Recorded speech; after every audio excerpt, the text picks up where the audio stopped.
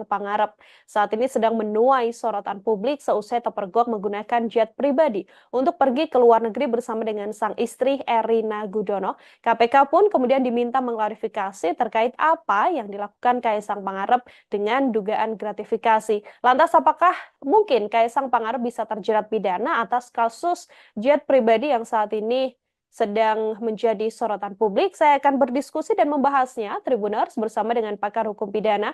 Ada Bang Abdul Fikar Hajar dalam sambungan Zoom bersama dengan saya. Bang Fikar, selamat sore. Terima kasih banyak sudah bergabung. Oke, selamat sore, Mbak Ya, Petio. ya Bang Fikar, sebelum Ya, kemudian kita membaca apakah ada potensi pidana yang bisa menjerat Kaisang Pangarep begitu ya, Bang? Saya ingin minta pengantar terlebih dahulu dari sudut pandang hukum pidana bagaimana melihat polemik Kaisang Pangarep dengan penggunaan jet pribadi ini, Bang? ya, apa namanya?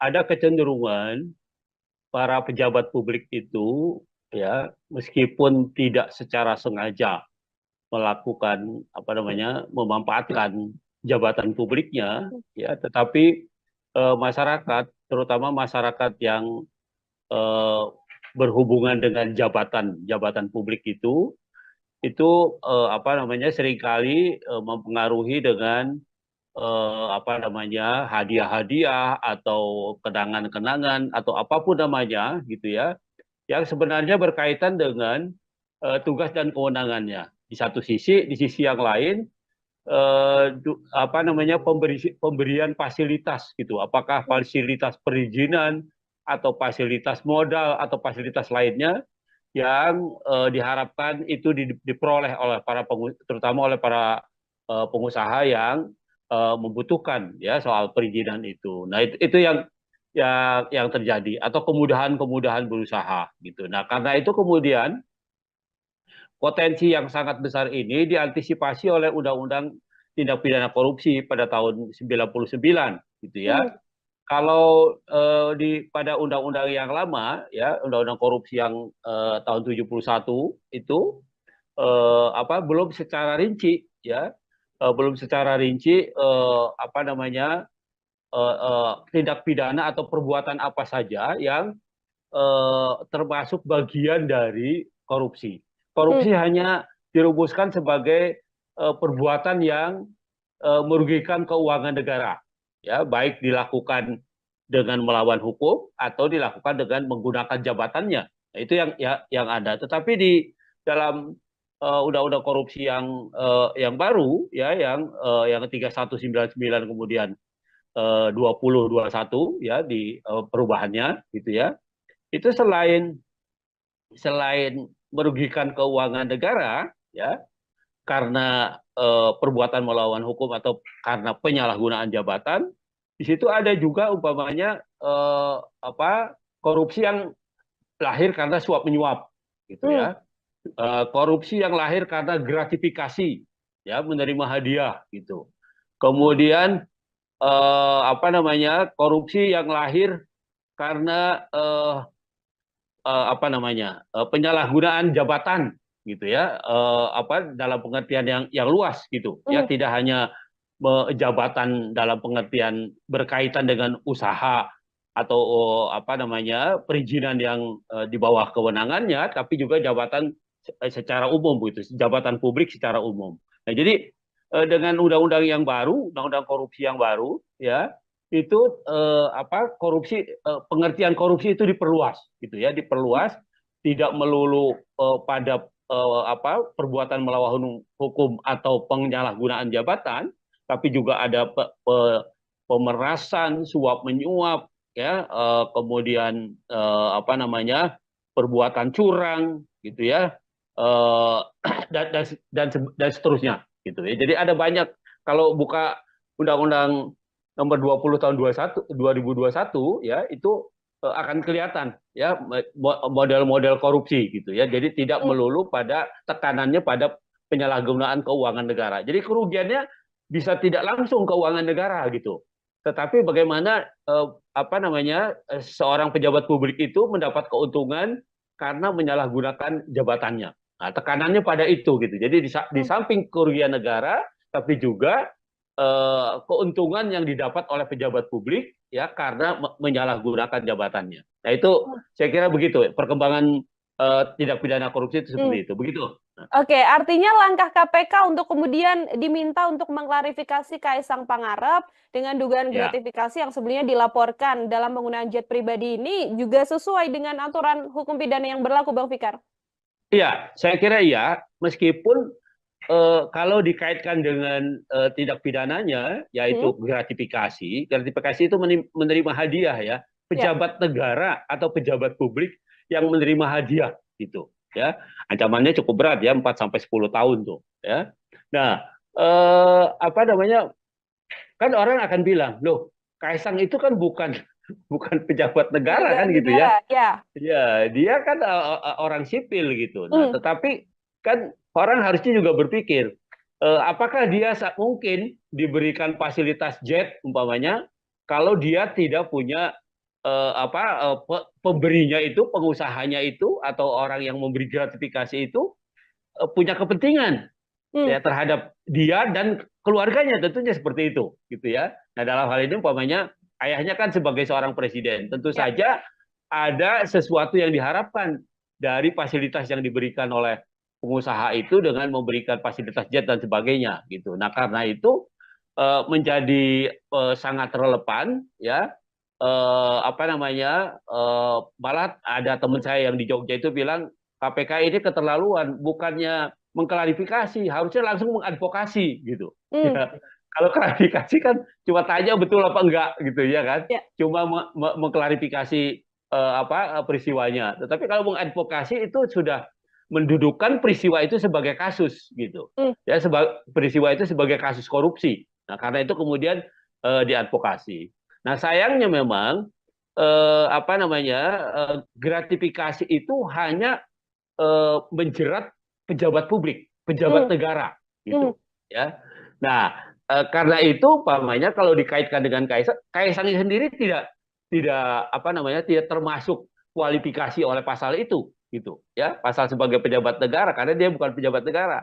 Nah, tetapi gratifikasi itu adalah penerimaan oleh seorang pejabat negara dan hak di dalam undang-undang apa namanya, undang-undang LHKPN itu ya, undang-undang pejabat negara yang bebas korupsi, bebas KKN itu korupsi kolusi nepotisme itu disebutkan selain pejabat publiknya tapi juga keluarganya gitu. Oke. Nah, ya jadi memang kalau kalau hanya berpegang pada ketentuan gratifikasi di undang-undang korupsi, selain pejabat negara nggak ada yang bisa dikenakan.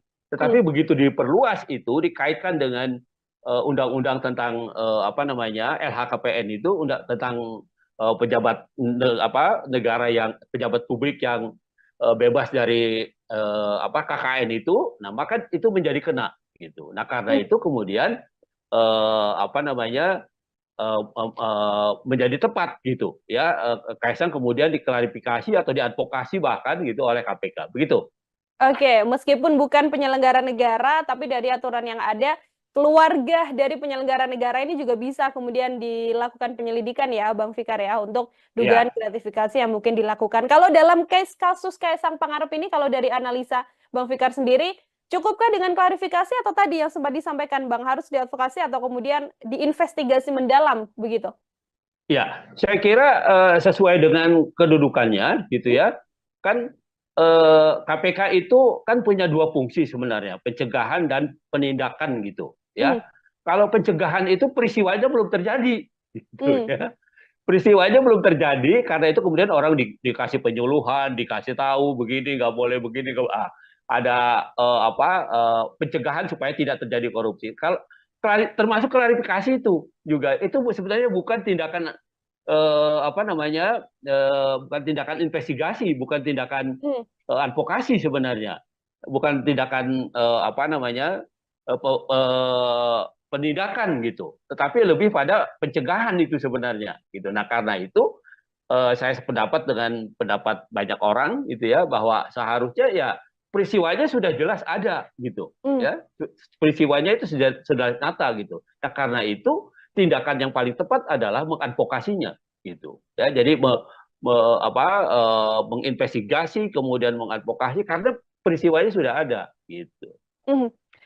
Kasusnya yang kemudian saat ini mencuat di dalam negeri kan Kaisang justru tidak muncul begitu ya, Bang Fikar ya. Posisinya Ya, sedang berada di luar negeri dan dari sejumlah konfirmasi yang dilakukan oleh media bahkan belum ada kabar apapun PSI termasuk juga mengatakan belum mendapatkan informasi dari Kaisang Pangarep. Artinya perlukah kemudian sampai di momen sekarang ini pihak terkait di Indonesia ini bekerja sama dengan penegak hukum di luar negeri untuk cepat-cepat menyelesaikan perkara yang menyeret Kaisang Pangarep ini, Bang?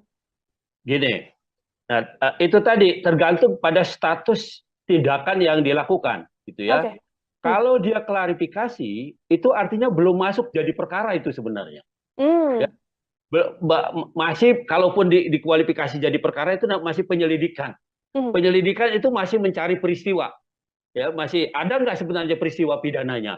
Nah, masih itu. Jadi belum belum ada upaya paksa istilahnya Hmm. gitu ya. Upaya yang bisa dilakukan secara paksa terhadap pihak-pihak yang memang seharusnya diinvestigasi gitu ya di dalam konteks itu gitu. Kecuali kemudian KPK meningkatkan itu menjadi penyidikan.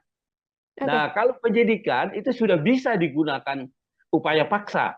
Upaya paksa di dalam hukum acara pidana Indonesia itu umpamanya nangkap, nahan, menggeledah, menyita, termasuk Hmm. minta bantuan aparat hukum di luar negeri. Hmm. Gitu. Itu juga bagian dari penyidikan gitu Hmm. sebenarnya. Nah, karena belum masuk ke tahap itu gitu ya, maka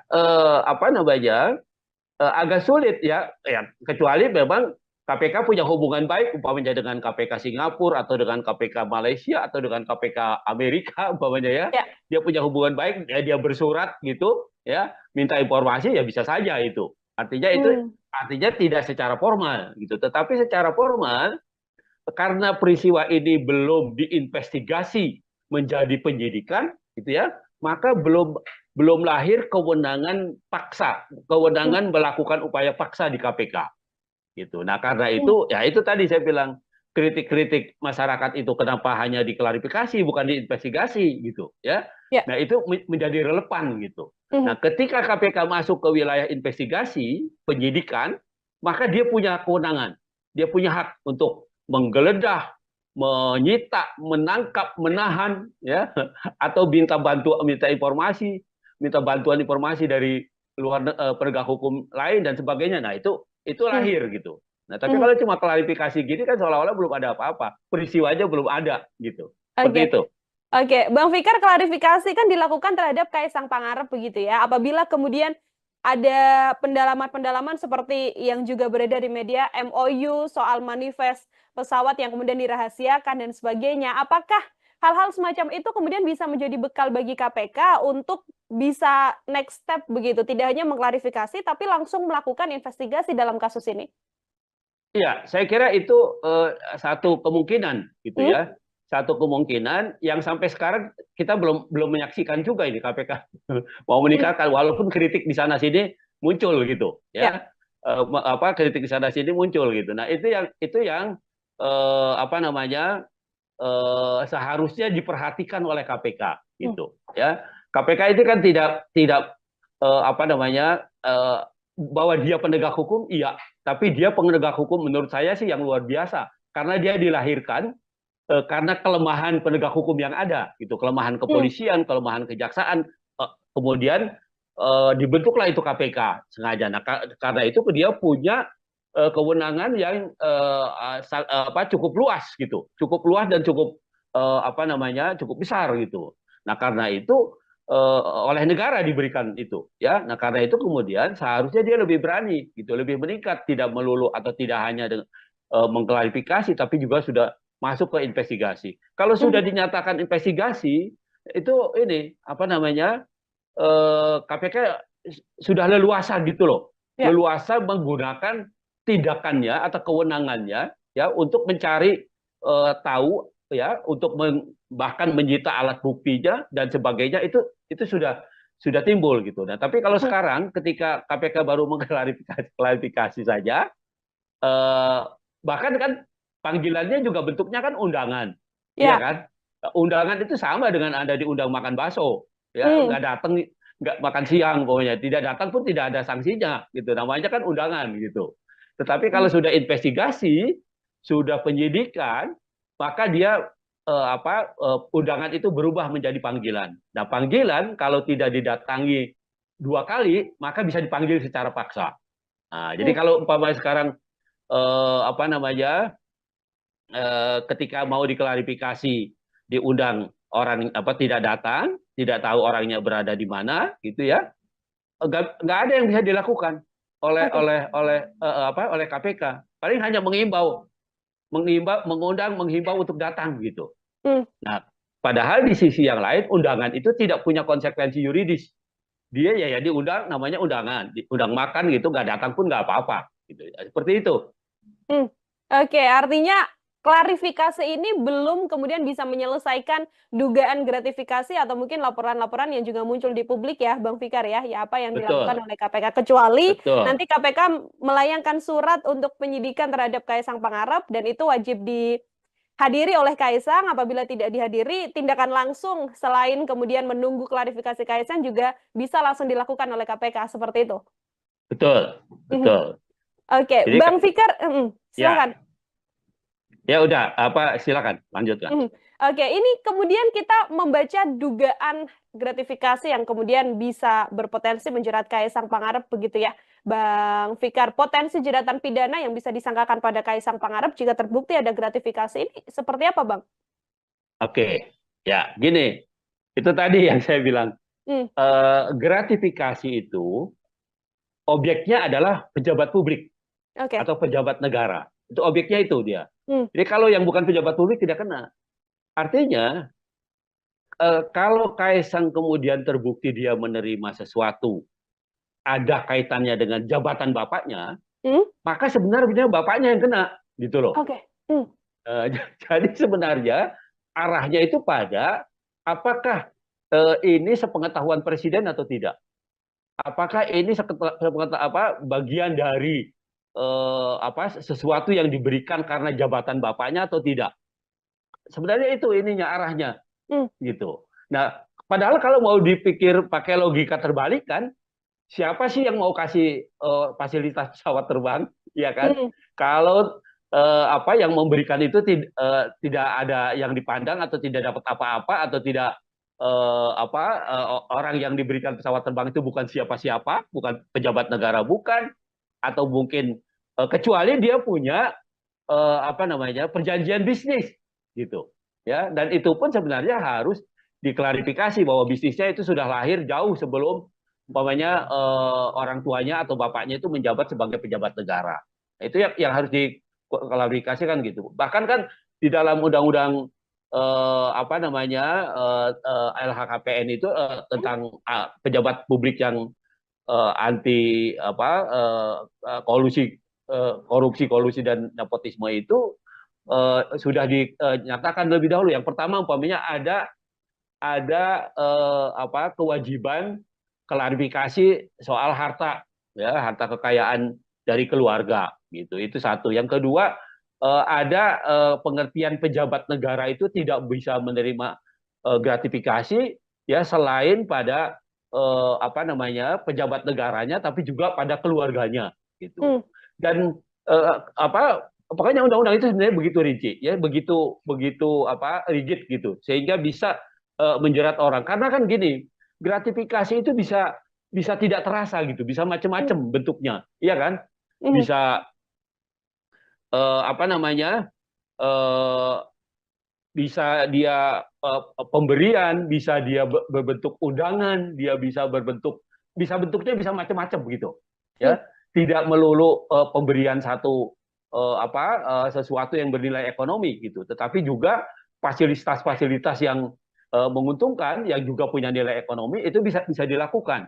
Ya, hmm, jadi sebenarnya gratifikasi itu kalau lihat undang-undang korupsi itu contohnya itu macam-macam. Jadi tidak melulu menerima begitu saja, tetapi juga ada fasilitas lain yang tidak berbentuk fisik umpamanya. Nah, itu juga bisa dikualifikasi sebagai gratifikasi. Nah, hmm, karena itu pengaturan mengenai ini sangat rigid, sangat sangat sangat sangat ketat gitu Ya. sebenarnya untuk menjaga supaya pejabat publik itu tidak melakukan tindak pidana korupsi, kolusi dan nepotisme gitu. Termasuk gratifikasi di dalamnya, artinya yang akan terjerat nantinya apabila ini sepengetahuan sang ayah begitu ya, sepengetahuan Presiden Joko Widodo, Presiden Jokowi yang juga akan terseret kasus gratifikasi ini. Apabila nanti ada klarifikasi dari Kaisang Pangarep yang mengatakan ini murni urusan bisnis pribadi begitu ya, Bang Fikar, lalu tidak ada kaitan Ya. atau sangkut pautnya bersama dengan Presiden Jokowi, secara hukum apakah kemudian Kaisang bisa terbebas dan lepas begitu saja atau seperti apa? Pengakuannya tidak bisa hanya pengakuan begitu saja, Hmm, tetapi juga harus didukung oleh alat bukti gitu. oke. Umpamanya sejak kapan dia berhubungan dengan pengusaha itu? Hmm, Kalau dia bisa membuktikan, umpamanya ada bisnis dengan pengusaha yang memberikan fasilitas pesawat itu sebelum ayahnya menjadi presiden, ya mungkin itu tidak ada masalah apa-apa gitu. Nah, yang kita tahu kan mereka anak-anak ini kan menjadi pengusaha itu setelah bapaknya jadi pejabat negara kan begitu ya. Ya, hmm, dari informasi publik yang kita lihat dengarkan itu masih kecil-kecil, tadinya masih masih apa namanya belum tahu bisnis dan belum tahu apa gitu kan. Nah, tapi ini berkembang 10 tahun ke belakangan kan begitu. Nah, jadi artinya dia bisa tidak dikaitkan dengan jabatan ayahnya atau jabatan presiden kalau bisa membuktikan bahwa hubungan bisnisnya dengan pemberi gratifikasi itu atau dengan pemberi fasilitas pesawat itu jauh sebelum ayahnya menjadi pejabat publik. oke. Nah, itu yang bisa apa namanya yang bisa meringankan atau menghindarkan dia dari pengertian gratifikasi itu. Hmm. Selagi memang pemberian fasilitas ini dilakukan atau diberikan ketika Kaisang Pangarep dikenal sebagai putra dari Presiden Republik Indonesia, artinya masih tetap ini bisa masuk ke dugaan gratifikasi ya, Bang Fikar? Betul. Hmm, Jadi itu yang pembuktiannya begitu ya, hmm, pembuktiannya artinya meskipun dia berdalih itu bisnis dan sebagainya ya itu harus dijelaskan gitu ya, apakah bisnis itu tiba-tiba gitu ya atau hanya terjadi setelah orang tuanya atau bapaknya itu menjadi pejabat negara atau menjadi hmm, presiden gitu. hmm, Itu yang tonggak yang paling penting yang harus dibuktikan oleh KPK nantinya begitu. hmm. Oke, akan jadi PR besar juga bagi KPK. Di satu sisi, seorang Kaisang Pangarep masih belum ada di Indonesia, jadi masih belum bisa melakukan klarifikasi. Tapi di satu sisi, harus ada pengusutan yang jelas yang dilakukan oleh KPK untuk kemudian bisa secara gamblang terbuka apakah ini gratifikasi atau tidak. Seperti itu. Terakhir dari saya, Bang Fikar, sebagai closing statement juga, apabila memang ada yang bisa dilakukan oleh Kaisang Pangarep untuk bisa membuktikan apakah ini ada gratifikasi atau tidak. Kalau dari analisa Bang Fikar, hal apa yang sedianya bisa ditunjukkan oleh Kaisang? Kaisang masih punya waktu 30 hari sejak sejak dia berangkat itu Hmm, ya untuk melaporkan terutama presiden ya untuk melaporkan bahwa itu bukan gratifikasi ya. gitu. Bahwa itu adalah perjanjian bisnis atau apapun gitu. Itu undang-undang tentang LHKPN itu ya tentang pejabat yang anti KKN itu kolusi Hmm, korupsi nepotisme itu ya atau ketentuan pasal 12 Undang-Undang Korupsi tentang gratifikasi itu memberikan waktu 30 hari ya untuk klarifikasi bahwa itu bukan gratifikasi ya. gitu. Ya, bahwa itu tidak ada kaitannya dengan jabatan presiden, bahwa itu tidak ada kaitannya dengan jabatan pejabat publik gitu. Nah, jadi dia masih punya waktu 30 hari itu gitu. Nah, kalau itu bisa dibuktikan gitu ya, maka ya dia bisa bebas ya. Lepas dari pembuktiannya itu nanti caranya bagaimana gitu ya, mungkin pada caranya juga ada sedikit ide dan sebagainya gitu ya. Ya itu terlepas dari itu gitu. Tetapi secara formal Kaisang masih punya waktu 30 hari sejak dia pergi ya, sejak dia naik pesawat itu ya sampai 30 hari ke depan dia Hmm, mengklarifikasi itu. Ya, apakah itu gratifikasi atau pemberian yang ada kaitannya dengan jabatan presiden atau tidak. Nah, itu saja sebenarnya hmm, peluangnya gitu ya. Tapi kalau dia tidak bisa membuktikan itu ya sebenarnya bebannya sebenarnya ada pada presiden, ya ada hmm. pada bapaknya sebenarnya. Begitu. Lepas 30 hari artinya KPK bisa dengan leluasa melakukan pengusutan, Bang Fikar? Mestinya begitu. Menurut undang-undang harusnya tidak sudah masuk itu. Itu suap, itu kan bisa bisa lari ke yang lain-lain kan? Ya. Itu hadiah, itu suap, itu apalagi ya termasuk itu tadi ya apa namanya penyalahgunaan jabatan dan Mhm. sebagainya dan sebagainya. Nah itu bisa Mhm. lari ke sana larinya ya. Tapi kalau udah 30 hari itu dimanfaatkan untuk membuat laporan itu ya, maka itu tadi ya dia mungkin hanya gratifikasi saja dan bahkan umpamanya bisa diperkuat dengan dalil atau dengan argumen bahwa itu bukan sesuatu yang apa dilakukan dengan melawan hukum. Begitu. Mhm. Oke, baik. Terima kasih banyak Bang Fikar untuk kesempatannya berdiskusi. Kita menunggu juga apa klarifikasi dari Kaisang sekaligus menunggu bagaimana kemudian KPK bisa melakukan pengusutan tuntas terkait dugaan gratifikasi yang disarankan pada Kaisang Pangarep yang notabene merupakan putra dari Presiden Joko Widodo. KPK ini keterlaluan, bukannya mengklarifikasi, harusnya langsung mengadvokasi gitu. Hmm, Ya, kalau klarifikasi kan cuma tanya betul apa enggak gitu ya kan, ya. cuma mengklarifikasi apa peristiwanya. Tetapi kalau mengadvokasi itu sudah mendudukkan peristiwa itu sebagai kasus. Kalau Kaisang kemudian terbukti dia menerima sesuatu, ada kaitannya dengan jabatan bapaknya, Hmm? maka sebenarnya bapaknya yang kena. Siapa sih yang mau kasih fasilitas pesawat terbang, ya kan? Hmm. Kalau apa yang memberikan itu tidak ada yang dipandang atau tidak dapat apa-apa atau tidak apa orang yang diberikan pesawat terbang itu bukan siapa-siapa, bukan pejabat negara, bukan. Putra Presiden Joko Widodo Kaisang Pangarep saat ini sedang menuai sorotan publik seusai terpergok menggunakan jet pribadi untuk pergi ke luar negeri bersama dengan sang istri Erina Gudono. KPK pun kemudian diminta mengklarifikasi terkait apa yang dilakukan Kaisang Pangarep dengan dugaan gratifikasi. Lantas apakah mungkin Kaisang Pangarep bisa terjerat pidana atas kasus jet pribadi yang saat ini sedang menjadi sorotan publik? Saya akan berdiskusi dan membahasnya, Tribuners, bersama dengan pakar hukum pidana. Ada Bang Abdul Fikar Hajar dalam sambungan Zoom bersama dengan saya. Bang Fikar, selamat sore. Terima kasih banyak sudah bergabung. Oke, selamat sore, Mbak Ya, Petio. ya Bang Fikar, sebelum Ya, kemudian kita membaca apakah ada potensi pidana yang bisa menjerat Kaisang Pangarep, begitu ya, Bang? Saya ingin minta pengantar terlebih dahulu dari sudut pandang hukum pidana, bagaimana melihat polemik Kaisang Pangarep dengan penggunaan jet pribadi ini, Bang? ya. Apa namanya?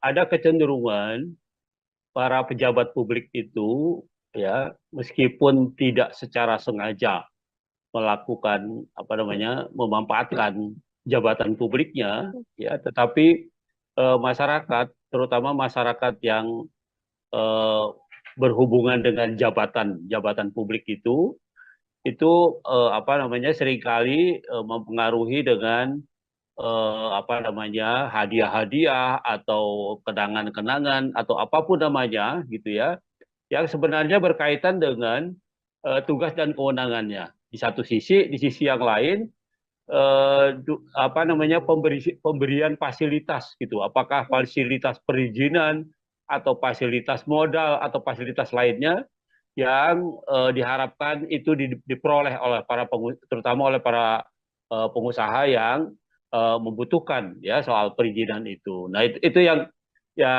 terjadi atau kemudahan-kemudahan berusaha gitu. Nah karena itu kemudian potensi yang sangat besar ini diantisipasi oleh Undang-Undang Tindak Pidana Korupsi pada tahun 99 gitu ya. Hmm. Kalau pada undang-undang yang lama ya, undang-undang korupsi yang tahun 71 itu apa belum secara rinci ya, belum secara rinci apa namanya tindak pidana atau perbuatan apa saja yang termasuk bagian dari korupsi. Hmm. Korupsi hanya dirumuskan sebagai perbuatan yang merugikan keuangan negara, ya baik dilakukan dengan melawan hukum atau dilakukan dengan menggunakan jabatannya. Nah, itu yang ada. Tetapi di dalam undang-undang korupsi yang baru, ya yang 3199 kemudian 2021 ya di perubahannya gitu ya itu selain merugikan keuangan negara ya karena perbuatan melawan hukum atau karena penyalahgunaan jabatan, di situ ada juga umpamanya korupsi yang lahir karena suap menyuap, gitu Hmm. ya. Korupsi yang lahir karena gratifikasi, ya, menerima hadiah, gitu. Kemudian korupsi yang lahir karena penyalahgunaan jabatan, gitu ya, dalam pengertian yang luas, gitu ya, Hmm. tidak hanya jabatan dalam pengertian berkaitan dengan usaha atau perizinan yang di bawah kewenangannya, tapi juga jabatan secara umum, gitu, jabatan publik secara umum. Nah, jadi dengan undang-undang yang baru, undang-undang korupsi yang baru, ya, itu pengertian korupsi itu diperluas, gitu ya, diperluas, tidak melulu pada perbuatan melawan hukum atau penyalahgunaan jabatan, tapi juga ada pemerasan, suap menyuap, ya, kemudian perbuatan curang, gitu ya, eh, dan seterusnya, gitu ya. Jadi ada banyak, kalau buka undang-undang nomor 20 tahun 2021, ya, itu akan kelihatan, ya, model-model korupsi, gitu ya. Jadi tidak Hmm. melulu pada tekanannya pada penyalahgunaan keuangan negara. Jadi kerugiannya bisa tidak langsung keuangan negara, gitu. Tetapi bagaimana seorang pejabat publik itu mendapat keuntungan karena menyalahgunakan jabatannya. Nah, tekanannya pada itu, gitu. Jadi di Hmm. samping kerugian negara, tapi juga keuntungan yang didapat oleh pejabat publik, ya, karena menyalahgunakan jabatannya. Nah, itu saya kira begitu perkembangan tindak pidana korupsi itu Hmm. seperti itu. Begitu. Nah, Oke, artinya langkah KPK untuk kemudian diminta untuk mengklarifikasi Kaisang Pangarep dengan dugaan ya. gratifikasi yang sebelumnya dilaporkan dalam penggunaan jet pribadi ini juga sesuai dengan aturan hukum pidana yang berlaku, Bang Fikar. Iya, saya kira iya, meskipun kalau dikaitkan dengan tindak pidananya, Hmm? yaitu gratifikasi, gratifikasi itu menerima hadiah, ya, Ya. pejabat negara atau pejabat publik yang menerima hadiah, gitu, ya, ancamannya cukup berat, ya, 4 sampai 10 tahun tuh, ya. Nah, apa namanya, kan orang akan bilang, loh, Kaisang itu kan bukan bukan pejabat negara, Penyelenggara kan, gitu negara, ya. ya. Ya, dia kan orang sipil, gitu. Nah, Hmm. tetapi kan orang harusnya juga berpikir, apakah dia mungkin diberikan fasilitas jet umpamanya kalau dia tidak punya pemberinya itu, pengusahanya itu, atau orang yang memberi gratifikasi itu punya kepentingan, Hmm. ya, terhadap dia dan keluarganya, tentunya seperti itu, gitu ya. Nah, dalam hal ini umpamanya ayahnya kan sebagai seorang presiden, tentu Ya. saja ada sesuatu yang diharapkan dari fasilitas yang diberikan oleh pengusaha itu dengan memberikan fasilitas jet dan sebagainya, gitu. Nah, karena itu menjadi sangat relevan, ya, malah ada teman saya yang di Jogja itu bilang KPK ini keterlaluan, bukannya mengklarifikasi, harusnya langsung mengadvokasi, gitu. Hmm. Ya, kalau klarifikasi kan cuma tanya betul apa enggak, gitu ya kan, Ya. cuma mengklarifikasi peristiwanya. Tetapi kalau mengadvokasi itu sudah mendudukkan peristiwa itu sebagai kasus, gitu Hmm. ya, peristiwa itu sebagai kasus korupsi. Nah, karena itu kemudian diadvokasi. Nah, sayangnya memang gratifikasi itu hanya menjerat pejabat publik, pejabat Hmm. negara, Hmm. gitu, ya. Nah, karena itu umpamanya kalau dikaitkan dengan Kaisang, Kaisang sendiri tidak termasuk kualifikasi oleh pasal itu, gitu, ya, pasal sebagai pejabat negara, karena dia bukan pejabat negara.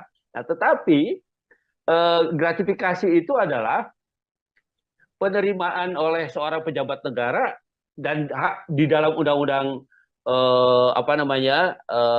undang-undang LHKPN itu, ya, undang-undang pejabat negara yang bebas korupsi, bebas KKN itu, korupsi, Hmm. kolusi, nepotisme, itu disebutkan selain pejabat publiknya tapi juga keluarganya, gitu. Oke. Nah, ya, jadi memang kalau hanya berpegang pada ketentuan gratifikasi di undang-undang korupsi, selain pejabat negara nggak ada yang bisa dikenakan. Hmm. Tetapi begitu diperluas itu, dikaitkan dengan undang-undang tentang LHKPN itu, tentang pejabat negara yang pejabat publik yang bebas dari KKN itu, nah maka itu menjadi kena gitu. Nah karena Hmm. itu kemudian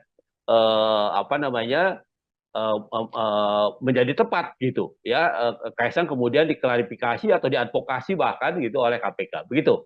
Oke, meskipun bukan penyelenggara negara, tapi dari aturan yang ada, keluarga dari penyelenggara negara ini juga bisa kemudian dilakukan penyelidikan ya, Bang Fikar ya, untuk dugaan Ya, gratifikasi yang mungkin dilakukan. Kalau dalam kasus Kaisang Pangarep ini, kalau dari analisa Bang Fikar sendiri, cukupkah dengan klarifikasi atau tadi yang sempat disampaikan Bang, harus diadvokasi atau kemudian diinvestigasi mendalam, begitu?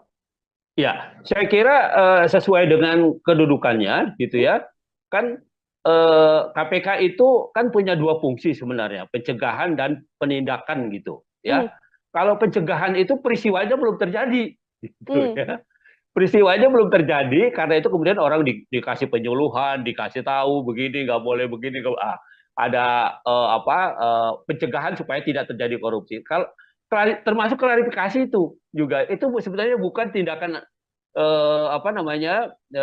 bukan tindakan investigasi, bukan tindakan hmm, advokasi sebenarnya, bukan tindakan penindakan gitu, tetapi lebih pada pencegahan itu sebenarnya gitu. Nah karena itu saya sependapat dengan pendapat banyak orang gitu ya, bahwa seharusnya ya peristiwanya sudah jelas ada gitu hmm. ya, peristiwanya itu sudah nyata gitu. Nah karena itu tindakan yang paling tepat adalah mengadvokasinya gitu ya, jadi menginvestigasi kemudian mengadvokasi karena peristiwanya sudah ada gitu. Hmm.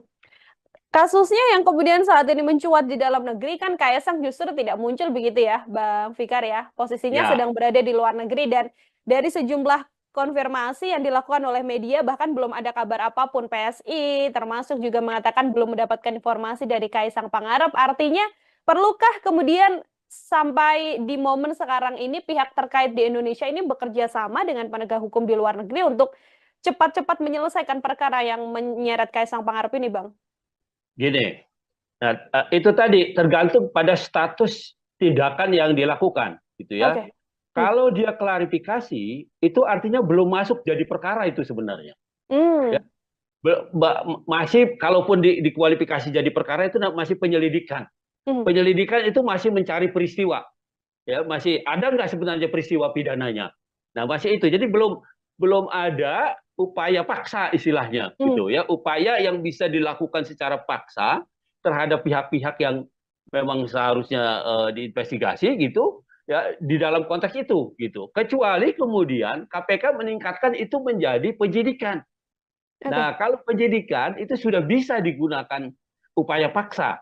Upaya paksa di dalam hukum acara pidana Indonesia itu umpamanya nangkap, nahan, menggeledah, menyita, termasuk Hmm. minta bantuan aparat hukum di luar negeri Hmm. gitu. Itu juga bagian dari penyidikan gitu Hmm. sebenarnya. Nah karena belum masuk ke tahap itu gitu ya, maka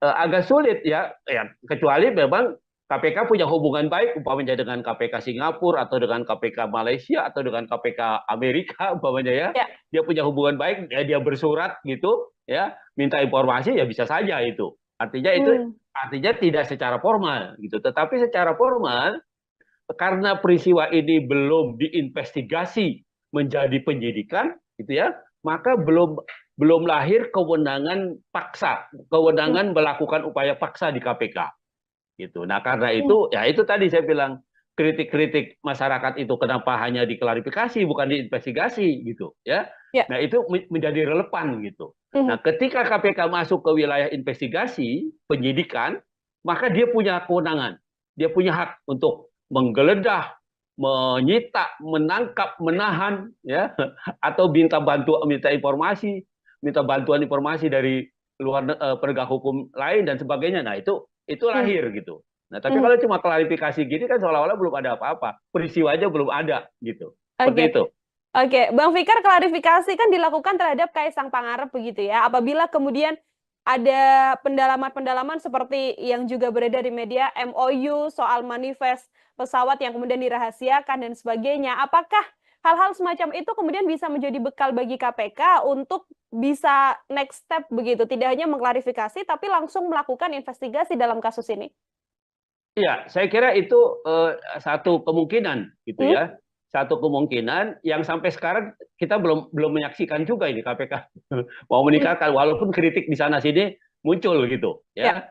ya. Kritik di sana sini muncul gitu. Nah, itu yang apa namanya seharusnya diperhatikan oleh KPK Hmm. gitu ya.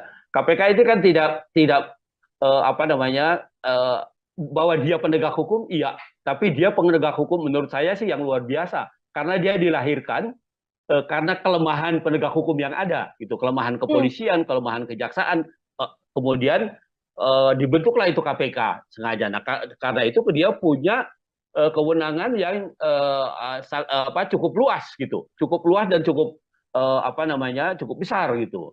Nah, karena itu oleh negara diberikan itu ya. Nah, karena itu kemudian seharusnya dia lebih berani gitu, lebih meningkat, tidak melulu atau tidak hanya dengan mengklarifikasi tapi juga sudah masuk ke investigasi. Kalau Hmm. sudah dinyatakan investigasi itu ini apa namanya KPK sudah leluasa gitu loh, Ya. leluasa menggunakan tindakannya atau kewenangannya ya untuk mencari tahu ya, untuk bahkan menyita alat buktinya dan sebagainya itu sudah timbul gitu. Nah, tapi kalau Hmm. sekarang ketika KPK baru mengklarifikasi saja, eh, bahkan kan panggilannya juga bentuknya kan undangan, iya Ya. kan? Undangan itu sama dengan Anda diundang makan bakso, ya Hmm. nggak datang, nggak makan siang pokoknya, tidak datang pun tidak ada sanksinya, gitu. Namanya kan undangan gitu. Tetapi Hmm. kalau sudah investigasi, sudah penyidikan, maka dia undangan itu berubah menjadi panggilan. Nah, panggilan kalau tidak didatangi 2 kali, maka bisa dipanggil secara paksa. Nah, jadi Hmm. kalau umpamanya sekarang apa namanya ketika mau diklarifikasi diundang orang apa tidak datang, tidak tahu orangnya berada di mana, gitu ya, nggak ada yang bisa dilakukan oleh Oke. oleh oleh oleh KPK. Paling hanya mengundang, menghimbau untuk datang gitu. Hmm. Nah, padahal di sisi yang lain undangan itu tidak punya konsekuensi yuridis. Dia ya diundang, namanya undangan, diundang makan gitu, nggak datang pun nggak apa-apa, gitu. Seperti itu. Hmm. Oke, artinya klarifikasi ini belum kemudian bisa menyelesaikan dugaan gratifikasi atau mungkin laporan-laporan yang juga muncul di publik ya, Bang Fikar ya, ya apa yang dilakukan Betul, oleh KPK. Kecuali betul. nanti KPK melayangkan surat untuk penyidikan terhadap Kaisang Pangarep dan itu wajib dihadiri oleh Kaisang. Apabila tidak dihadiri, tindakan langsung selain kemudian menunggu klarifikasi Kaisang juga bisa langsung dilakukan oleh KPK seperti itu. Betul, Mhm. betul. Oke, Jadi Bang Fikar, ya, silakan. ya udah apa silakan lanjutkan. Mhm. Oke, ini kemudian kita membaca dugaan gratifikasi yang kemudian bisa berpotensi menjerat Kaisang Pangarep begitu ya, Bang Fikar. Potensi jeratan pidana yang bisa disangkakan pada Kaisang Pangarep jika terbukti ada gratifikasi ini seperti apa, Bang? Oke, ya gini, itu tadi yang saya bilang Hmm. gratifikasi itu objeknya adalah pejabat publik Oke. atau pejabat negara. Itu objeknya itu dia. Hmm. Jadi kalau yang bukan pejabat publik tidak kena. Artinya kalau Kaisang kemudian terbukti dia menerima sesuatu ada kaitannya dengan jabatan bapaknya, Hmm. maka sebenarnya bapaknya yang kena, gitu loh. Oke. Hmm. Jadi sebenarnya arahnya itu pada apakah ini sepengetahuan presiden atau tidak? Apakah ini bagian dari sesuatu yang diberikan karena jabatan bapaknya atau tidak? Sebenarnya itu ininya arahnya Hmm. gitu. Nah, padahal kalau mau dipikir pakai logika terbalik kan, siapa sih yang mau kasih fasilitas pesawat terbang, ya kan? Hmm. Kalau yang memberikan itu tidak ada yang dipandang atau tidak dapat apa-apa atau tidak orang yang diberikan pesawat terbang itu bukan siapa-siapa, bukan pejabat negara, bukan, atau mungkin kecuali dia punya perjanjian bisnis gitu, ya. Dan itu pun sebenarnya harus diklarifikasi bahwa bisnisnya itu sudah lahir jauh sebelum umpamanya orang tuanya atau bapaknya itu menjabat sebagai pejabat negara. Nah, itu yang harus diklarifikasikan gitu. Bahkan kan di dalam undang-undang apa namanya LHKPN itu tentang pejabat publik yang anti apa kolusi korupsi dan nepotisme itu sudah dinyatakan lebih dahulu. Yang pertama umpamanya ada apa kewajiban klarifikasi soal harta, ya, harta kekayaan dari keluarga gitu. Itu satu. Yang kedua, ada pengertian pejabat negara itu tidak bisa menerima gratifikasi, ya, selain pada apa namanya pejabat negaranya, tapi juga pada keluarganya gitu. Hmm. Dan apa pokoknya undang-undang itu sebenarnya begitu rigid, ya, begitu begitu apa rigid gitu, sehingga bisa menjerat orang. Karena kan gini, gratifikasi itu bisa bisa tidak terasa gitu, bisa Hmm. macam-macam bentuknya, iya kan? Hmm. Bisa apa namanya, eh, bisa dia pemberian, bisa dia berbentuk undangan, dia bisa berbentuk, bisa bentuknya bisa macam-macam begitu, Hmm. ya. Tidak melulu pemberian satu apa sesuatu yang bernilai ekonomi gitu, tetapi juga fasilitas-fasilitas yang menguntungkan yang juga punya nilai ekonomi itu bisa bisa dilakukan. Ya, Hmm. jadi sebenarnya gratifikasi itu kalau lihat undang-undang korupsi itu contohnya itu macam-macam. Jadi tidak melulu menerima begitu saja, tetapi juga ada fasilitas lain yang tidak berbentuk fisik umpamanya. Nah itu juga bisa dikualifikasi sebagai gratifikasi. Nah Hmm. karena itu apa namanya pengaturan mengenai ini sangat rigid, sangat sangat apa namanya sangat sangat ketat gitu Ya. sebenarnya untuk menjaga supaya pejabat publik itu tidak melakukan tindak pidana korupsi, Hmm. korupsi, kolusi dan nepotisme, gitu. Termasuk gratifikasi di dalamnya artinya yang akan terjerat nantinya apabila ini sepengetahuan sang ayah begitu ya, sepengetahuan Presiden Joko Widodo, Presiden Jokowi yang juga akan terseret kasus gratifikasi ini. Apabila nanti ada klarifikasi dari Kaisang Pangarep yang mengatakan ini murni urusan bisnis pribadi begitu ya, Bang Fikar, lalu tidak ada kaitan Ya. atau sangkut pautnya bersama dengan Presiden Jokowi, secara hukum apakah kemudian Kaisang bisa terbebas dan lepas begitu saja atau seperti apa? Pengakuannya tidak bisa hanya pengakuan begitu saja, Hmm, tetapi juga harus didukung oleh alat bukti, gitu. oke. Umpamanya sejak kapan dia berhubungan dengan pengusaha itu? Hmm, Kalau dia bisa membuktikan, umpamanya ada bisnis dengan pengusaha yang memberikan fasilitas apa pesawat itu sebelum ayahnya menjadi presiden, ya mungkin itu tidak ada masalah apa-apa gitu. Nah, yang kita tahu kan mereka anak-anak ini kan menjadi pengusaha itu setelah bapaknya jadi pejabat negara kan begitu ya. Ya, hmm, dari informasi publik yang kita lihat dengarkan itu masih kecil-kecil, tadinya masih masih apa namanya belum tahu bisnis dan belum tahu apa gitu kan. Nah, tapi ini berkembang 10 tahun ke belakangan kan begitu. Nah, jadi artinya dia bisa tidak dikaitkan dengan jabatan ayahnya atau jabatan presiden kalau dia bisa membuktikan bahwa hubungan bisnisnya dengan pemberi gratifikasi itu atau dengan pemberi fasilitas pesawat itu jauh sebelum ayahnya menjadi pejabat publik. oke. Nah, itu yang bisa apa namanya yang bisa meringankan atau menghindarkan dia dari pengertian gratifikasi itu. Hmm. Selagi memang pemberian fasilitas ini dilakukan atau diberikan ketika Kaisang Pangarep dikenal sebagai putra dari Presiden Republik Indonesia, artinya masih tetap ini bisa masuk ke dugaan gratifikasi ya, Bang Fikar? Betul. Hmm. Jadi itu yang apa pembuktiannya begitu ya, Hmm. pembuktiannya artinya meskipun dia berdalih itu bisnis dan sebagainya, ya itu harus dijelaskan gitu ya, apakah bisnis itu tiba-tiba gitu ya atau hanya terjadi setelah apa orang tuanya atau bapaknya itu menjadi pejabat negara atau menjadi Hmm. presiden gitu. Itu yang apa tonggak yang paling penting yang harus dibuktikan oleh KPK nantinya begitu. Hmm. Oke, akan jadi PR besar juga bagi KPK. Di satu sisi, seorang Kaisang Pangarep masih belum ada di Indonesia, jadi masih belum bisa melakukan klarifikasi. Tapi di satu sisi, harus ada pengusutan yang jelas yang dilakukan oleh KPK untuk kemudian bisa secara gamblang terbuka apakah ini gratifikasi atau tidak. Seperti itu. Terakhir dari saya, Bang Fikar, sebagai closing statement juga, apabila memang ada yang bisa dilakukan oleh Kaisang Pangarep untuk bisa membuktikan apakah ini ada gratifikasi atau tidak? Kalau dari analisa Bang Fikar, hal apa yang sedianya bisa ditunjukkan oleh Kaisang? Kaisang masih punya waktu 30 hari sejak sejak dia berangkat itu, Hmm, ya, untuk melaporkan, terutama presiden, ya, untuk melaporkan bahwa itu bukan gratifikasi, ya. gitu, bahwa itu adalah apa, perjanjian bisnis atau apapun, gitu. Itu undang-undang tentang apa, LHKPN itu, ya, tentang pejabat yang apa, anti apa, KKN itu, kolusi Hmm, korupsi nepotisme itu, ya, atau ketentuan pasal 12 Undang-Undang Korupsi tentang gratifikasi itu memberikan waktu 30 hari, ya, untuk klarifikasi bahwa itu bukan gratifikasi, ya. gitu. Ya, bahwa itu tidak ada kaitannya dengan jabatan presiden, bahwa itu tidak ada kaitannya dengan jabatan pejabat publik, gitu. Nah, jadi dia masih punya waktu 30 hari itu, gitu.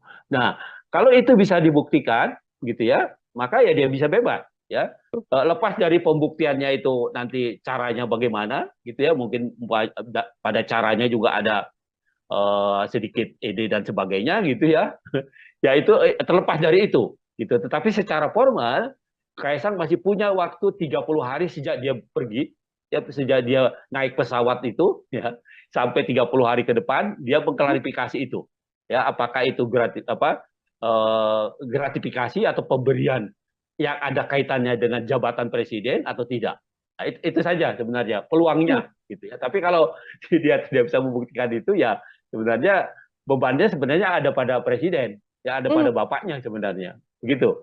Lepas 30 hari artinya KPK bisa dengan leluasa melakukan pengusutan, Bang Fikar? Mestinya begitu. Hmm, Menurut undang-undang harusnya tidak sudah masuk itu. Itu suap, itu kan bisa bisa lari ke yang lain-lain kan? ya. Itu hadiah, itu suap, itu apalagi ya termasuk itu tadi, ya, apa namanya, penyalahgunaan jabatan dan Hmm, sebagainya dan sebagainya. Nah, itu bisa hmm. lari ke sana larinya, ya. Tapi kalau udah 30 hari itu dimanfaatkan untuk membuat laporan, itu ya, maka itu tadi, ya, dia mungkin hanya gratifikasi saja, dan bahkan umpamanya bisa diperkuat dengan dalil atau dengan argumen bahwa itu bukan sesuatu yang apa, dilakukan dengan melawan hukum, begitu. Hmm. Oke, baik. Terima kasih banyak Bang Fikar untuk kesempatannya berdiskusi. Kita menunggu juga apa klarifikasi dari Kaisang sekaligus menunggu bagaimana kemudian KPK bisa melakukan pengusutan tuntas terkait dugaan gratifikasi yang disarankan pada Kaisang Pangarep yang notabene merupakan putra dari Presiden Joko Widodo. KPK ini keterlaluan, bukannya mengklarifikasi, harusnya langsung mengadvokasi, gitu. Hmm, Ya, kalau klarifikasi kan cuma tanya betul apa enggak, gitu ya kan, ya. cuma mengklarifikasi apa, peristiwanya. Tetapi kalau mengadvokasi itu sudah mendudukan peristiwa itu sebagai kasus. Kalau Kaisang kemudian terbukti dia menerima sesuatu ada kaitannya dengan jabatan bapaknya, Hmm, maka sebenarnya bapaknya yang kena. Siapa sih yang mau kasih fasilitas pesawat terbang, ya kan? hmm. Kalau apa yang memberikan itu tidak ada yang dipandang atau tidak dapat apa-apa atau tidak apa, orang yang diberikan pesawat terbang itu bukan siapa-siapa, bukan pejabat negara, bukan. Putra Presiden Joko Widodo, Kaisang Pangarep, saat ini sedang menuai sorotan publik seusai terpergok menggunakan jet pribadi untuk pergi ke luar negeri bersama dengan sang istri Erina Gudono. KPK pun kemudian diminta mengklarifikasi terkait apa yang dilakukan Kaisang Pangarep dengan dugaan gratifikasi. Lantas apakah mungkin Kaisang Pangarep bisa terjerat pidana atas kasus jet pribadi yang saat ini sedang menjadi sorotan publik? Saya akan berdiskusi dan membahasnya, Tribuners, bersama dengan pakar hukum pidana. Ada Bang Abdul Fikar Hajar dalam sambungan Zoom bersama dengan saya. Bang Fikar, selamat sore. Terima kasih banyak sudah bergabung. Oke, selamat sore, Mbak Ya, Petio.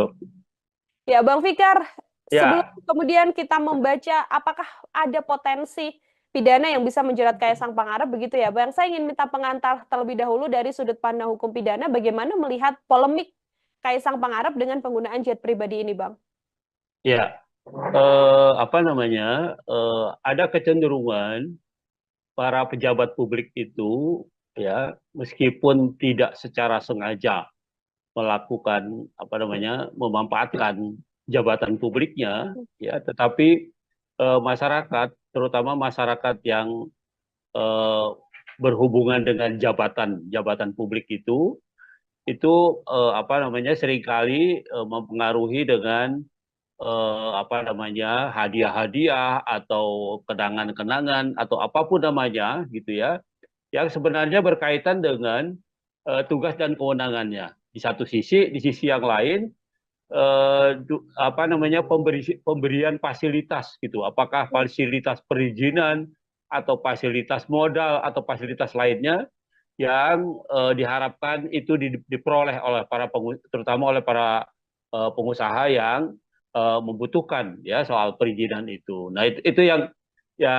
terjadi atau kemudahan-kemudahan berusaha gitu. Nah, karena itu kemudian potensi yang sangat besar ini diantisipasi oleh Undang-Undang Tindak Pidana Korupsi pada tahun 99 gitu ya.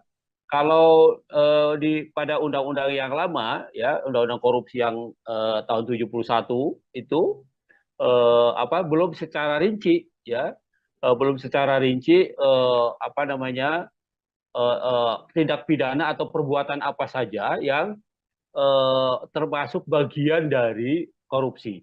Korupsi hanya dirumuskan sebagai perbuatan yang merugikan keuangan negara, ya baik dilakukan dengan melawan hukum atau dilakukan dengan menggunakan jabatannya. Nah, itu yang ada. Tetapi di dalam undang-undang korupsi yang baru, ya yang 3199 kemudian 2021 ya di perubahannya, gitu ya. Itu selain merugikan keuangan negara, ya karena perbuatan melawan hukum atau karena penyalahgunaan jabatan, di situ ada juga umpamanya apa korupsi yang lahir karena suap menyuap, gitu ya. Korupsi yang lahir karena gratifikasi, ya menerima hadiah, gitu. Kemudian apa namanya korupsi yang lahir karena apa namanya penyalahgunaan jabatan gitu ya, apa dalam pengertian yang luas gitu ya, tidak hanya jabatan dalam pengertian berkaitan dengan usaha atau apa namanya perizinan yang di bawah kewenangannya, tapi juga jabatan secara umum gitu, jabatan publik secara umum.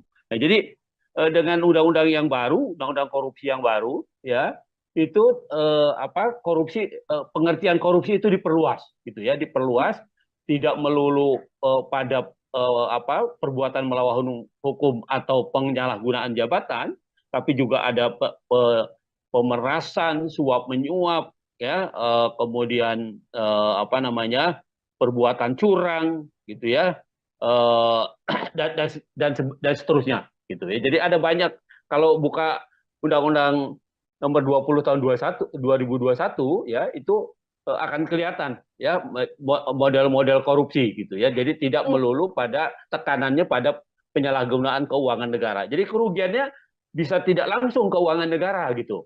Tetapi bagaimana apa namanya seorang pejabat publik itu mendapat keuntungan karena menyalahgunakan jabatannya. Nah, tekanannya pada itu gitu. Jadi di samping kerugian negara, tapi juga keuntungan yang didapat oleh pejabat publik ya karena menyalahgunakan jabatannya. Nah, itu saya kira begitu perkembangan tindak pidana korupsi itu seperti itu. Begitu.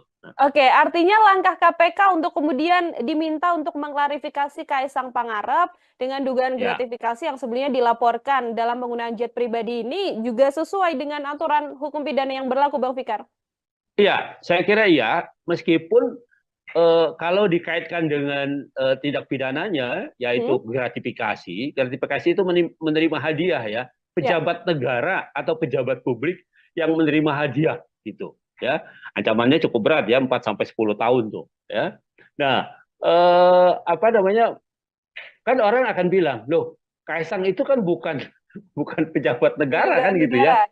Ya, dia kan orang sipil gitu. Nah, tetapi kan orang harusnya juga berpikir, apakah dia mungkin diberikan fasilitas jet umpamanya kalau dia tidak punya apa pemberinya itu, pengusahanya itu atau orang yang memberi gratifikasi itu punya kepentingan ya terhadap dia dan keluarganya, tentunya seperti itu gitu ya. Nah, dalam hal ini umpamanya ayahnya kan sebagai seorang presiden, tentu saja ada sesuatu yang diharapkan dari fasilitas yang diberikan oleh pengusaha itu dengan memberikan fasilitas jet dan sebagainya gitu. Nah, karena itu menjadi sangat relevan ya.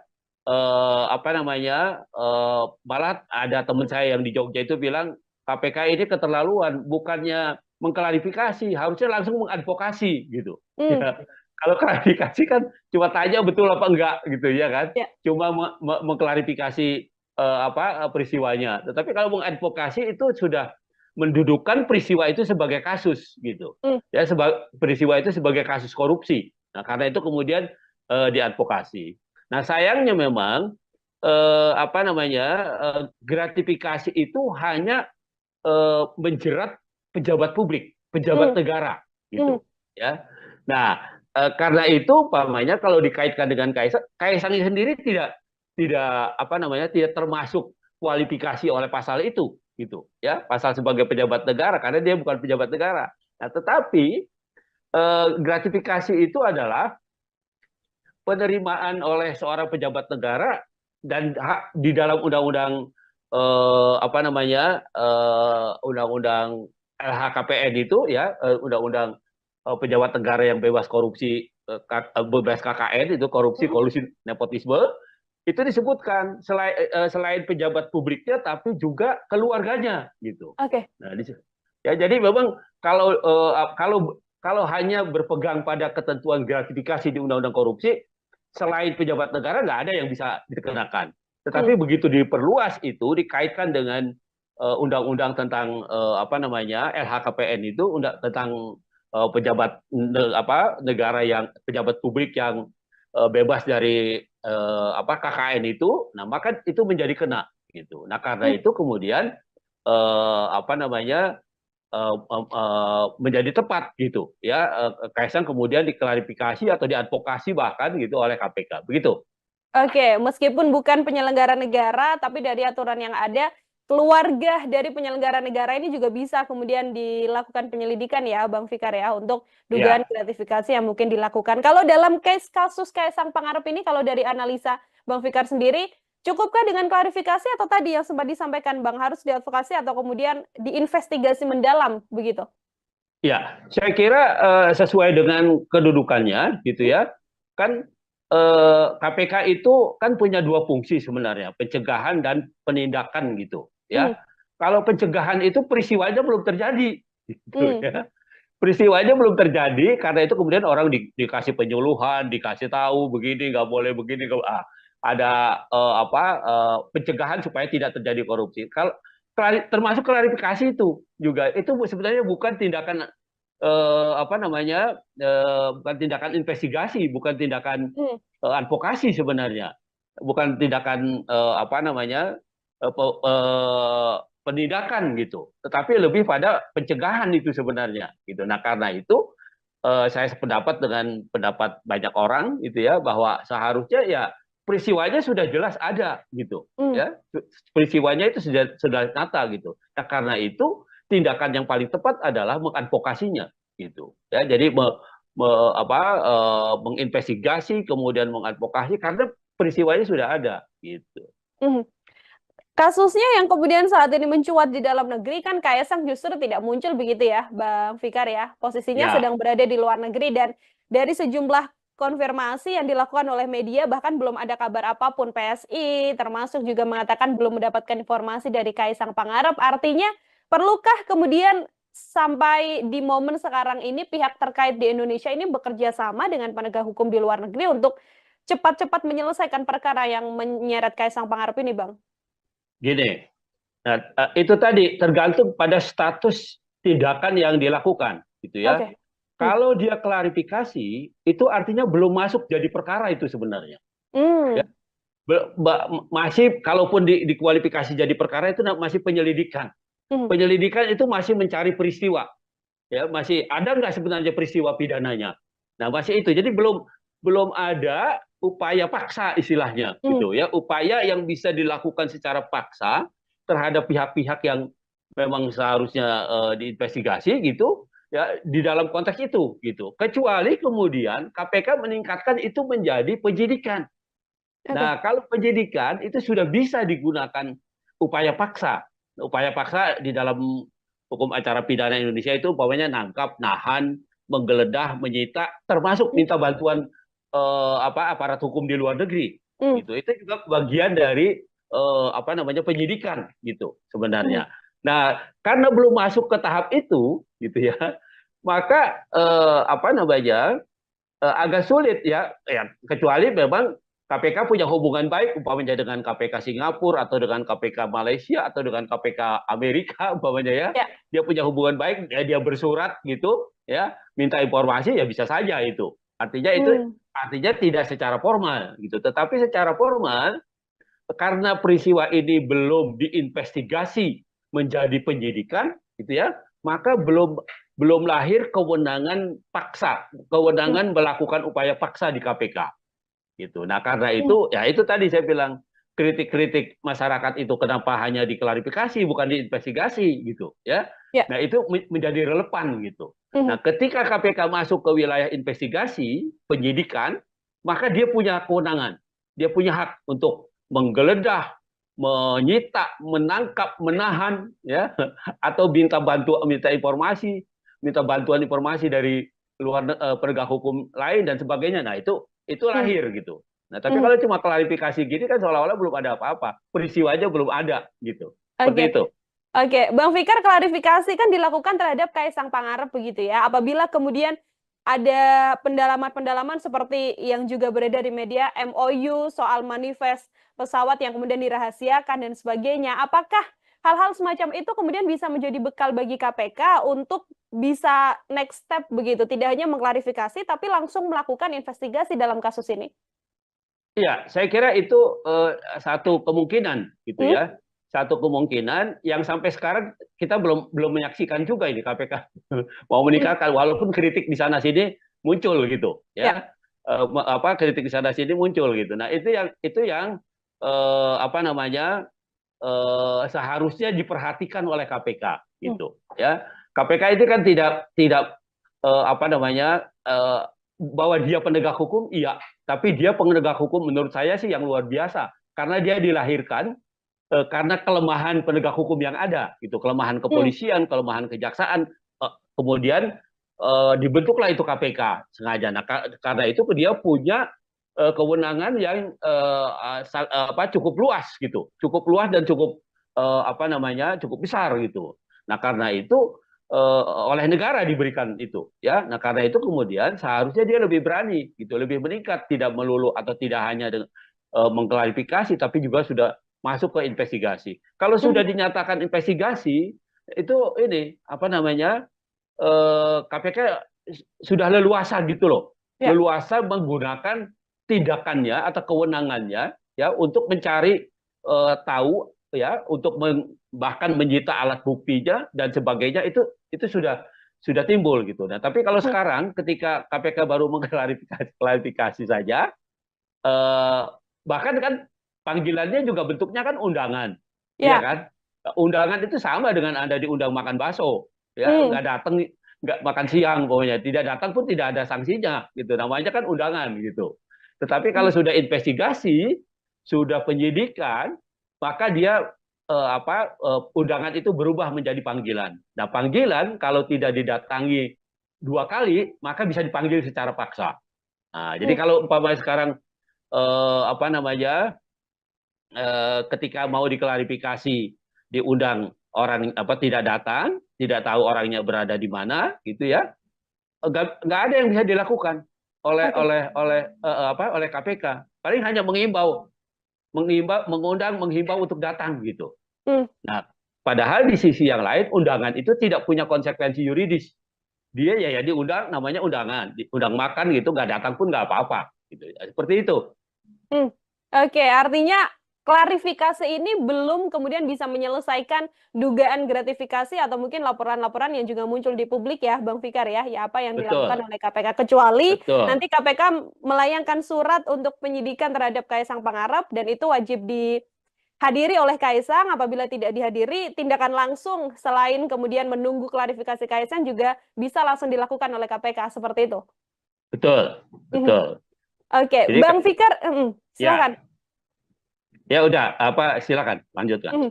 Oke, ini kemudian kita membaca dugaan gratifikasi yang kemudian bisa berpotensi menjerat Kaisang Pangarep begitu ya, Bang Fikar. Potensi jeratan pidana yang bisa disangkakan pada Kaisang Pangarep jika terbukti ada gratifikasi ini seperti apa, Bang?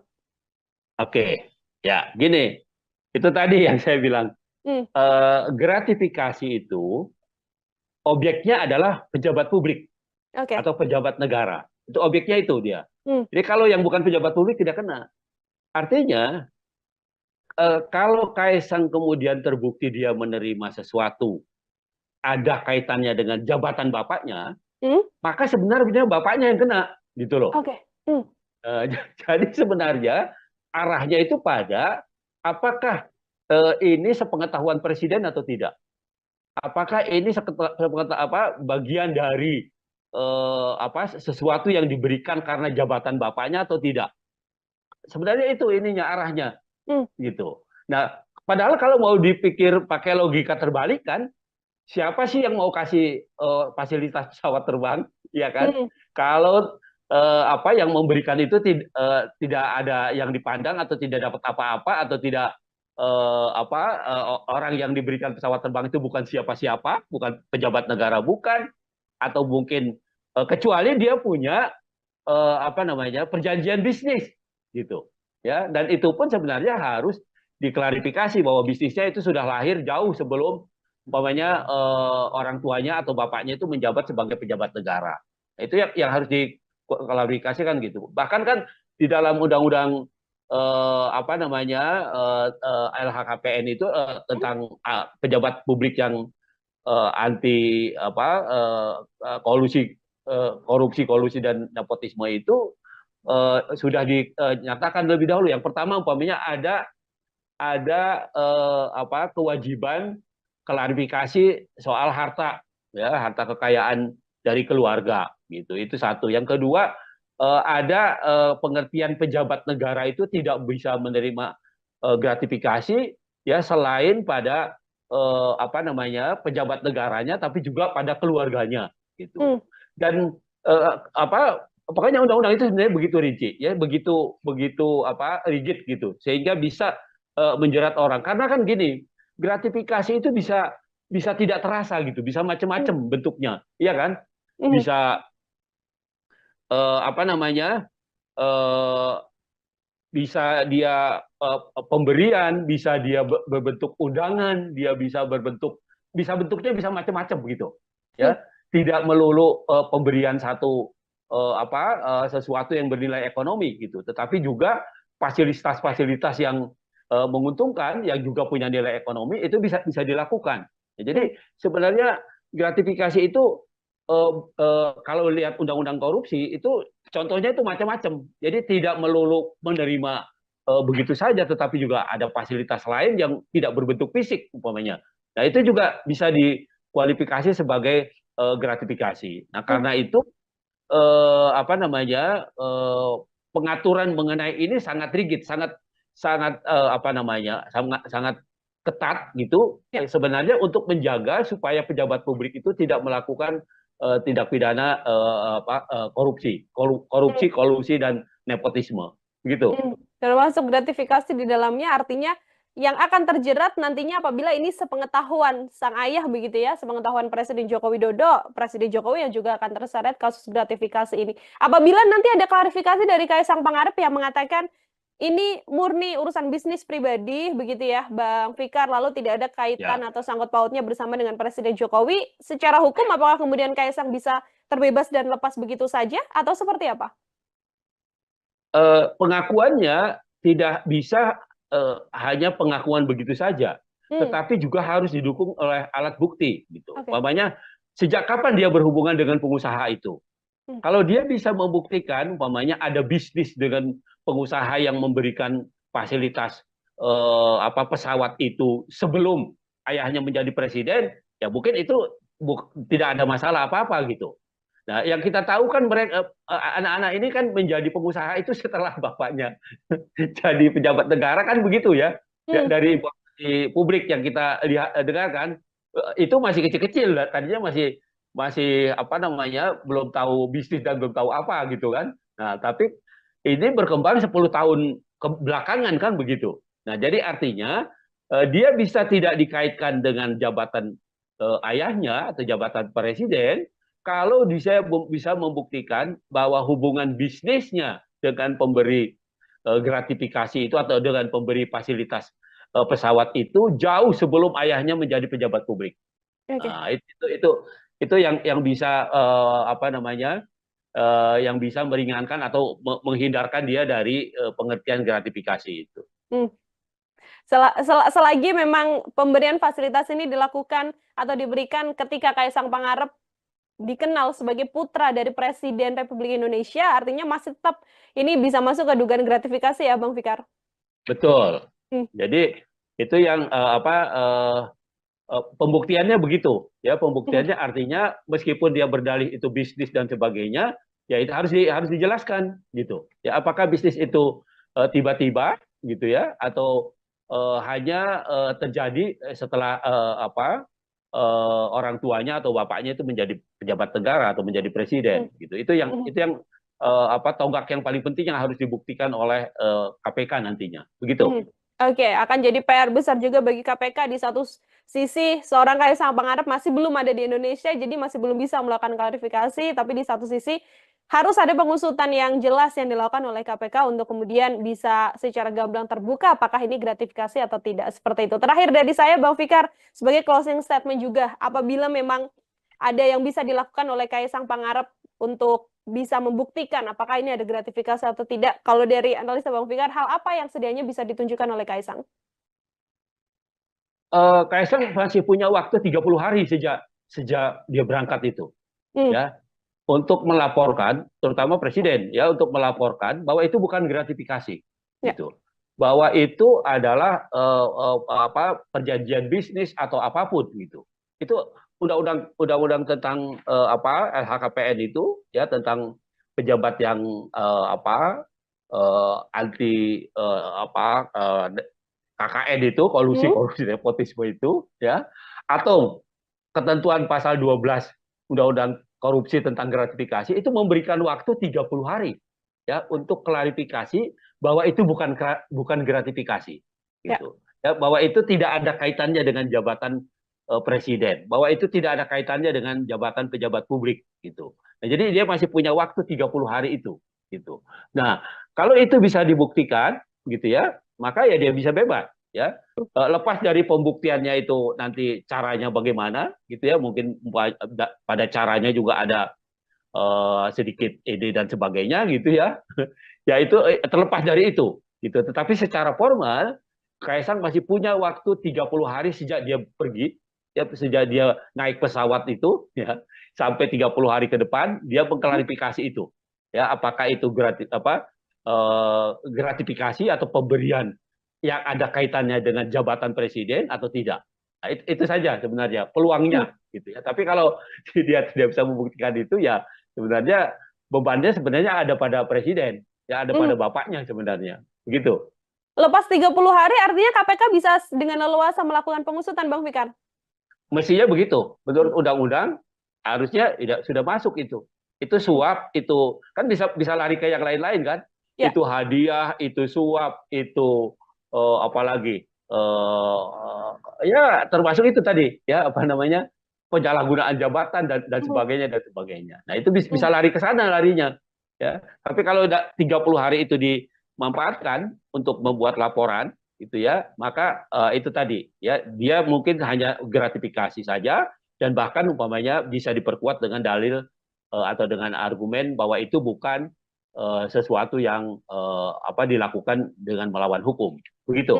Oke, baik. Terima kasih banyak Bang Fikar untuk kesempatannya berdiskusi. Kita menunggu juga apa klarifikasi dari Kaisang sekaligus menunggu bagaimana kemudian KPK bisa melakukan pengusutan tuntas terkait dugaan gratifikasi yang disarankan pada Kaisang Pangarep yang notabene merupakan putra dari Presiden Joko Widodo. KPK ini keterlaluan, bukannya mengklarifikasi, harusnya langsung mengadvokasi gitu. Ya. Kalau klarifikasi kan cuma tanya betul apa enggak gitu ya kan, cuma mengklarifikasi peristiwanya. Tetapi kalau mengadvokasi itu sudah mendudukkan peristiwa itu sebagai kasus. Kalau Kaisang kemudian terbukti dia menerima sesuatu ada kaitannya dengan jabatan bapaknya, Hmm? maka sebenarnya bapaknya yang kena. Siapa sih yang mau kasih fasilitas pesawat terbang, ya kan? Hmm.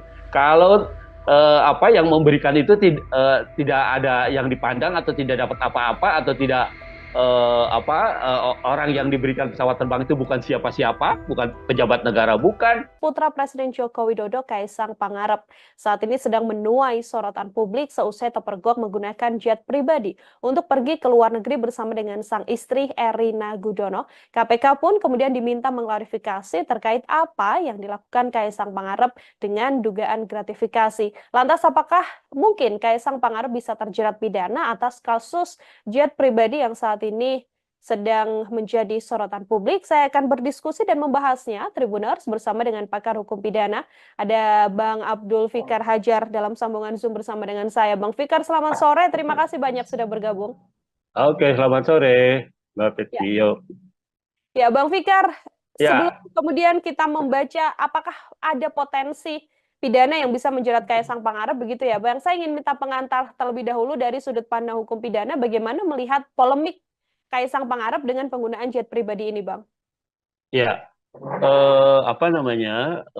Ada kecenderungan para pejabat publik itu, ya, meskipun tidak secara sengaja melakukan apa namanya, memanfaatkan jabatan publiknya, ya, tetapi masyarakat, terutama masyarakat yang eh, berhubungan dengan jabatan publik itu apa namanya, seringkali mempengaruhi dengan apa namanya, hadiah-hadiah atau kenangan-kenangan atau apapun namanya gitu ya, yang sebenarnya berkaitan dengan tugas dan kewenangannya. Di sisi yang lain apa namanya, pemberian fasilitas gitu. Apakah fasilitas perizinan atau fasilitas modal atau fasilitas lainnya yang diharapkan itu diperoleh oleh terutama oleh para pengusaha yang membutuhkan ya soal perizinan itu. Nah, itu yang terjadi atau kemudahan-kemudahan berusaha gitu. Nah, karena itu kemudian potensi yang sangat besar ini diantisipasi oleh Undang-Undang Tindak Pidana Korupsi pada tahun 99 gitu ya. Hmm. Kalau pada undang-undang yang lama ya, undang-undang korupsi yang tahun 71 itu belum secara rinci ya, belum secara rinci apa namanya, tindak pidana atau perbuatan apa saja yang termasuk bagian dari korupsi. Hmm. Korupsi hanya dirumuskan sebagai perbuatan yang merugikan keuangan negara, ya, baik dilakukan dengan melawan hukum atau dilakukan dengan menggunakan jabatannya. Nah, itu yang ada. Tetapi di dalam undang-undang korupsi yang baru, ya, yang 3199 kemudian 2021 ya, di perubahannya gitu ya, itu selain selain merugikan keuangan negara ya karena perbuatan melawan hukum atau karena penyalahgunaan jabatan, di situ ada juga umpamanya korupsi yang lahir karena suap menyuap gitu Hmm. ya. Korupsi yang lahir karena gratifikasi ya, menerima hadiah gitu. Kemudian apa namanya, korupsi yang lahir karena apa namanya, penyalahgunaan jabatan gitu ya, dalam pengertian yang luas gitu ya, Hmm. tidak hanya jabatan dalam pengertian berkaitan dengan usaha atau apa namanya, perizinan yang di bawah kewenangannya, tapi juga jabatan secara umum gitu, jabatan publik secara umum. Nah, jadi dengan undang-undang yang baru, undang-undang korupsi yang baru ya, itu pengertian korupsi itu diperluas gitu ya, diperluas, tidak melulu pada perbuatan melawan hukum atau penyalahgunaan jabatan, tapi juga ada pemerasan, suap menyuap ya, kemudian apa namanya, perbuatan curang gitu ya, eh, dan seterusnya gitu ya. Jadi ada banyak, kalau buka Undang-Undang nomor 20 tahun 2021 ya, itu akan kelihatan ya model-model korupsi gitu ya. Jadi tidak Hmm. melulu pada tekanannya pada penyalahgunaan keuangan negara. Jadi kerugiannya bisa tidak langsung keuangan negara gitu.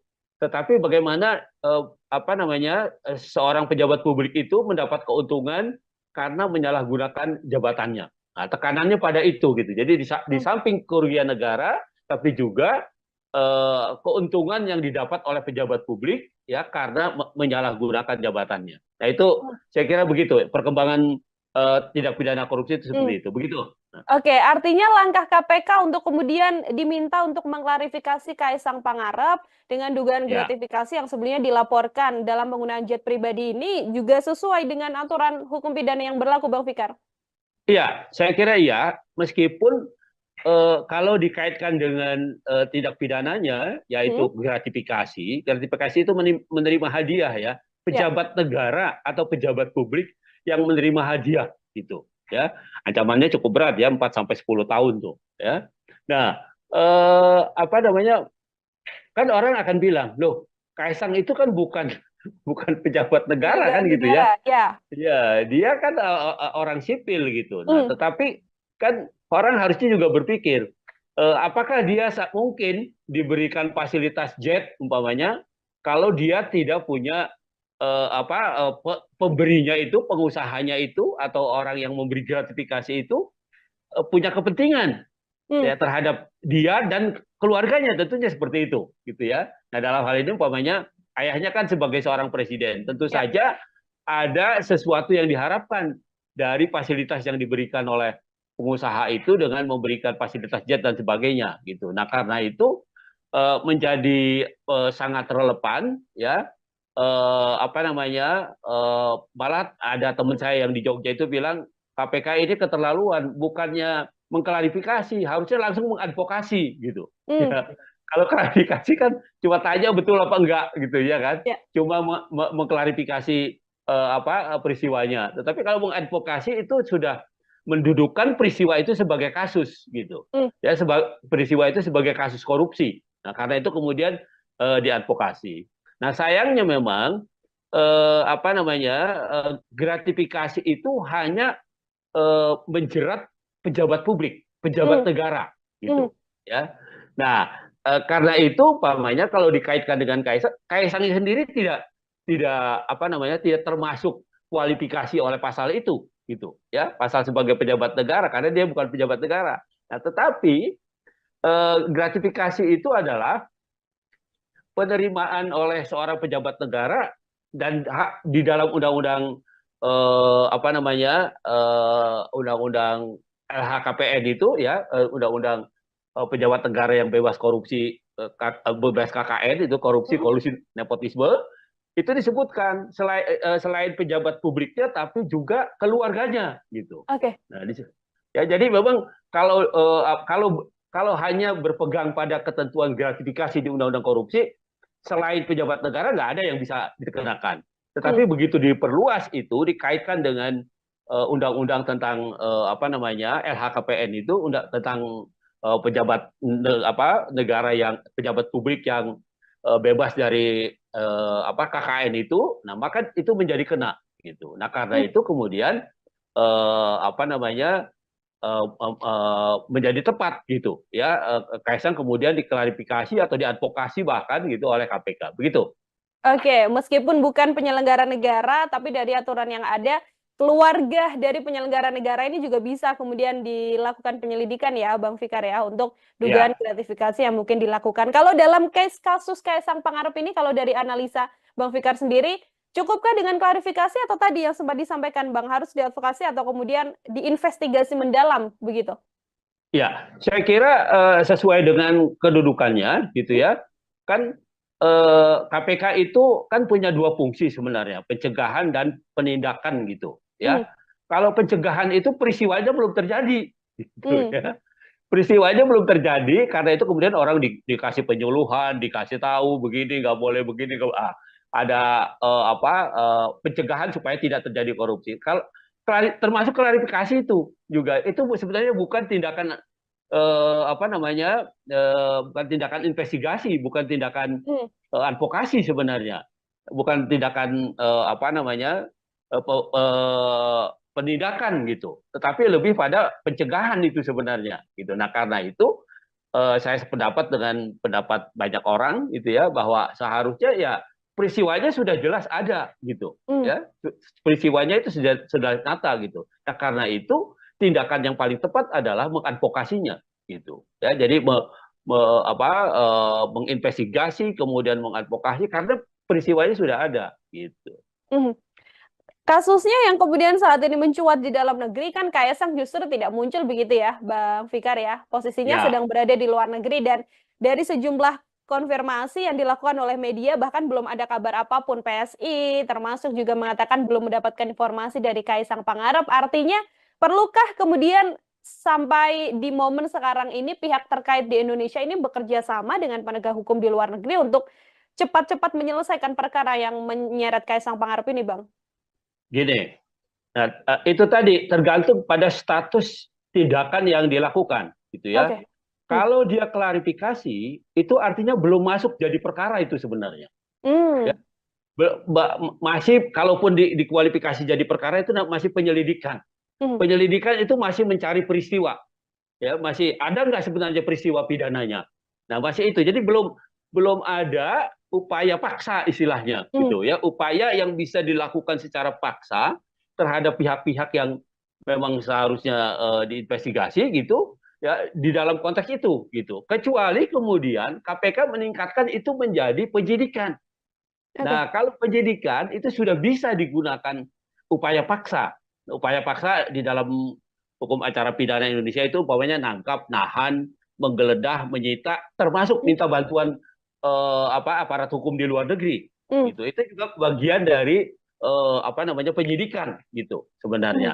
Nah, karena belum masuk ke tahap itu gitu ya, maka apa namanya agak sulit ya, ya kecuali memang KPK punya hubungan baik umpamanya dengan KPK Singapura atau dengan KPK Malaysia atau dengan KPK Amerika umpamanya ya, Ya. dia punya hubungan baik ya, dia bersurat gitu ya, minta informasi ya bisa saja itu Hmm. artinya tidak secara formal gitu, tetapi secara formal karena peristiwa ini belum diinvestigasi menjadi penyidikan gitu ya, maka belum belum lahir kewenangan paksa, Hmm. kewenangan melakukan upaya paksa di KPK gitu. Nah, karena Hmm. itu ya itu tadi saya bilang, kritik-kritik masyarakat itu kenapa hanya diklarifikasi bukan diinvestigasi gitu ya. Ya. Nah, itu menjadi relevan gitu. Hmm. Nah, ketika KPK masuk ke wilayah investigasi, penyidikan, maka dia punya kewenangan.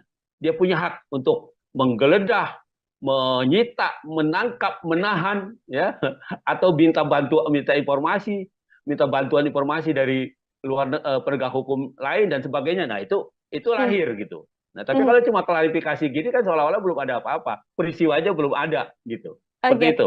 Oke, Bang Fikar, klarifikasi kan dilakukan terhadap Kaisang Pangarep begitu ya. Apabila kemudian ada pendalaman-pendalaman seperti yang juga beredar di media, MOU soal manifest pesawat yang kemudian dirahasiakan dan sebagainya. Apakah hal-hal semacam itu kemudian bisa menjadi bekal bagi KPK untuk bisa next step begitu, tidak hanya mengklarifikasi tapi langsung melakukan investigasi dalam kasus ini?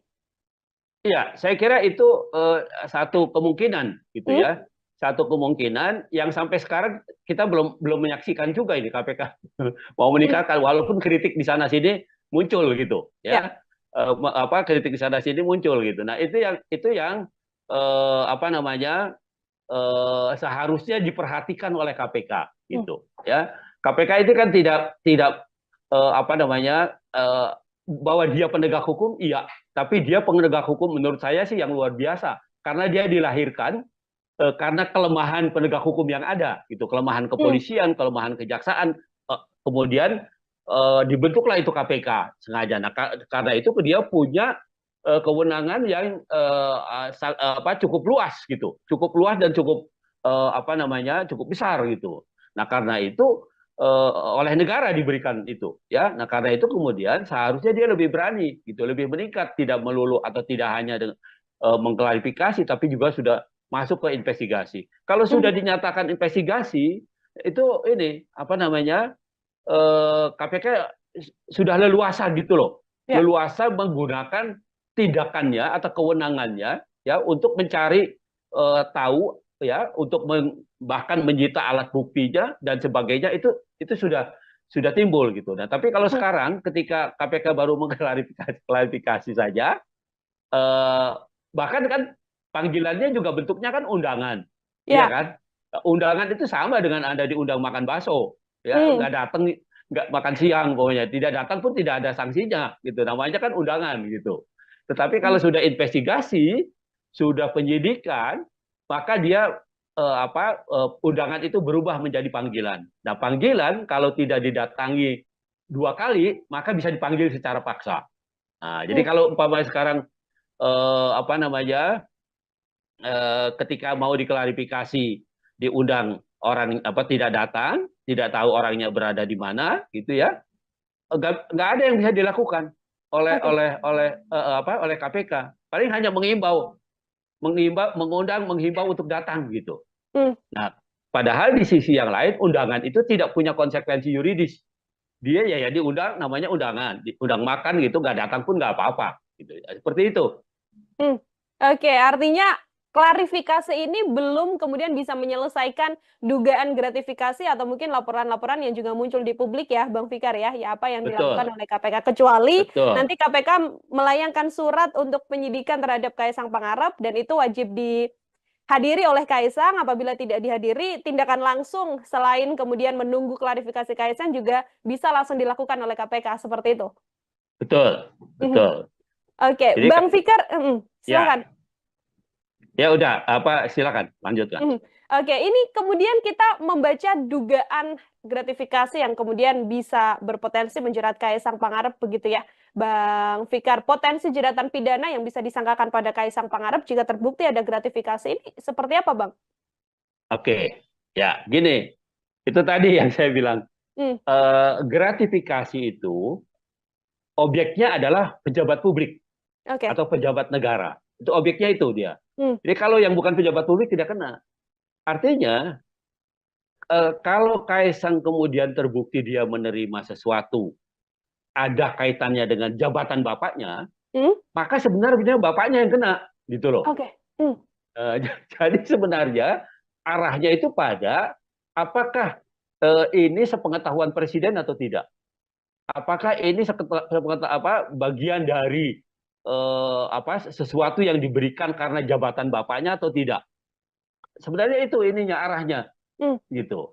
Nah, padahal kalau mau dipikir pakai logika terbalik kan, siapa sih yang mau kasih fasilitas pesawat terbang, ya kan? Hmm. Kalau yang memberikan itu tidak ada yang dipandang atau tidak dapat apa-apa atau tidak orang yang diberikan pesawat terbang itu bukan siapa-siapa, bukan pejabat negara, bukan, atau mungkin kecuali dia punya perjanjian bisnis gitu, ya. Dan itu pun sebenarnya harus diklarifikasi bahwa bisnisnya itu sudah lahir jauh sebelum umpamanya orang tuanya atau bapaknya itu menjabat sebagai pejabat negara. Nah, itu yang harus diklarifikasikan gitu. Bahkan kan di dalam undang-undang LHKPN itu Hmm. tentang pejabat publik yang anti kolusi korupsi dan nepotisme itu sudah dinyatakan lebih dahulu. Yang pertama umpamanya ada kewajiban klarifikasi soal harta, ya, harta kekayaan dari keluarga gitu. Itu satu. Yang kedua ada pengertian pejabat negara itu tidak bisa menerima gratifikasi ya selain pada pejabat negaranya tapi juga pada keluarganya gitu. Hmm. Dan pokoknya undang-undang itu sebenarnya begitu rinci ya, begitu begitu rigid gitu sehingga bisa menjerat orang. Karena kan gini, gratifikasi itu bisa bisa tidak terasa gitu, bisa Hmm. macam-macam bentuknya, iya kan? Hmm. Bisa eh, apa namanya eh, bisa dia pemberian, bisa dia berbentuk undangan, dia bisa bentuknya bisa macam-macam begitu, Hmm. ya. Tidak melulu pemberian satu sesuatu yang bernilai ekonomi gitu, tetapi juga fasilitas-fasilitas yang menguntungkan, yang juga punya nilai ekonomi itu bisa bisa dilakukan. Ya, Hmm. jadi sebenarnya gratifikasi itu kalau lihat undang-undang korupsi itu contohnya itu macam-macam. Jadi tidak melulu menerima begitu saja, tetapi juga ada fasilitas lain yang tidak berbentuk fisik umpamanya.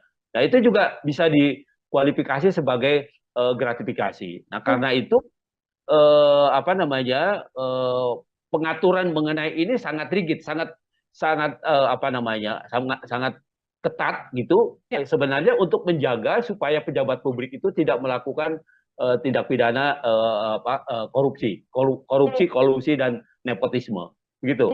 Termasuk gratifikasi di dalamnya artinya yang akan terjerat nantinya apabila ini sepengetahuan sang ayah begitu ya, sepengetahuan Presiden Joko Widodo, Presiden Jokowi yang juga akan terseret kasus gratifikasi ini. Apabila nanti ada klarifikasi dari Kaisang Pangarep yang mengatakan ini murni urusan bisnis pribadi begitu ya, Bang Fikar, lalu tidak ada kaitan Ya. atau sangkut pautnya bersama dengan Presiden Jokowi, secara hukum apakah kemudian Kaisang bisa terbebas dan lepas begitu saja atau seperti apa? Pengakuannya tidak bisa hanya pengakuan begitu saja, Hmm, tetapi juga harus didukung oleh alat bukti gitu. oke. Umpamanya sejak kapan dia berhubungan dengan pengusaha itu? Hmm, Kalau dia bisa membuktikan, umpamanya ada bisnis dengan pengusaha yang memberikan fasilitas pesawat itu sebelum ayahnya menjadi presiden, ya mungkin itu tidak ada masalah apa-apa gitu. Nah, yang kita tahu kan mereka anak-anak ini kan menjadi pengusaha itu setelah bapaknya jadi pejabat negara kan begitu ya. Ya, hmm, dari informasi publik yang kita lihat dengarkan itu masih kecil-kecil, tadinya masih masih apa namanya belum tahu bisnis dan belum tahu apa gitu kan. Nah, tapi ini berkembang 10 tahun ke belakangan kan begitu. Nah, jadi artinya dia bisa tidak dikaitkan dengan jabatan ayahnya atau jabatan presiden kalau bisa membuktikan bahwa hubungan bisnisnya dengan pemberi gratifikasi itu atau dengan pemberi fasilitas pesawat itu jauh sebelum ayahnya menjadi pejabat publik.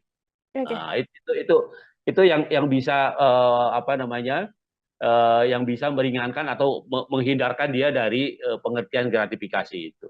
Hmm. Selagi memang pemberian fasilitas ini dilakukan atau diberikan ketika Kaisang Pangarep dikenal sebagai putra dari Presiden Republik Indonesia, artinya masih tetap ini bisa masuk ke dugaan gratifikasi ya, Bang Fikar? Betul. Hmm, Jadi itu yang pembuktiannya begitu ya, hmm, pembuktiannya artinya meskipun dia berdalih itu bisnis dan sebagainya ya itu harus dijelaskan gitu ya, apakah bisnis itu tiba-tiba gitu ya atau hanya terjadi setelah orang tuanya atau bapaknya itu menjadi pejabat negara atau menjadi hmm, presiden gitu. hmm, Itu yang tonggak yang paling penting yang harus dibuktikan oleh KPK nantinya begitu. hmm. Oke, akan jadi PR besar juga bagi KPK. Di satu sisi, seorang Kaisang Pangarep masih belum ada di Indonesia, jadi masih belum bisa melakukan klarifikasi. Tapi di satu sisi, harus ada pengusutan yang jelas yang dilakukan oleh KPK untuk kemudian bisa secara gamblang terbuka apakah ini gratifikasi atau tidak. Seperti itu. Terakhir dari saya, Bang Fikar, sebagai closing statement juga, apabila memang ada yang bisa dilakukan oleh Kaisang Pangarep untuk bisa membuktikan apakah ini ada gratifikasi atau tidak. Kalau dari analisa Bang Fikar, hal apa yang sedianya bisa ditunjukkan oleh Kaisang? Kaisang masih punya waktu 30 hari sejak sejak dia berangkat itu Hmm, ya untuk melaporkan terutama presiden ya untuk melaporkan bahwa itu bukan gratifikasi ya. gitu. Bahwa itu adalah perjanjian bisnis atau apapun gitu. Itu undang-undang tentang LHKPN itu ya tentang pejabat yang anti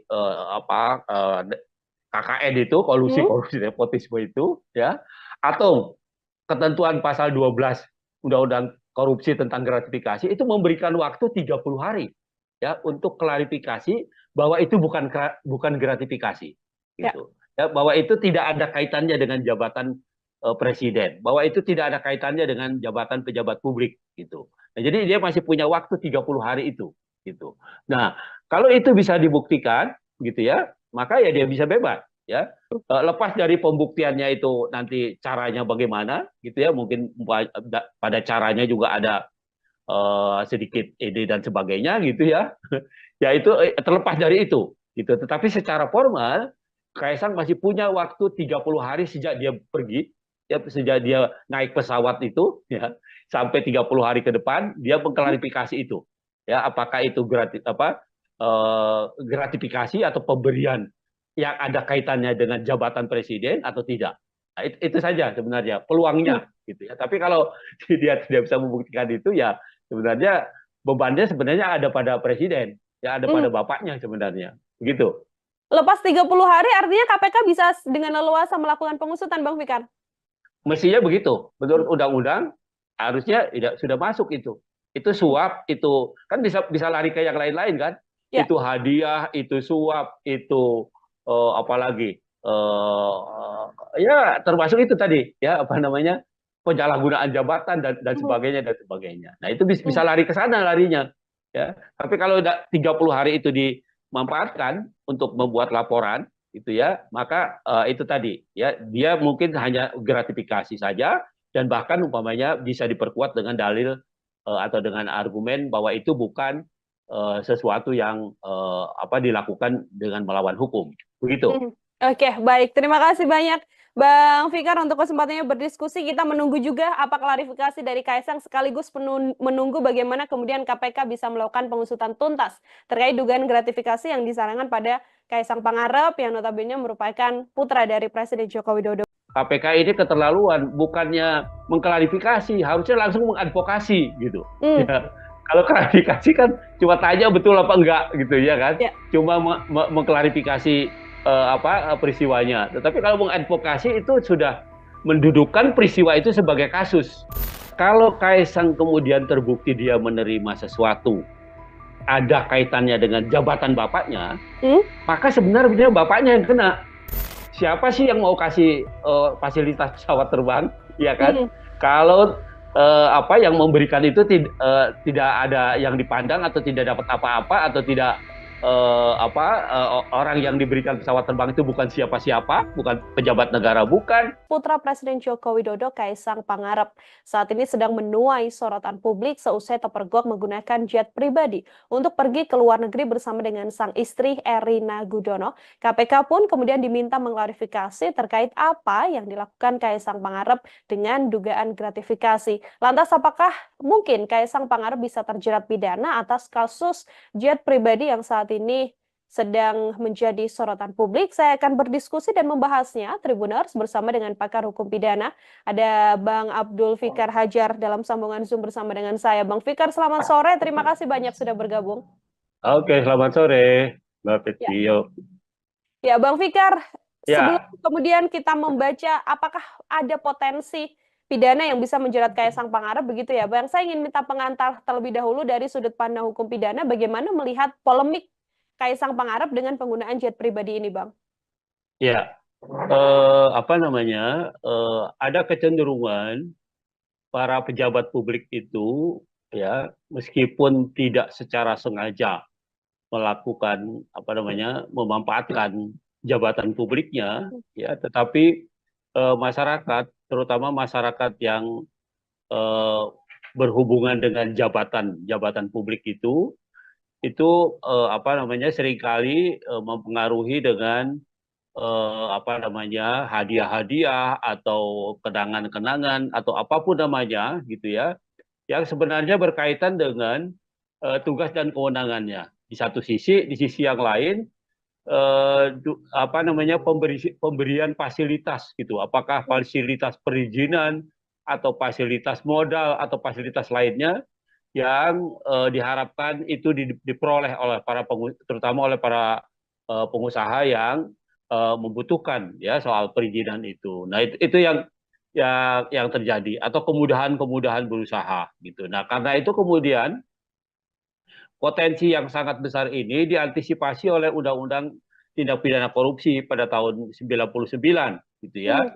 Kalau pada undang-undang yang lama ya, undang-undang korupsi yang tahun 71 itu apa belum secara rinci ya, belum secara rinci apa namanya tindak pidana atau perbuatan apa saja yang termasuk bagian dari korupsi. Hmm. Korupsi hanya dirumuskan sebagai perbuatan yang merugikan keuangan negara, ya baik dilakukan dengan melawan hukum atau dilakukan dengan menggunakan jabatannya. Nah, itu yang ada. Tetapi di dalam undang-undang korupsi yang baru ya yang 3199 kemudian 2021 ya di perubahannya gitu ya. Itu selain merugikan keuangan negara ya karena perbuatan melawan hukum atau karena penyalahgunaan jabatan, di situ ada juga umpamanya korupsi yang lahir karena suap menyuap gitu Hmm. ya. Korupsi yang lahir karena gratifikasi ya menerima hadiah gitu. Kemudian korupsi yang lahir karena penyalahgunaan jabatan gitu ya dalam pengertian yang luas gitu ya Hmm. tidak hanya jabatan dalam pengertian berkaitan dengan usaha atau perizinan yang di bawah kewenangannya tapi juga jabatan secara umum gitu jabatan publik secara umum. Nah jadi dengan undang-undang yang baru undang-undang korupsi yang baru ya itu pengertian korupsi itu diperluas gitu ya diperluas tidak melulu pada perbuatan melawan hukum atau penyalahgunaan jabatan tapi juga ada pemerasan suap menyuap ya kemudian perbuatan curang gitu ya eh, dan seterusnya gitu ya jadi ada banyak kalau buka undang-undang nomor 20 tahun 2021 ya itu akan kelihatan ya model-model korupsi gitu ya. Jadi tidak Hmm. melulu pada tekanannya pada penyalahgunaan keuangan negara. Jadi kerugiannya bisa tidak langsung keuangan negara gitu.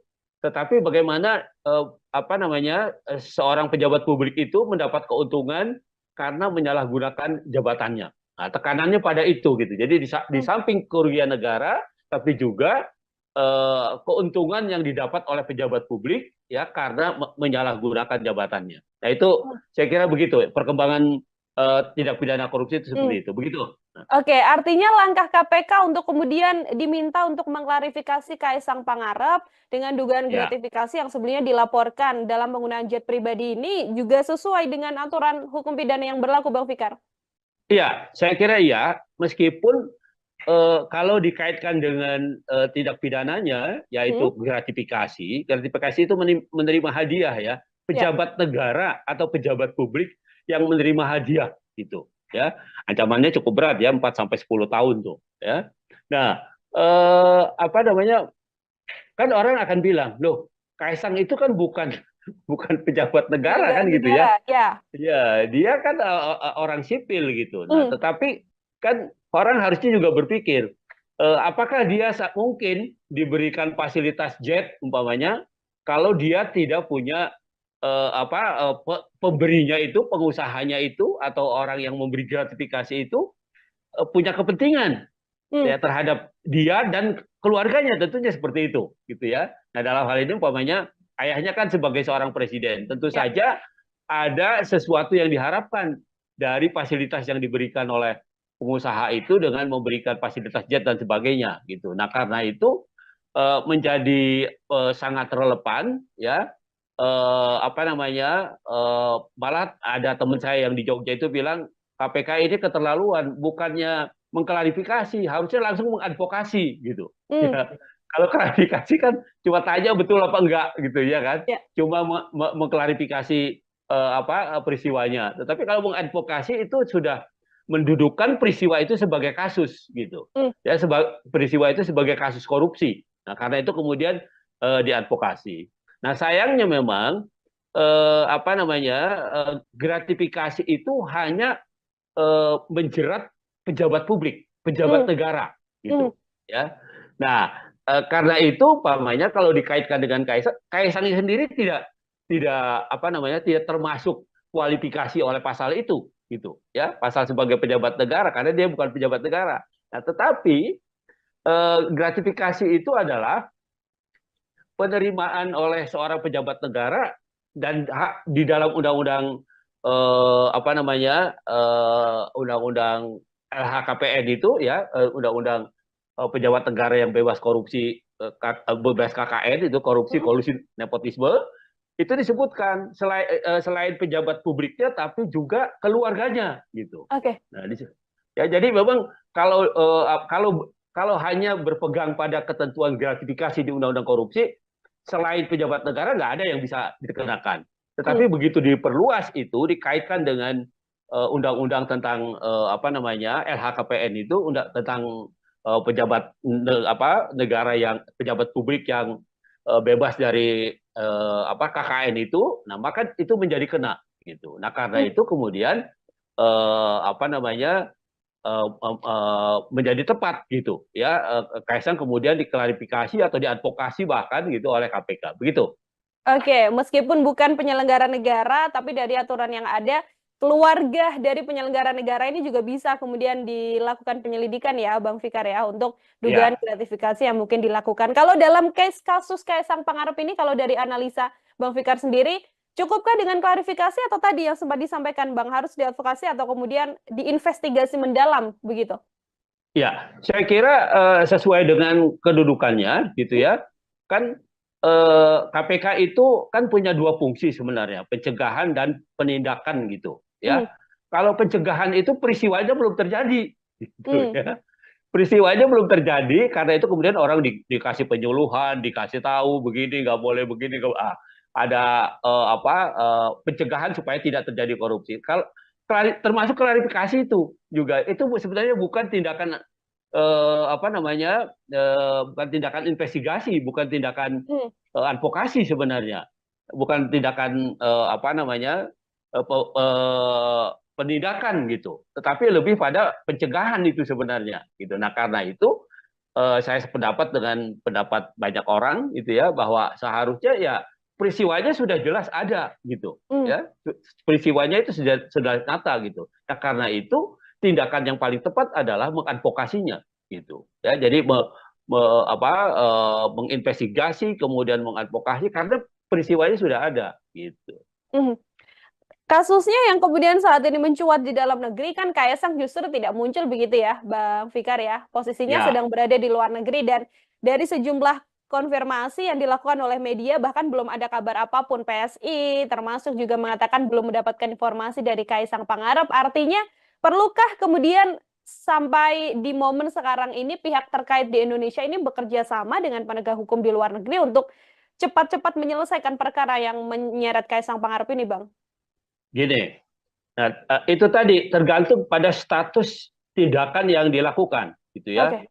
Kalau dia klarifikasi, itu artinya belum masuk jadi perkara itu sebenarnya. Ya, Hmm. masih kalaupun dikualifikasi jadi perkara itu masih penyelidikan. Hmm. Penyelidikan itu masih mencari peristiwa, ya masih ada nggak sebenarnya peristiwa pidananya. Nah masih itu, jadi belum belum ada upaya paksa istilahnya, Hmm. gitu ya, upaya yang bisa dilakukan secara paksa terhadap pihak-pihak yang memang seharusnya diinvestigasi gitu ya, di dalam konteks itu gitu. Kecuali kemudian KPK meningkatkan itu menjadi penyidikan. Oke. Nah, kalau penyidikan itu sudah bisa digunakan upaya paksa. Upaya paksa di dalam hukum acara pidana Indonesia itu umpamanya nangkap, nahan, menggeledah, menyita, termasuk Hmm. minta bantuan aparat hukum di luar negeri. Hmm. Gitu. Itu juga bagian dari apa namanya penyidikan gitu Hmm. sebenarnya. Nah, karena belum masuk ke tahap itu gitu ya, maka apa namanya agak sulit ya, kecuali memang KPK punya hubungan baik umpamanya dengan KPK Singapura atau dengan KPK Malaysia atau dengan KPK Amerika umpamanya ya, Ya. dia punya hubungan baik, ya, dia bersurat gitu ya, minta informasi ya bisa saja itu. Hmm. Artinya tidak secara formal gitu, tetapi secara formal karena peristiwa ini belum diinvestigasi menjadi penyidikan gitu ya, maka belum lahir kewenangan paksa, Hmm. kewenangan melakukan upaya paksa di KPK gitu. Nah, karena Hmm. itu ya itu tadi saya bilang, kritik-kritik masyarakat itu kenapa hanya diklarifikasi bukan diinvestigasi gitu ya. Ya. Nah, itu menjadi relevan gitu. Hmm. Nah, ketika KPK masuk ke wilayah investigasi, penyidikan, maka dia punya kewenangan. Dia punya hak untuk menggeledah, menyita, menangkap, menahan ya, atau minta bantuan informasi dari luar penegak hukum lain dan sebagainya. Nah, itu Hmm. lahir gitu. Nah, tapi kalau cuma klarifikasi gini kan seolah-olah belum ada apa-apa, peristiwanya belum ada gitu. Seperti Oke. itu.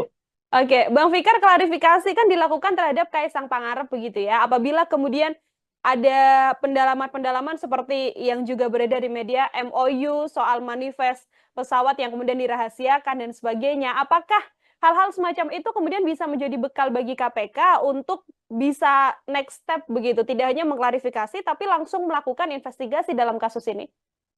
Iya, saya kira itu satu kemungkinan gitu Hmm? ya. Satu kemungkinan yang sampai sekarang kita belum menyaksikan juga ini KPK mau Hmm. meningkatkan walaupun kritik di sana sini muncul gitu Ya. ya. Apa kritik di sana sini muncul gitu. Nah, itu yang apa namanya seharusnya diperhatikan oleh KPK Hmm. gitu ya. KPK itu kan tidak tidak apa namanya bahwa dia penegak hukum, iya, tapi dia penegak hukum menurut saya sih yang luar biasa karena dia dilahirkan karena kelemahan penegak hukum yang ada, gitu, kelemahan Hmm. kepolisian, kelemahan kejaksaan, kemudian dibentuklah itu KPK sengaja. Nah, karena itu dia punya kewenangan yang apa cukup luas gitu, cukup luas dan cukup apa namanya cukup besar gitu. Nah, karena itu oleh negara diberikan itu ya. Nah, karena itu kemudian seharusnya dia lebih berani gitu, lebih meningkat, tidak melulu atau tidak hanya mengklarifikasi tapi juga sudah masuk ke investigasi. Kalau sudah Hmm. dinyatakan investigasi itu ini apa namanya KPK sudah leluasa gitu loh, Ya. leluasa menggunakan tindakannya atau kewenangannya ya untuk mencari tahu ya untuk bahkan menyita alat buktinya dan sebagainya itu sudah timbul gitu. Nah, tapi kalau Hmm. sekarang ketika KPK baru mengklarifikasi saja, eh, bahkan kan panggilannya juga bentuknya kan undangan, ya Ya. kan? Undangan itu sama dengan Anda diundang makan bakso, ya Hmm. nggak datang, nggak makan siang pokoknya, tidak datang pun tidak ada sanksinya, gitu. Namanya kan undangan, gitu. Tetapi Hmm. kalau sudah investigasi, sudah penyidikan, maka dia undangan itu berubah menjadi panggilan. Nah, panggilan kalau tidak didatangi 2 kali, maka bisa dipanggil secara paksa. Nah, jadi Hmm. kalau umpamanya sekarang apa namanya ketika mau diklarifikasi diundang orang apa tidak datang, tidak tahu orangnya berada di mana, gitu ya, nggak ada yang bisa dilakukan Oke. oleh KPK. Paling hanya mengundang, menghimbau untuk datang gitu. Hmm. Nah, padahal di sisi yang lain undangan itu tidak punya konsekuensi yuridis. Dia ya diundang, namanya undangan, diundang makan gitu, nggak datang pun nggak apa-apa, gitu. Seperti itu. Hmm. Oke, artinya klarifikasi ini belum kemudian bisa menyelesaikan dugaan gratifikasi atau mungkin laporan-laporan yang juga muncul di publik ya, Bang Fikar ya, ya apa yang dilakukan Betul, oleh KPK. Kecuali betul. nanti KPK melayangkan surat untuk penyidikan terhadap Kaisang Pangarep dan itu wajib dihadiri oleh Kaisang. Apabila tidak dihadiri, tindakan langsung selain kemudian menunggu klarifikasi Kaisang juga bisa langsung dilakukan oleh KPK seperti itu. Betul, Mhm. betul. Oke, Jadi Bang Fikar, silakan. ya, ya udah apa silakan lanjutkan. Mhm. Oke, ini kemudian kita membaca dugaan gratifikasi yang kemudian bisa berpotensi menjerat Kaisang Pangarep begitu ya, Bang Fikar. Potensi jeratan pidana yang bisa disangkakan pada Kaisang Pangarep jika terbukti ada gratifikasi ini seperti apa, Bang? Oke, ya gini, itu tadi yang saya bilang Hmm. gratifikasi itu objeknya adalah pejabat publik Oke. atau pejabat negara. Itu objeknya itu dia. Hmm. Jadi kalau yang bukan pejabat publik tidak kena. Artinya kalau Kaisang kemudian terbukti dia menerima sesuatu ada kaitannya dengan jabatan bapaknya, Hmm. maka sebenarnya bapaknya yang kena, gitu loh. Oke. Hmm. Jadi sebenarnya arahnya itu pada apakah ini sepengetahuan presiden atau tidak? Apakah ini bagian dari sesuatu yang diberikan karena jabatan bapaknya atau tidak? Sebenarnya itu ininya arahnya Hmm. gitu. Nah, padahal kalau mau dipikir pakai logika terbalik kan, siapa sih yang mau kasih fasilitas pesawat terbang, ya kan? Hmm. Kalau apa yang memberikan itu tidak ada yang dipandang atau tidak dapat apa-apa atau tidak orang yang diberikan pesawat terbang itu bukan siapa-siapa, bukan pejabat negara bukan, atau mungkin kecuali dia punya apa namanya perjanjian bisnis gitu ya, dan itu pun sebenarnya harus diklarifikasi bahwa bisnisnya itu sudah lahir jauh sebelum umpamanya orang tuanya atau bapaknya itu menjabat sebagai pejabat negara.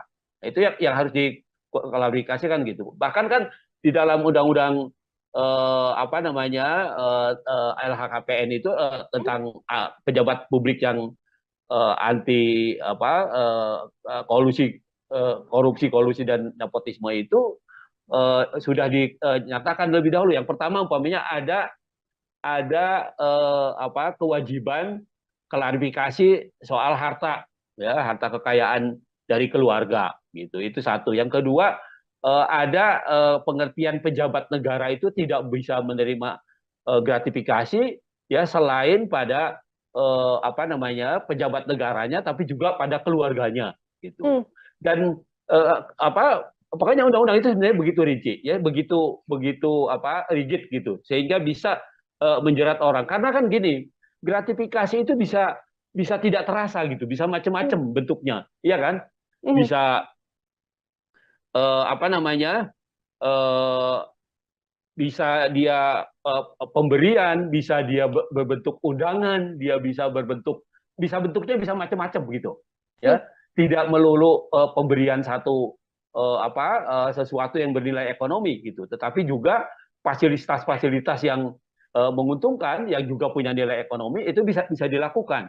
Ya, Hmm. jadi sebenarnya gratifikasi itu kalau lihat undang-undang korupsi itu contohnya itu macam-macam. Jadi tidak melulu menerima begitu saja, tetapi juga ada fasilitas lain yang tidak berbentuk fisik umpamanya. Nah itu juga bisa dikualifikasi sebagai gratifikasi. Nah Hmm. karena itu apa namanya pengaturan mengenai ini sangat rigid, sangat sangat apa namanya sangat sangat ketat gitu Ya. sebenarnya untuk menjaga supaya pejabat publik itu tidak melakukan tindak pidana korupsi, Hmm. korupsi, kolusi dan nepotisme, gitu.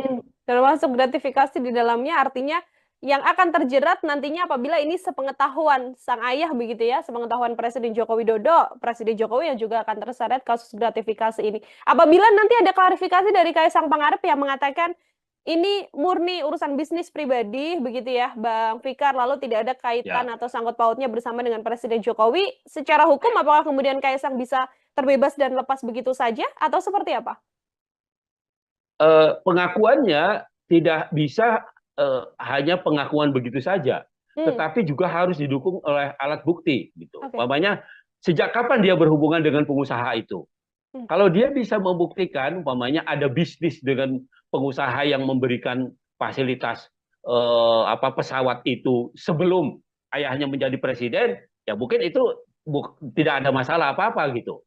Nah, yang kita tahu kan mereka anak-anak ini kan menjadi pengusaha itu setelah bapaknya jadi pejabat negara kan begitu ya. Ya, hmm, dari informasi publik yang kita lihat dengarkan itu masih kecil-kecil, tadinya masih masih apa namanya belum tahu bisnis dan belum tahu apa gitu kan. Nah, tapi ini berkembang 10 tahun ke belakangan kan begitu. Nah, jadi artinya dia bisa tidak dikaitkan dengan jabatan ayahnya atau jabatan presiden kalau dia bisa membuktikan bahwa hubungan bisnisnya dengan pemberi gratifikasi itu atau dengan pemberi fasilitas pesawat itu jauh sebelum ayahnya menjadi pejabat publik. oke. Nah, itu yang bisa apa namanya yang bisa meringankan atau menghindarkan dia dari pengertian gratifikasi itu. Hmm.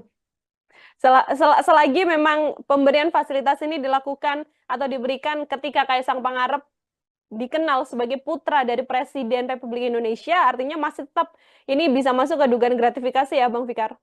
Betul. Hmm, Jadi itu yang apa pembuktiannya begitu ya, hmm, pembuktiannya artinya meskipun dia berdalih itu bisnis dan sebagainya ya itu harus dijelaskan gitu ya, apakah bisnis itu tiba-tiba gitu ya atau hanya terjadi setelah apa orang tuanya atau bapaknya itu menjadi pejabat negara atau menjadi presiden hmm, gitu. Itu yang apa tonggak yang paling penting yang harus dibuktikan oleh KPK nantinya begitu. hmm.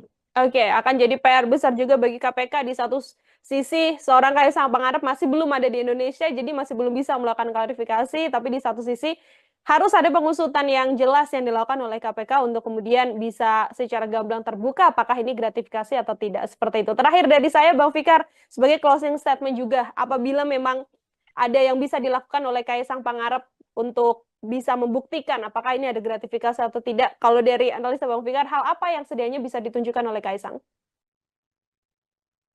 Kaisang masih punya waktu 30 hari sejak sejak dia berangkat itu, Hmm, ya, untuk melaporkan, terutama presiden, ya, untuk melaporkan bahwa itu bukan gratifikasi, ya. gitu, bahwa itu adalah apa perjanjian bisnis atau apapun, gitu.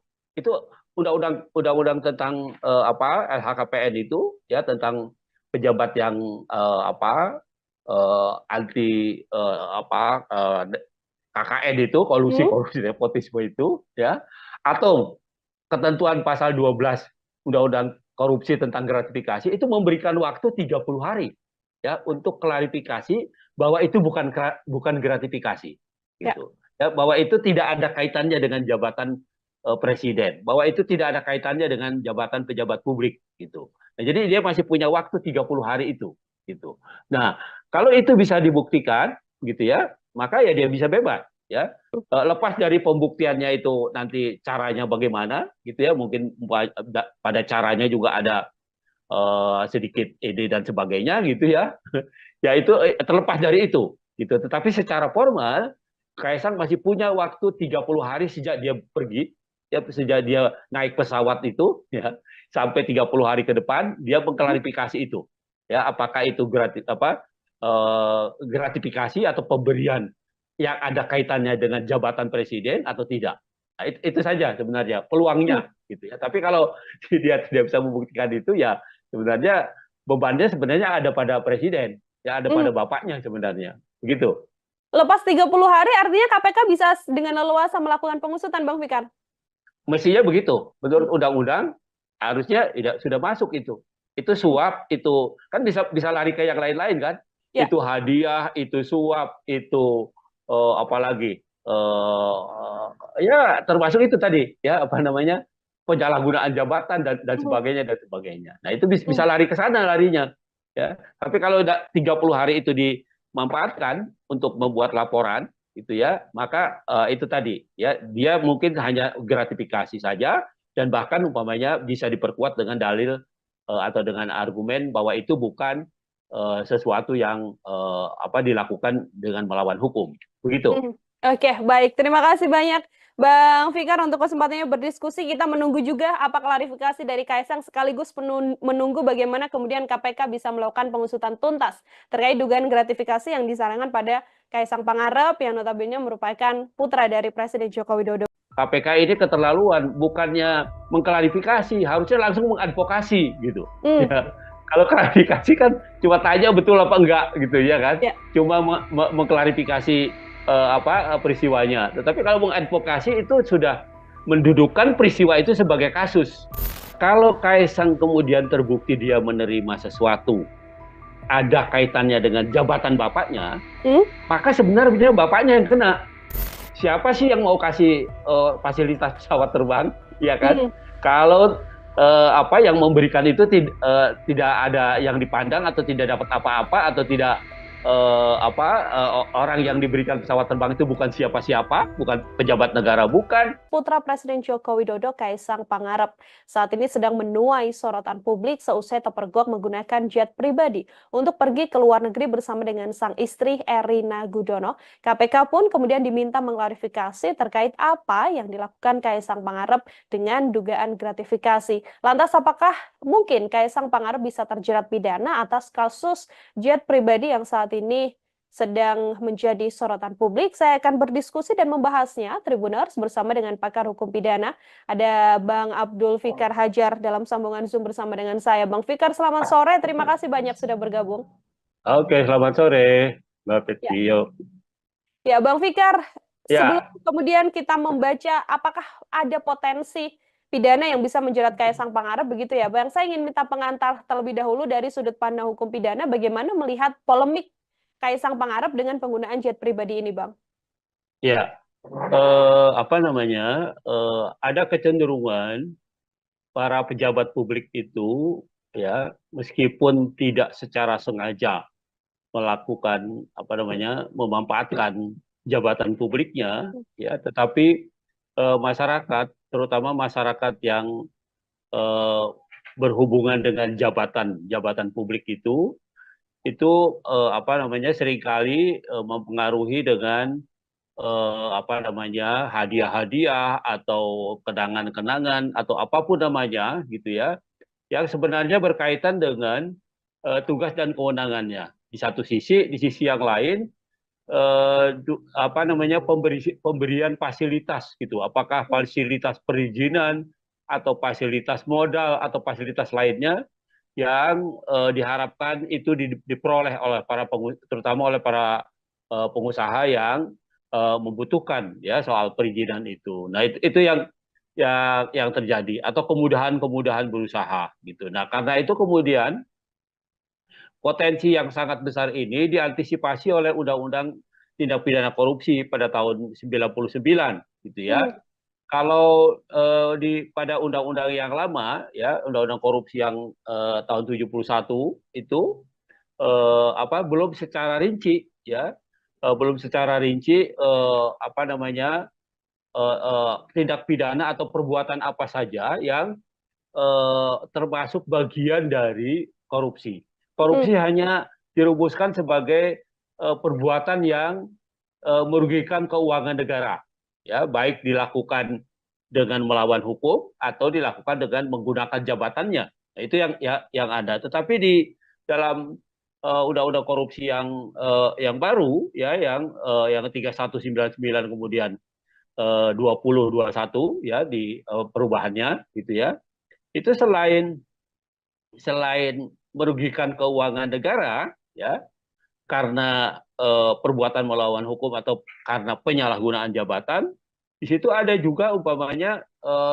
apa, korupsi yang lahir karena suap menyuap gitu Hmm. ya. Korupsi yang lahir karena gratifikasi ya, menerima hadiah gitu.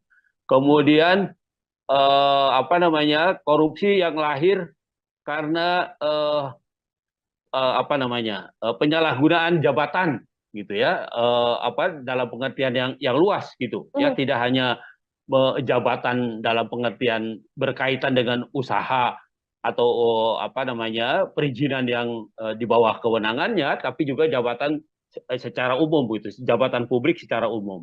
Nah, jadi dengan undang-undang yang baru, undang-undang korupsi yang baru ya, itu apa, pengertian korupsi itu diperluas gitu ya, diperluas, tidak melulu pada apa, perbuatan melawan hukum atau penyalahgunaan jabatan, tapi juga ada pemerasan, suap menyuap ya, kemudian apa namanya, perbuatan curang gitu ya, eh, dan seterusnya gitu ya. Jadi ada banyak, kalau buka undang-undang nomor 20 tahun 2021 ya, itu akan kelihatan ya model-model korupsi gitu ya. Jadi tidak Hmm. melulu pada tekanannya pada penyalahgunaan keuangan negara. Jadi kerugiannya bisa tidak langsung keuangan negara gitu. Tetapi bagaimana apa namanya, seorang pejabat publik itu mendapat keuntungan karena menyalahgunakan jabatannya. Nah, tekanannya pada itu gitu. Jadi di Hmm. samping kerugian negara, tapi juga keuntungan yang didapat oleh pejabat publik ya karena menyalahgunakan jabatannya. Nah, itu saya kira begitu perkembangan tindak pidana korupsi itu Hmm. seperti itu. Begitu. Oke, artinya langkah KPK untuk kemudian diminta untuk mengklarifikasi Kaisang Pangarep dengan dugaan Ya. gratifikasi yang sebelumnya dilaporkan dalam penggunaan jet pribadi ini juga sesuai dengan aturan hukum pidana yang berlaku, Bang Fikar.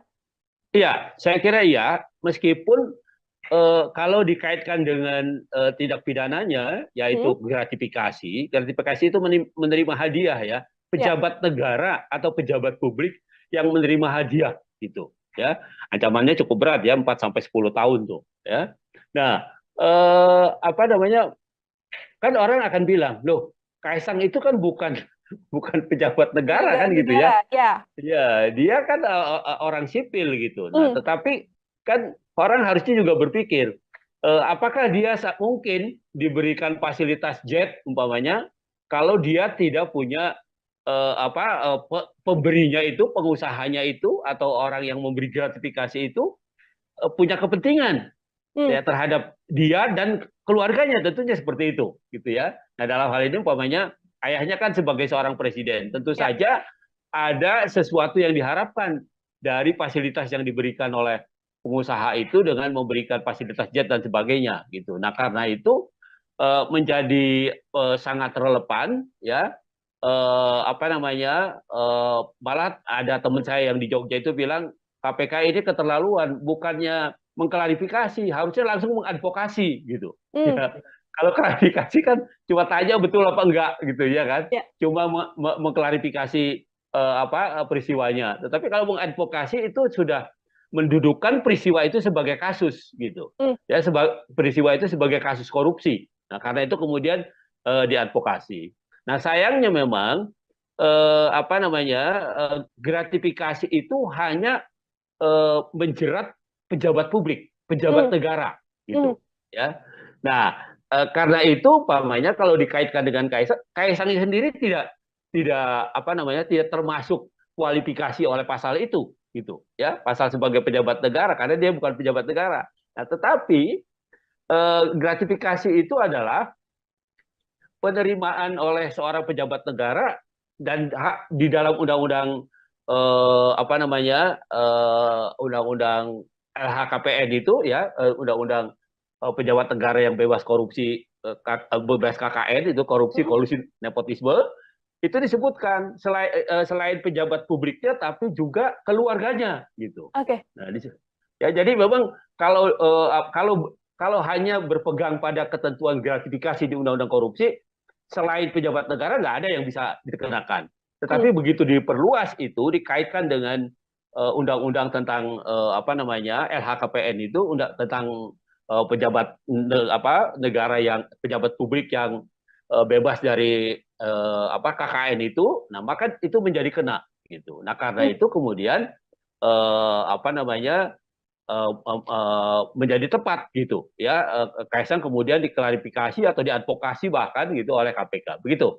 Oke, meskipun bukan penyelenggara negara, tapi dari aturan yang ada, keluarga dari penyelenggara negara ini juga bisa kemudian dilakukan penyelidikan ya, Bang Fikar ya, untuk dugaan Ya, gratifikasi yang mungkin dilakukan. Kalau dalam case kasus Kaisang Pangarep ini, kalau dari analisa Bang Fikar sendiri, cukupkah dengan klarifikasi atau tadi yang sempat disampaikan Bang, harus diadvokasi atau kemudian diinvestigasi mendalam begitu?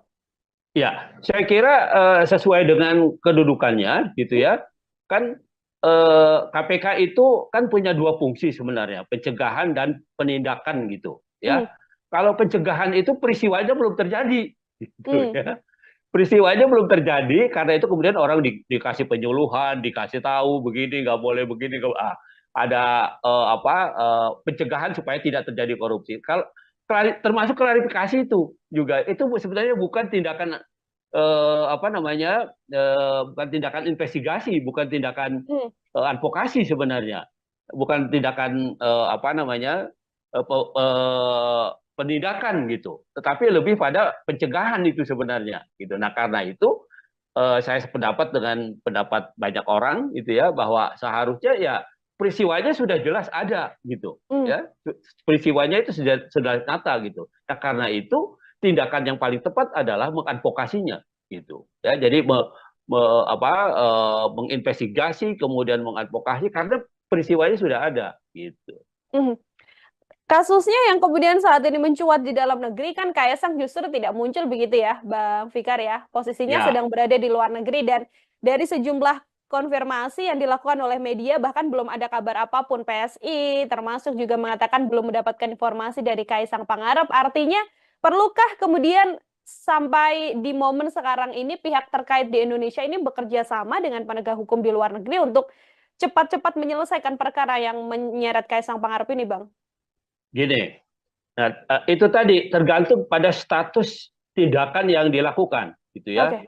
Kalau dia klarifikasi, itu artinya belum masuk jadi perkara itu sebenarnya. Ya, Hmm. masih kalaupun dikualifikasi jadi perkara itu masih penyelidikan. Hmm. Penyelidikan itu masih mencari peristiwa. ya masih ada nggak sebenarnya peristiwa pidananya. Nah, masih itu. Jadi belum ada upaya paksa istilahnya Hmm, gitu ya, upaya yang bisa dilakukan secara paksa terhadap pihak-pihak yang memang seharusnya diinvestigasi gitu ya di dalam konteks itu gitu. Kecuali kemudian KPK meningkatkan itu menjadi penyidikan. oke. Nah, kalau penyidikan itu sudah bisa digunakan upaya paksa. Upaya paksa di dalam hukum acara pidana Indonesia itu umpamanya nangkap, nahan, menggeledah, menyita, termasuk Hmm, minta bantuan aparat hukum di luar negeri. hmm, Gitu. Itu juga bagian dari apa namanya penyidikan gitu hmm. sebenarnya.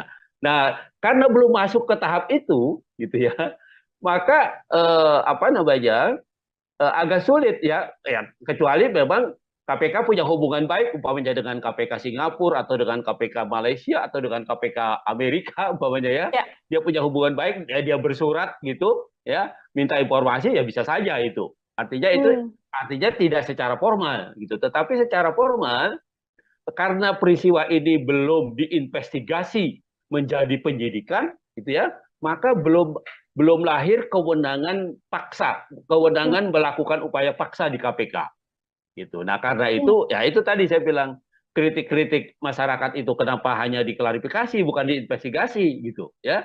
Ya. Nah, itu menjadi relevan gitu. Hmm, Nah, ketika KPK masuk ke wilayah investigasi, penyidikan, maka dia punya kewenangan. Dia punya hak untuk menggeledah, menyita, menangkap, menahan ya atau minta bantuan informasi dari penegak hukum lain dan sebagainya. Nah, itu hmm, lahir gitu. Nah, tapi hmm. kalau cuma klarifikasi gini kan seolah-olah belum ada apa-apa. Peristiwa aja belum ada gitu. Seperti Oke. itu. Oke, Bang Fikar, klarifikasi kan dilakukan terhadap Kaisang Pangarep begitu ya. Apabila kemudian ada pendalaman-pendalaman seperti yang juga beredar di media, MOU soal manifest pesawat yang kemudian dirahasiakan dan sebagainya. Apakah hal-hal semacam itu kemudian bisa menjadi bekal bagi KPK untuk bisa next step begitu, tidak hanya mengklarifikasi tapi langsung melakukan investigasi dalam kasus ini? Iya, saya kira itu satu kemungkinan gitu Hmm? ya.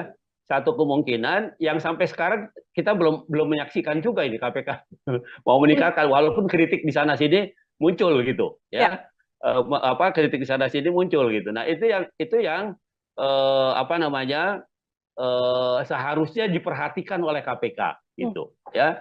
KPK itu kan tidak tidak apa namanya bahwa dia penegak hukum iya, tapi dia penegak hukum menurut saya sih yang luar biasa karena dia dilahirkan karena kelemahan penegak hukum yang ada gitu, kelemahan Hmm. kepolisian, kelemahan kejaksaan, kemudian dibentuklah itu KPK sengaja. Nah, karena itu dia punya kewenangan yang apa cukup luas gitu, cukup luas dan cukup apa namanya cukup besar gitu.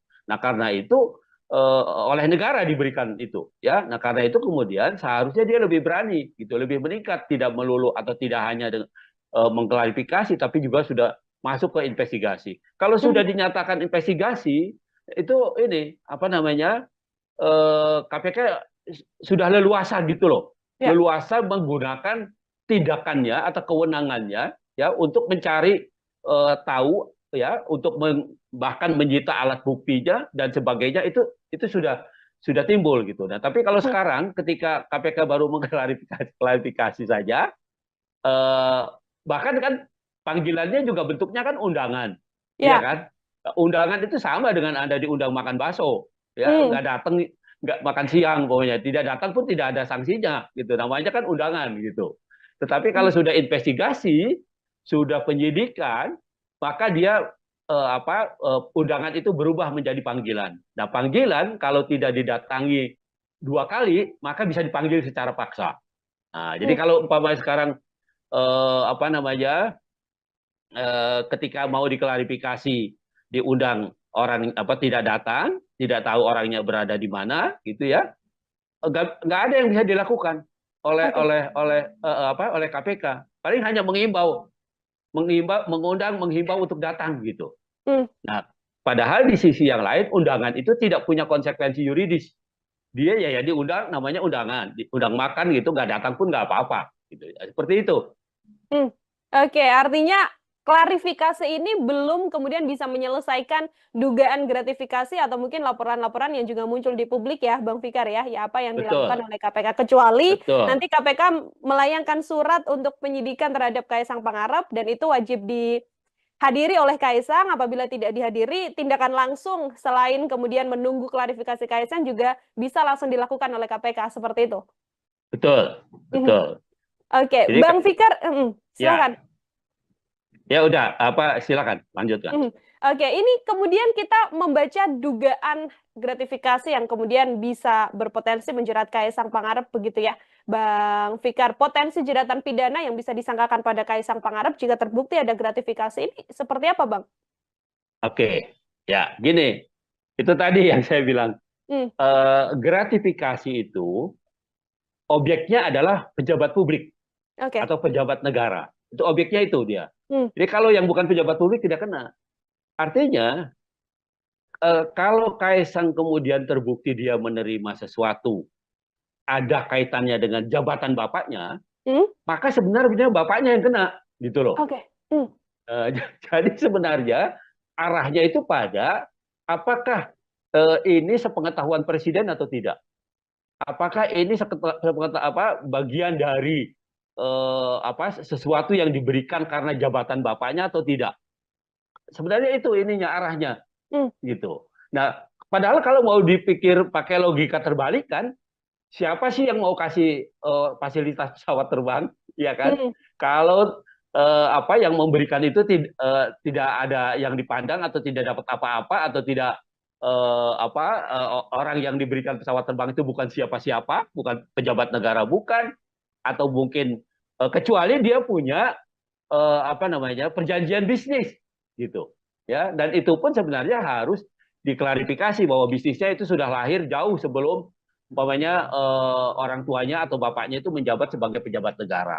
Nah, itu yang harus diklarifikasikan gitu. Bahkan kan di dalam undang-undang LHKPN itu hmm, tentang pejabat publik yang anti kolusi korupsi kolusi dan nepotisme itu sudah dinyatakan lebih dahulu. Yang pertama umpamanya ada kewajiban klarifikasi soal harta, ya, harta kekayaan dari keluarga gitu. Itu satu. Yang kedua ada pengertian pejabat negara itu tidak bisa menerima gratifikasi ya selain pada pejabat negaranya tapi juga pada keluarganya gitu. hmm, Dan pokoknya undang-undang itu sebenarnya begitu rinci ya, begitu begitu rigid gitu sehingga bisa menjerat orang. Karena kan gini, gratifikasi itu bisa bisa tidak terasa gitu, bisa hmm, macam-macam bentuknya, iya kan? hmm, Bisa eh, apa namanya? eh, Bisa dia pemberian, bisa dia berbentuk undangan, dia bisa berbentuk bisa bentuknya bisa macam-macam begitu. hmm, Ya, tidak melulu pemberian satu sesuatu yang bernilai ekonomi gitu, tetapi juga fasilitas-fasilitas yang menguntungkan yang juga punya nilai ekonomi itu bisa bisa dilakukan. Ya, hmm, jadi sebenarnya gratifikasi itu kalau lihat undang-undang korupsi itu contohnya itu macam-macam. Jadi tidak melulu menerima begitu saja, tetapi juga ada fasilitas lain yang tidak berbentuk fisik umpamanya. Nah itu juga bisa dikualifikasi sebagai gratifikasi. Nah hmm, karena itu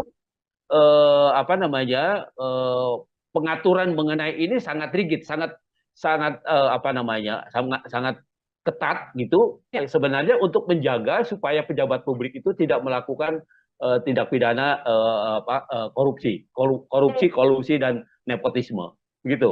Termasuk gratifikasi di dalamnya artinya yang akan terjerat nantinya apabila ini sepengetahuan sang ayah begitu ya, sepengetahuan Presiden Joko Widodo, Presiden Jokowi yang juga akan terseret kasus gratifikasi ini. Apabila nanti ada klarifikasi dari Kaisang Pangarep yang mengatakan ini murni urusan bisnis pribadi begitu ya, Bang Fikar, lalu tidak ada kaitan Ya, atau sangkut pautnya bersama dengan Presiden Jokowi, secara hukum apakah kemudian Kaisang bisa terbebas dan lepas begitu saja atau seperti apa? pengakuannya tidak bisa hanya pengakuan begitu saja, Hmm, tetapi juga harus didukung oleh alat bukti, gitu. oke. Umpamanya sejak kapan dia berhubungan dengan pengusaha itu? Hmm. Kalau dia bisa membuktikan, umpamanya ada bisnis dengan pengusaha yang memberikan fasilitas pesawat itu sebelum ayahnya menjadi presiden, ya mungkin itu tidak ada masalah apa-apa gitu. Nah, yang kita tahu kan mereka anak-anak ini kan menjadi pengusaha itu setelah bapaknya jadi pejabat negara kan begitu ya. Hmm. Dari informasi publik yang kita dengarkan itu masih kecil-kecil, tadinya masih masih apa namanya belum tahu bisnis dan belum tahu apa gitu kan. Nah, tapi ini berkembang 10 tahun belakangan kan begitu. Nah, jadi artinya dia bisa tidak dikaitkan dengan jabatan ayahnya atau jabatan presiden kalau dia bisa membuktikan bahwa hubungan bisnisnya dengan pemberi gratifikasi itu atau dengan pemberi fasilitas pesawat itu jauh sebelum ayahnya menjadi pejabat publik. Oke. Nah, itu yang bisa apa namanya yang bisa meringankan atau menghindarkan dia dari pengertian gratifikasi itu. Hmm. Selagi memang pemberian fasilitas ini dilakukan atau diberikan ketika Kaisang Pangarep dikenal sebagai putra dari Presiden Republik Indonesia, artinya masih tetap ini bisa masuk ke dugaan gratifikasi ya, Bang Fikar? Betul. Hmm. Jadi itu yang pembuktiannya begitu ya, pembuktiannya artinya meskipun dia berdalih itu bisnis dan sebagainya, ya itu harus dijelaskan gitu ya, apakah bisnis itu tiba-tiba gitu ya atau hanya terjadi setelah orang tuanya atau bapaknya itu menjadi pejabat negara atau menjadi presiden gitu. Itu yang tonggak yang paling penting yang harus dibuktikan oleh KPK nantinya begitu. Oke, akan jadi PR besar juga bagi KPK. Di satu sisi, seorang Kaisang Pangarep masih belum ada di Indonesia, jadi masih belum bisa melakukan klarifikasi. Tapi di satu sisi, harus ada pengusutan yang jelas yang dilakukan oleh KPK untuk kemudian bisa secara gamblang terbuka apakah ini gratifikasi atau tidak. Seperti itu. Terakhir dari saya, Bang Fikar, sebagai closing statement juga, apabila memang ada yang bisa dilakukan oleh Kaisang Pangarep untuk bisa membuktikan apakah ini ada gratifikasi atau tidak. Kalau dari analisa Bang Fikar, hal apa yang sedianya bisa ditunjukkan oleh Kaisang? Kaisang masih punya waktu 30 hari sejak sejak dia berangkat itu, ya, untuk melaporkan, terutama presiden, ya, untuk melaporkan bahwa itu bukan gratifikasi, Ya. gitu, bahwa itu adalah perjanjian bisnis atau apapun, gitu. Itu undang-undang tentang LHKPN itu, ya, tentang pejabat yang anti KKN itu, kolusi nepotisme itu, ya, atau ketentuan pasal 12 Undang-Undang korupsi tentang gratifikasi itu memberikan waktu 30 hari ya untuk klarifikasi bahwa itu bukan gratifikasi Ya. gitu. Ya, bahwa itu tidak ada kaitannya dengan jabatan presiden, bahwa itu tidak ada kaitannya dengan jabatan pejabat publik gitu. Nah, jadi dia masih punya waktu 30 hari itu gitu. Nah, kalau itu bisa dibuktikan gitu ya, maka ya dia bisa bebas ya. Lepas dari pembuktiannya itu nanti caranya bagaimana gitu ya, mungkin pada caranya juga ada sedikit ide dan sebagainya gitu ya. Ya itu terlepas dari itu gitu. Tetapi secara formal Kaisang masih punya waktu 30 hari sejak dia pergi, ya, sejak dia naik pesawat itu ya, sampai 30 hari ke depan dia mengklarifikasi itu. Ya, apakah itu gratifikasi atau pemberian yang ada kaitannya dengan jabatan presiden atau tidak. Nah, itu saja sebenarnya peluangnya gitu ya. Tapi kalau dia tidak bisa membuktikan itu ya sebenarnya bebannya sebenarnya ada pada presiden, ya ada pada bapaknya sebenarnya. Begitu. Lepas 30 hari artinya KPK bisa dengan leluasa melakukan pengusutan, Bang Fikar? Mestinya begitu. Menurut undang-undang harusnya sudah masuk itu. Itu suap, itu kan bisa lari ke yang lain-lain kan?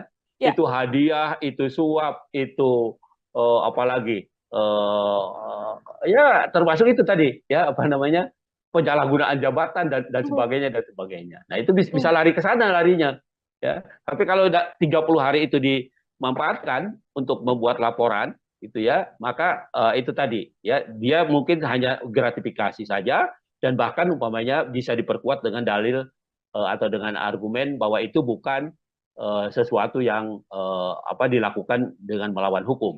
Begitu. Oke, baik. Terima kasih banyak Bang Fikar, untuk kesempatannya berdiskusi, kita menunggu juga apa klarifikasi dari Kaisang sekaligus menunggu bagaimana kemudian KPK bisa melakukan pengusutan tuntas terkait dugaan gratifikasi yang disarankan pada Kaisang Pangarep yang notabene merupakan putra dari Presiden Joko Widodo. KPK ini keterlaluan, bukannya mengklarifikasi, harusnya langsung mengadvokasi gitu. Hmm, Ya, kalau klarifikasi kan cuma tanya betul apa enggak gitu ya kan, ya. cuma mengklarifikasi peristiwanya. Tetapi kalau mengadvokasi itu sudah mendudukkan peristiwa itu sebagai kasus.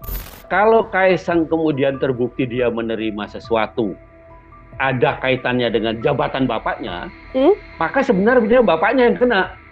Siapa sih yang mau kasih fasilitas pesawat terbang, ya kan? Hmm. Kalau yang memberikan itu tidak ada yang dipandang atau tidak dapat apa-apa atau tidak orang yang diberikan pesawat terbang itu bukan siapa-siapa, bukan pejabat negara, bukan. Putra Presiden Joko Widodo, Kaisang Pangarep, saat ini sedang menuai sorotan publik seusai terpergok menggunakan jet pribadi untuk pergi ke luar negeri bersama dengan sang istri Erina Gudono. KPK pun kemudian diminta mengklarifikasi terkait apa yang dilakukan Kaisang Pangarep dengan dugaan gratifikasi. Lantas apakah mungkin Kaisang Pangarep bisa terjerat pidana atas kasus jet pribadi yang saat ini sedang menjadi sorotan publik? Saya akan berdiskusi dan membahasnya, Tribuners, bersama dengan pakar hukum pidana.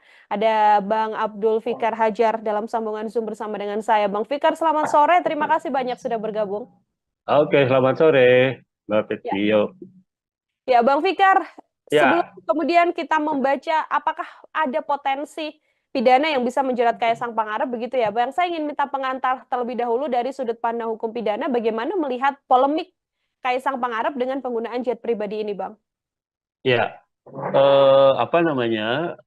ada kecenderungan para pejabat publik itu, ya, meskipun tidak secara sengaja melakukan memanfaatkan jabatan publiknya, ya, tetapi masyarakat, terutama masyarakat yang eh, berhubungan dengan jabatan publik itu seringkali mempengaruhi dengan hadiah-hadiah atau kenangan-kenangan atau apapun namanya gitu ya, yang sebenarnya berkaitan dengan tugas dan kewenangannya. Di sisi yang lain pemberian fasilitas gitu. Apakah fasilitas perizinan atau fasilitas modal atau fasilitas lainnya yang diharapkan itu diperoleh oleh terutama oleh para pengusaha yang membutuhkan ya soal perizinan itu. Nah, itu yang terjadi atau kemudahan-kemudahan berusaha gitu. Nah, karena itu kemudian potensi yang sangat besar ini diantisipasi oleh Undang-Undang Tindak Pidana Korupsi pada tahun 99 gitu ya. Hmm. Kalau pada undang-undang yang lama ya, undang-undang korupsi yang tahun 71 itu belum secara rinci ya, belum secara rinci tindak pidana atau perbuatan apa saja yang termasuk bagian dari korupsi. Hmm. Korupsi hanya dirumuskan sebagai perbuatan yang merugikan keuangan negara, ya, baik dilakukan dengan melawan hukum atau dilakukan dengan menggunakan jabatannya. Nah, itu yang ada. Tetapi di dalam undang-undang korupsi yang baru, ya, yang 3199 kemudian 2021 ya di perubahannya gitu ya, itu selain selain merugikan keuangan negara ya karena perbuatan melawan hukum atau karena penyalahgunaan jabatan, di situ ada juga umpamanya korupsi yang lahir karena suap menyuap gitu Hmm. ya. Korupsi yang lahir karena gratifikasi ya, menerima hadiah gitu. Kemudian korupsi yang lahir karena penyalahgunaan jabatan gitu ya, dalam pengertian yang luas gitu ya, Hmm. tidak hanya jabatan dalam pengertian berkaitan dengan usaha atau perizinan yang di bawah kewenangannya, tapi juga jabatan secara umum gitu, jabatan publik secara umum. Nah, jadi dengan undang-undang yang baru, undang-undang korupsi yang baru ya, itu korupsi, pengertian korupsi itu diperluas gitu ya, diperluas, tidak melulu pada perbuatan melawan hukum atau penyalahgunaan jabatan, tapi juga ada pemerasan, suap menyuap, ya, kemudian perbuatan curang gitu ya, eh, dan seterusnya gitu ya. Jadi ada banyak, kalau buka undang-undang nomor 20 tahun 2021 ya, itu akan kelihatan ya model-model korupsi gitu ya. Jadi tidak Hmm. melulu pada tekanannya pada penyalahgunaan keuangan negara. Jadi kerugiannya bisa tidak langsung keuangan negara gitu. Tetapi bagaimana seorang pejabat publik itu mendapat keuntungan karena menyalahgunakan jabatannya. Nah, tekanannya pada itu gitu. Jadi di Hmm. samping kerugian negara, tapi juga keuntungan yang didapat oleh pejabat publik ya karena menyalahgunakan jabatannya. Nah itu saya kira begitu perkembangan tindak pidana korupsi itu Hmm. seperti itu. Begitu. Nah, Oke, artinya langkah KPK untuk kemudian diminta untuk mengklarifikasi Kaisang Pangarep dengan dugaan ya, gratifikasi yang sebelumnya dilaporkan dalam penggunaan jet pribadi ini juga sesuai dengan aturan hukum pidana yang berlaku, Bang Fikar. iya, saya kira iya. Meskipun kalau dikaitkan dengan tindak pidananya, Hmm? yaitu gratifikasi, gratifikasi itu menerima hadiah ya, Ya. pejabat negara atau pejabat publik yang menerima hadiah gitu, ya, ancamannya cukup berat ya, 4 sampai 10 tahun tuh, ya. Nah, apa namanya, kan orang akan bilang, loh, Kaisang itu kan bukan bukan pejabat negara Penyelenggara kan gitu ya. negara, ya. Ya, dia kan orang sipil gitu. Nah, Hmm. tetapi kan orang harusnya juga berpikir, apakah dia mungkin diberikan fasilitas jet umpamanya kalau dia tidak punya pemberinya itu, pengusahanya itu atau orang yang memberi gratifikasi itu punya kepentingan Hmm. ya terhadap dia dan keluarganya, tentunya seperti itu gitu ya. Nah, dalam hal ini umpamanya ayahnya kan sebagai seorang presiden, tentu Ya. saja ada sesuatu yang diharapkan dari fasilitas yang diberikan oleh pengusaha itu dengan memberikan fasilitas jet dan sebagainya gitu. Nah, karena itu menjadi sangat relevan ya, malah ada teman saya yang di Jogja itu bilang KPK ini keterlaluan, bukannya mengklarifikasi, harusnya langsung mengadvokasi gitu. Hmm. Ya, kalau klarifikasi kan cuma tanya betul apa enggak gitu ya kan, Ya. cuma mengklarifikasi peristiwanya. Tetapi kalau mengadvokasi itu sudah mendudukan peristiwa itu sebagai kasus gitu, Hmm. ya, peristiwa itu sebagai kasus korupsi. Nah, karena itu kemudian diadvokasi. Nah, sayangnya memang gratifikasi itu hanya menjerat pejabat publik, pejabat Hmm. negara Hmm. gitu ya. Nah, karena itu pamannya kalau dikaitkan dengan Kaisang, Kaisang sendiri tidak termasuk kualifikasi oleh pasal itu gitu ya, pasal sebagai pejabat negara karena dia bukan pejabat negara. Nah, tetapi gratifikasi itu adalah penerimaan oleh seorang pejabat negara dan hak di dalam undang-undang undang-undang LHKPN itu ya, undang-undang pejabat negara yang bebas korupsi, bebas KKN itu, korupsi, Hmm. kolusi, nepotisme, itu disebutkan selain pejabat publiknya tapi juga keluarganya gitu. Oke. Nah, ya jadi memang kalau hanya berpegang pada ketentuan gratifikasi di undang-undang korupsi, selain pejabat negara nggak ada yang bisa dikenakan. Hmm. Tetapi begitu diperluas itu dikaitkan dengan undang-undang tentang LHKPN itu, tentang pejabat negara yang pejabat publik yang bebas dari KKN itu, nah maka itu menjadi kena gitu. Nah, karena Hmm. itu kemudian eh, apa namanya menjadi tepat gitu ya, Kaisang kemudian diklarifikasi atau diadvokasi bahkan gitu oleh KPK begitu. Oke, meskipun bukan penyelenggara negara, tapi dari aturan yang ada, keluarga dari penyelenggara negara ini juga bisa kemudian dilakukan penyelidikan ya, Bang Fikar ya, untuk dugaan Ya, gratifikasi yang mungkin dilakukan. Kalau dalam kasus Kaisang Pangarep ini, kalau dari analisa Bang Fikar sendiri, cukupkah dengan klarifikasi atau tadi yang sempat disampaikan Bang, harus diadvokasi atau kemudian diinvestigasi mendalam, begitu? ya, saya kira sesuai dengan kedudukannya gitu Hmm? ya, kan KPK itu kan punya dua fungsi sebenarnya, pencegahan dan penindakan gitu, Hmm, ya.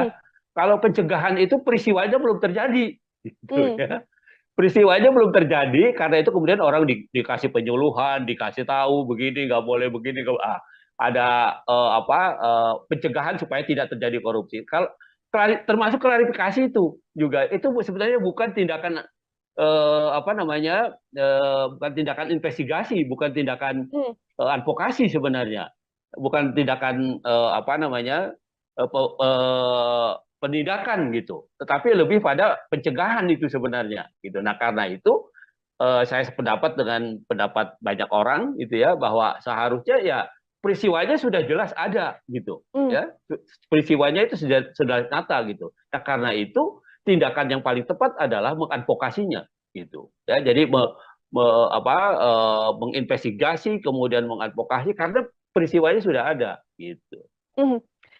Kasusnya yang kemudian saat ini mencuat di dalam negeri kan Kaisang justru tidak muncul begitu ya, Bang Fikar ya. Posisinya Ya, sedang berada di luar negeri dan dari sejumlah konfirmasi yang dilakukan oleh media bahkan belum ada kabar apapun PSI termasuk juga mengatakan belum mendapatkan informasi dari Kaisang Pangarep. Artinya perlukah kemudian sampai di momen sekarang ini pihak terkait di Indonesia ini bekerja sama dengan penegak hukum di luar negeri untuk cepat-cepat menyelesaikan perkara yang menyeret Kaisang Pangarep ini, Bang? gini. Nah, itu tadi tergantung pada status tindakan yang dilakukan, gitu ya. Oke. Hmm. Kalau dia klarifikasi, itu artinya belum masuk jadi perkara itu sebenarnya. Ya, Hmm. masih kalaupun dikualifikasi jadi perkara itu masih penyelidikan. Hmm. Penyelidikan itu masih mencari peristiwa, ya masih ada nggak sebenarnya peristiwa pidananya. Nah masih itu, jadi belum belum ada upaya paksa istilahnya, Hmm. gitu ya, upaya yang bisa dilakukan secara paksa terhadap pihak-pihak yang memang seharusnya diinvestigasi gitu ya, di dalam konteks itu gitu, kecuali kemudian KPK meningkatkan itu menjadi penyidikan. Oke. Nah kalau penyidikan itu sudah bisa digunakan upaya paksa. Upaya paksa di dalam hukum acara pidana Indonesia itu umpamanya nangkap, nahan, menggeledah, menyita, termasuk Hmm. minta bantuan aparat hukum di luar negeri Hmm. gitu. Itu juga bagian dari penyidikan gitu Hmm. sebenarnya. Nah karena belum masuk ke tahap itu gitu ya, maka agak sulit ya, kecuali memang KPK punya hubungan baik umpamanya dengan KPK Singapura atau dengan KPK Malaysia atau dengan KPK Amerika umpamanya ya, Ya. dia punya hubungan baik ya, dia bersurat gitu ya, minta informasi ya bisa saja itu. Hmm. Artinya tidak secara formal gitu, tetapi secara formal karena peristiwa ini belum diinvestigasi menjadi penyidikan gitu ya, maka belum belum lahir kewenangan paksa, Hmm. kewenangan melakukan upaya paksa di KPK gitu. Nah karena Hmm. itu ya itu tadi saya bilang, kritik-kritik masyarakat itu kenapa hanya diklarifikasi bukan diinvestigasi gitu ya. Ya. Nah itu menjadi relevan gitu. Hmm. Nah ketika KPK masuk ke wilayah investigasi penyidikan, maka dia punya kewenangan, dia punya hak untuk menggeledah, menyita, menangkap, menahan ya, atau minta bantuan informasi dari penegak hukum lain dan sebagainya. Nah itu Hmm. lahir gitu. Nah, tapi Hmm. kalau cuma klarifikasi gini kan seolah-olah belum ada apa-apa. Peristiwanya belum ada gitu. Oke. Seperti itu. Oke, Bang Fikar, klarifikasi kan dilakukan terhadap Kaisang Pangarep begitu ya. Apabila kemudian ada pendalaman-pendalaman seperti yang juga beredar di media MOU soal manifest pesawat yang kemudian dirahasiakan dan sebagainya. Apakah hal-hal semacam itu kemudian bisa menjadi bekal bagi KPK untuk bisa next step begitu, tidak hanya mengklarifikasi tapi langsung melakukan investigasi dalam kasus ini? Iya, saya kira itu satu kemungkinan gitu Hmm? ya. Satu kemungkinan yang sampai sekarang kita belum belum menyaksikan juga ini KPK mau Hmm. meningkatkan, walaupun kritik di sana sini muncul gitu Ya. ya. Kritik di sana sini muncul gitu. Nah, itu yang seharusnya diperhatikan oleh KPK Hmm. gitu ya. KPK itu kan tidak tidak apa namanya bahwa dia penegak hukum, iya, tapi dia penegak hukum menurut saya sih yang luar biasa karena dia dilahirkan karena kelemahan penegak hukum yang ada gitu, kelemahan Hmm. kepolisian, kelemahan kejaksaan, kemudian dibentuklah itu KPK sengaja. Nah karena itu dia punya kewenangan yang cukup luas gitu, cukup luas dan cukup cukup besar gitu. Nah karena itu oleh negara diberikan itu, ya. Nah karena itu kemudian seharusnya dia lebih berani gitu, lebih meningkat, tidak melulu atau tidak hanya dengan mengklarifikasi, tapi juga sudah masuk ke investigasi. Kalau sudah Hmm. dinyatakan investigasi, itu ini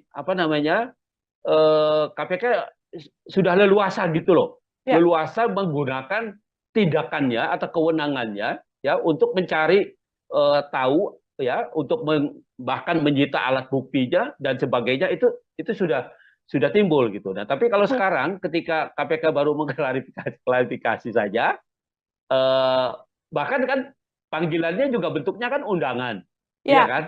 Undangan itu sama dengan Anda diundang makan bakso, ya Hmm. nggak datang, nggak makan siang, pokoknya tidak datang pun tidak ada sanksinya, gitu. Namanya kan undangan gitu. Tetapi Hmm. kalau sudah investigasi, sudah penyidikan, maka dia undangan itu berubah menjadi panggilan. Nah panggilan kalau tidak didatangi 2 kali, maka bisa dipanggil secara paksa. Nah, jadi Hmm. kalau umpamanya sekarang eh, apa namanya ketika mau diklarifikasi, diundang, orang tidak datang, tidak tahu orangnya berada di mana, gitu ya, nggak ada yang bisa dilakukan oleh Oke. oleh oleh oleh KPK. Paling hanya mengundang, menghimbau untuk datang gitu. Hmm. Nah, padahal di sisi yang lain undangan itu tidak punya konsekuensi yuridis. Dia ya diundang, namanya undangan, diundang makan gitu, nggak datang pun nggak apa-apa gitu. Seperti itu. Hmm. Oke, artinya klarifikasi ini belum kemudian bisa menyelesaikan dugaan gratifikasi atau mungkin laporan-laporan yang juga muncul di publik ya, Bang Fikar ya, ya apa yang dilakukan Betul, oleh KPK. Kecuali betul. nanti KPK melayangkan surat untuk penyidikan terhadap Kaisang Pangarep dan itu wajib dihadiri oleh Kaisang. Apabila tidak dihadiri, tindakan langsung selain kemudian menunggu klarifikasi Kaisang juga bisa langsung dilakukan oleh KPK seperti itu. Betul, Mhm. betul. Oke, Jadi Bang Fikar, ya, silakan. ya udah, silakan lanjutkan. Mhm. Oke, ini kemudian kita membaca dugaan gratifikasi yang kemudian bisa berpotensi menjerat Kaisang Pangarep begitu ya, Bang Fikar. Potensi jeratan pidana yang bisa disangkakan pada Kaisang Pangarep jika terbukti ada gratifikasi ini seperti apa, Bang? Oke, ya gini, itu tadi yang saya bilang, Hmm. gratifikasi itu objeknya adalah pejabat publik Oke. atau pejabat negara. Itu objeknya itu dia. Hmm. Jadi kalau yang bukan pejabat publik tidak kena. Artinya kalau Kaisang kemudian terbukti dia menerima sesuatu ada kaitannya dengan jabatan bapaknya, Hmm. maka sebenarnya bapaknya yang kena, gitu loh. Oke. Hmm. Eh, jadi sebenarnya arahnya itu pada apakah ini sepengetahuan presiden atau tidak? Apakah ini bagian dari sesuatu yang diberikan karena jabatan bapaknya atau tidak? Sebenarnya itu ininya arahnya Hmm. gitu. Nah, padahal kalau mau dipikir pakai logika terbalik kan, siapa sih yang mau kasih fasilitas pesawat terbang, ya kan? Hmm. Kalau yang memberikan itu tidak ada yang dipandang atau tidak dapat apa-apa atau tidak orang yang diberikan pesawat terbang itu bukan siapa-siapa, bukan pejabat negara, bukan, atau mungkin kecuali dia punya perjanjian bisnis gitu, ya. Dan itu pun sebenarnya harus diklarifikasi bahwa bisnisnya itu sudah lahir jauh sebelum umpamanya orang tuanya atau bapaknya itu menjabat sebagai pejabat negara. Nah, itu yang harus diklarifikasikan gitu. Bahkan kan di dalam undang-undang LHKPN itu tentang pejabat publik yang anti korupsi dan nepotisme itu sudah dinyatakan lebih dahulu. Yang pertama umpamanya ada kewajiban klarifikasi soal harta, ya, harta kekayaan dari keluarga gitu. Itu satu. Yang kedua, ada pengertian pejabat negara itu tidak bisa menerima gratifikasi ya selain pada pejabat negaranya, tapi juga pada keluarganya gitu. Hmm. Dan pokoknya undang-undang itu sebenarnya begitu rigid, ya, begitu begitu rigid gitu, sehingga bisa menjerat orang. Karena kan gini, gratifikasi itu bisa bisa tidak terasa gitu, bisa Hmm. macam-macam bentuknya, iya kan? Hmm. Bisa apa namanya, eh, bisa dia pemberian, bisa dia berbentuk undangan, dia bisa bentuknya bisa macam-macam begitu, Hmm. ya. Tidak melulu pemberian satu sesuatu yang bernilai ekonomi gitu, tetapi juga fasilitas-fasilitas yang menguntungkan, yang juga punya nilai ekonomi itu bisa bisa dilakukan. Ya, Hmm. jadi sebenarnya gratifikasi itu kalau lihat undang-undang korupsi itu contohnya itu macam-macam. Jadi tidak melulu menerima begitu saja, tetapi juga ada fasilitas lain yang tidak berbentuk fisik umpamanya.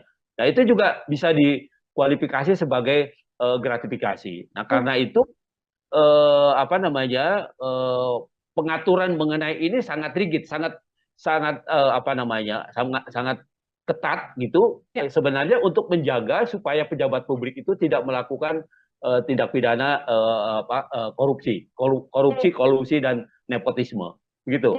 Termasuk gratifikasi di dalamnya artinya yang akan terjerat nantinya apabila ini sepengetahuan sang ayah begitu ya, sepengetahuan Presiden Joko Widodo, Presiden Jokowi yang juga akan terseret kasus gratifikasi ini. Apabila nanti ada klarifikasi dari Kaisang Pangarep yang mengatakan ini murni urusan bisnis pribadi begitu ya, Bang Fikar, lalu tidak ada kaitan Ya. atau sangkut pautnya bersama dengan Presiden Jokowi, secara hukum apakah kemudian Kaisang bisa terbebas dan lepas begitu saja atau seperti apa? Pengakuannya tidak bisa hanya pengakuan begitu saja, Hmm, tetapi juga harus didukung oleh alat bukti gitu. oke. Umpamanya sejak kapan dia berhubungan dengan pengusaha itu? Hmm, Kalau dia bisa membuktikan umpamanya ada bisnis dengan pengusaha yang memberikan fasilitas pesawat itu sebelum ayahnya menjadi presiden, ya mungkin itu tidak ada masalah apa-apa gitu.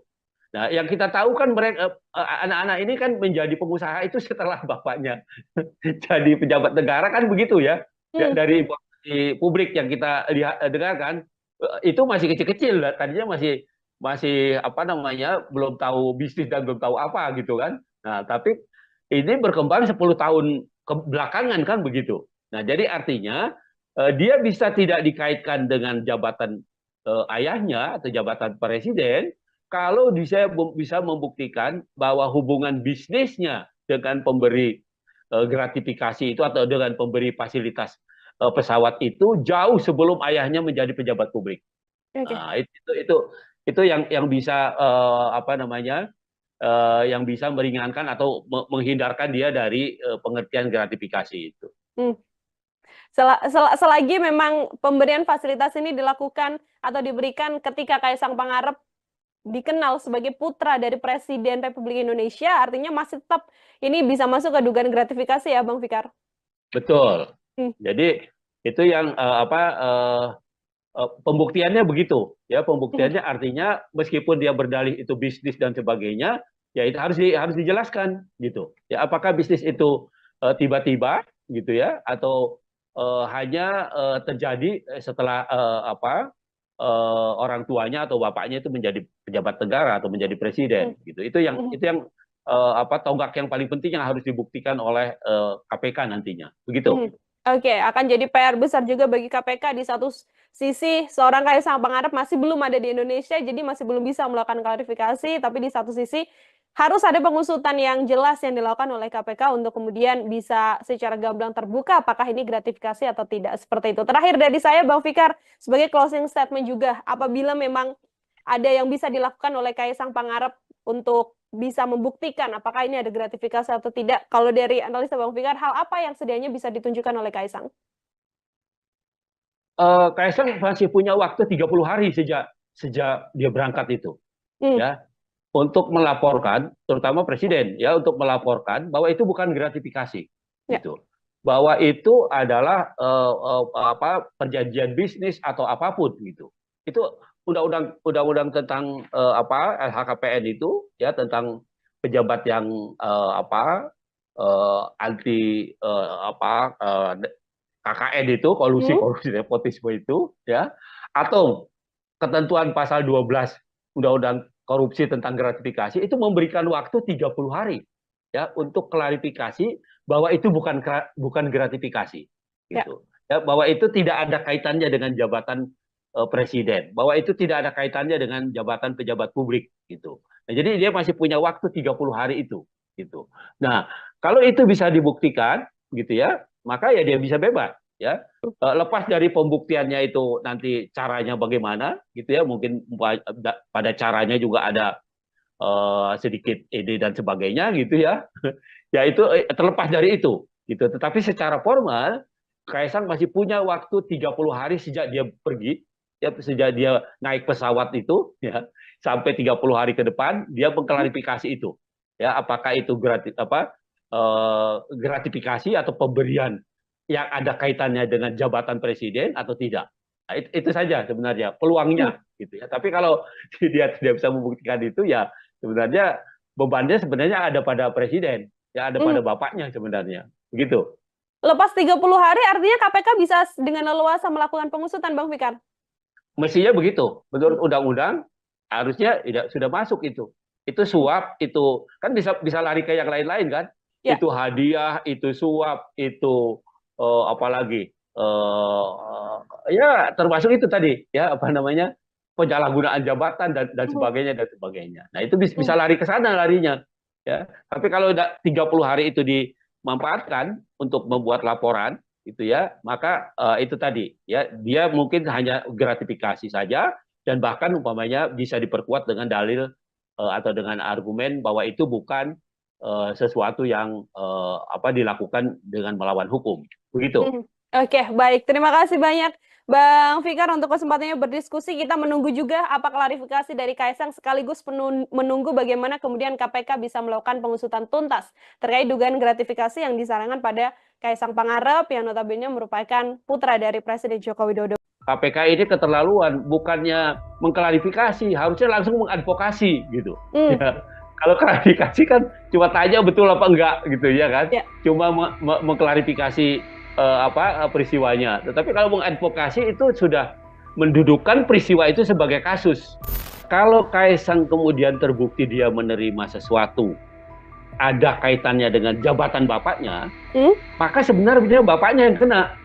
Siapa sih yang mau kasih fasilitas pesawat terbang, ya kan?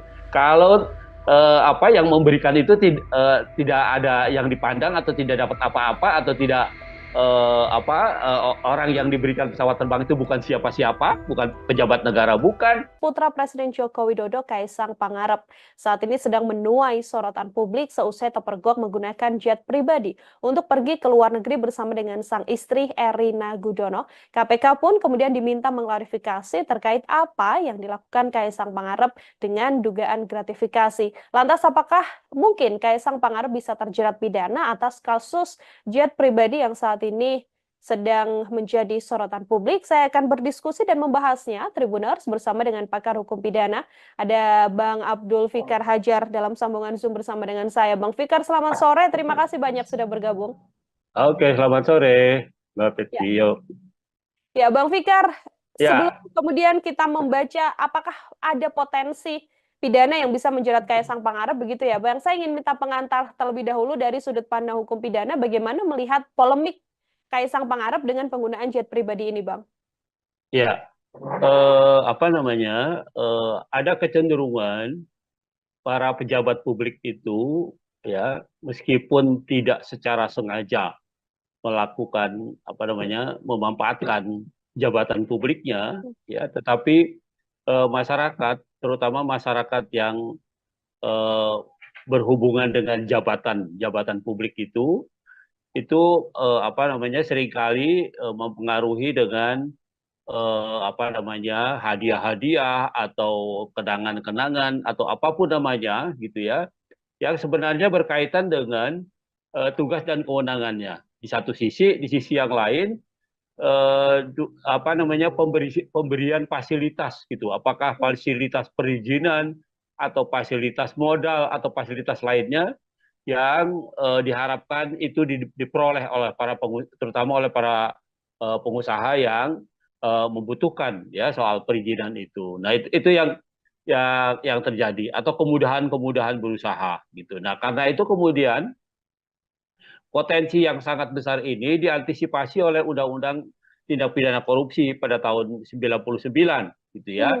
kalau pada undang-undang yang lama ya, undang-undang korupsi yang tahun 71 itu belum secara rinci ya, belum secara rinci apa namanya tindak pidana atau perbuatan apa saja yang termasuk bagian dari korupsi. Hmm. Korupsi hanya dirumuskan sebagai perbuatan yang merugikan keuangan negara, ya baik dilakukan dengan melawan hukum atau dilakukan dengan menggunakan jabatannya. Nah, itu yang ada. Tetapi di dalam undang-undang korupsi yang baru, ya yang 3199 kemudian 2021 ya di perubahannya gitu ya.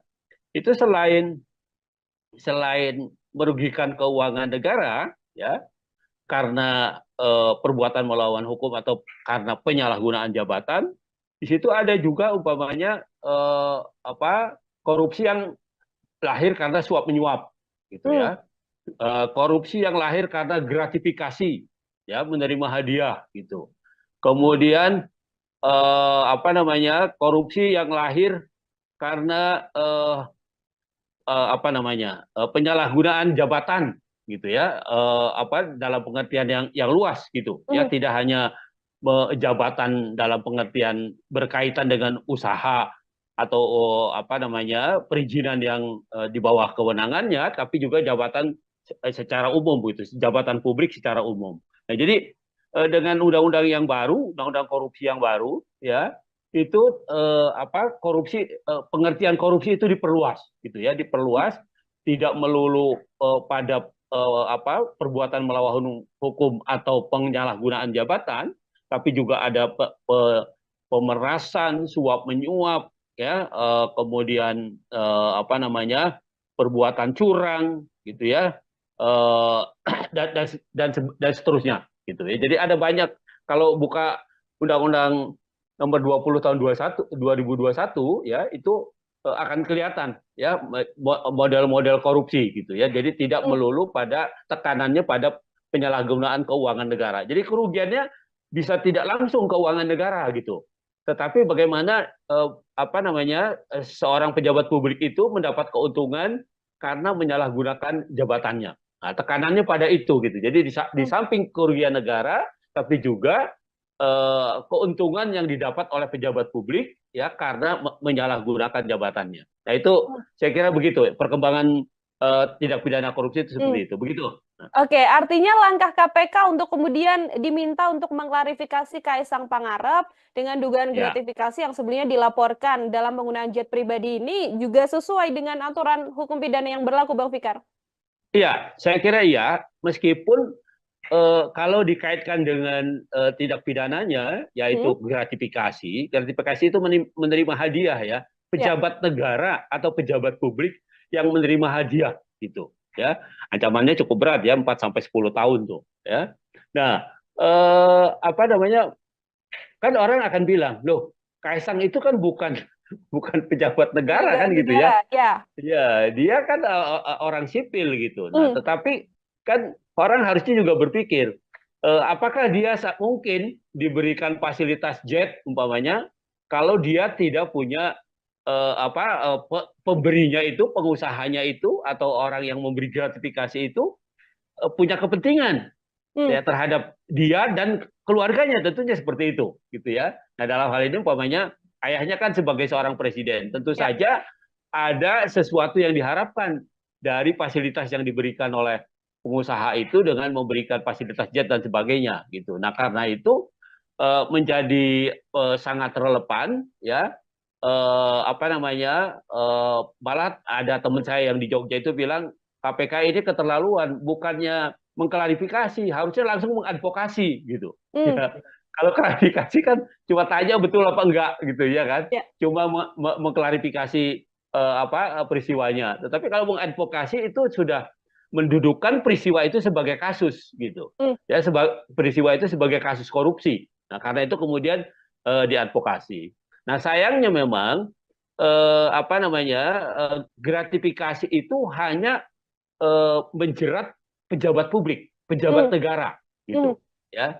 Nah, karena itu umpamanya kalau dikaitkan dengan Kaisang sendiri tidak apa namanya tidak termasuk kualifikasi oleh pasal itu gitu ya, pasal sebagai pejabat negara karena dia bukan pejabat negara.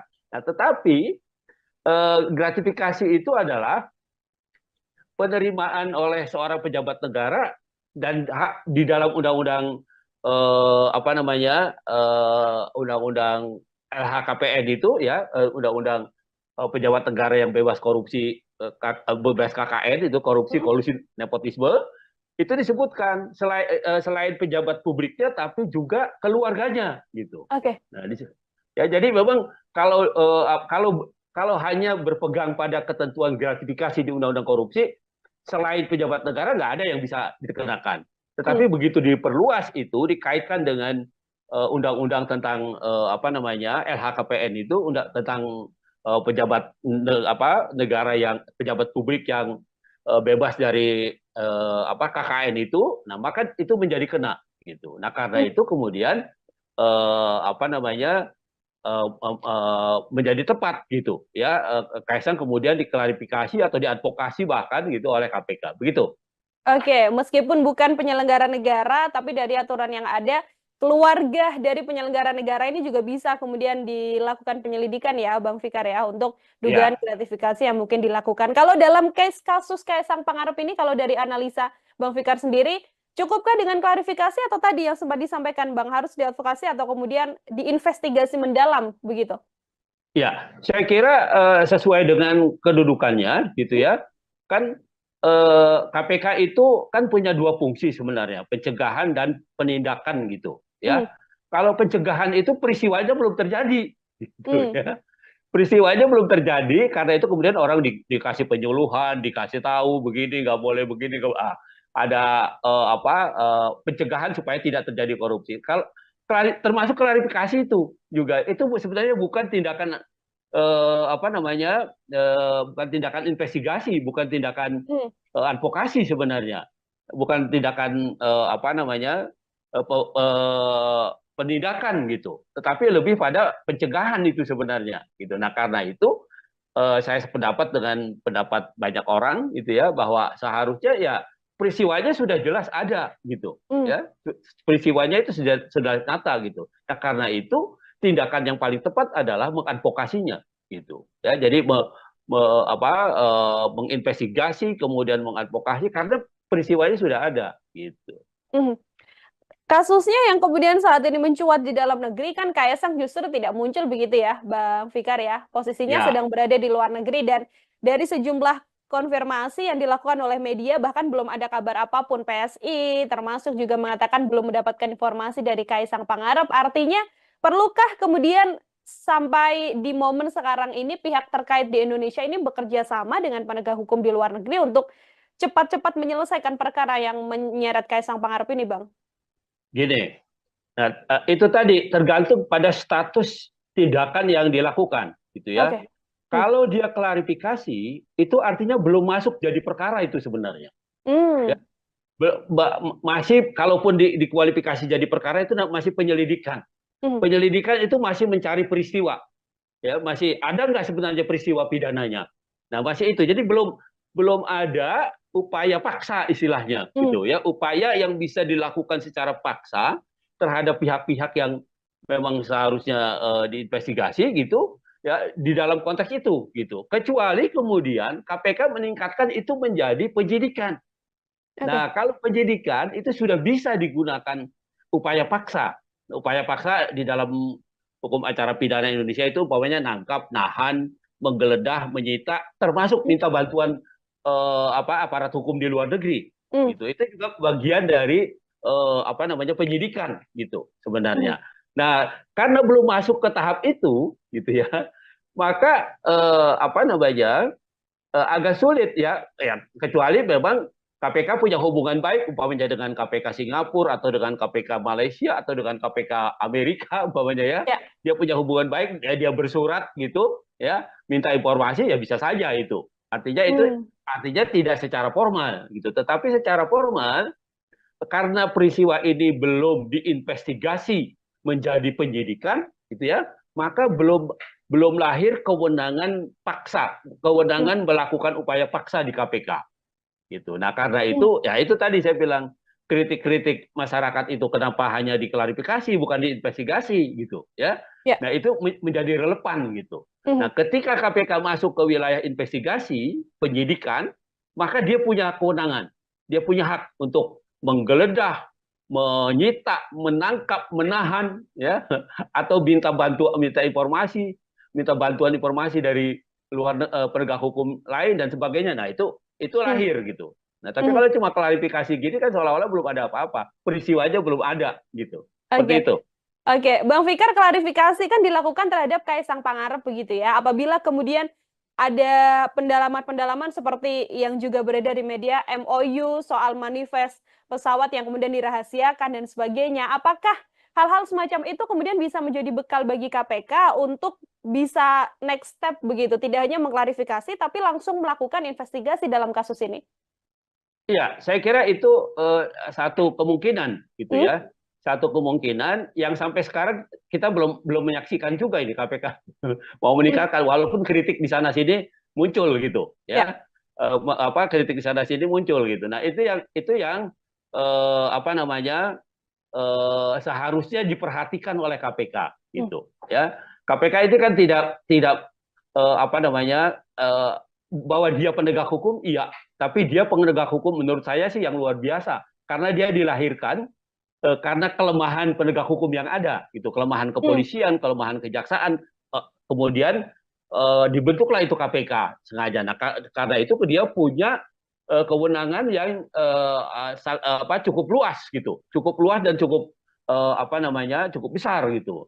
Nah, karena itu oleh negara diberikan itu, ya. Nah, karena itu kemudian seharusnya dia lebih berani, gitu, lebih meningkat, tidak melulu atau tidak hanya dengan mengklarifikasi, tapi juga sudah masuk ke investigasi. Kalau sudah dinyatakan investigasi, itu ini apa namanya KPK sudah leluasa gitu loh, Ya. leluasa menggunakan tindakannya atau kewenangannya ya untuk mencari tahu ya, untuk bahkan menyita alat buktinya dan sebagainya itu sudah timbul gitu. Nah, tapi kalau sekarang ketika KPK baru mengklarifikasi saja, bahkan kan panggilannya juga bentuknya kan undangan, iya Ya. kan? Undangan itu sama dengan Anda diundang makan bakso, ya, nggak datang, nggak makan siang, pokoknya tidak datang pun tidak ada sanksinya, gitu. Namanya kan undangan, gitu. Tetapi kalau sudah investigasi, sudah penyidikan, maka dia undangan itu berubah menjadi panggilan. Nah, panggilan kalau tidak didatangi 2 kali, maka bisa dipanggil secara paksa. Nah, jadi kalau umpamanya sekarang apa namanya ketika mau diklarifikasi diundang orang tidak datang, tidak tahu orangnya berada di mana, gitu ya, nggak ada yang bisa dilakukan oleh KPK. Paling hanya menghimbau untuk datang gitu. Nah, padahal di sisi yang lain undangan itu tidak punya konsekuensi yuridis. Dia ya diundang, namanya undangan, diundang makan gitu, nggak datang pun nggak apa-apa, gitu. Seperti itu. Oke, artinya klarifikasi ini belum kemudian bisa menyelesaikan dugaan gratifikasi atau mungkin laporan-laporan yang juga muncul di publik ya, Bang Fikar ya, apa yang dilakukan Betul, oleh KPK. Kecuali betul. nanti KPK melayangkan surat untuk penyidikan terhadap Kaisang Pangarep dan itu wajib dihadiri oleh Kaisang. Apabila tidak dihadiri, tindakan langsung selain kemudian menunggu klarifikasi Kaisang juga bisa langsung dilakukan oleh KPK, seperti itu. Betul, betul. Oke, Jadi Bang Fikar, silakan. ya udah, silakan lanjutkan.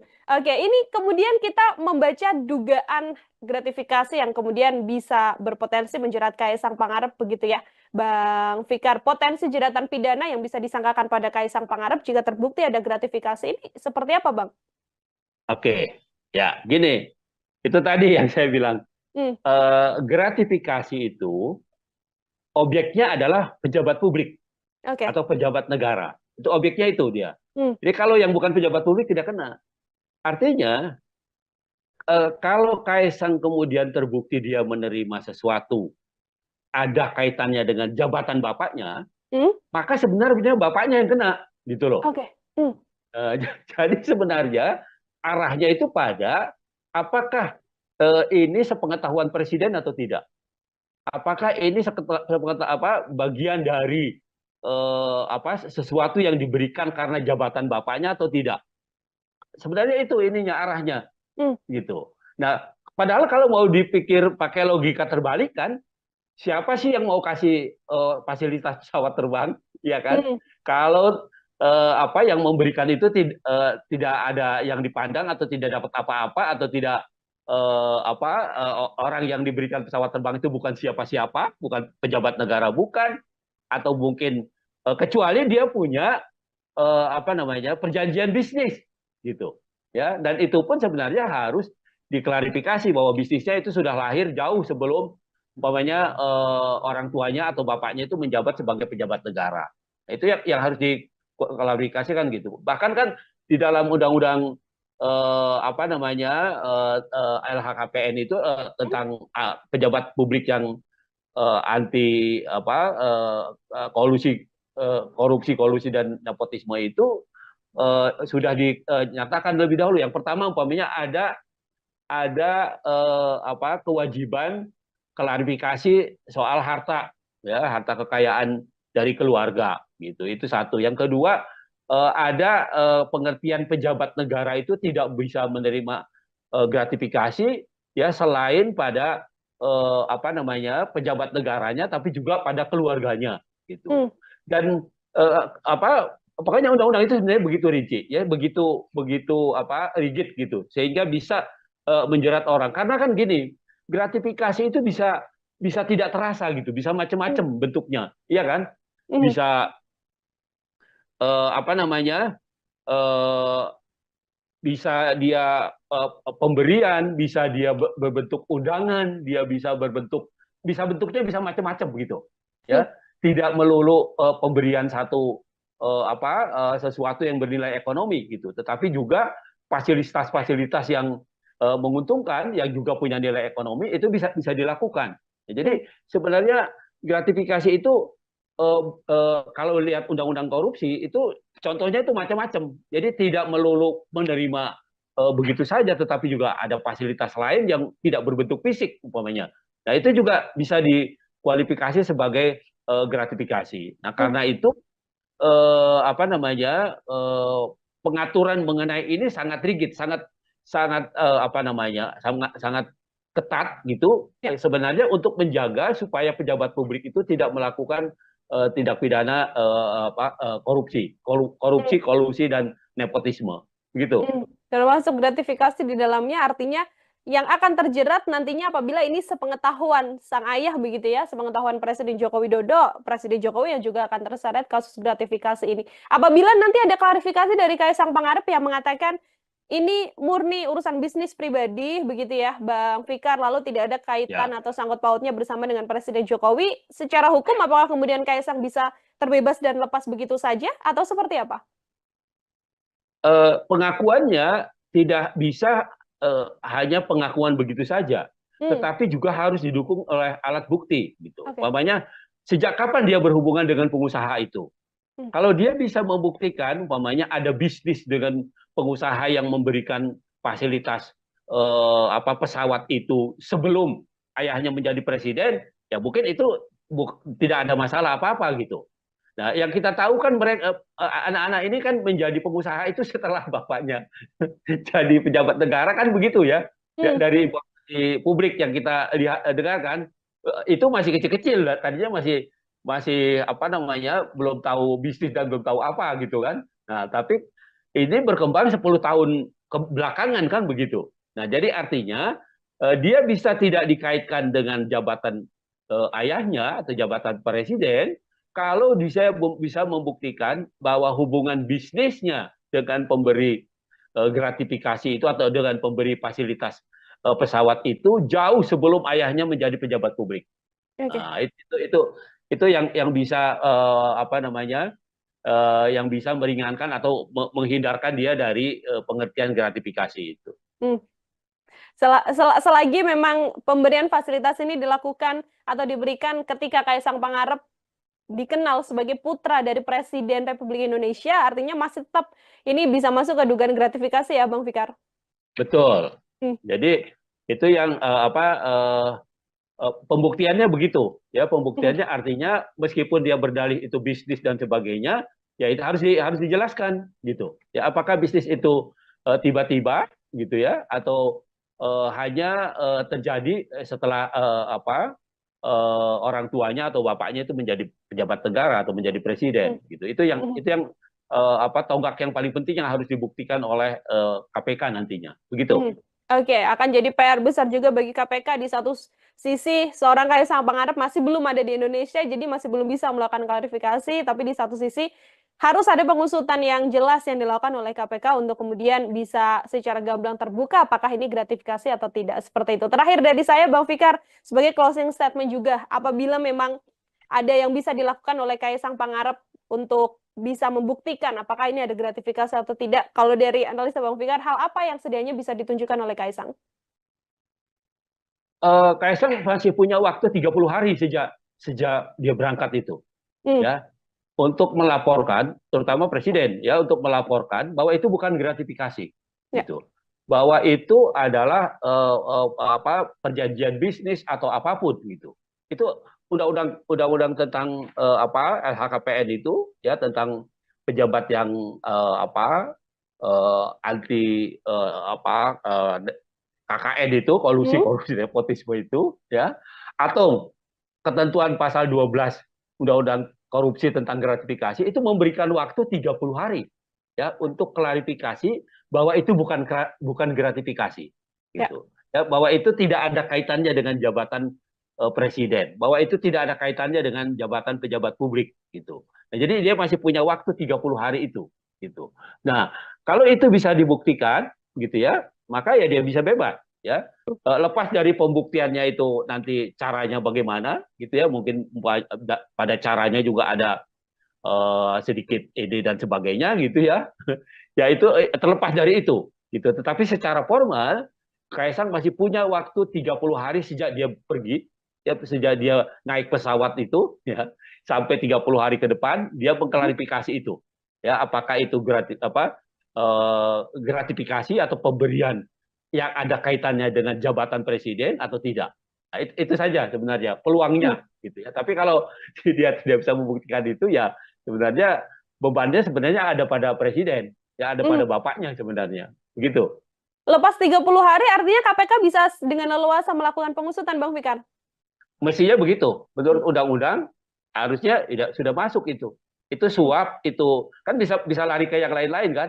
Ya. Itu hadiah, itu suap, itu apalagi ya termasuk itu tadi, ya, apa namanya, penyalahgunaan jabatan dan sebagainya dan sebagainya. Nah, itu bisa lari ke sana larinya, ya. Tapi kalau 30 hari itu dimanfaatkan untuk membuat laporan, itu ya, maka itu tadi, ya, dia mungkin hanya gratifikasi saja dan bahkan umpamanya bisa diperkuat dengan dalil atau dengan argumen bahwa itu bukan sesuatu yang dilakukan dengan melawan hukum, begitu. Oke, baik. Terima kasih banyak Bang Fikar untuk kesempatannya berdiskusi. Kita menunggu juga apa klarifikasi dari Kaisang sekaligus menunggu bagaimana kemudian KPK bisa melakukan pengusutan tuntas terkait dugaan gratifikasi yang disarankan pada Kaisang Pangarep yang notabene merupakan putra dari Presiden Joko Widodo. KPK ini keterlaluan, bukannya mengklarifikasi, harusnya langsung mengadvokasi, gitu. Ya. Kalau klarifikasi kan cuma tanya betul apa enggak, gitu ya kan? Ya. Cuma mengklarifikasi peristiwanya. Tetapi kalau mengadvokasi itu sudah mendudukkan peristiwa itu sebagai kasus. Kalau Kaisang kemudian terbukti dia menerima sesuatu ada kaitannya dengan jabatan bapaknya, maka sebenarnya bapaknya yang kena.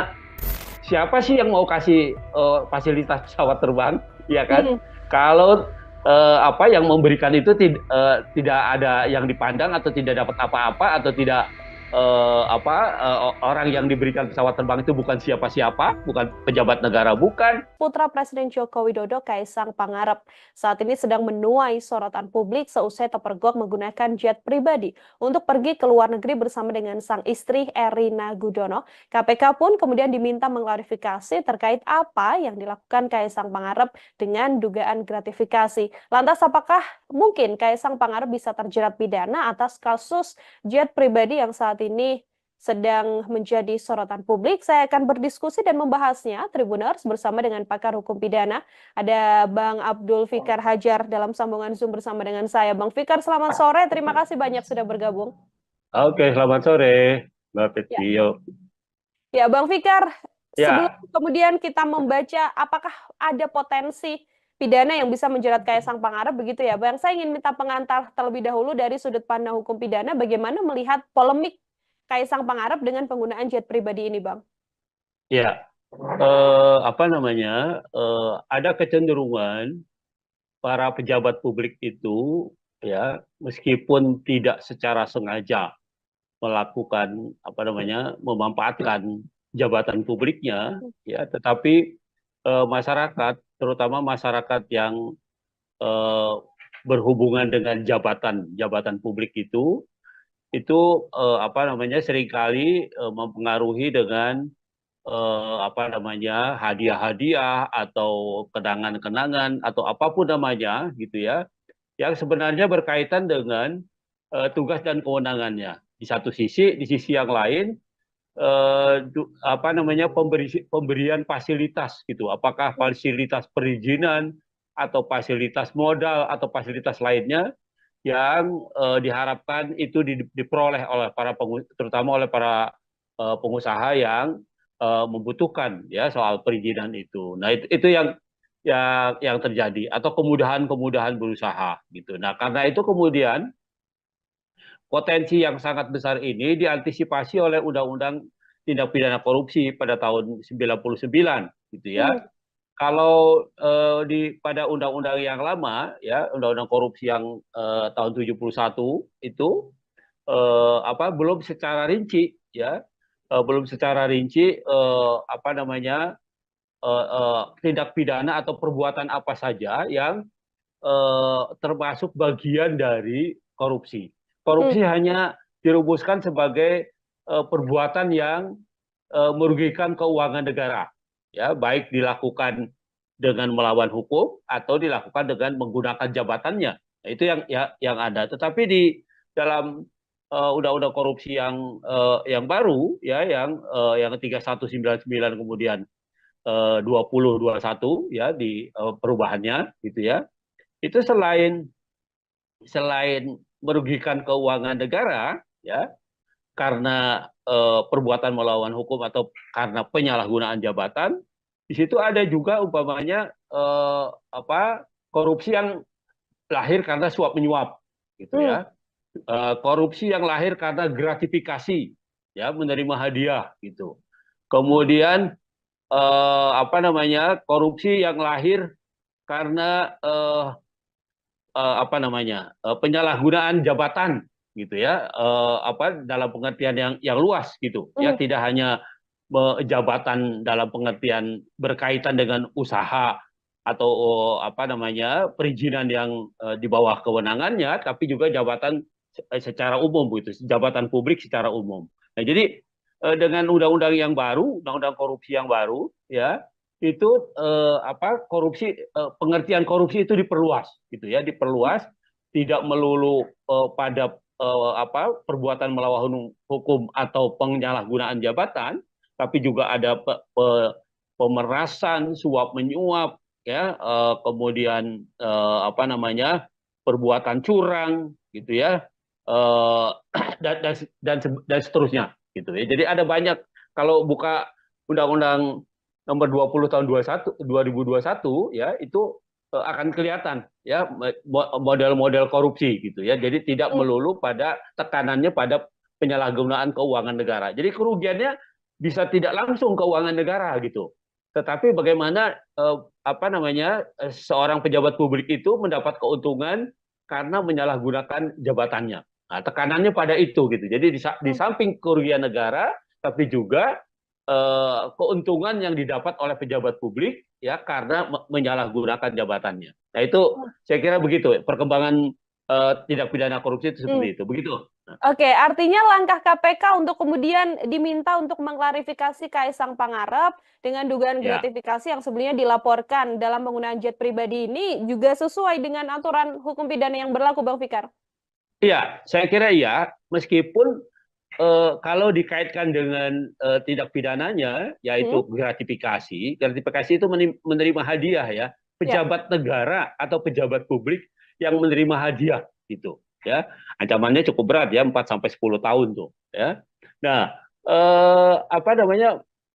Kan orang akan bilang, loh, Kaisang itu kan bukan bukan pejabat negara Penyelenggara kan gitu negara, ya. ya. Ya, dia kan orang sipil gitu. Nah, Hmm. tetapi kan orang harusnya juga berpikir, apakah dia mungkin diberikan fasilitas jet umpamanya kalau dia tidak punya pemberinya itu, pengusahanya itu atau orang yang memberi gratifikasi itu punya kepentingan Hmm. ya terhadap dia dan keluarganya, tentunya seperti itu gitu ya. Nah, dalam hal ini umpamanya ayahnya kan sebagai seorang presiden, tentu Ya. saja ada sesuatu yang diharapkan dari fasilitas yang diberikan oleh pengusaha itu dengan memberikan fasilitas jet dan sebagainya gitu. Nah, karena itu menjadi sangat relevan ya, apa namanya, malah ada teman saya yang di Jogja itu bilang KPK ini keterlaluan, bukannya mengklarifikasi, harusnya langsung mengadvokasi gitu. Hmm. Ya, kalau klarifikasi kan cuma tanya betul apa enggak gitu ya kan, Ya. cuma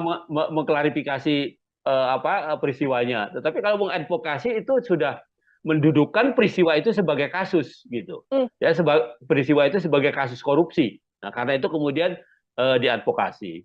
Nah, sayangnya memang apa namanya, gratifikasi itu hanya menjerat pejabat publik, pejabat Hmm. negara Hmm. gitu ya. Nah, karena itu umpamanya kalau dikaitkan dengan Kaisang, Kaisang sendiri tidak apa namanya, tidak termasuk kualifikasi oleh pasal itu gitu ya, pasal sebagai pejabat negara karena dia bukan pejabat negara. Nah, tetapi gratifikasi itu adalah penerimaan oleh seorang pejabat negara dan hak di dalam undang-undang apa namanya, undang-undang LHKPN itu ya, undang-undang pejabat negara yang bebas korupsi, bebas KKN itu, korupsi Hmm. kolusi nepotisme, itu disebutkan selain pejabat publiknya tapi juga keluarganya gitu. Oke. Nah, ya jadi memang kalau kalau hanya berpegang pada ketentuan gratifikasi di undang-undang korupsi, selain pejabat negara nggak ada yang bisa dikenakan. Hmm.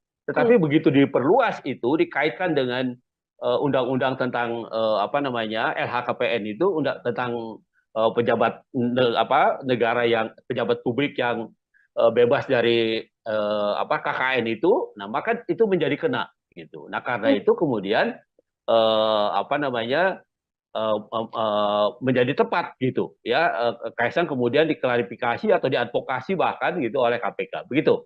Oke, meskipun bukan penyelenggara negara, tapi dari aturan yang ada, keluarga dari penyelenggara negara ini juga bisa kemudian dilakukan penyelidikan ya, Bang Fikar ya, untuk dugaan Ya, gratifikasi yang mungkin dilakukan. Kalau dalam case kasus Kaisang Pangarep ini, kalau dari analisa Bang Fikar sendiri, cukupkah dengan klarifikasi atau tadi yang sempat disampaikan Bang, harus diadvokasi atau kemudian diinvestigasi mendalam begitu?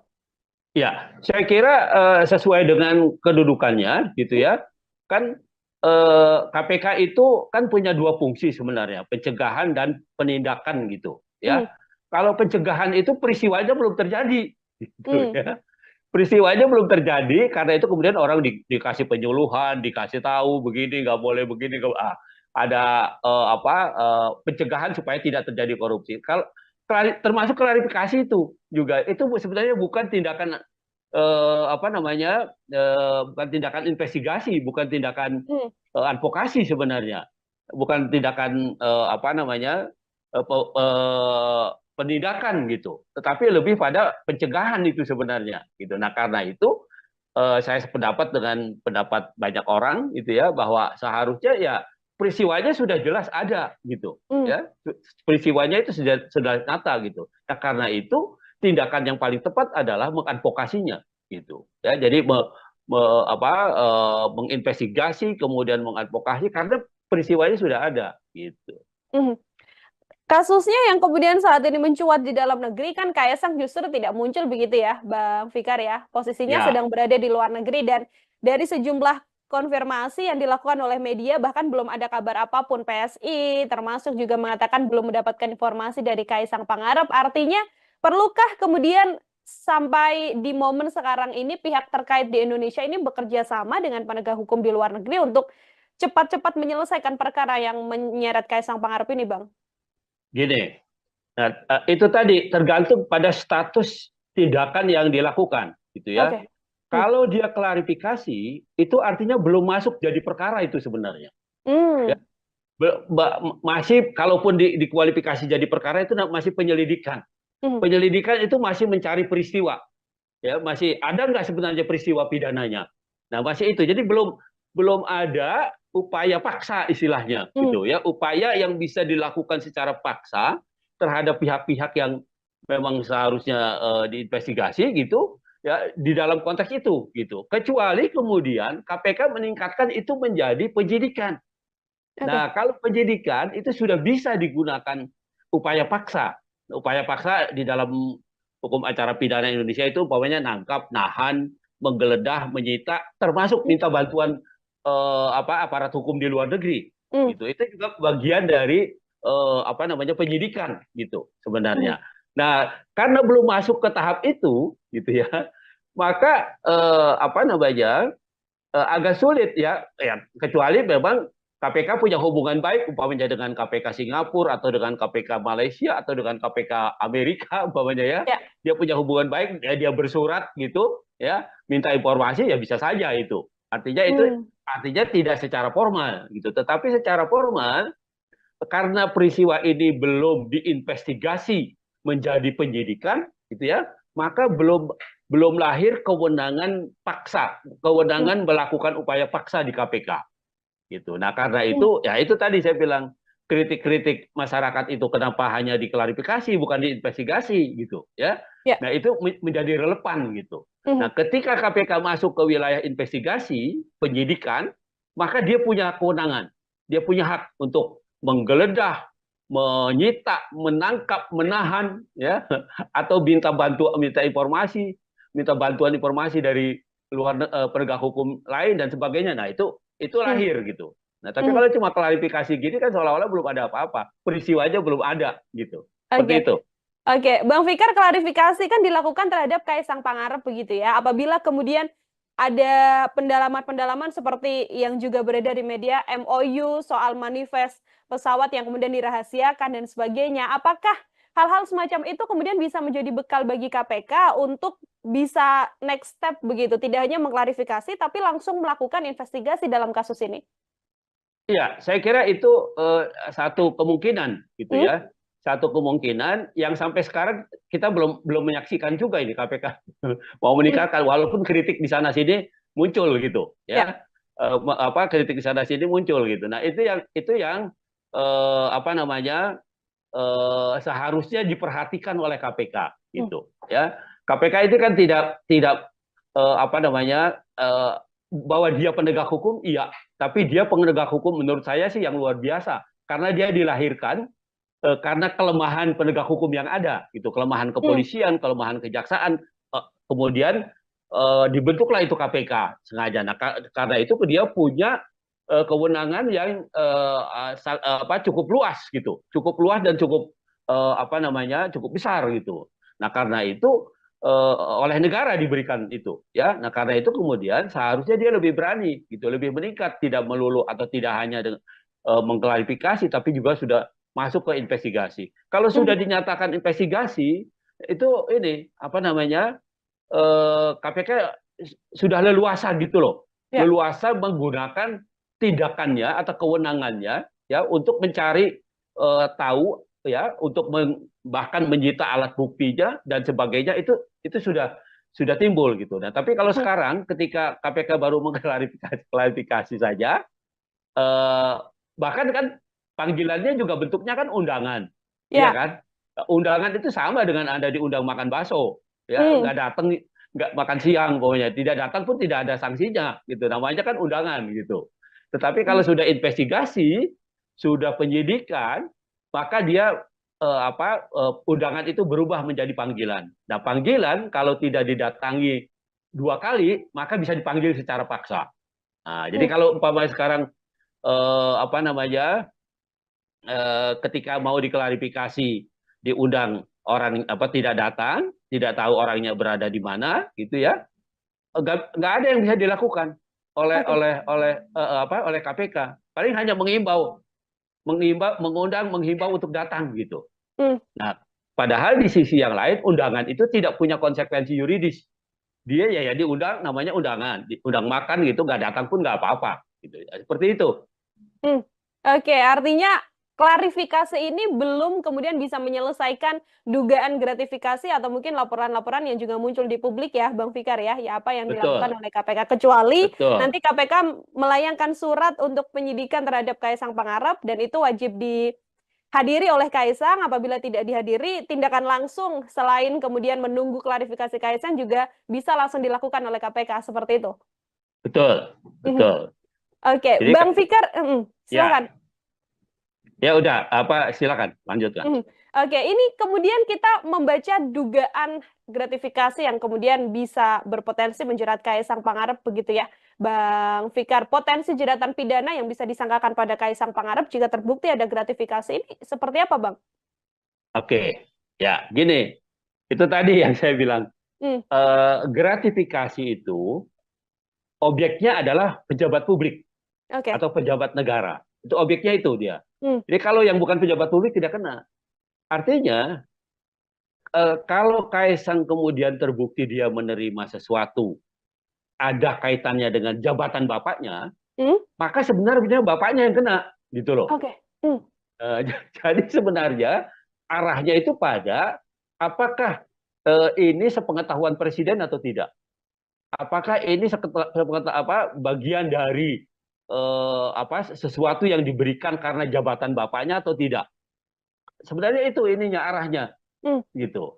Nah, padahal kalau mau dipikir pakai logika terbalik kan, siapa sih yang mau kasih fasilitas pesawat terbang, ya kan? hmm, Kalau yang memberikan itu tidak ada yang dipandang atau tidak dapat apa-apa atau tidak orang yang diberikan pesawat terbang itu bukan siapa-siapa, bukan pejabat negara, bukan, atau mungkin kecuali dia punya perjanjian bisnis gitu, ya. Dan itu pun sebenarnya harus diklarifikasi bahwa bisnisnya itu sudah lahir jauh sebelum umpamanya orang tuanya atau bapaknya itu menjabat sebagai pejabat negara. Nah, itu yang harus diklarifikasikan gitu. Bahkan kan di dalam undang-undang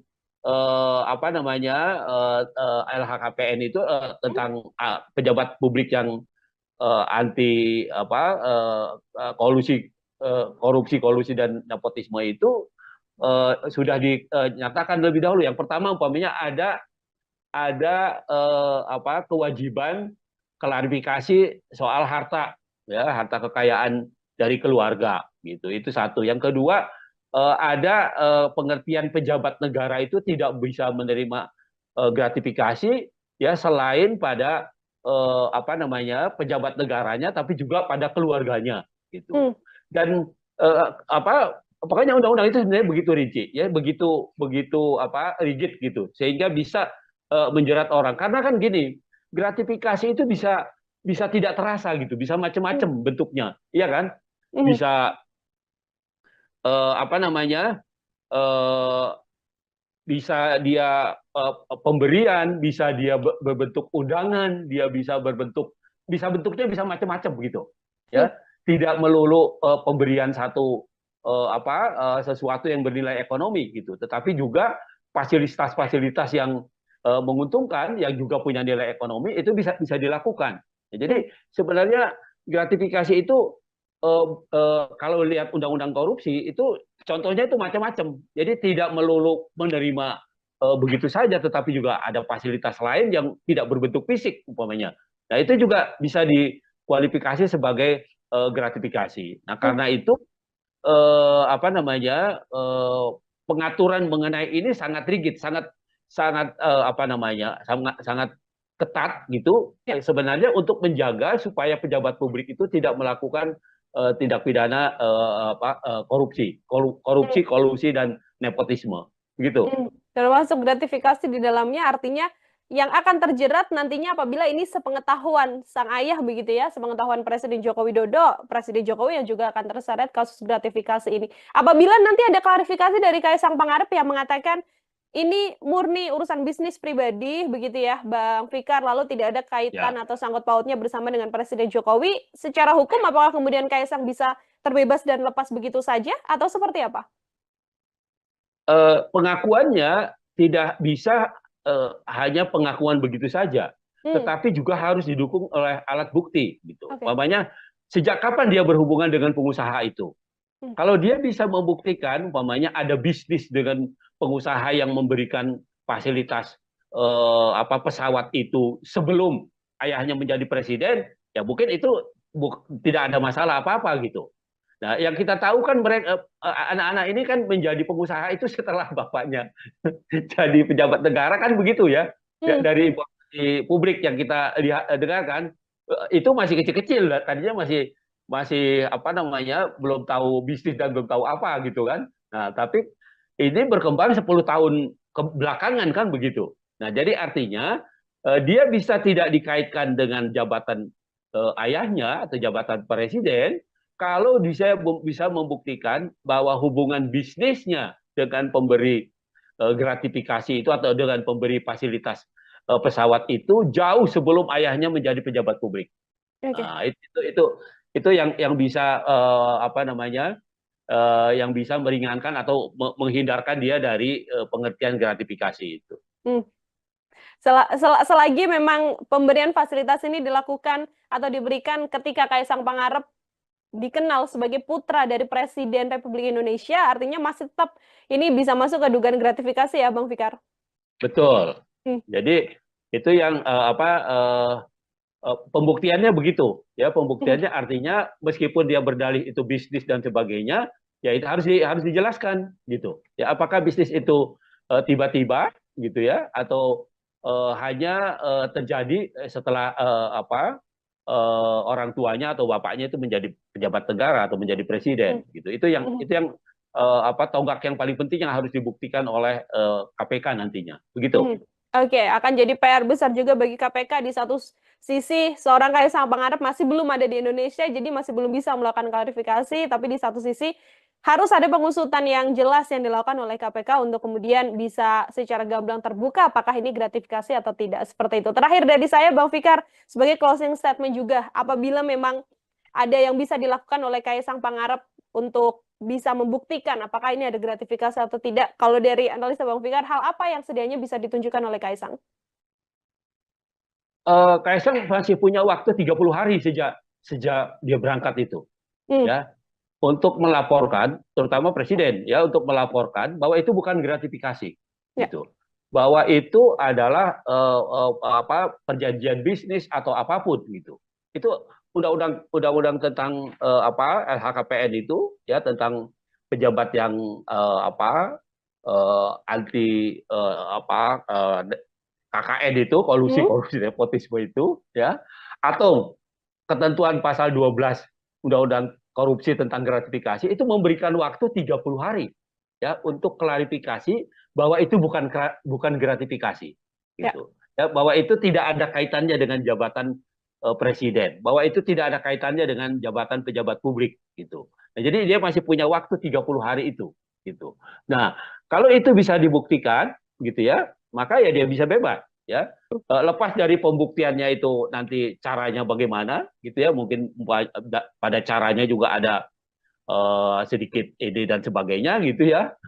Ya itu terlepas dari itu gitu. Tetapi secara formal Kaisang masih punya waktu 30 hari sejak dia pergi ya, sejak dia naik pesawat itu ya sampai 30 hari ke depan dia Hmm, mengklarifikasi itu. Ya, apakah itu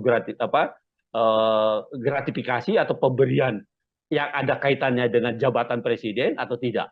Nah, itu saja sebenarnya hmm, peluangnya gitu ya. Tapi kalau dia tidak bisa membuktikan itu ya sebenarnya bebannya sebenarnya ada pada presiden, ya ada hmm. pada bapaknya sebenarnya. Begitu. Lepas 30 hari, artinya KPK bisa dengan leluasa melakukan pengusutan, Bang Fikar? Mestinya begitu. Hmm, Menurut undang-undang harusnya sudah masuk itu. Itu hmm. suap, itu kan bisa bisa lari ke yang lain-lain kan? Ya, Itu hadiah, itu suap, itu apalagi ya termasuk itu tadi ya apa namanya penyalahgunaan jabatan dan hmm, sebagainya dan sebagainya. Nah, itu bisa hmm. lari ke sana larinya ya. Tapi kalau udah 30 hari itu dimanfaatkan untuk membuat laporan itu ya, maka itu tadi ya, dia mungkin hanya gratifikasi saja, dan bahkan umpamanya bisa diperkuat dengan dalil atau dengan argumen bahwa itu bukan sesuatu yang dilakukan dengan melawan hukum. Begitu. Oke, baik. Terima kasih banyak Bang Fikar untuk kesempatannya berdiskusi. Kita menunggu juga apa klarifikasi dari Kaisang sekaligus menunggu bagaimana kemudian KPK bisa melakukan pengusutan tuntas terkait dugaan gratifikasi yang disarankan pada Kaisang Pangarep yang notabene merupakan putra dari Presiden Joko Widodo. KPK ini keterlaluan, bukannya mengklarifikasi, harusnya langsung mengadvokasi gitu. Ya. Kalau klarifikasi kan cuma tanya betul apa enggak gitu ya kan, cuma mengklarifikasi peristiwanya. Tetapi kalau mengadvokasi itu sudah mendudukkan peristiwa itu sebagai kasus. Kalau Kaisang kemudian terbukti dia menerima sesuatu ada kaitannya dengan jabatan bapaknya, maka sebenarnya bapaknya yang kena. Siapa sih yang mau kasih fasilitas pesawat terbang, ya kan? Kalau yang memberikan itu tidak ada yang dipandang atau tidak dapat apa-apa atau tidak orang yang diberikan pesawat terbang itu bukan siapa-siapa, bukan pejabat negara, bukan. Putra Presiden Joko Widodo, Kaisang Pangarep, saat ini sedang menuai sorotan publik seusai terpergok menggunakan jet pribadi untuk pergi ke luar negeri bersama dengan sang istri Erina Gudono. KPK pun kemudian diminta mengklarifikasi terkait apa yang dilakukan Kaisang Pangarep dengan dugaan gratifikasi. Lantas apakah mungkin Kaisang Pangarep bisa terjerat pidana atas kasus jet pribadi yang saat ini sedang menjadi sorotan publik? Saya akan berdiskusi dan membahasnya, Tribuners, bersama dengan pakar hukum pidana. Ada Bang Abdul Fikar Hajar dalam sambungan Zoom bersama dengan saya. Bang Fikar, selamat sore. Terima kasih banyak sudah bergabung. Oke, selamat sore, Mbak Petio. Ya, Bang Fikar, sebelum kemudian kita membaca apakah ada potensi pidana yang bisa menjerat Kaisang Pangarep, begitu ya, Bang? Saya ingin minta pengantar terlebih dahulu dari sudut pandang hukum pidana, bagaimana melihat polemik Kaisang Pangarep dengan penggunaan jet pribadi ini, Bang? Ya, ada kecenderungan para pejabat publik itu, ya, meskipun tidak secara sengaja melakukan memanfaatkan jabatan publiknya, ya, tetapi masyarakat, terutama masyarakat yang berhubungan dengan jabatan publik itu seringkali mempengaruhi dengan hadiah-hadiah atau kenangan-kenangan atau apapun namanya gitu ya, yang sebenarnya berkaitan dengan tugas dan kewenangannya. Di sisi yang lain pemberian fasilitas gitu, apakah fasilitas perizinan atau fasilitas modal atau fasilitas lainnya yang diharapkan itu diperoleh oleh terutama oleh para pengusaha yang membutuhkan ya soal perizinan itu. Nah, itu yang terjadi, atau kemudahan berusaha gitu. Nah, karena itu kemudian potensi yang sangat besar ini diantisipasi oleh Undang-Undang Tindak Pidana Korupsi pada tahun 99 gitu ya. Kalau pada undang-undang yang lama ya, undang-undang korupsi yang tahun 71 itu belum secara rinci ya, tindak pidana atau perbuatan apa saja yang termasuk bagian dari korupsi. Korupsi hanya dirumuskan sebagai perbuatan yang merugikan keuangan negara, ya, baik dilakukan dengan melawan hukum atau dilakukan dengan menggunakan jabatannya. Nah, itu yang ada. Tetapi di dalam undang-undang korupsi yang baru ya, yang 3199 kemudian 2021 ya, di perubahannya gitu ya. Itu selain merugikan keuangan negara ya karena perbuatan melawan hukum atau karena penyalahgunaan jabatan, di situ ada juga umpamanya korupsi yang lahir karena suap menyuap gitu ya. Korupsi yang lahir karena gratifikasi ya, menerima hadiah gitu. Kemudian korupsi yang lahir karena penyalahgunaan jabatan gitu ya, dalam pengertian yang luas gitu ya, Hmm. tidak hanya jabatan dalam pengertian berkaitan dengan usaha atau apa namanya perizinan yang di bawah kewenangannya, tapi juga jabatan secara umum gitu, jabatan publik secara umum. Nah, jadi dengan undang-undang yang baru, undang-undang korupsi yang baru, ya itu pengertian korupsi itu diperluas, gitu ya, diperluas, tidak melulu pada perbuatan melawan hukum atau penyalahgunaan jabatan, tapi juga ada pemerasan, suap menyuap, ya, kemudian perbuatan curang, gitu ya, eh, dan seterusnya, gitu ya. Jadi ada banyak, kalau buka Undang-Undang nomor 20 tahun 2021 ya, itu akan kelihatan ya model-model korupsi gitu ya. Jadi tidak Hmm. melulu pada tekanannya pada penyalahgunaan keuangan negara. Jadi kerugiannya bisa tidak langsung keuangan negara gitu. Tetapi bagaimana seorang pejabat publik itu mendapat keuntungan karena menyalahgunakan jabatannya. Nah, tekanannya pada itu gitu. Jadi di Hmm. samping kerugian negara, tapi juga keuntungan yang didapat oleh pejabat publik ya karena menyalahgunakan jabatannya. Nah, itu saya kira begitu perkembangan tindak pidana korupsi itu Hmm. seperti itu. Begitu. Oke, artinya langkah KPK untuk kemudian diminta untuk mengklarifikasi Kaisang Pangarep dengan dugaan Ya. gratifikasi yang sebelumnya dilaporkan dalam penggunaan jet pribadi ini juga sesuai dengan aturan hukum pidana yang berlaku, Bang Fikar. Iya, saya kira iya, meskipun kalau dikaitkan dengan tindak pidananya, Hmm? yaitu gratifikasi, gratifikasi itu menerima hadiah ya, Ya. pejabat negara atau pejabat publik yang menerima hadiah gitu, ya, ancamannya cukup berat ya, 4 sampai 10 tahun tuh, ya.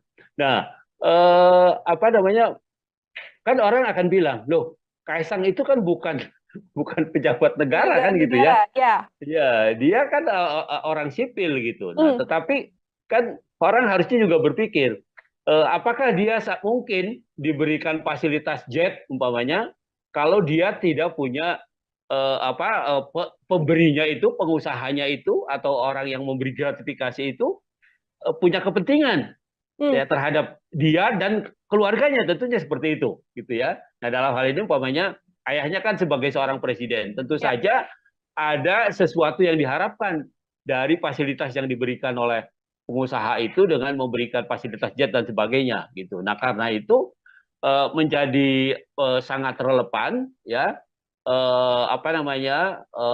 malah ada teman saya yang di Jogja itu bilang KPK ini keterlaluan, bukannya mengklarifikasi, harusnya langsung mengadvokasi gitu. Hmm. Ya, kalau klarifikasi kan cuma tanya betul apa enggak gitu ya kan, Ya. cuma mengklarifikasi peristiwanya. Tetapi kalau mengadvokasi itu sudah mendudukkan peristiwa itu sebagai kasus gitu. Hmm. Ya, peristiwa itu sebagai kasus korupsi. Nah, karena itu kemudian diadvokasi.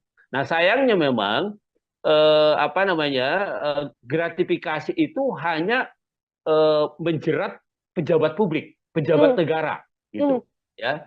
Nah, karena itu umpamanya kalau dikaitkan dengan Kaisang, Kaisang sendiri tidak termasuk kualifikasi oleh pasal itu gitu ya, pasal sebagai pejabat negara karena dia bukan pejabat negara. Nah, tetapi gratifikasi itu adalah penerimaan oleh seorang pejabat negara dan hak di dalam undang-undang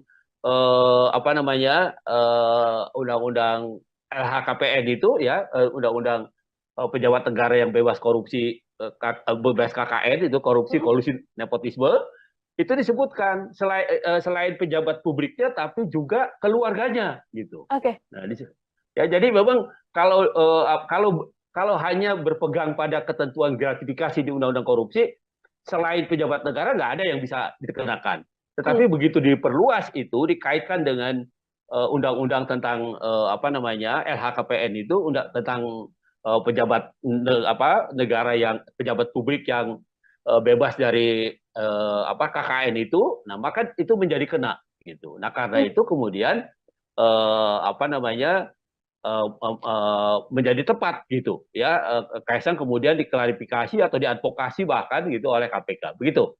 Oke, meskipun bukan penyelenggara negara, tapi dari aturan yang ada, keluarga dari penyelenggara negara ini juga bisa kemudian dilakukan penyelidikan ya, Bang Fikar ya, untuk dugaan Ya, gratifikasi yang mungkin dilakukan. Kalau dalam case kasus Kaisang Pangarep ini, kalau dari analisa Bang Fikar sendiri, cukupkah dengan klarifikasi atau tadi yang sempat disampaikan Bang harus diadvokasi atau kemudian diinvestigasi mendalam begitu? ya, saya kira sesuai dengan kedudukannya, gitu Hmm, ya. Kan KPK itu kan punya dua fungsi sebenarnya, pencegahan dan penindakan gitu, hmm, ya. Kalau pencegahan itu peristiwanya belum terjadi, gitu hmm, ya. Peristiwanya belum terjadi, karena itu kemudian orang dikasih penyuluhan, dikasih tahu begini nggak boleh begini, ada pencegahan supaya tidak terjadi korupsi. Kalau termasuk klarifikasi itu juga itu sebenarnya bukan tindakan bukan tindakan investigasi, bukan tindakan hmm. advokasi sebenarnya, bukan tindakan penindakan gitu, tetapi lebih pada pencegahan itu sebenarnya gitu. Nah, karena itu saya sependapat dengan pendapat banyak orang gitu ya, bahwa seharusnya ya peristiwanya sudah jelas ada gitu Hmm. ya, peristiwanya itu sudah nyata gitu. Nah, karena itu tindakan yang paling tepat adalah mengadvokasinya gitu ya. Jadi menginvestigasi kemudian mengadvokasi karena peristiwanya sudah ada gitu. Hmm. Kasusnya yang kemudian saat ini mencuat di dalam negeri kan Kaisang justru tidak muncul begitu ya, Bang Fikar ya. Posisinya Ya, sedang berada di luar negeri dan dari sejumlah konfirmasi yang dilakukan oleh media bahkan belum ada kabar apapun PSI termasuk juga mengatakan belum mendapatkan informasi dari Kaisang Pangarep. Artinya perlukah kemudian sampai di momen sekarang ini pihak terkait di Indonesia ini bekerja sama dengan penegak hukum di luar negeri untuk cepat-cepat menyelesaikan perkara yang menyeret Kaisang Pangarep ini, Bang? gini. Nah, itu tadi tergantung pada status tindakan yang dilakukan, gitu ya. Oke. Hmm. Kalau dia klarifikasi, itu artinya belum masuk jadi perkara itu sebenarnya. Ya, Hmm. masih kalaupun dikualifikasi jadi perkara itu masih penyelidikan. Hmm. Penyelidikan itu masih mencari peristiwa, ya masih ada nggak sebenarnya peristiwa pidananya. Nah, masih itu. Jadi belum belum ada upaya paksa istilahnya, Hmm. gitu ya. Upaya yang bisa dilakukan secara paksa terhadap pihak-pihak yang memang seharusnya diinvestigasi gitu ya, di dalam konteks itu gitu. Kecuali kemudian KPK meningkatkan itu menjadi penyidikan. Oke. Nah, kalau penyidikan itu sudah bisa digunakan upaya paksa.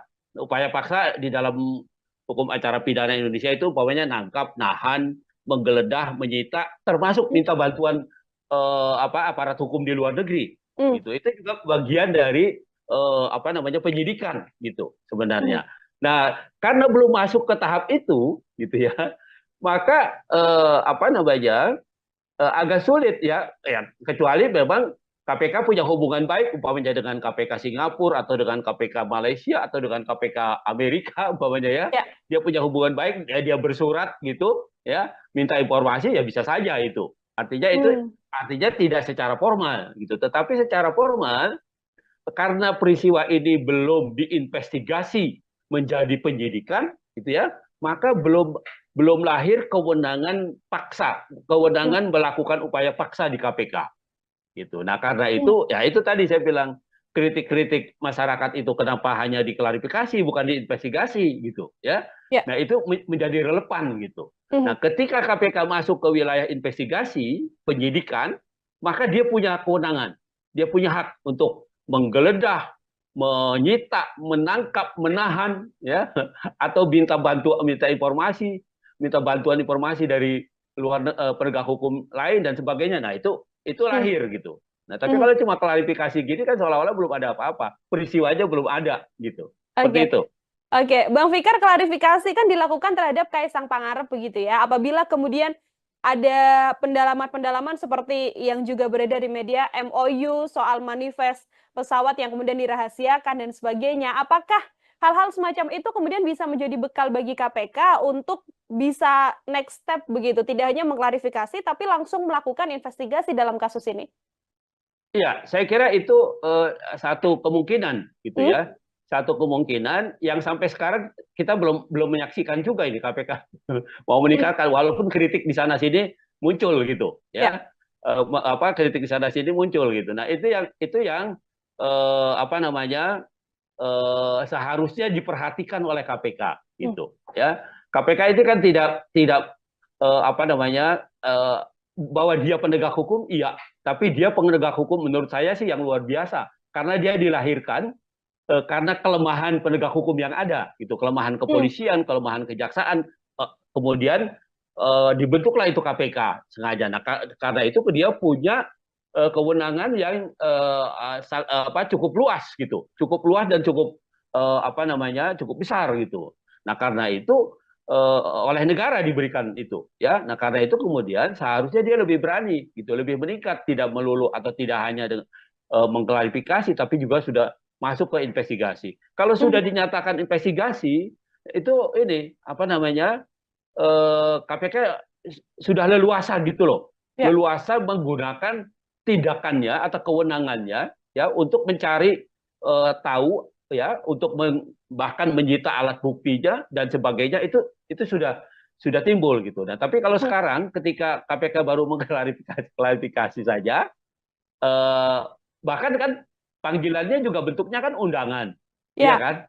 Undangan itu sama dengan Anda diundang makan bakso, ya, nggak datang, nggak makan siang, pokoknya tidak datang pun tidak ada sanksinya, gitu. Namanya kan undangan, gitu. Tetapi kalau sudah investigasi, sudah penyidikan, maka dia undangan itu berubah menjadi panggilan. Nah, panggilan kalau tidak didatangi 2 kali, maka bisa dipanggil secara paksa. Nah, jadi kalau umpamanya sekarang apa namanya ketika mau diklarifikasi diundang, orang apa tidak datang, tidak tahu orangnya berada di mana, gitu ya, nggak ada yang bisa dilakukan oleh KPK. Paling hanya menghimbau untuk datang gitu. Nah, padahal di sisi yang lain undangan itu tidak punya konsekuensi yuridis. Dia ya diundang, namanya undangan, diundang makan gitu, nggak datang pun nggak apa-apa gitu. Seperti itu. Oke, artinya klarifikasi ini belum kemudian bisa menyelesaikan dugaan gratifikasi atau mungkin laporan-laporan yang juga muncul di publik ya, Bang Fikar ya, apa yang dilakukan oleh KPK. Kecuali nanti KPK melayangkan surat untuk penyidikan terhadap Kaisang Pangarep dan itu wajib dihadiri oleh Kaisang. Apabila tidak dihadiri, tindakan langsung selain kemudian menunggu klarifikasi Kaisang juga bisa langsung dilakukan oleh KPK, seperti itu. Betul, betul. Oke, Bang Fikar, silakan. Ya udah, silakan lanjutkan. Oke, ini kemudian kita membaca dugaan gratifikasi yang kemudian bisa berpotensi menjerat Kaisang Pangarep begitu ya, Bang Fikar. Potensi jeratan pidana yang bisa disangkakan pada Kaisang Pangarep jika terbukti ada gratifikasi ini seperti apa, Bang? Oke, ya gini, itu tadi yang saya bilang, gratifikasi itu objeknya adalah pejabat publik atau pejabat negara. Itu objeknya itu dia. Jadi kalau yang bukan pejabat publik tidak kena. Artinya kalau Kaisang kemudian terbukti dia menerima sesuatu ada kaitannya dengan jabatan bapaknya, maka sebenarnya bapaknya yang kena, gitu loh. Jadi sebenarnya arahnya itu pada apakah ini sepengetahuan presiden atau tidak? Apakah ini bagian dari sesuatu yang diberikan karena jabatan bapaknya atau tidak? Sebenarnya itu ininya arahnya, gitu. Nah, padahal kalau mau dipikir pakai logika terbalik kan, siapa sih yang mau kasih fasilitas pesawat terbang, ya kan? Kalau yang memberikan itu tidak ada yang dipandang atau tidak dapat apa-apa atau tidak orang yang diberikan pesawat terbang itu bukan siapa-siapa, bukan pejabat negara, bukan, atau mungkin kecuali dia punya perjanjian bisnis gitu ya, dan itu pun sebenarnya harus diklarifikasi bahwa bisnisnya itu sudah lahir jauh sebelum umpamanya orang tuanya atau bapaknya itu menjabat sebagai pejabat negara. Nah, itu yang harus diklarifikasikan gitu. Bahkan kan di dalam undang-undang LHKPN itu tentang pejabat publik yang anti korupsi dan nepotisme itu sudah dinyatakan lebih dahulu. Yang pertama umpamanya ada kewajiban klarifikasi soal harta, ya, harta kekayaan dari keluarga gitu. Itu satu. Yang kedua, ada pengertian pejabat negara itu tidak bisa menerima gratifikasi ya selain pada apa namanya pejabat negaranya, tapi juga pada keluarganya gitu. Hmm. Dan apa pokoknya undang-undang itu sebenarnya begitu rinci ya, begitu begitu apa rigid gitu sehingga bisa menjerat orang. Karena kan gini, gratifikasi itu bisa bisa tidak terasa gitu, bisa Hmm. macam-macam bentuknya, iya kan? Hmm. Bisa apa namanya? eh, Bisa dia pemberian, bisa dia berbentuk undangan, dia bisa berbentuk, bisa bentuknya bisa macam-macam begitu, Hmm. ya. Tidak melulu pemberian satu sesuatu yang bernilai ekonomi gitu, tetapi juga fasilitas-fasilitas yang menguntungkan, yang juga punya nilai ekonomi itu bisa bisa dilakukan. Ya, Hmm. jadi sebenarnya gratifikasi itu kalau lihat undang-undang korupsi itu contohnya itu macam-macam. Jadi tidak melulu menerima begitu saja, tetapi juga ada fasilitas lain yang tidak berbentuk fisik umpamanya. Nah itu juga bisa dikualifikasi sebagai gratifikasi. Nah Hmm. karena itu apa namanya pengaturan mengenai ini sangat rigid, sangat sangat apa namanya sangat sangat ketat gitu Ya. sebenarnya untuk menjaga supaya pejabat publik itu tidak melakukan tindak pidana korupsi, Hmm. korupsi, kolusi dan nepotisme gitu. Termasuk gratifikasi di dalamnya artinya yang akan terjerat nantinya apabila ini sepengetahuan sang ayah begitu ya, sepengetahuan Presiden Joko Widodo, Presiden Jokowi yang juga akan terseret kasus gratifikasi ini. Apabila nanti ada klarifikasi dari Kaisang Pangarep yang mengatakan ini murni urusan bisnis pribadi begitu ya, Bang Fikar, lalu tidak ada kaitan Ya. atau sangkut pautnya bersama dengan Presiden Jokowi, secara hukum apakah kemudian Kaisang bisa terbebas dan lepas begitu saja atau seperti apa? Pengakuannya tidak bisa hanya pengakuan begitu saja, Hmm, tetapi juga harus didukung oleh alat bukti gitu. oke. Umpamanya sejak kapan dia berhubungan dengan pengusaha itu?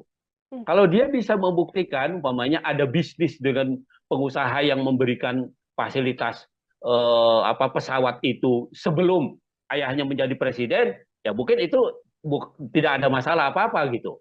Nah, yang kita tahu kan mereka anak-anak ini kan menjadi pengusaha itu setelah bapaknya jadi pejabat negara kan begitu ya.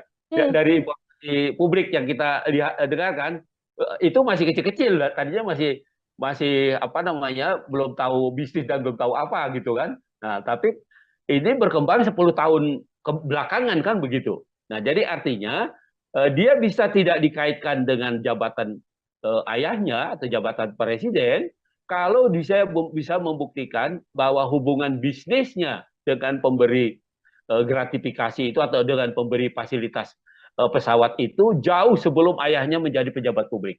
oke. Nah, itu yang bisa apa namanya yang bisa meringankan atau menghindarkan dia dari pengertian gratifikasi itu. Hmm. Selagi memang pemberian fasilitas ini dilakukan atau diberikan ketika Kaisang Pangarep dikenal sebagai putra dari Presiden Republik Indonesia, artinya masih tetap ini bisa masuk ke dugaan gratifikasi ya, Bang Fikar? Betul. Hmm, Jadi itu yang pembuktiannya begitu ya, hmm, pembuktiannya artinya meskipun dia berdalih itu bisnis dan sebagainya ya itu harus dijelaskan gitu ya, apakah bisnis itu tiba-tiba gitu ya atau hanya terjadi setelah orang tuanya atau bapaknya itu menjadi pejabat negara atau menjadi hmm, presiden gitu. hmm, Itu yang tonggak yang paling penting yang harus dibuktikan oleh KPK nantinya begitu. hmm. Oke, akan jadi PR besar juga bagi KPK di satu sisi seorang Kaisang Pangarep masih belum ada di Indonesia, jadi masih belum bisa melakukan klarifikasi, tapi di satu sisi harus ada pengusutan yang jelas yang dilakukan oleh KPK untuk kemudian bisa secara gamblang terbuka apakah ini gratifikasi atau tidak seperti itu. Terakhir dari saya, Bang Fikar, sebagai closing statement juga, apabila memang ada yang bisa dilakukan oleh Kaisang Pangarep untuk bisa membuktikan apakah ini ada gratifikasi atau tidak. Kalau dari analisa Bang Fikar, hal apa yang sedianya bisa ditunjukkan oleh Kaisang? Kaisang masih punya waktu 30 hari sejak sejak dia berangkat itu Hmm, ya untuk melaporkan terutama presiden ya untuk melaporkan bahwa itu bukan gratifikasi ya. gitu, bahwa itu adalah perjanjian bisnis atau apapun gitu. Itu undang-undang tentang LHKPN itu ya tentang pejabat yang anti KKN itu, Hmm? kolusi nepotisme itu, ya, atau ketentuan pasal 12 Undang-Undang Korupsi tentang gratifikasi itu memberikan waktu 30 hari ya untuk klarifikasi bahwa itu bukan gratifikasi Ya. gitu. Ya, bahwa itu tidak ada kaitannya dengan jabatan presiden, bahwa itu tidak ada kaitannya dengan jabatan pejabat publik gitu. Nah, jadi dia masih punya waktu 30 hari itu gitu. Nah, kalau itu bisa dibuktikan gitu ya, maka ya dia bisa bebas ya. Lepas dari pembuktiannya itu nanti caranya bagaimana gitu ya, mungkin pada caranya juga ada sedikit ide dan sebagainya gitu ya. Ya itu terlepas dari itu gitu. Tetapi secara formal Kaisang masih punya waktu 30 hari sejak dia pergi, ya, sejak dia naik pesawat itu ya, sampai 30 hari ke depan dia mengklarifikasi itu. Ya, apakah itu gratifikasi atau pemberian yang ada kaitannya dengan jabatan presiden atau tidak. Nah, itu saja sebenarnya peluangnya gitu ya. Tapi kalau dia tidak bisa membuktikan itu ya sebenarnya bebannya sebenarnya ada pada presiden, ya ada Hmm. pada bapaknya sebenarnya. Begitu. Lepas 30 hari artinya KPK bisa dengan leluasa melakukan pengusutan, Bang Fikar? Mestinya begitu. Menurut undang-undang harusnya tidak sudah masuk itu. Itu suap, itu kan bisa lari ke yang lain-lain kan? Ya. Itu hadiah, itu suap, itu apalagi ya termasuk itu tadi ya apa namanya penyalahgunaan jabatan dan Hmm. sebagainya dan sebagainya. Nah, itu bisa Hmm. lari ke sana larinya ya. Tapi kalau udah 30 hari itu dimanfaatkan untuk membuat laporan itu ya, maka itu tadi ya dia mungkin hanya gratifikasi saja dan bahkan umpamanya bisa diperkuat dengan dalil atau dengan argumen bahwa itu bukan sesuatu yang dilakukan dengan melawan hukum. Begitu. Hmm. Oke, baik. Terima kasih banyak, Bang Fikar, untuk kesempatannya berdiskusi. Kita menunggu juga apa klarifikasi dari Kaisang, sekaligus menunggu bagaimana kemudian KPK bisa melakukan pengusutan tuntas terkait dugaan gratifikasi yang disarankan pada Kaisang Pangarep, yang notabene merupakan putra dari Presiden Joko Widodo. KPK ini keterlaluan, bukannya mengklarifikasi, harusnya langsung mengadvokasi gitu. Hmm. Ya, kalau klarifikasi kan cuma tanya betul apa enggak gitu ya kan, Ya. cuma mengklarifikasi peristiwanya. Tetapi kalau mengadvokasi itu sudah mendudukkan peristiwa itu sebagai kasus. Kalau Kaisang kemudian terbukti dia menerima sesuatu ada kaitannya dengan jabatan bapaknya, maka sebenarnya bapaknya yang kena. Siapa sih yang mau kasih fasilitas pesawat terbang, ya kan? Kalau yang memberikan itu tidak ada yang dipandang atau tidak dapat apa-apa atau tidak orang yang diberikan pesawat terbang itu bukan siapa-siapa, bukan pejabat negara, bukan. Putra Presiden Joko Widodo, Kaisang Pangarep, saat ini sedang menuai sorotan publik seusai terpergok menggunakan jet pribadi untuk pergi ke luar negeri bersama dengan sang istri Erina Gudono. KPK pun kemudian diminta mengklarifikasi terkait apa yang dilakukan Kaisang Pangarep dengan dugaan gratifikasi. Lantas apakah mungkin Kaisang Pangarep bisa terjerat pidana atas kasus jet pribadi yang saat ini sedang menjadi sorotan publik? Saya akan berdiskusi dan membahasnya, Tribuners, bersama dengan pakar hukum pidana. Ada Bang Abdul Fikar Hajar dalam sambungan Zoom bersama dengan saya. Bang Fikar, selamat sore. Terima kasih banyak sudah bergabung. Oke, selamat sore, Mbak Ya, Petio. ya Bang Fikar, sebelum Ya, kemudian kita membaca apakah ada potensi pidana yang bisa menjerat Kaisang Pangarep, begitu ya Bang? Saya ingin minta pengantar terlebih dahulu dari sudut pandang hukum pidana, bagaimana melihat polemik Kaisang Pangarep dengan penggunaan jet pribadi ini, Bang? ya.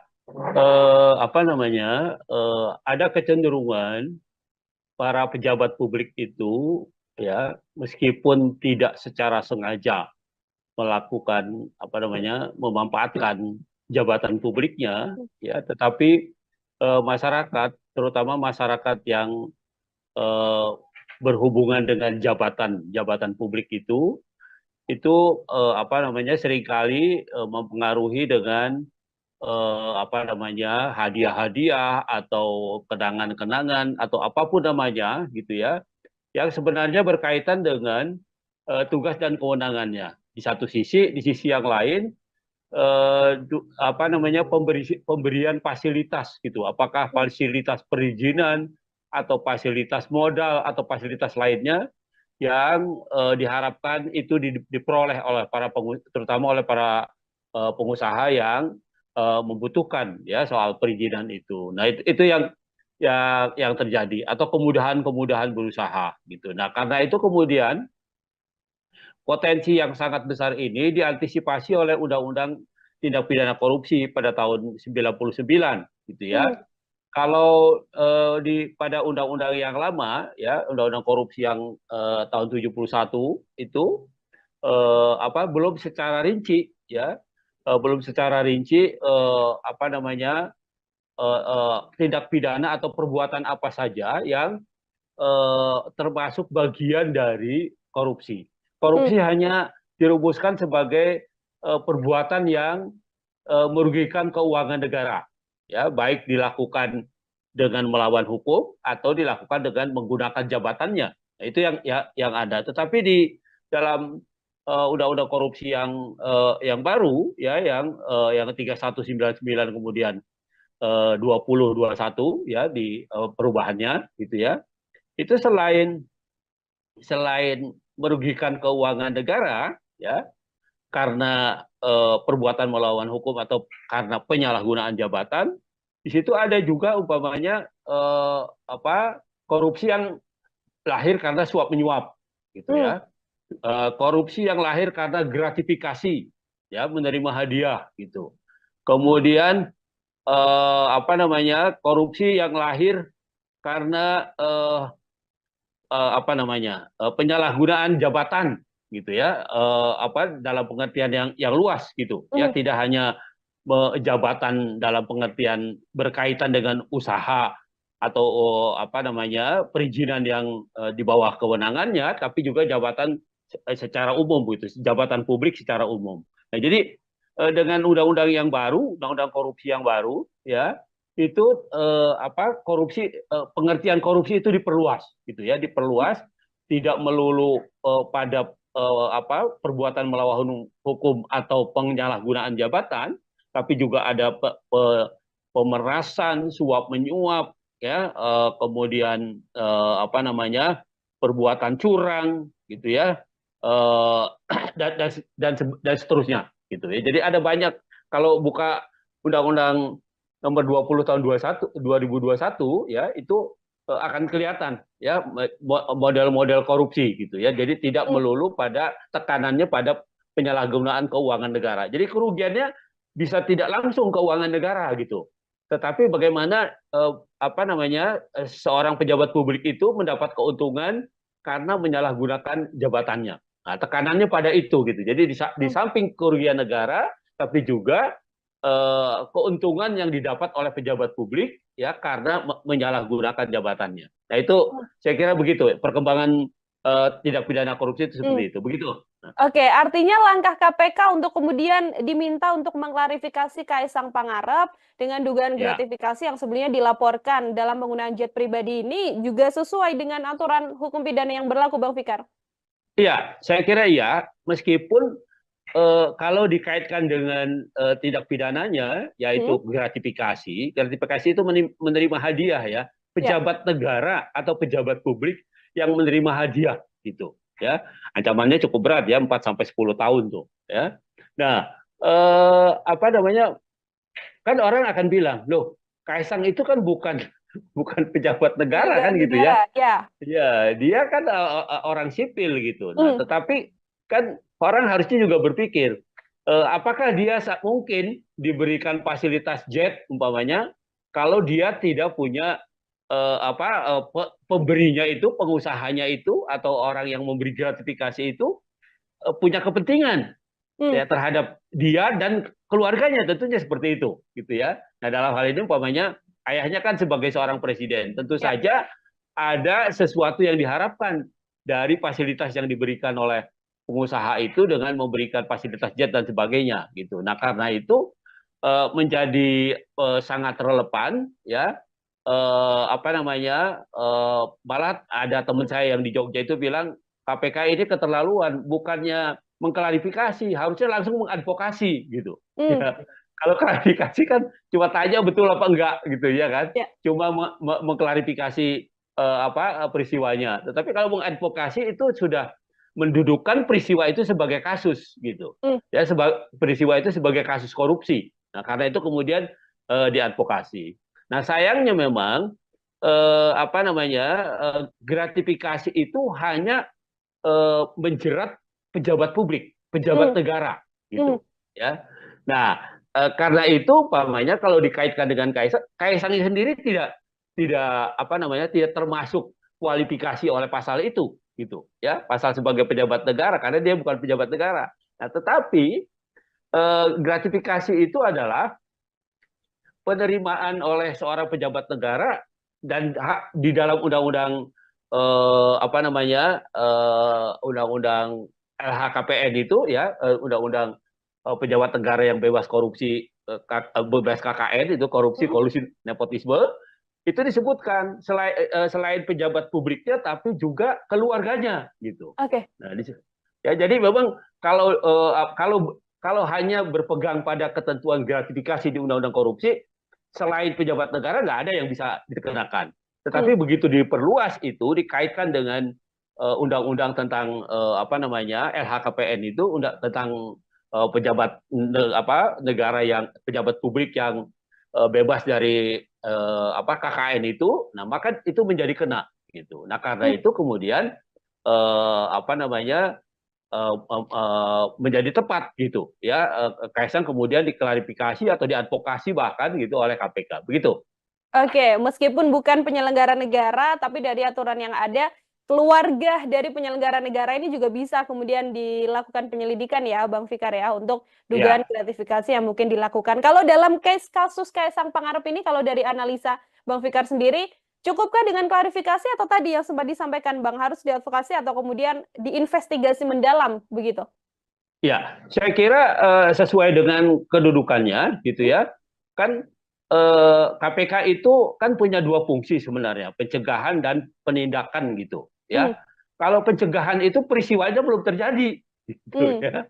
Peristiwanya belum terjadi karena itu kemudian orang dikasih penyuluhan, dikasih tahu begini nggak boleh begini, ada pencegahan supaya tidak terjadi korupsi. Kalau termasuk klarifikasi itu juga itu sebenarnya bukan tindakan bukan tindakan investigasi, bukan tindakan Hmm. advokasi sebenarnya, bukan tindakan penindakan gitu, tetapi lebih pada pencegahan itu sebenarnya gitu. Nah karena itu saya sependapat dengan pendapat banyak orang gitu ya, bahwa seharusnya ya peristiwanya sudah jelas ada gitu Hmm. ya, peristiwanya itu sudah nyata gitu. Nah karena itu tindakan yang paling tepat adalah mengadvokasinya gitu ya. Jadi menginvestigasi kemudian mengadvokasi karena peristiwanya sudah ada gitu. Hmm.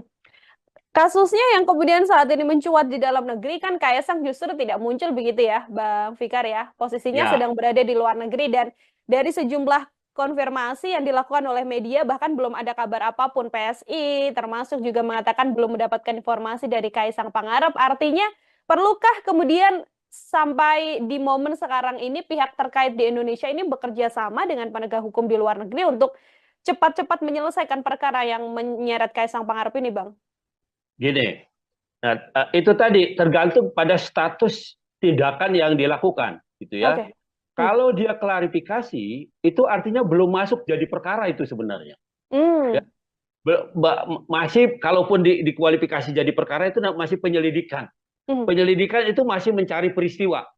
Ya, masih ada nggak sebenarnya peristiwa pidananya. Nah, masih itu. Jadi belum ada upaya paksa istilahnya Hmm. gitu ya, upaya yang bisa dilakukan secara paksa terhadap pihak-pihak yang memang seharusnya diinvestigasi gitu ya, di dalam konteks itu gitu. Kecuali kemudian KPK meningkatkan itu menjadi penyidikan. Oke. Nah, kalau penyidikan itu sudah bisa digunakan upaya paksa. Upaya paksa di dalam hukum acara pidana Indonesia itu umpamanya nangkap, nahan, menggeledah, menyita, termasuk Hmm. minta bantuan aparat hukum di luar negeri. Hmm. Gitu. Itu juga bagian dari penyidikan gitu Hmm. sebenarnya. Nah, karena belum masuk ke tahap itu gitu ya, maka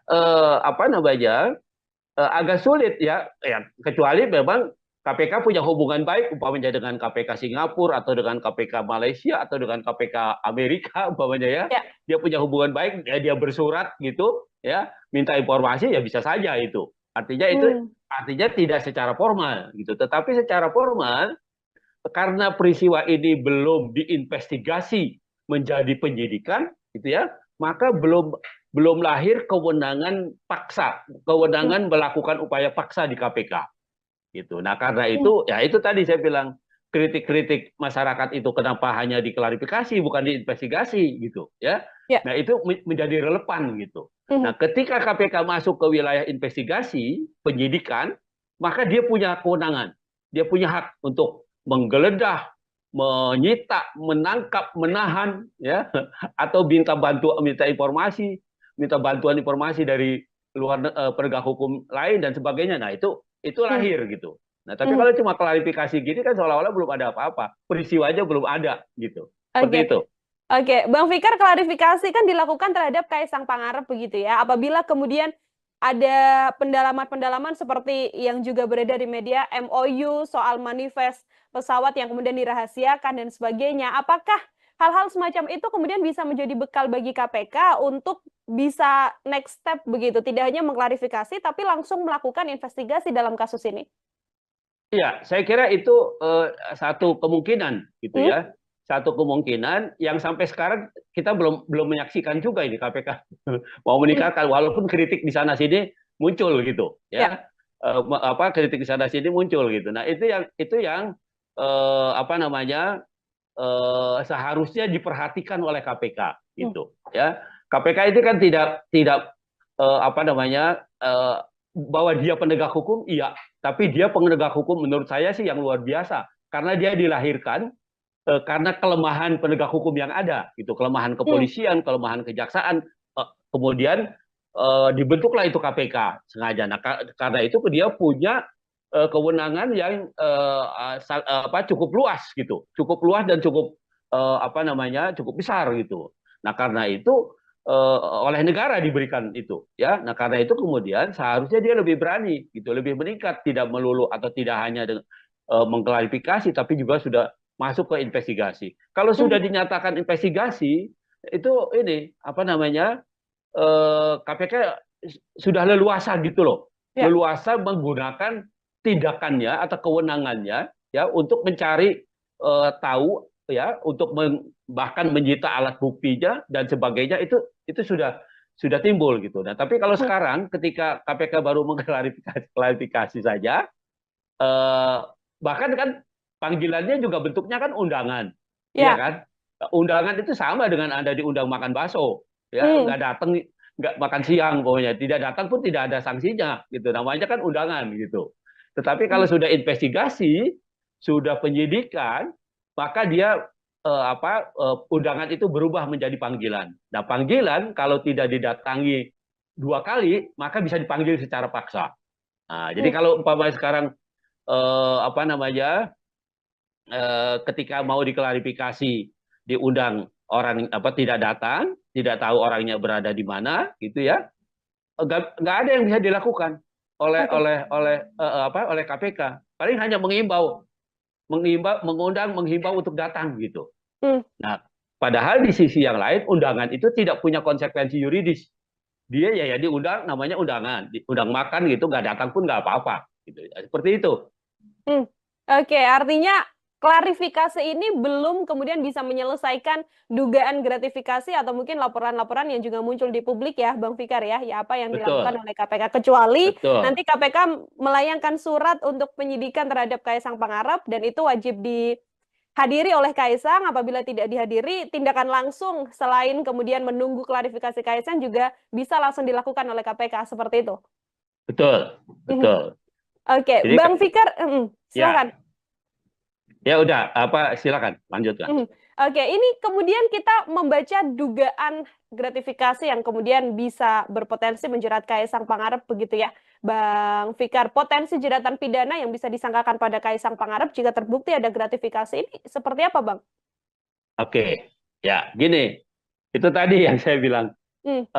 Gratifikasi itu objeknya adalah pejabat publik atau pejabat negara. Itu objeknya itu dia. Hmm. Jadi kalau yang bukan pejabat publik tidak kena.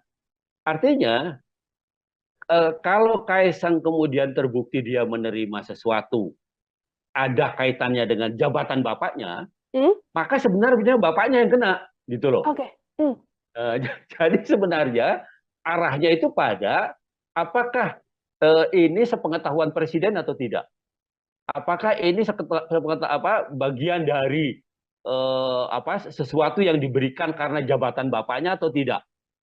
Sebenarnya itu ininya arahnya, Hmm. gitu. Nah, padahal kalau mau dipikir pakai logika terbalik kan, siapa sih yang mau kasih fasilitas pesawat terbang, ya kan? Hmm. Kalau yang memberikan itu tidak ada yang dipandang atau tidak dapat apa-apa atau tidak orang yang diberikan pesawat terbang itu bukan siapa-siapa, bukan pejabat negara, bukan, atau mungkin kecuali dia punya perjanjian bisnis, gitu, ya. Dan itu pun sebenarnya harus diklarifikasi bahwa bisnisnya itu sudah lahir jauh sebelum orang tuanya atau bapaknya itu menjabat sebagai pejabat negara. Nah, itu yang harus diklarifikasikan gitu. Bahkan kan di dalam undang-undang LHKPN itu tentang pejabat publik yang anti korupsi, kolusi dan nepotisme itu sudah dinyatakan lebih dahulu. Yang pertama umpamanya ada kewajiban klarifikasi soal harta, ya, harta kekayaan dari keluarga, gitu. Itu satu. Yang kedua, ada pengertian pejabat negara itu tidak bisa menerima gratifikasi, ya, selain pada pejabat negaranya, tapi juga pada keluarganya, gitu. Hmm. Dan pokoknya undang-undang itu sebenarnya begitu rinci, ya, begitu begitu rigid gitu, sehingga bisa menjerat orang. Karena kan gini, gratifikasi itu bisa bisa tidak terasa gitu, bisa Hmm. macam-macam bentuknya, iya kan? Hmm. Bisa eh, apa namanya eh, bisa dia pemberian, bisa dia berbentuk undangan, dia bisa bentuknya bisa macam-macam begitu, Hmm. ya. Tidak melulu pemberian satu sesuatu yang bernilai ekonomi gitu, tetapi juga fasilitas-fasilitas yang menguntungkan, yang juga punya nilai ekonomi itu bisa bisa dilakukan. Ya, Hmm. jadi sebenarnya gratifikasi itu kalau lihat undang-undang korupsi itu contohnya itu macam-macam. Jadi tidak melulu menerima begitu saja, tetapi juga ada fasilitas lain yang tidak berbentuk fisik umpamanya. Nah, itu juga bisa dikualifikasi sebagai gratifikasi. Nah, Hmm. karena itu pengaturan mengenai ini sangat rigid, sangat sangat sangat sangat ketat gitu. Ya. Sebenarnya untuk menjaga supaya pejabat publik itu tidak melakukan tindak pidana korupsi, Hmm.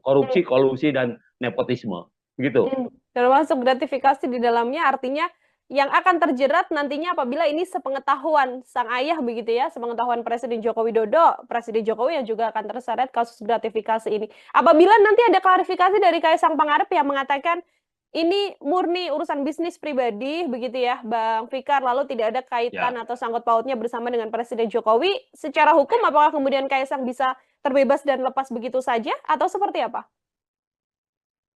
Pengakuannya tidak bisa hanya pengakuan begitu saja, Hmm. tetapi juga harus didukung oleh alat bukti, gitu. Oke. Umpamanya sejak kapan dia berhubungan dengan pengusaha itu?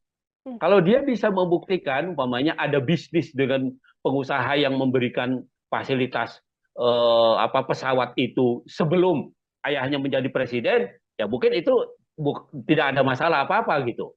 Nah, yang kita tahu kan mereka anak-anak ini kan menjadi pengusaha itu setelah bapaknya jadi pejabat negara kan begitu ya. Hmm. Dari informasi publik yang kita dengarkan itu masih kecil-kecil, tadinya masih masih belum tahu bisnis dan belum tahu apa gitu kan. Nah, tapi ini berkembang 10 tahun belakangan kan begitu. Nah, jadi artinya dia bisa tidak dikaitkan dengan jabatan ayahnya atau jabatan presiden kalau dia bisa membuktikan bahwa hubungan bisnisnya dengan pemberi gratifikasi itu atau dengan pemberi fasilitas pesawat itu jauh sebelum ayahnya menjadi pejabat publik.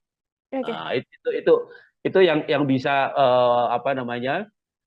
yang bisa meringankan atau menghindarkan dia dari pengertian gratifikasi itu. Hmm. Selagi memang pemberian fasilitas ini dilakukan atau diberikan ketika Kaisang Pangarep dikenal sebagai putra dari Presiden Republik Indonesia, artinya masih tetap ini bisa masuk ke dugaan gratifikasi ya, Bang Fikar? Betul. Hmm. Jadi itu yang pembuktiannya begitu, ya pembuktiannya artinya meskipun dia berdalih itu bisnis dan sebagainya, ya itu harus dijelaskan gitu. Ya apakah bisnis itu tiba-tiba gitu ya, atau hanya terjadi setelah orang tuanya atau bapaknya itu menjadi pejabat negara atau menjadi presiden gitu. Itu yang tonggak yang paling penting yang harus dibuktikan oleh KPK nantinya. Begitu. Oke, akan jadi PR besar juga bagi KPK. Di satu sisi, seorang Kaisang Pangarep masih belum ada di Indonesia, jadi masih belum bisa melakukan klarifikasi. Tapi di satu sisi, harus ada pengusutan yang jelas yang dilakukan oleh KPK untuk kemudian bisa secara gamblang terbuka apakah ini gratifikasi atau tidak. Seperti itu. Terakhir dari saya, Bang Fikar, sebagai closing statement juga, apabila memang ada yang bisa dilakukan oleh Kaisang Pangarep untuk bisa membuktikan apakah ini ada gratifikasi atau tidak. Kalau dari analisa Bang Fikar, hal apa yang sedianya bisa ditunjukkan oleh Kaisang? Kaisang masih punya waktu 30 hari sejak dia berangkat itu. Ya, untuk melaporkan, terutama presiden, ya untuk melaporkan bahwa itu bukan gratifikasi, gitu. Bahwa itu adalah perjanjian bisnis atau apapun, gitu. Itu undang-undang tentang LHKPN itu, ya tentang pejabat yang anti KKN itu, kolusi nepotisme itu, ya, atau ketentuan pasal 12 Undang-Undang korupsi tentang gratifikasi itu memberikan waktu 30 hari ya untuk klarifikasi bahwa itu bukan gratifikasi gitu. Ya, bahwa itu tidak ada kaitannya dengan jabatan presiden, bahwa itu tidak ada kaitannya dengan jabatan pejabat publik gitu. Nah, jadi dia masih punya waktu 30 hari itu gitu. Nah, kalau itu bisa dibuktikan gitu ya, maka ya dia bisa bebas ya. Lepas dari pembuktiannya itu nanti caranya bagaimana gitu ya, mungkin pada caranya juga ada sedikit ide dan sebagainya gitu ya. Ya itu terlepas dari itu gitu. Tetapi secara formal Kaisang masih punya waktu 30 hari sejak dia pergi ya, sejak dia naik pesawat itu ya, sampai 30 hari ke depan dia mengklarifikasi itu. Ya, apakah itu gratifikasi atau pemberian yang ada kaitannya dengan jabatan presiden atau tidak. Nah, itu saja sebenarnya peluangnya gitu ya. Tapi kalau dia tidak bisa membuktikan itu ya sebenarnya bebannya sebenarnya ada pada presiden, ya ada pada bapaknya sebenarnya. Begitu. Lepas 30 hari artinya KPK bisa dengan leluasa melakukan pengusutan, Bang Fikar? Mestinya begitu. Menurut undang-undang harusnya sudah masuk itu. Itu suap, itu kan bisa lari ke yang lain-lain kan? Ya. Itu hadiah, itu suap, itu apalagi ya termasuk itu tadi ya apa namanya penyalahgunaan jabatan dan sebagainya. Nah itu bisa lari ke sana larinya ya. Tapi kalau 30 hari itu dimanfaatkan untuk membuat laporan gitu ya, maka itu tadi ya dia mungkin hanya gratifikasi saja dan bahkan umpamanya bisa diperkuat dengan dalil atau dengan argumen bahwa itu bukan sesuatu yang dilakukan dengan melawan hukum. Begitu. Oke, baik. Terima kasih banyak Bang Fikar untuk kesempatannya berdiskusi. Kita menunggu juga apa klarifikasi dari Kaisang sekaligus menunggu bagaimana kemudian KPK bisa melakukan pengusutan tuntas terkait dugaan gratifikasi yang disarankan pada Kaisang Pangarep yang notabene merupakan putra dari Presiden Joko Widodo. KPK ini keterlaluan, bukannya mengklarifikasi, harusnya langsung mengadvokasi gitu. Ya. Kalau klarifikasi kan cuma tanya betul apa enggak gitu ya kan, cuma mengklarifikasi peristiwanya. Tetapi kalau mengadvokasi itu sudah mendudukkan peristiwa itu sebagai kasus. Kalau Kaisang kemudian terbukti dia menerima sesuatu ada kaitannya dengan jabatan bapaknya, maka sebenarnya bapaknya yang kena. Siapa sih yang mau kasih fasilitas pesawat terbang, ya kan? Kalau yang memberikan itu tidak ada yang dipandang atau tidak dapat apa-apa atau tidak orang yang diberikan pesawat terbang itu bukan siapa-siapa, bukan pejabat negara, bukan. Putra Presiden Joko Widodo, Kaisang Pangarep, saat ini sedang menuai sorotan publik seusai terpergok menggunakan jet pribadi untuk pergi ke luar negeri bersama dengan sang istri Erina Gudono. KPK pun kemudian diminta mengklarifikasi terkait apa yang dilakukan Kaisang Pangarep dengan dugaan gratifikasi. Lantas apakah mungkin Kaisang Pangarep bisa terjerat pidana atas kasus jet pribadi yang saat ini sedang menjadi sorotan publik? Saya akan berdiskusi dan membahasnya, Tribuners, bersama dengan pakar hukum pidana. Ada Bang Abdul Fikar Hajar dalam sambungan Zoom bersama dengan saya. Bang Fikar, selamat sore. Terima kasih banyak sudah bergabung. Oke, selamat sore, Mbak Ya, Petio. ya Bang Fikar, sebelum Ya, kemudian kita membaca apakah ada potensi pidana yang bisa menjerat Kaisang Pangarep, begitu ya, Bang? Saya ingin minta pengantar terlebih dahulu dari sudut pandang hukum pidana, bagaimana melihat polemik Kaisang Pangarep dengan penggunaan jet pribadi ini, Bang? ya, ada kecenderungan para pejabat publik itu, ya, meskipun tidak secara sengaja melakukan memanfaatkan jabatan publiknya, ya, tetapi masyarakat, terutama masyarakat yang eh, berhubungan dengan jabatan publik itu seringkali mempengaruhi dengan hadiah-hadiah atau kenangan-kenangan atau apapun namanya gitu ya, yang sebenarnya berkaitan dengan tugas dan kewenangannya. Di sisi yang lain pemberian fasilitas gitu, apakah fasilitas perizinan atau fasilitas modal atau fasilitas lainnya yang diharapkan itu diperoleh oleh terutama oleh para pengusaha yang membutuhkan ya soal perizinan itu. Nah, itu yang terjadi, atau kemudahan-kemudahan berusaha gitu. Nah, karena itu kemudian potensi yang sangat besar ini diantisipasi oleh Undang-Undang Tindak Pidana Korupsi pada tahun 99 gitu ya. Hmm.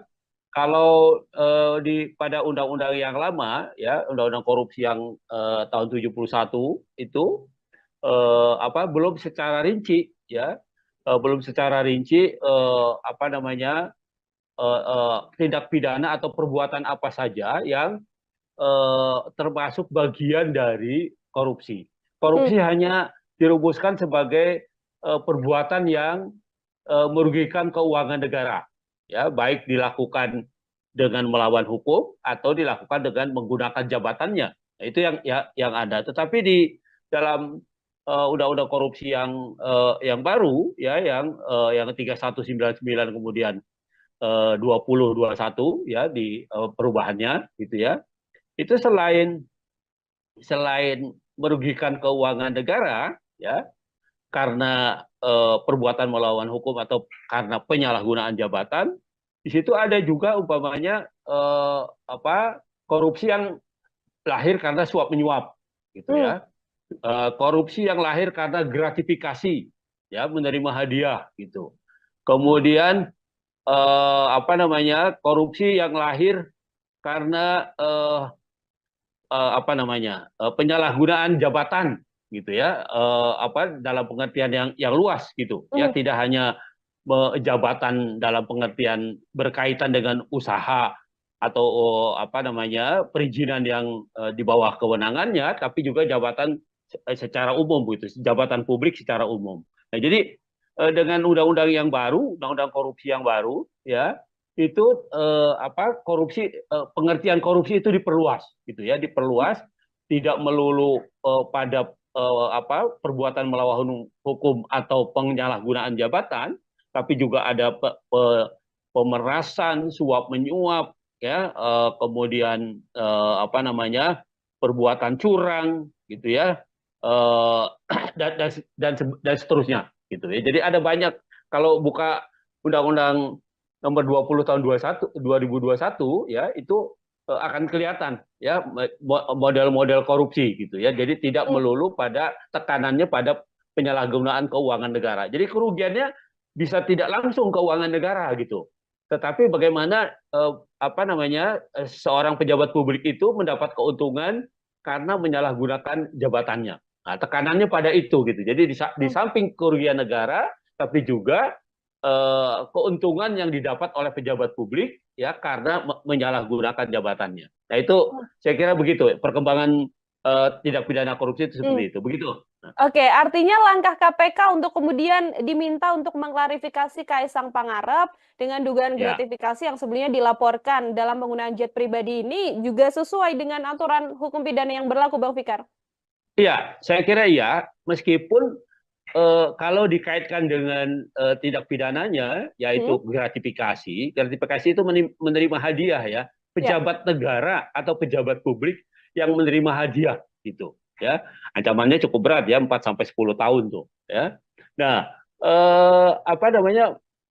Kan orang akan bilang, loh, Kaisang itu kan bukan bukan pejabat negara Penyelenggara kan gitu negara, ya. ya. Ya, dia kan orang sipil gitu. Nah, Hmm. tetapi kan orang harusnya juga berpikir, apakah dia mungkin diberikan fasilitas jet umpamanya kalau dia tidak punya pemberinya itu, pengusahanya itu atau orang yang memberi gratifikasi itu punya kepentingan Hmm. ya terhadap dia dan keluarganya, tentunya seperti itu gitu ya. Nah, dalam hal ini umpamanya ayahnya kan sebagai seorang presiden, tentu Ya. saja ada sesuatu yang diharapkan dari fasilitas yang diberikan oleh pengusaha itu dengan memberikan fasilitas jet dan sebagainya gitu. Nah, karena itu menjadi sangat relevan ya, apa namanya, malah ada teman saya yang di Jogja itu bilang KPK ini keterlaluan, bukannya mengklarifikasi, harusnya langsung mengadvokasi gitu. Hmm. Ya, kalau klarifikasi kan cuma tanya betul apa enggak gitu ya kan, Ya. cuma mengklarifikasi peristiwanya. Tetapi kalau mengadvokasi itu sudah mendudukan peristiwa itu sebagai kasus gitu, Hmm. ya, peristiwa itu sebagai kasus korupsi. Nah, karena itu kemudian diadvokasi. Nah, sayangnya memang apa namanya, gratifikasi itu hanya menjerat pejabat publik, pejabat Hmm. negara Hmm. gitu ya. Nah, karena itu umpamanya kalau dikaitkan dengan Kaisang, Kaisang sendiri tidak apa namanya, tidak termasuk kualifikasi oleh pasal itu gitu ya, pasal sebagai pejabat negara karena dia bukan pejabat negara. Nah, tetapi gratifikasi itu adalah penerimaan oleh seorang pejabat negara dan hak di dalam undang-undang apa namanya, undang-undang LHKPN itu ya, undang-undang pejabat negara yang bebas korupsi, bebas KKN itu, korupsi, Hmm. kolusi, nepotisme, itu disebutkan selain pejabat publiknya tapi juga keluarganya gitu. Oke. Nah, ya jadi memang kalau hanya berpegang pada ketentuan gratifikasi di undang-undang korupsi, selain pejabat negara nggak ada yang bisa dikenakan. Hmm. Tetapi begitu diperluas itu dikaitkan dengan undang-undang tentang apa namanya, LHKPN itu, tentang pejabat negara yang pejabat publik yang bebas dari KKN itu, nah maka itu menjadi kena gitu. Nah, karena Hmm. itu kemudian apa namanya, menjadi tepat gitu ya, Kaisang kemudian diklarifikasi atau diadvokasi bahkan gitu oleh KPK begitu. Oke, meskipun bukan penyelenggara negara, tapi dari aturan yang ada, keluarga dari penyelenggara negara ini juga bisa kemudian dilakukan penyelidikan ya, Bang Fikar ya, untuk dugaan Ya, gratifikasi yang mungkin dilakukan. Kalau dalam kasus Kaisang Pangarep ini, kalau dari analisa Bang Fikar sendiri, cukupkah dengan klarifikasi atau tadi yang sempat disampaikan Bang, harus diadvokasi atau kemudian diinvestigasi mendalam, begitu? ya, saya kira sesuai dengan kedudukannya gitu Hmm? ya. Kan KPK itu kan punya dua fungsi sebenarnya, pencegahan dan penindakan gitu Hmm. ya. Kalau pencegahan itu peristiwanya belum terjadi gitu Hmm. ya. Peristiwanya belum terjadi, karena itu kemudian orang dikasih penyuluhan, dikasih tahu begini nggak boleh begini, ada pencegahan supaya tidak terjadi korupsi. Kalau termasuk klarifikasi itu juga itu sebenarnya bukan tindakan apa namanya, bukan tindakan investigasi, bukan tindakan Hmm. advokasi sebenarnya, bukan tindakan apa namanya, penindakan gitu, tetapi lebih pada pencegahan itu sebenarnya gitu. Nah, karena itu saya sependapat dengan pendapat banyak orang gitu ya, bahwa seharusnya ya peristiwanya sudah jelas ada gitu Hmm. ya, peristiwanya itu sudah nyata gitu. Nah, karena itu tindakan yang paling tepat adalah mengadvokasinya gitu ya. Jadi menginvestigasi kemudian mengadvokasi karena peristiwanya sudah ada gitu. Mhm. Kasusnya yang kemudian saat ini mencuat di dalam negeri kan Kaisang justru tidak muncul begitu ya, Bang Fikar ya. Posisinya Ya, sedang berada di luar negeri dan dari sejumlah konfirmasi yang dilakukan oleh media bahkan belum ada kabar apapun PSI termasuk juga mengatakan belum mendapatkan informasi dari Kaisang Pangarep. Artinya perlukah kemudian sampai di momen sekarang ini pihak terkait di Indonesia ini bekerja sama dengan penegak hukum di luar negeri untuk cepat-cepat menyelesaikan perkara yang menyeret Kaisang Pangarep ini, Bang? gini. Nah, itu tadi tergantung pada status tindakan yang dilakukan, gitu ya. Oke. Hmm. Kalau dia klarifikasi, itu artinya belum masuk jadi perkara itu sebenarnya. Ya, Hmm. masih kalaupun dikualifikasi jadi perkara itu masih penyelidikan. Hmm. Penyelidikan itu masih mencari peristiwa. Ya, masih ada nggak sebenarnya peristiwa pidananya. Nah, masih itu. Jadi belum belum ada upaya paksa istilahnya, Hmm. gitu ya. Upaya yang bisa dilakukan secara paksa terhadap pihak-pihak yang memang seharusnya diinvestigasi gitu ya di dalam konteks itu gitu. Kecuali kemudian KPK meningkatkan itu menjadi penyidikan. Oke. Nah, kalau penyidikan itu sudah bisa digunakan upaya paksa. Upaya paksa di dalam hukum acara pidana Indonesia itu umpamanya nangkap, nahan, menggeledah, menyita, termasuk Hmm. minta bantuan aparat hukum di luar negeri. Hmm. Gitu. Itu juga bagian dari penyidikan gitu Hmm. sebenarnya. Nah, karena belum masuk ke tahap itu gitu ya, maka agak sulit ya kecuali memang KPK punya hubungan baik umpamanya dengan KPK Singapura atau dengan KPK Malaysia atau dengan KPK Amerika umpamanya ya, Ya. dia punya hubungan baik ya, dia bersurat gitu ya minta informasi ya bisa saja itu Hmm. artinya tidak secara formal gitu, tetapi secara formal karena peristiwa ini belum diinvestigasi menjadi penyidikan gitu ya, maka belum belum lahir kewenangan paksa, Hmm. kewenangan melakukan upaya paksa di KPK gitu. Nah, karena Hmm. itu ya itu tadi saya bilang kritik-kritik masyarakat itu kenapa hanya diklarifikasi bukan diinvestigasi gitu ya. Ya. Nah, itu menjadi relevan gitu. Hmm. Nah, ketika KPK masuk ke wilayah investigasi, penyidikan, maka dia punya kewenangan. Dia punya hak untuk menggeledah, menyita, menangkap, menahan ya atau minta bantuan informasi dari penegak hukum lain dan sebagainya. Nah, itu Hmm. lahir gitu. Nah, tapi Hmm. kalau cuma klarifikasi gini kan seolah-olah belum ada apa-apa. Peristiwanya belum ada gitu. Seperti Oke. itu. Oke, Bang Fikar, klarifikasi kan dilakukan terhadap Kaisang Pangarep begitu ya. Apabila kemudian ada pendalaman-pendalaman seperti yang juga beredar di media, MOU soal manifest pesawat yang kemudian dirahasiakan dan sebagainya. Apakah hal-hal semacam itu kemudian bisa menjadi bekal bagi KPK untuk bisa next step begitu, tidak hanya mengklarifikasi tapi langsung melakukan investigasi dalam kasus ini? Iya, saya kira itu satu kemungkinan gitu Hmm? ya. Satu kemungkinan yang sampai sekarang kita belum belum menyaksikan juga ini KPK mau Hmm. meningkatkan walaupun kritik di sana sini muncul gitu Ya. ya. Kritik di sana sini muncul gitu. Nah, itu yang seharusnya diperhatikan oleh KPK Hmm. gitu ya. KPK itu kan tidak tidak bahwa dia penegak hukum iya, tapi dia penegak hukum menurut saya sih yang luar biasa karena dia dilahirkan karena kelemahan penegak hukum yang ada gitu, kelemahan Hmm. kepolisian, kelemahan kejaksaan, kemudian dibentuklah itu KPK sengaja. Nah, karena itu dia punya kewenangan yang cukup luas gitu, cukup luas dan cukup cukup besar gitu. Nah, karena itu oleh negara diberikan itu ya. Nah, karena itu kemudian seharusnya dia lebih berani gitu, lebih meningkat, tidak melulu atau tidak hanya dengan mengklarifikasi tapi juga sudah masuk ke investigasi. Kalau Hmm. sudah dinyatakan investigasi itu ini KPK sudah leluasa gitu loh, Ya. leluasa menggunakan tindakannya atau kewenangannya ya untuk mencari tahu ya, untuk bahkan menyita alat buktinya dan sebagainya itu sudah timbul gitu. Nah, tapi kalau Hmm. sekarang ketika KPK baru mengklarifikasi saja, eh, bahkan kan panggilannya juga bentuknya kan undangan, iya Ya. kan?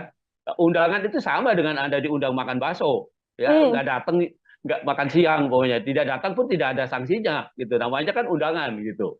Tetapi kalau Hmm. sudah investigasi, sudah penyidikan, maka dia undangan itu berubah menjadi panggilan. Nah, panggilan kalau tidak didatangi 2 kali, maka bisa dipanggil secara paksa. Nah, jadi Hmm. kalau umpamanya sekarang apa namanya ketika mau diklarifikasi diundang orang apa tidak datang, tidak tahu orangnya berada di mana, gitu ya, nggak ada yang bisa dilakukan Oke. oleh KPK. Paling hanya mengundang, menghimbau untuk datang gitu. Hmm. Nah, padahal di sisi yang lain undangan itu tidak punya konsekuensi yuridis. Dia ya diundang, namanya undangan, diundang makan gitu, nggak datang pun nggak apa-apa. Gitu. Seperti itu. Hmm. Oke, artinya klarifikasi ini belum kemudian bisa menyelesaikan dugaan gratifikasi atau mungkin laporan-laporan yang juga muncul di publik ya, Bang Fikar ya, ya apa yang dilakukan Betul, oleh KPK. Kecuali betul, nanti KPK melayangkan surat untuk penyidikan terhadap Kaisang Pangarep dan itu wajib dihadiri oleh Kaisang. Apabila tidak dihadiri, tindakan langsung selain kemudian menunggu klarifikasi Kaisang juga bisa langsung dilakukan oleh KPK seperti itu. betul, Mhm. betul. Oke, Jadi Bang Fikar, ya, silakan. ya udah, silakan lanjutkan. Mhm. Oke, ini kemudian kita membaca dugaan gratifikasi yang kemudian bisa berpotensi menjerat Kaisang Pangarep begitu ya, Bang Fikar. Potensi jeratan pidana yang bisa disangkakan pada Kaisang Pangarep jika terbukti ada gratifikasi ini seperti apa, Bang? Oke, ya gini, itu tadi yang saya bilang, Hmm. gratifikasi itu objeknya adalah pejabat publik Oke. atau pejabat negara. Itu objeknya itu dia. Hmm. Jadi kalau yang bukan pejabat publik tidak kena. Artinya kalau Kaisang kemudian terbukti dia menerima sesuatu ada kaitannya dengan jabatan bapaknya, Hmm. maka sebenarnya bapaknya yang kena, gitu loh. Oke. Hmm. Eh, jadi sebenarnya arahnya itu pada apakah ini sepengetahuan presiden atau tidak? Apakah ini bagian dari sesuatu yang diberikan karena jabatan bapaknya atau tidak? Sebenarnya itu ininya arahnya Hmm. gitu. Nah, padahal kalau mau dipikir pakai logika terbalik kan, siapa sih yang mau kasih fasilitas pesawat terbang, ya kan? Hmm. Kalau yang memberikan itu tidak ada yang dipandang atau tidak dapat apa-apa atau tidak orang yang diberikan pesawat terbang itu bukan siapa-siapa, bukan pejabat negara, bukan, atau mungkin kecuali dia punya perjanjian bisnis gitu, ya. Dan itu pun sebenarnya harus diklarifikasi bahwa bisnisnya itu sudah lahir jauh sebelum umpamanya orang tuanya atau bapaknya itu menjabat sebagai pejabat negara. Nah, itu yang harus diklarifikasikan gitu. Bahkan kan di dalam undang-undang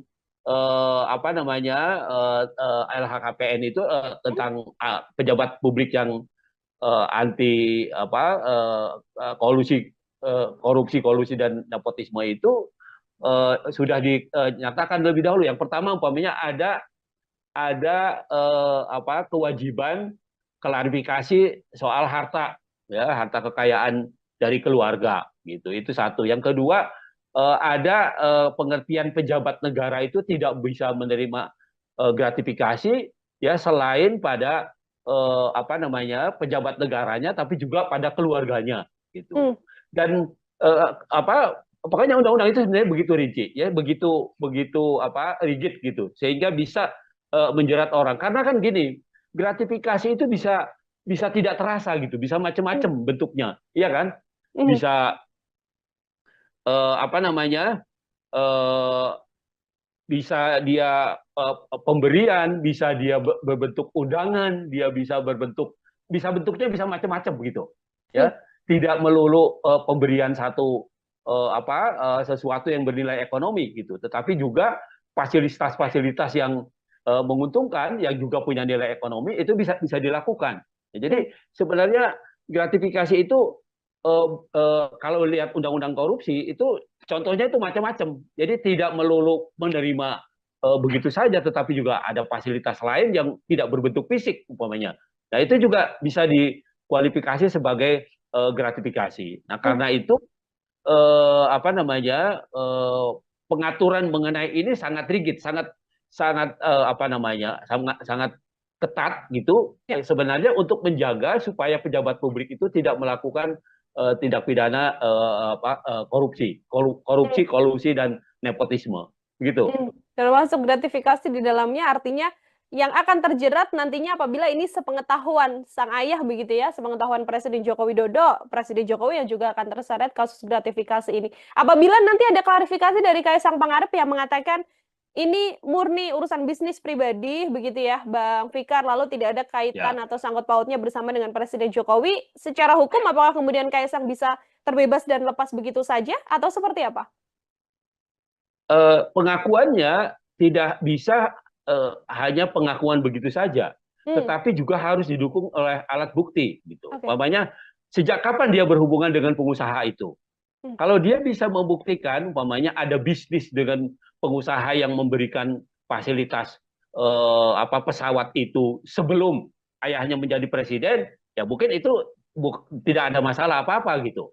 Nah, yang kita tahu kan mereka anak-anak ini kan menjadi pengusaha itu setelah bapaknya jadi pejabat negara kan begitu ya. Ya, hmm, dari informasi publik yang kita lihat dengarkan itu masih kecil-kecil, tadinya masih masih apa namanya belum tahu bisnis dan belum tahu apa gitu kan. Nah, tapi ini berkembang 10 tahun ke belakangan kan begitu. Nah, jadi artinya dia bisa tidak dikaitkan dengan jabatan ayahnya atau jabatan presiden kalau dia bisa membuktikan bahwa hubungan bisnisnya dengan pemberi gratifikasi itu atau dengan pemberi fasilitas pesawat itu jauh sebelum ayahnya menjadi pejabat publik.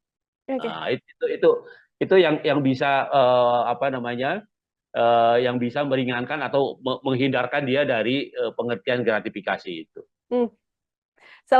Selagi memang pemberian fasilitas ini dilakukan atau diberikan ketika Kaisang Pangarep dikenal sebagai putra dari Presiden Republik Indonesia, artinya masih tetap ini bisa masuk ke dugaan gratifikasi ya, Bang Fikar? Betul. Hmm, Jadi itu yang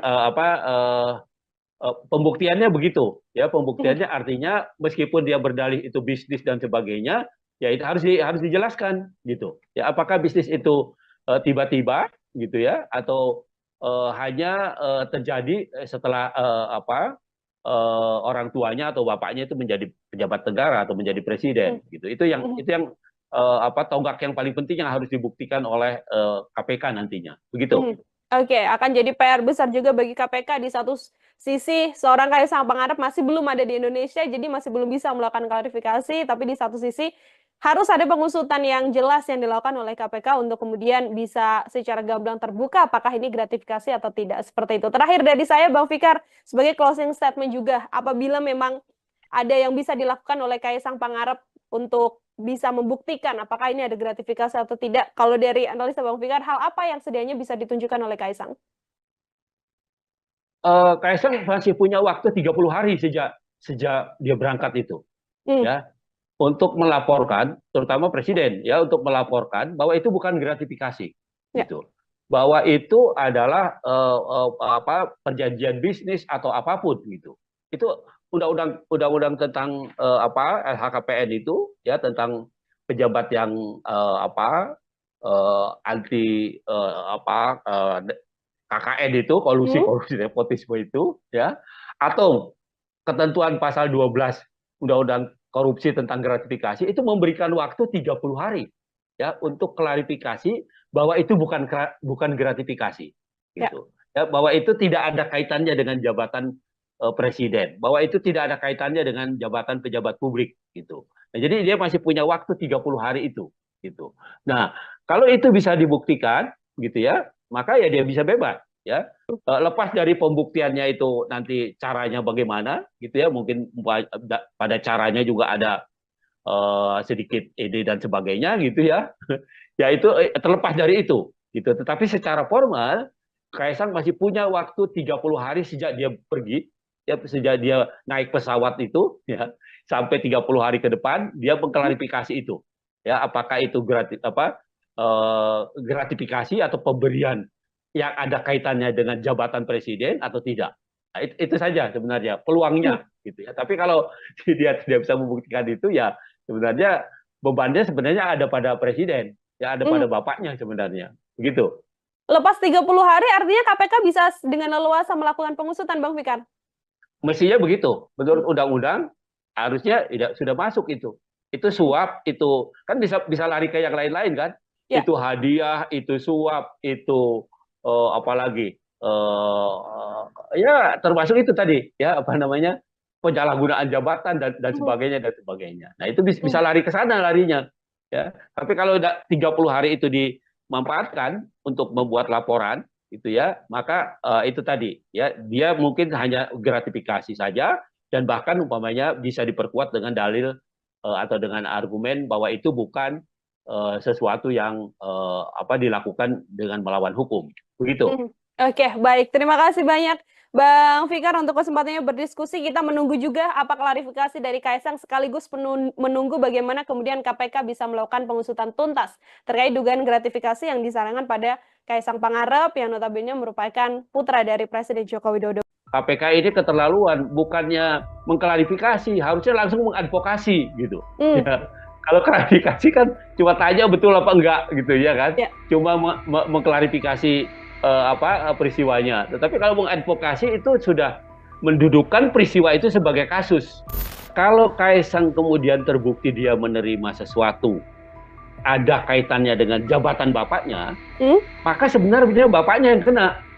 Siapa sih yang mau kasih fasilitas pesawat terbang, ya kan? Hmm.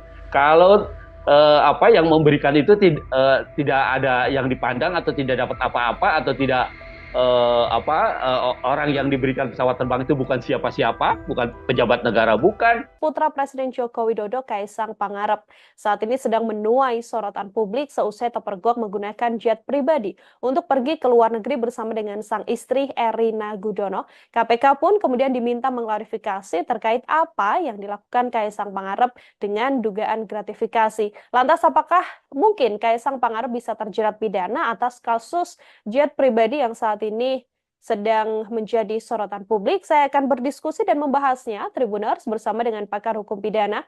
Ada Bang Abdul Fikar Hajar dalam sambungan Zoom bersama dengan saya. Bang Fikar, selamat sore. Terima kasih banyak sudah bergabung. Oke, selamat sore, Mbak Ya, Petio. ya Bang Fikar, sebelum Ya, kemudian kita membaca apakah ada potensi pidana yang bisa menjerat Kaisang Pangarep begitu ya, Bang. Saya ingin minta pengantar terlebih dahulu dari sudut pandang hukum pidana, bagaimana melihat polemik Kaisang Pangarep dengan penggunaan jet pribadi ini, Bang? ya. Apa namanya? Ada kecenderungan para pejabat publik itu ya meskipun tidak secara sengaja melakukan apa namanya memanfaatkan jabatan publiknya ya tetapi masyarakat terutama masyarakat yang eh, berhubungan dengan jabatan publik itu apa namanya seringkali mempengaruhi dengan apa namanya hadiah-hadiah atau kenangan-kenangan atau apapun namanya gitu ya yang sebenarnya berkaitan dengan tugas dan kewenangannya. Di sisi yang lain, apa namanya pemberian fasilitas gitu. Apakah fasilitas perizinan atau fasilitas modal atau fasilitas lainnya yang diharapkan itu diperoleh oleh terutama oleh para pengusaha yang membutuhkan ya soal perizinan itu. Nah itu yang terjadi atau kemudahan-kemudahan berusaha gitu. Nah, karena itu kemudian potensi yang sangat besar ini diantisipasi oleh Undang-Undang Tindak Pidana Korupsi pada tahun 99 gitu ya. Hmm. Kalau pada undang-undang yang lama ya, undang-undang korupsi yang tahun 71 itu apa belum secara rinci ya, belum secara rinci apa namanya tindak pidana atau perbuatan apa saja yang termasuk bagian dari korupsi. Hmm. Korupsi hanya dirumuskan sebagai perbuatan yang merugikan keuangan negara, ya baik dilakukan dengan melawan hukum atau dilakukan dengan menggunakan jabatannya. Nah, itu yang ada. Tetapi di dalam undang-undang korupsi yang baru, ya yang 3199 kemudian 2021 ya di perubahannya gitu ya. Itu selain merugikan keuangan negara ya karena perbuatan melawan hukum atau karena penyalahgunaan jabatan, di situ ada juga umpamanya korupsi yang lahir karena suap menyuap, gitu Hmm. ya. Korupsi yang lahir karena gratifikasi, ya, menerima hadiah, gitu. Kemudian korupsi yang lahir karena penyalahgunaan jabatan, gitu ya, dalam pengertian yang luas, gitu ya, Hmm. tidak hanya jabatan dalam pengertian berkaitan dengan usaha atau perizinan yang di bawah kewenangannya, tapi juga jabatan secara umum, gitu, jabatan publik secara umum. Nah, jadi dengan undang-undang yang baru, undang-undang korupsi yang baru, ya, itu pengertian korupsi itu diperluas, gitu ya, diperluas, tidak melulu pada perbuatan melawan hukum atau penyalahgunaan jabatan, tapi juga ada pemerasan, suap menyuap, ya, kemudian perbuatan curang, gitu ya, eh, dan seterusnya, gitu ya. Jadi ada banyak, kalau buka undang-undang nomor 20 tahun 2021, ya, itu akan kelihatan, ya, model-model korupsi, gitu ya. Jadi tidak Hmm. melulu pada tekanannya pada penyalahgunaan keuangan negara. Jadi kerugiannya bisa tidak langsung keuangan negara, gitu. Tetapi bagaimana seorang pejabat publik itu mendapat keuntungan karena menyalahgunakan jabatannya. Nah, tekanannya pada itu, gitu. Jadi di Hmm. samping kerugian negara, tapi juga keuntungan yang didapat oleh pejabat publik, ya, karena menyalahgunakan jabatannya. Nah, itu saya kira begitu perkembangan tindak pidana korupsi itu Hmm. seperti itu. Begitu. Nah, Oke, artinya langkah KPK untuk kemudian diminta untuk mengklarifikasi Kaisang Pangarep dengan dugaan ya. gratifikasi yang sebelumnya dilaporkan dalam penggunaan jet pribadi ini juga sesuai dengan aturan hukum pidana yang berlaku, Bang Fikar?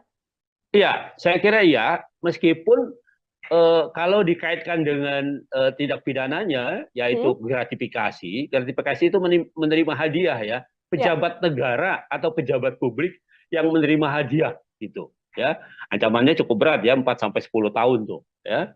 Nah,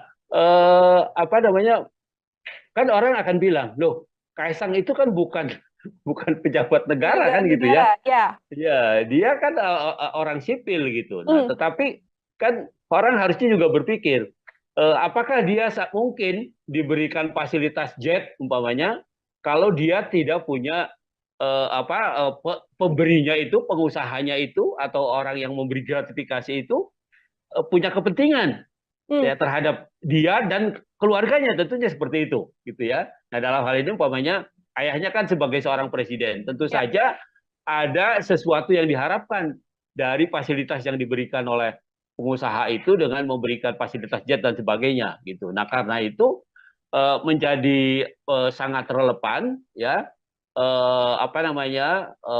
malah ada teman saya yang di Jogja itu bilang KPK ini keterlaluan, bukannya mengklarifikasi, harusnya langsung mengadvokasi, gitu. Hmm. Ya, kalau klarifikasi kan cuma tanya betul apa enggak, gitu ya kan, Ya. cuma mengklarifikasi peristiwanya. Tetapi kalau mengadvokasi itu sudah mendudukan peristiwa itu sebagai kasus, gitu Hmm. ya, peristiwa itu sebagai kasus korupsi. Nah, karena itu kemudian diadvokasi.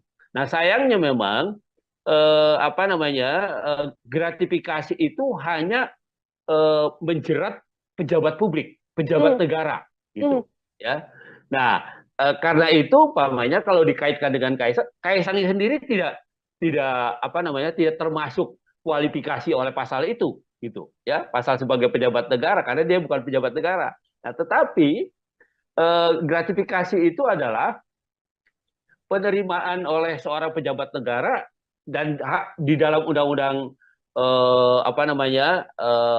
undang-undang LHKPN itu, ya, undang-undang pejabat negara yang bebas korupsi, bebas KKN itu, korupsi, Hmm. kolusi, nepotisme, itu disebutkan selain pejabat publiknya tapi juga keluarganya, gitu. Oke. Nah, ya, jadi memang kalau hanya berpegang pada ketentuan gratifikasi di undang-undang korupsi, selain pejabat negara nggak ada yang bisa dikenakan. Hmm. Tetapi begitu diperluas itu dikaitkan dengan undang-undang tentang LHKPN itu, tentang pejabat negara yang pejabat publik yang bebas dari KKN itu, nah maka itu menjadi kena gitu. Nah karena Hmm. itu kemudian menjadi tepat gitu ya, Kaisang kemudian diklarifikasi atau diadvokasi bahkan gitu oleh KPK begitu. Oke, meskipun bukan penyelenggara negara, tapi dari aturan yang ada, keluarga dari penyelenggara negara ini juga bisa kemudian dilakukan penyelidikan ya, Bang Fikar ya, untuk dugaan Ya, gratifikasi yang mungkin dilakukan. Kalau dalam kasus Kaisang Pangarep ini, kalau dari analisa Bang Fikar sendiri, cukupkah dengan klarifikasi atau tadi yang sempat disampaikan Bang, harus diadvokasi atau kemudian diinvestigasi mendalam begitu? ya, saya kira sesuai dengan kedudukannya gitu Hmm? ya. Kan KPK itu kan punya dua fungsi sebenarnya, pencegahan dan penindakan gitu Hmm. ya.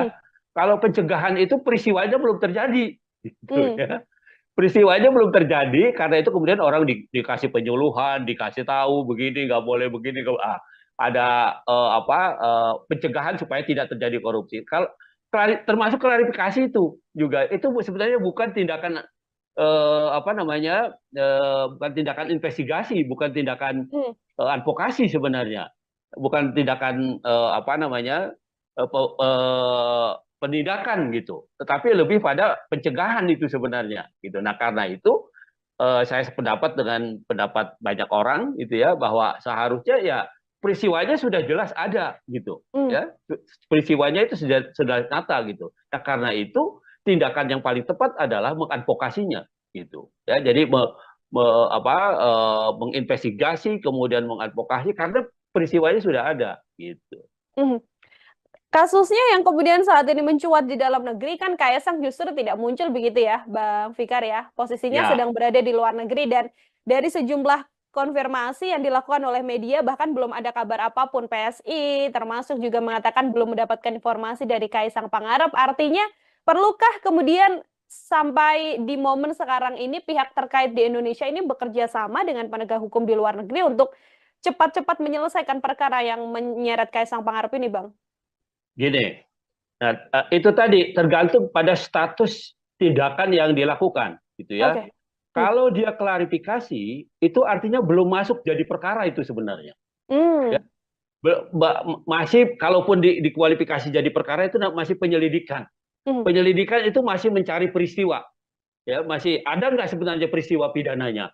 Nah masih itu, jadi belum belum ada upaya paksa istilahnya, Hmm. gitu ya, upaya yang bisa dilakukan secara paksa terhadap pihak-pihak yang memang seharusnya diinvestigasi gitu ya, di dalam konteks itu gitu. Kecuali kemudian KPK meningkatkan itu menjadi penyidikan.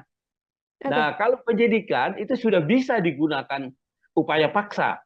Upaya paksa di dalam hukum acara pidana Indonesia itu umpamanya nangkap, nahan, menggeledah, menyita, termasuk Hmm. minta bantuan aparat hukum di luar negeri. Hmm. Gitu. Itu juga bagian dari penyidikan gitu Hmm. sebenarnya. Nah, karena belum masuk ke tahap itu gitu ya, maka agak sulit ya, kecuali memang KPK punya hubungan baik umpamanya dengan KPK Singapura atau dengan KPK Malaysia atau dengan KPK Amerika umpamanya ya, Ya. dia punya hubungan baik ya, dia bersurat gitu ya, minta informasi ya bisa saja itu. Hmm. Artinya tidak secara formal gitu, tetapi secara formal karena peristiwa ini belum diinvestigasi menjadi penyidikan gitu ya, maka belum lahir kewenangan paksa, Hmm. kewenangan melakukan upaya paksa di KPK gitu. Nah, karena Hmm. itu ya itu tadi saya bilang, kritik-kritik masyarakat itu kenapa hanya diklarifikasi bukan diinvestigasi gitu ya. Ya. Nah, itu menjadi relevan gitu. Hmm. Nah, ketika KPK masuk ke wilayah investigasi, penyidikan, maka dia punya kewenangan. Dia punya hak untuk menggeledah, menyita, menangkap, menahan ya, atau minta bantuan informasi dari penegak hukum lain dan sebagainya. Nah, itu Hmm. lahir gitu. Nah, tapi Hmm. kalau cuma klarifikasi gini kan seolah-olah belum ada apa-apa. Peristiwanya belum ada gitu. Oke. Seperti itu.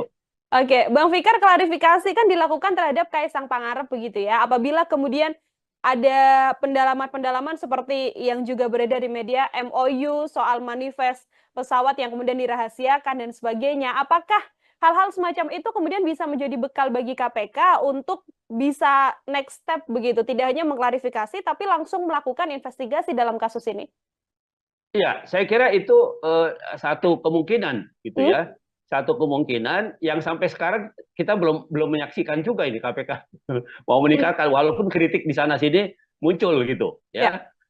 Apa kritik di sana sini muncul gitu. Nah, itu yang apa namanya seharusnya diperhatikan oleh KPK Hmm. gitu ya. KPK itu kan tidak tidak apa namanya bahwa dia penegak hukum iya, tapi dia penegak hukum menurut saya sih yang luar biasa karena dia dilahirkan karena kelemahan penegak hukum yang ada gitu, kelemahan Hmm. kepolisian, kelemahan kejaksaan, kemudian dibentuklah itu KPK sengaja. Nah, karena itu dia punya kewenangan yang apa cukup luas gitu, cukup luas dan cukup apa namanya cukup besar gitu.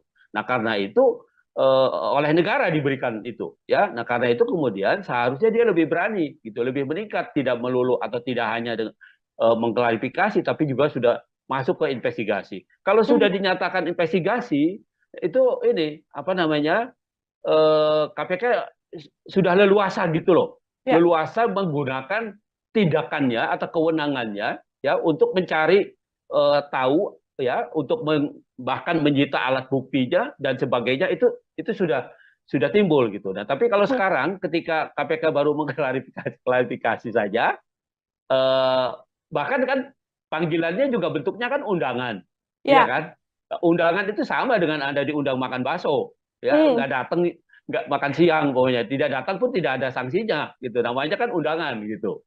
Tetapi kalau Hmm. sudah investigasi, sudah penyidikan, maka dia undangan itu berubah menjadi panggilan. Nah, panggilan kalau tidak didatangi 2 kali, maka bisa dipanggil secara paksa. Nah, jadi Hmm. kalau umpamanya sekarang apa namanya ketika mau diklarifikasi diundang orang apa tidak datang, tidak tahu orangnya berada di mana, gitu ya, nggak ada yang bisa dilakukan Oke. oleh KPK. Paling hanya mengundang, menghimbau untuk datang gitu. Hmm. Nah, padahal di sisi yang lain undangan itu tidak punya konsekuensi yuridis. Dia ya diundang, namanya undangan, diundang makan gitu, nggak datang pun nggak apa-apa, gitu. Seperti itu. Hmm. Oke, artinya klarifikasi ini belum kemudian bisa menyelesaikan dugaan gratifikasi atau mungkin laporan-laporan yang juga muncul di publik ya, Bang Fikar ya, ya apa yang dilakukan Betul, oleh KPK. Kecuali betul. nanti KPK melayangkan surat untuk penyidikan terhadap Kaisang Pangarep dan itu wajib dihadiri oleh Kaisang. Apabila tidak dihadiri, tindakan langsung selain kemudian menunggu klarifikasi Kaisang juga bisa langsung dilakukan oleh KPK seperti itu. Betul, Mhm. betul. Oke, Jadi Bang Fikar, silakan. ya, ya udah apa silakan lanjutkan. Mhm.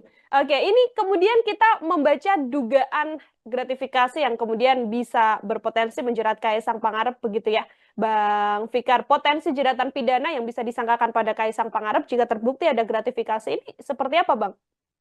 Oke, ya gini, itu tadi yang saya bilang Hmm. gratifikasi itu objeknya adalah pejabat publik Oke. atau pejabat negara. Itu objeknya itu dia. Hmm. Jadi kalau yang bukan pejabat publik tidak kena. Artinya kalau Kaisang kemudian terbukti dia menerima sesuatu ada kaitannya dengan jabatan bapaknya, Hmm. maka sebenarnya bapaknya yang kena, gitu loh. Oke. Hmm. Jadi sebenarnya arahnya itu pada apakah ini sepengetahuan presiden atau tidak? Apakah ini bagian dari sesuatu yang diberikan karena jabatan bapaknya atau tidak?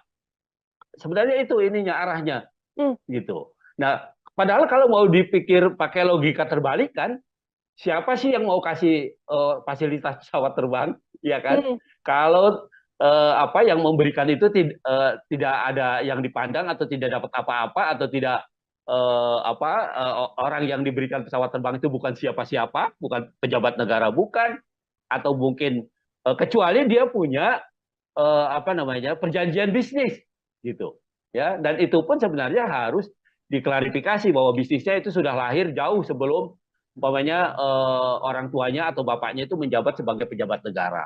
Nah, itu yang harus diklarifikasikan gitu. Bahkan kan di dalam undang-undang apa namanya LHKPN itu tentang pejabat publik yang anti apa kolusi korupsi kolusi dan nepotisme itu sudah dinyatakan lebih dahulu. Yang pertama umpamanya ada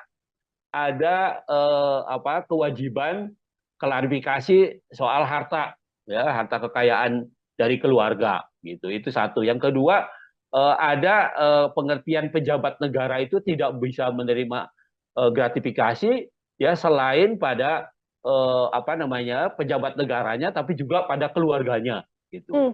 Dan apa pokoknya undang-undang itu sebenarnya begitu rinci, ya, begitu begitu apa rigid gitu, sehingga bisa menjerat orang. Karena kan gini, gratifikasi itu bisa bisa tidak terasa gitu, bisa macam-macam bentuknya, iya kan? Hmm. Bisa apa namanya, eh, bisa dia pemberian, bisa dia berbentuk undangan, dia bisa berbentuk, bisa bentuknya bisa macam-macam begitu, Hmm. ya. Tidak melulu pemberian satu apa sesuatu yang bernilai ekonomi gitu, tetapi juga fasilitas-fasilitas yang menguntungkan, yang juga punya nilai ekonomi itu bisa bisa dilakukan. Hmm. Jadi sebenarnya gratifikasi itu kalau lihat undang-undang korupsi itu contohnya itu macam-macam. Jadi tidak melulu menerima begitu saja, tetapi juga ada fasilitas lain yang tidak berbentuk fisik umpamanya. Nah itu juga bisa dikualifikasi sebagai gratifikasi. Nah Hmm. karena itu apa namanya pengaturan mengenai ini sangat rigid, sangat sangat apa namanya sangat sangat ketat gitu. Ya. Sebenarnya untuk menjaga supaya pejabat publik itu tidak melakukan tindak pidana korupsi, korupsi, kolusi dan nepotisme, gitu. Termasuk gratifikasi di dalamnya artinya yang akan terjerat nantinya apabila ini sepengetahuan sang ayah begitu ya, sepengetahuan Presiden Joko Widodo, Presiden Jokowi yang juga akan terseret kasus gratifikasi ini. Apabila nanti ada klarifikasi dari Kaisang Pangarep yang mengatakan ini murni urusan bisnis pribadi begitu ya, Bang Fikar, lalu tidak ada kaitan Ya. atau sangkut pautnya bersama dengan Presiden Jokowi, secara hukum apakah kemudian Kaisang bisa terbebas dan lepas begitu saja atau seperti apa? Pengakuannya tidak bisa hanya pengakuan begitu saja, Hmm, tetapi juga harus didukung oleh alat bukti gitu. oke. Umpamanya sejak kapan dia berhubungan dengan pengusaha itu? Hmm, Kalau dia bisa membuktikan umpamanya ada bisnis dengan pengusaha yang memberikan fasilitas apa pesawat itu sebelum ayahnya menjadi presiden, ya mungkin itu tidak ada masalah apa-apa gitu. Nah, yang kita tahu kan mereka anak-anak ini kan menjadi pengusaha itu setelah bapaknya jadi pejabat negara kan begitu ya. hmm, Dari informasi publik yang kita lihat dengarkan itu masih kecil-kecil, tadinya masih masih apa namanya belum tahu bisnis dan belum tahu apa gitu kan. Nah, tapi ini berkembang 10 tahun ke belakangan kan begitu. Nah, jadi artinya dia bisa tidak dikaitkan dengan jabatan ayahnya atau jabatan presiden kalau dia bisa membuktikan bahwa hubungan bisnisnya dengan pemberi gratifikasi itu atau dengan pemberi fasilitas pesawat itu jauh sebelum ayahnya menjadi pejabat publik. oke. Nah, itu yang bisa apa namanya yang bisa meringankan atau menghindarkan dia dari pengertian gratifikasi itu. Hmm. Selagi memang pemberian fasilitas ini dilakukan atau diberikan ketika Kaisang Pangarep dikenal sebagai putra dari Presiden Republik Indonesia, artinya masih tetap ini bisa masuk ke dugaan gratifikasi ya, Bang Fikar? Betul. Hmm, Jadi itu yang apa pembuktiannya begitu ya, hmm, pembuktiannya artinya meskipun dia berdalih itu bisnis dan sebagainya ya itu harus dijelaskan gitu ya, apakah bisnis itu tiba-tiba gitu ya atau hanya terjadi setelah apa orang tuanya atau bapaknya itu menjadi pejabat negara atau menjadi hmm, presiden gitu. hmm, Itu yang apa tonggak yang paling penting yang harus dibuktikan oleh KPK nantinya begitu. hmm. Oke, akan jadi PR besar juga bagi KPK di satu sisi seorang Kaisang Pangarep masih belum ada di Indonesia, jadi masih belum bisa melakukan klarifikasi, tapi di satu sisi harus ada pengusutan yang jelas yang dilakukan oleh KPK untuk kemudian bisa secara gamblang terbuka apakah ini gratifikasi atau tidak seperti itu. Terakhir dari saya, Bang Fikar, sebagai closing statement juga, apabila memang ada yang bisa dilakukan oleh Kaisang Pangarep untuk bisa membuktikan apakah ini ada gratifikasi atau tidak? Kalau dari analisa Bang Fikar, hal apa yang sedianya bisa ditunjukkan oleh Kaisang? Kaisang masih punya waktu 30 hari sejak sejak dia berangkat itu, Hmm, ya, untuk melaporkan, terutama presiden, ya, untuk melaporkan bahwa itu bukan gratifikasi, ya, gitu, bahwa itu adalah apa, perjanjian bisnis atau apapun, gitu. Itu undang-undang tentang apa, LHKPN itu, ya, tentang pejabat yang apa, anti apa, KKN itu, kolusi hmm, korupsi nepotisme itu, ya, atau ketentuan pasal 12 Undang-Undang Korupsi tentang gratifikasi itu memberikan waktu 30 hari, ya, untuk klarifikasi bahwa itu bukan gratifikasi, ya. gitu, ya, bahwa itu tidak ada kaitannya dengan jabatan presiden, bahwa itu tidak ada kaitannya dengan jabatan pejabat publik, gitu. Nah, jadi dia masih punya waktu 30 hari itu, gitu. Nah, kalau itu bisa dibuktikan, gitu ya, maka ya dia bisa bebas, ya. Lepas dari pembuktiannya itu nanti caranya bagaimana, gitu ya, mungkin pada caranya juga ada sedikit ide dan sebagainya, gitu ya. Ya itu terlepas dari itu, gitu. Tetapi secara formal Kaisang masih punya waktu 30 hari sejak dia pergi, ya, sejak dia naik pesawat itu, ya, sampai 30 hari ke depan dia Hmm, mengklarifikasi itu, ya, apakah itu gratifikasi atau pemberian yang ada kaitannya dengan jabatan presiden atau tidak. Nah, itu saja sebenarnya hmm. peluangnya, gitu ya. Tapi kalau dia tidak bisa membuktikan itu, ya sebenarnya bebannya sebenarnya ada pada presiden, ya, ada Hmm. pada bapaknya sebenarnya. Begitu. Lepas 30 hari artinya KPK bisa dengan leluasa melakukan pengusutan, Bang Fikar? Mestinya begitu. Hmm, Menurut undang-undang harusnya tidak sudah masuk itu. Itu suap, itu kan bisa bisa lari ke yang lain-lain kan?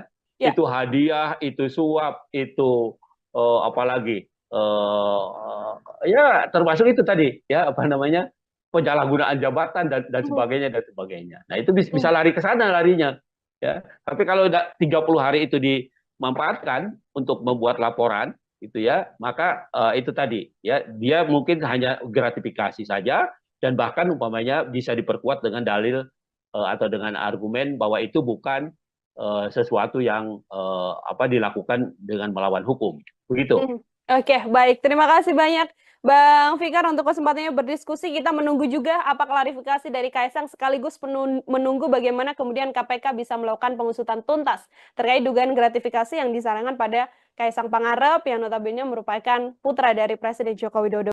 KPK ini keterlaluan, bukannya mengklarifikasi, harusnya langsung mengadvokasi, gitu. Hmm, Ya, kalau klarifikasi kan cuma tanya betul apa enggak, gitu ya kan, ya. cuma mengklarifikasi apa, peristiwanya. Tetapi kalau mengadvokasi itu sudah mendudukkan peristiwa itu sebagai kasus. Kalau Kaisang kemudian terbukti dia menerima sesuatu ada kaitannya dengan jabatan bapaknya, Hmm, maka sebenarnya bapaknya yang kena.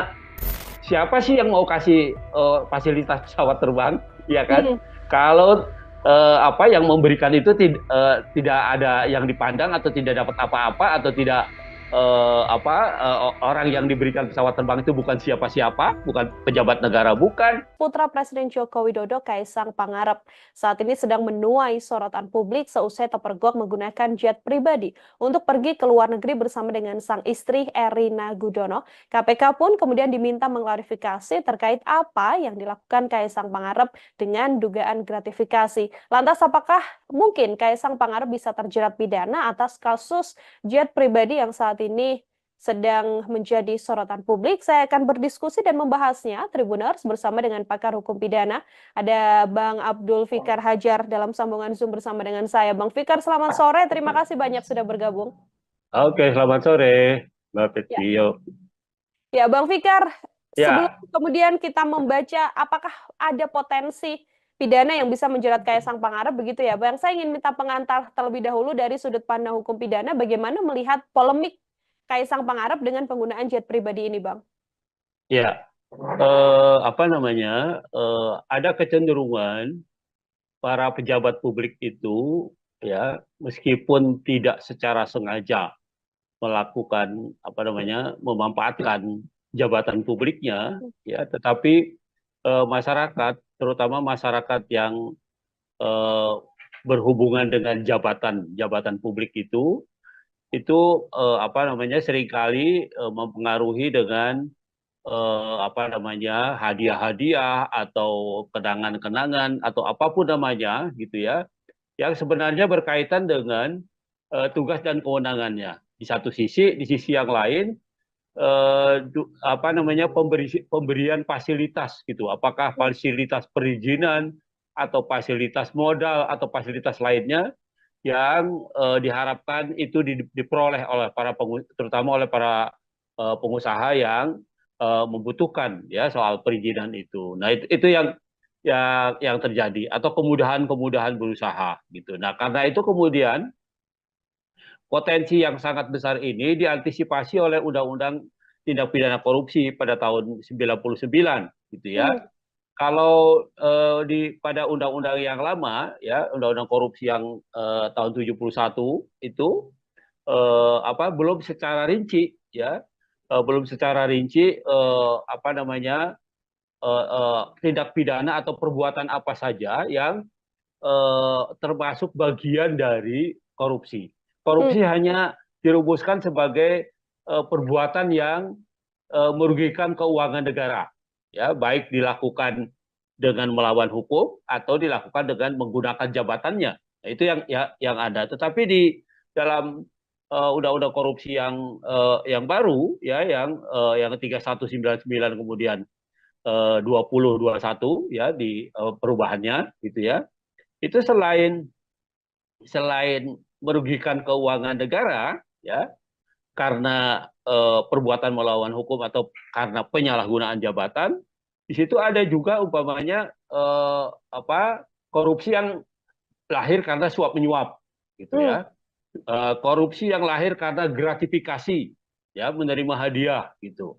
Kemudian apa namanya korupsi yang lahir karena apa namanya penyalahgunaan jabatan gitu ya apa dalam pengertian yang luas gitu ya, Hmm. tidak hanya jabatan dalam pengertian berkaitan dengan usaha atau apa namanya perizinan yang di bawah kewenangannya, tapi juga jabatan secara umum gitu, jabatan publik secara umum. Nah, jadi dengan undang-undang yang baru, undang-undang korupsi yang baru ya, itu apa korupsi pengertian korupsi itu diperluas gitu ya, diperluas tidak melulu pada apa perbuatan melawan hukum atau penyalahgunaan jabatan, tapi juga ada pemerasan, suap menyuap ya, kemudian apa namanya perbuatan curang gitu ya, eh, dan seterusnya gitu ya. Jadi ada banyak, kalau buka undang-undang nomor 20 tahun 2021 ya itu akan kelihatan ya model-model korupsi gitu ya. Jadi tidak Hmm. melulu pada tekanannya pada penyalahgunaan keuangan negara. Jadi kerugiannya bisa tidak langsung keuangan negara gitu. Tetapi bagaimana apa namanya seorang pejabat publik itu mendapat keuntungan karena menyalahgunakan jabatannya. Nah, tekanannya pada itu gitu. Jadi di Hmm. samping kerugian negara, tapi juga keuntungan yang didapat oleh pejabat publik ya karena menyalahgunakan jabatannya. Nah, itu saya kira begitu perkembangan tindak pidana korupsi itu Hmm. seperti itu. Begitu. Oke, artinya langkah KPK untuk kemudian diminta untuk mengklarifikasi Kaisang Pangarep dengan dugaan Ya. gratifikasi yang sebelumnya dilaporkan dalam penggunaan jet pribadi ini juga sesuai dengan aturan hukum pidana yang berlaku, Bang Fikar? Iya, saya kira iya. Meskipun kalau dikaitkan dengan tindak pidananya, Hmm? yaitu gratifikasi, gratifikasi itu menerima hadiah ya, Ya. pejabat negara atau pejabat publik yang menerima hadiah gitu, ya, ancamannya cukup berat ya, 4 sampai 10 tahun tuh, ya. Nah, apa namanya, kan orang akan bilang, loh, Kaisang itu kan bukan bukan pejabat negara Penyelenggara kan gitu negara, ya. ya. Ya, dia kan orang sipil gitu. Nah, Hmm. tetapi kan orang harusnya juga berpikir, apakah dia mungkin diberikan fasilitas jet umpamanya kalau dia tidak punya apa pemberinya itu, pengusahanya itu atau orang yang memberi gratifikasi itu punya kepentingan Hmm. ya terhadap dia dan keluarganya, tentunya seperti itu gitu ya. Nah, dalam hal ini umpamanya ayahnya kan sebagai seorang presiden, tentu Ya. saja ada sesuatu yang diharapkan dari fasilitas yang diberikan oleh pengusaha itu dengan memberikan fasilitas jet dan sebagainya gitu. Nah, karena itu menjadi sangat relevan ya, apa namanya, malah ada teman saya yang di Jogja itu bilang KPK ini keterlaluan, bukannya mengklarifikasi, harusnya langsung mengadvokasi gitu. Hmm, Ya, kalau klarifikasi kan cuma tanya betul apa enggak gitu ya kan, ya, cuma mengklarifikasi apa peristiwanya. Tetapi kalau mengadvokasi itu sudah mendudukan peristiwa itu sebagai kasus gitu. hmm, Ya, peristiwa itu sebagai kasus korupsi. Nah, karena itu kemudian diadvokasi. Nah, sayangnya memang apa namanya, gratifikasi itu hanya menjerat pejabat publik, pejabat hmm, negara hmm. gitu ya. Nah, karena itu pamannya kalau dikaitkan dengan Kaisang, Kaisang sendiri tidak apa namanya, tidak termasuk kualifikasi oleh pasal itu gitu ya, pasal sebagai pejabat negara karena dia bukan pejabat negara. Nah, tetapi gratifikasi itu adalah penerimaan oleh seorang pejabat negara dan hak di dalam undang-undang apa namanya, undang-undang LHKPN itu ya, undang-undang pejabat negara yang bebas korupsi, bebas KKN itu korupsi, Hmm. kolusi, nepotisme itu disebutkan selain pejabat publiknya tapi juga keluarganya gitu. Oke. Nah, ya jadi memang kalau kalau hanya berpegang pada ketentuan gratifikasi di undang-undang korupsi, selain pejabat negara nggak ada yang bisa dikenakan. Hmm. Tetapi begitu diperluas itu dikaitkan dengan undang-undang tentang apa namanya, LHKPN itu tentang pejabat apa negara yang pejabat publik yang bebas dari apa KKN itu, nah maka itu menjadi kena gitu. Nah, karena Hmm. itu kemudian apa namanya, menjadi tepat gitu ya, Kaisang kemudian diklarifikasi atau diadvokasi bahkan gitu oleh KPK begitu. Oke, meskipun bukan penyelenggara negara, tapi dari aturan yang ada, keluarga dari penyelenggara negara ini juga bisa kemudian dilakukan penyelidikan ya, Bang Fikar ya, untuk dugaan Ya, gratifikasi yang mungkin dilakukan. Kalau dalam case kasus Kaisang Pangarep ini, kalau dari analisa Bang Fikar sendiri, cukupkah dengan klarifikasi atau tadi yang sempat disampaikan Bang, harus diadvokasi atau kemudian diinvestigasi mendalam begitu? ya, saya kira sesuai dengan kedudukannya gitu Hmm, ya. Kan KPK itu kan punya dua fungsi sebenarnya, pencegahan dan penindakan gitu hmm, ya. Kalau pencegahan itu peristiwanya belum terjadi gitu hmm, ya. Peristiwanya belum terjadi, karena itu kemudian orang dikasih penyuluhan, dikasih tahu begini nggak boleh begini, ada apa pencegahan supaya tidak terjadi korupsi. Kalau termasuk klarifikasi itu juga itu sebenarnya bukan tindakan apa namanya, bukan tindakan investigasi, bukan tindakan hmm, advokasi sebenarnya, bukan tindakan apa namanya,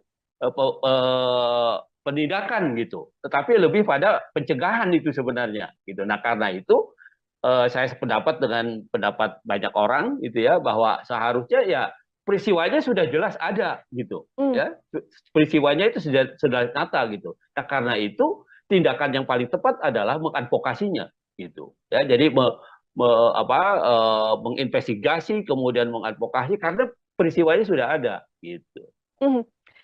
Kasusnya yang kemudian saat ini mencuat di dalam negeri kan Kaisang justru tidak muncul begitu ya, Bang Fikar ya. Posisinya Ya, sedang berada di luar negeri dan dari sejumlah konfirmasi yang dilakukan oleh media bahkan belum ada kabar apapun. PSI termasuk juga mengatakan belum mendapatkan informasi dari Kaisang Pangarep. Artinya perlukah kemudian sampai di momen sekarang ini pihak terkait di Indonesia ini bekerja sama dengan penegak hukum di luar negeri untuk cepat-cepat menyelesaikan perkara yang menyeret Kaisang Pangarep ini, Bang? gini. Nah, itu tadi tergantung pada status tindakan yang dilakukan, gitu ya. Oke. Hmm. Kalau dia klarifikasi, itu artinya belum masuk jadi perkara itu sebenarnya. Ya, Hmm. masih kalaupun dikualifikasi jadi perkara itu masih penyelidikan. Hmm. Penyelidikan itu masih mencari peristiwa. Ya, masih ada nggak sebenarnya peristiwa pidananya. Nah, masih itu. Jadi belum belum ada upaya paksa istilahnya Hmm. gitu ya. Upaya yang bisa dilakukan secara paksa terhadap pihak-pihak yang memang seharusnya diinvestigasi gitu ya, di dalam konteks itu gitu. Kecuali kemudian KPK meningkatkan itu menjadi penyidikan Oke. Nah, kalau penyidikan itu sudah bisa digunakan upaya paksa. Upaya paksa di dalam hukum acara pidana Indonesia itu umpamanya nangkap, nahan, menggeledah, menyita, termasuk minta bantuan aparat hukum di luar negeri. Hmm. Gitu. Itu juga bagian dari penyidikan gitu Hmm. sebenarnya. Nah, karena belum masuk ke tahap itu gitu ya, maka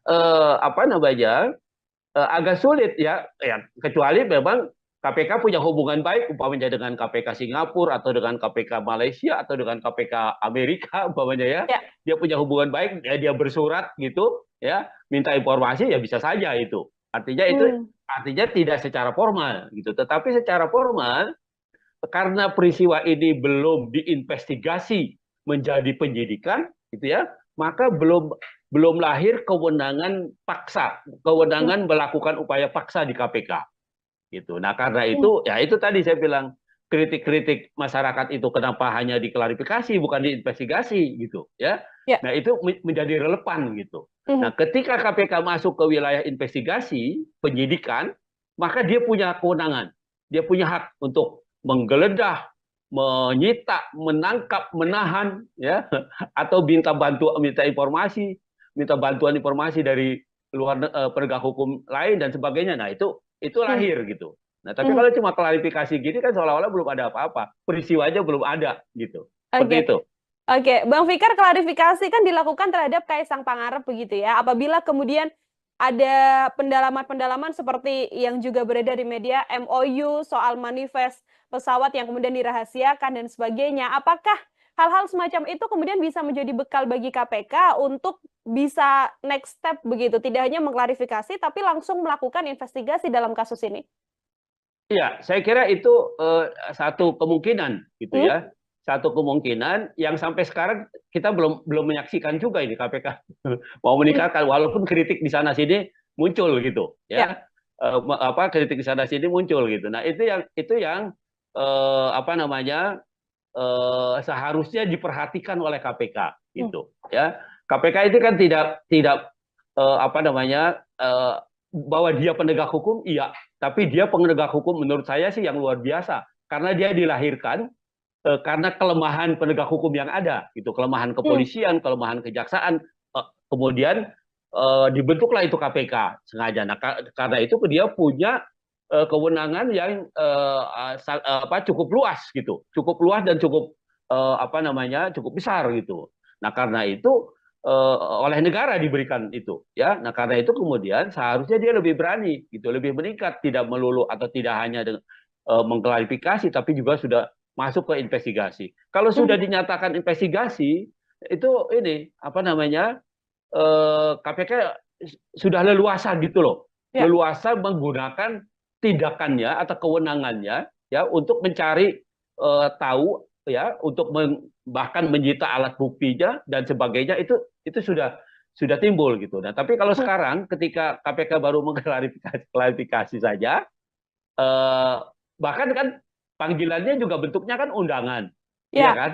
Undangan itu sama dengan Anda diundang makan bakso, ya Hmm. nggak datang, nggak makan siang pokoknya, tidak datang pun tidak ada sanksinya, gitu. Namanya kan undangan gitu. Tetapi kalau Hmm. sudah investigasi, sudah penyidikan, maka dia undangan itu berubah menjadi panggilan. Nah, panggilan kalau tidak didatangi 2 kali, maka bisa dipanggil secara paksa. Nah, jadi Hmm. kalau umpamanya sekarang eh, apa namanya ketika mau diklarifikasi diundang orang tidak datang, tidak tahu orangnya berada di mana, gitu ya, nggak ada yang bisa dilakukan oleh Oke. oleh KPK. Paling hanya menghimbau untuk datang gitu. Hmm. Nah, padahal di sisi yang lain undangan itu tidak punya konsekuensi yuridis. Dia ya diundang, namanya undangan, diundang makan gitu, nggak datang pun nggak apa-apa gitu. Seperti itu. Hmm. Oke, artinya klarifikasi ini belum kemudian bisa menyelesaikan dugaan gratifikasi atau mungkin laporan-laporan yang juga muncul di publik ya, Bang Fikar ya, ya apa yang dilakukan Betul, oleh KPK kecuali betul. nanti KPK melayangkan surat untuk penyidikan terhadap Kaisang Pangarep dan itu wajib dihadiri oleh Kaisang. Apabila tidak dihadiri, tindakan langsung selain kemudian menunggu klarifikasi Kaisang juga bisa langsung dilakukan oleh KPK seperti itu. Betul, Mhm. betul. Oke, Jadi Bang Fikar, ya, silakan. Ya udah, apa silakan lanjutkan. Oke, ini kemudian kita membaca dugaan gratifikasi yang kemudian bisa berpotensi menjerat Kaisang Pangarep begitu ya, Bang Fikar. Potensi jeratan pidana yang bisa disangkakan pada Kaisang Pangarep jika terbukti ada gratifikasi ini seperti apa, Bang? Oke, ya gini, itu tadi yang saya bilang. Hmm, Gratifikasi itu objeknya adalah pejabat publik oke. atau pejabat negara. Itu objeknya itu dia. Hmm, Jadi kalau yang bukan pejabat publik tidak kena. Artinya kalau Kaisang kemudian terbukti dia menerima sesuatu ada kaitannya dengan jabatan bapaknya, hmm, maka sebenarnya bapaknya yang kena, gitu loh. oke. Hmm, Eh, jadi sebenarnya arahnya itu pada apakah ini sepengetahuan presiden atau tidak? Apakah ini bagian dari sesuatu yang diberikan karena jabatan bapaknya atau tidak? Sebenarnya itu ininya arahnya hmm, gitu.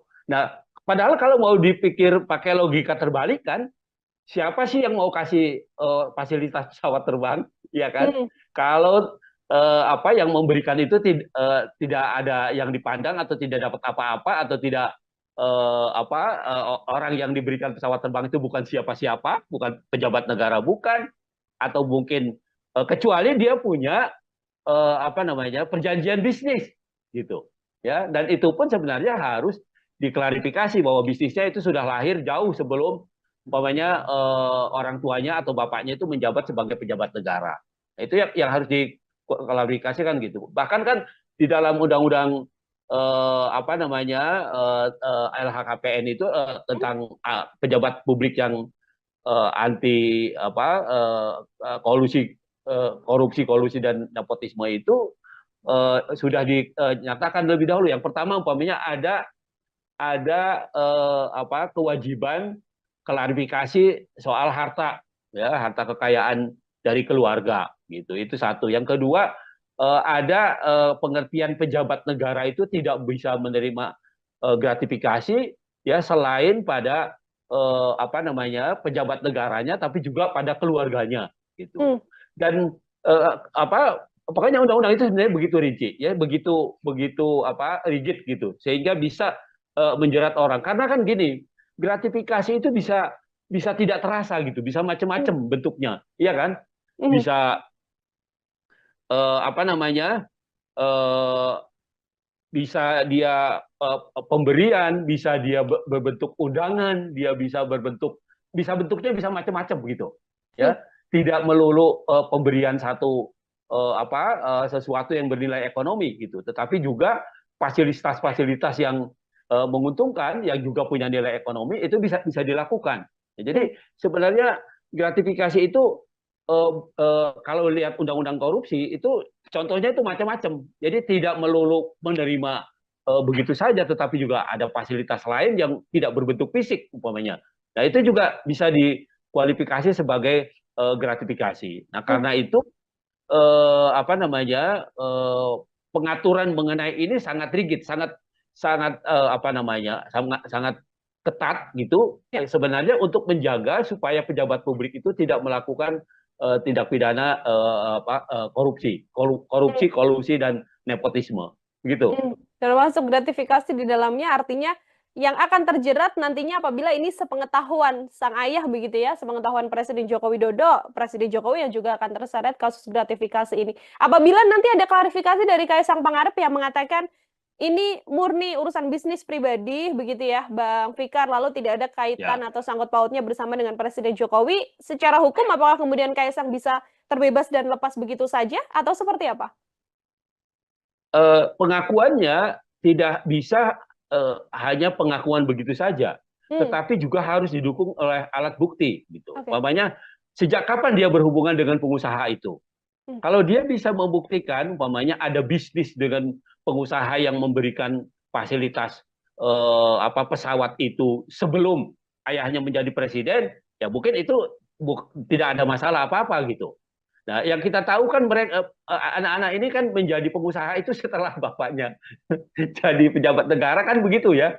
Ya, hmm, dari informasi publik yang kita lihat dengarkan itu masih kecil-kecil, tadinya masih masih belum tahu bisnis dan belum tahu apa gitu kan. Nah, tapi ini berkembang 10 tahun belakangan kan begitu. Nah, jadi artinya dia bisa tidak dikaitkan dengan jabatan ayahnya atau jabatan presiden kalau bisa membuktikan bahwa hubungan bisnisnya dengan pemberi gratifikasi itu atau dengan pemberi fasilitas pesawat itu jauh sebelum ayahnya menjadi pejabat publik.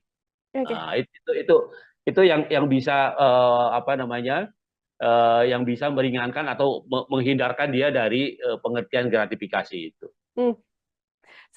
Selagi memang pemberian fasilitas ini dilakukan atau diberikan ketika Kaisang Pangarep dikenal sebagai putra dari Presiden Republik Indonesia, artinya masih tetap ini bisa masuk ke dugaan gratifikasi ya, Bang Fikar? Betul. Hmm. Jadi itu yang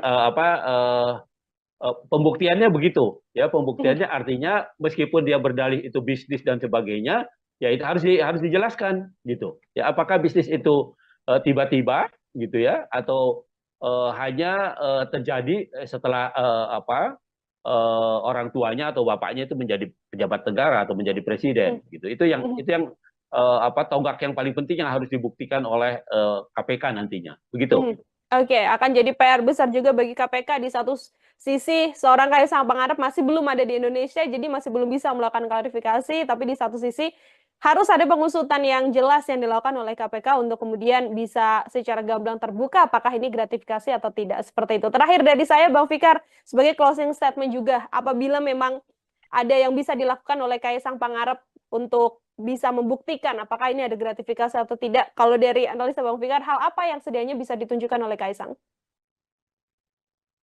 Kaisang masih punya waktu 30 hari sejak dia berangkat itu, ya, untuk melaporkan, terutama presiden, ya, untuk melaporkan bahwa itu bukan gratifikasi, gitu, bahwa itu adalah perjanjian bisnis atau apapun, gitu. Itu undang-undang tentang LHKPN itu, ya, tentang pejabat yang anti KKN itu, kolusi nepotisme itu, ya, atau ketentuan pasal 12 Undang-Undang korupsi tentang gratifikasi itu memberikan waktu 30 hari ya untuk klarifikasi bahwa itu bukan gratifikasi gitu. Ya, bahwa itu tidak ada kaitannya dengan jabatan presiden, bahwa itu tidak ada kaitannya dengan jabatan pejabat publik gitu. Nah, jadi dia masih punya waktu 30 hari itu gitu. Nah, kalau itu bisa dibuktikan gitu ya, maka ya dia bisa bebas ya. Lepas dari pembuktiannya itu nanti caranya bagaimana gitu ya, mungkin pada caranya juga ada sedikit ide dan sebagainya gitu ya. Ya itu terlepas dari itu gitu. Tetapi secara formal Kaisang masih punya waktu 30 hari sejak dia pergi, ya, sejak dia naik pesawat itu ya, sampai 30 hari ke depan dia mengklarifikasi itu. Ya, apakah itu gratifikasi atau pemberian yang ada kaitannya dengan jabatan presiden atau tidak. Nah, itu saja sebenarnya peluangnya gitu ya. Tapi kalau dia tidak bisa membuktikan itu ya sebenarnya bebannya sebenarnya ada pada presiden, ya ada pada bapaknya sebenarnya. Begitu. Lepas 30 hari artinya KPK bisa dengan leluasa melakukan pengusutan, Bang Fikar? Mestinya begitu. Menurut undang-undang harusnya sudah masuk itu. Itu suap, itu kan bisa lari ke yang lain-lain kan? Ya. Itu hadiah, itu suap, itu apalagi ya termasuk itu tadi ya penyalahgunaan jabatan dan sebagainya. Nah itu bisa lari ke sana larinya ya. Tapi kalau 30 hari itu dimanfaatkan untuk membuat laporan gitu ya, maka itu tadi ya dia mungkin hanya gratifikasi saja dan bahkan umpamanya bisa diperkuat dengan dalil atau dengan argumen bahwa itu bukan sesuatu yang dilakukan dengan melawan hukum. Begitu. Oke, baik. Terima kasih banyak Bang Fikar untuk kesempatannya berdiskusi. Kita menunggu juga apa klarifikasi dari Kaisang sekaligus menunggu bagaimana kemudian KPK bisa melakukan pengusutan tuntas terkait dugaan gratifikasi yang disarankan pada Kaisang Pangarep yang notabene merupakan putra dari Presiden Joko Widodo. KPK ini keterlaluan, bukannya mengklarifikasi, harusnya langsung mengadvokasi gitu. Ya. Kalau klarifikasi kan cuma tanya betul apa enggak gitu ya kan, cuma mengklarifikasi peristiwanya. Tetapi kalau mengadvokasi itu sudah mendudukkan peristiwa itu sebagai kasus. Kalau Kaisang kemudian terbukti dia menerima sesuatu ada kaitannya dengan jabatan bapaknya, Hmm? maka sebenarnya bapaknya yang kena. Siapa sih yang mau kasih fasilitas pesawat terbang, ya kan? Hmm. Kalau apa yang memberikan itu tidak ada yang dipandang atau tidak dapat apa-apa atau tidak orang yang diberikan pesawat terbang itu bukan siapa-siapa, bukan pejabat negara, bukan. Putra Presiden Joko Widodo, Kaisang Pangarep, saat ini sedang menuai sorotan publik seusai terpergok menggunakan jet pribadi untuk pergi ke luar negeri bersama dengan sang istri Erina Gudono. KPK pun kemudian diminta mengklarifikasi terkait apa yang dilakukan Kaisang Pangarep dengan dugaan gratifikasi. Lantas apakah mungkin Kaisang Pangarep bisa terjerat pidana atas kasus jet pribadi yang saat ini sedang menjadi sorotan publik? Saya akan berdiskusi dan membahasnya, Tribuners, bersama dengan pakar hukum pidana. Ada Bang Abdul Fikar Hajar dalam sambungan Zoom bersama dengan saya. Bang Fikar, selamat sore. Terima kasih banyak sudah bergabung. Oke, selamat sore, Mbak Ya, Petio. ya Bang Fikar, sebelum Ya, kemudian kita membaca apakah ada potensi pidana yang bisa menjerat Kaisang Pangarep, begitu ya, Bang? Saya ingin minta pengantar terlebih dahulu dari sudut pandang hukum pidana, bagaimana melihat polemik Kaisang Pangarep dengan penggunaan jet pribadi ini, Bang? ya. Apa namanya?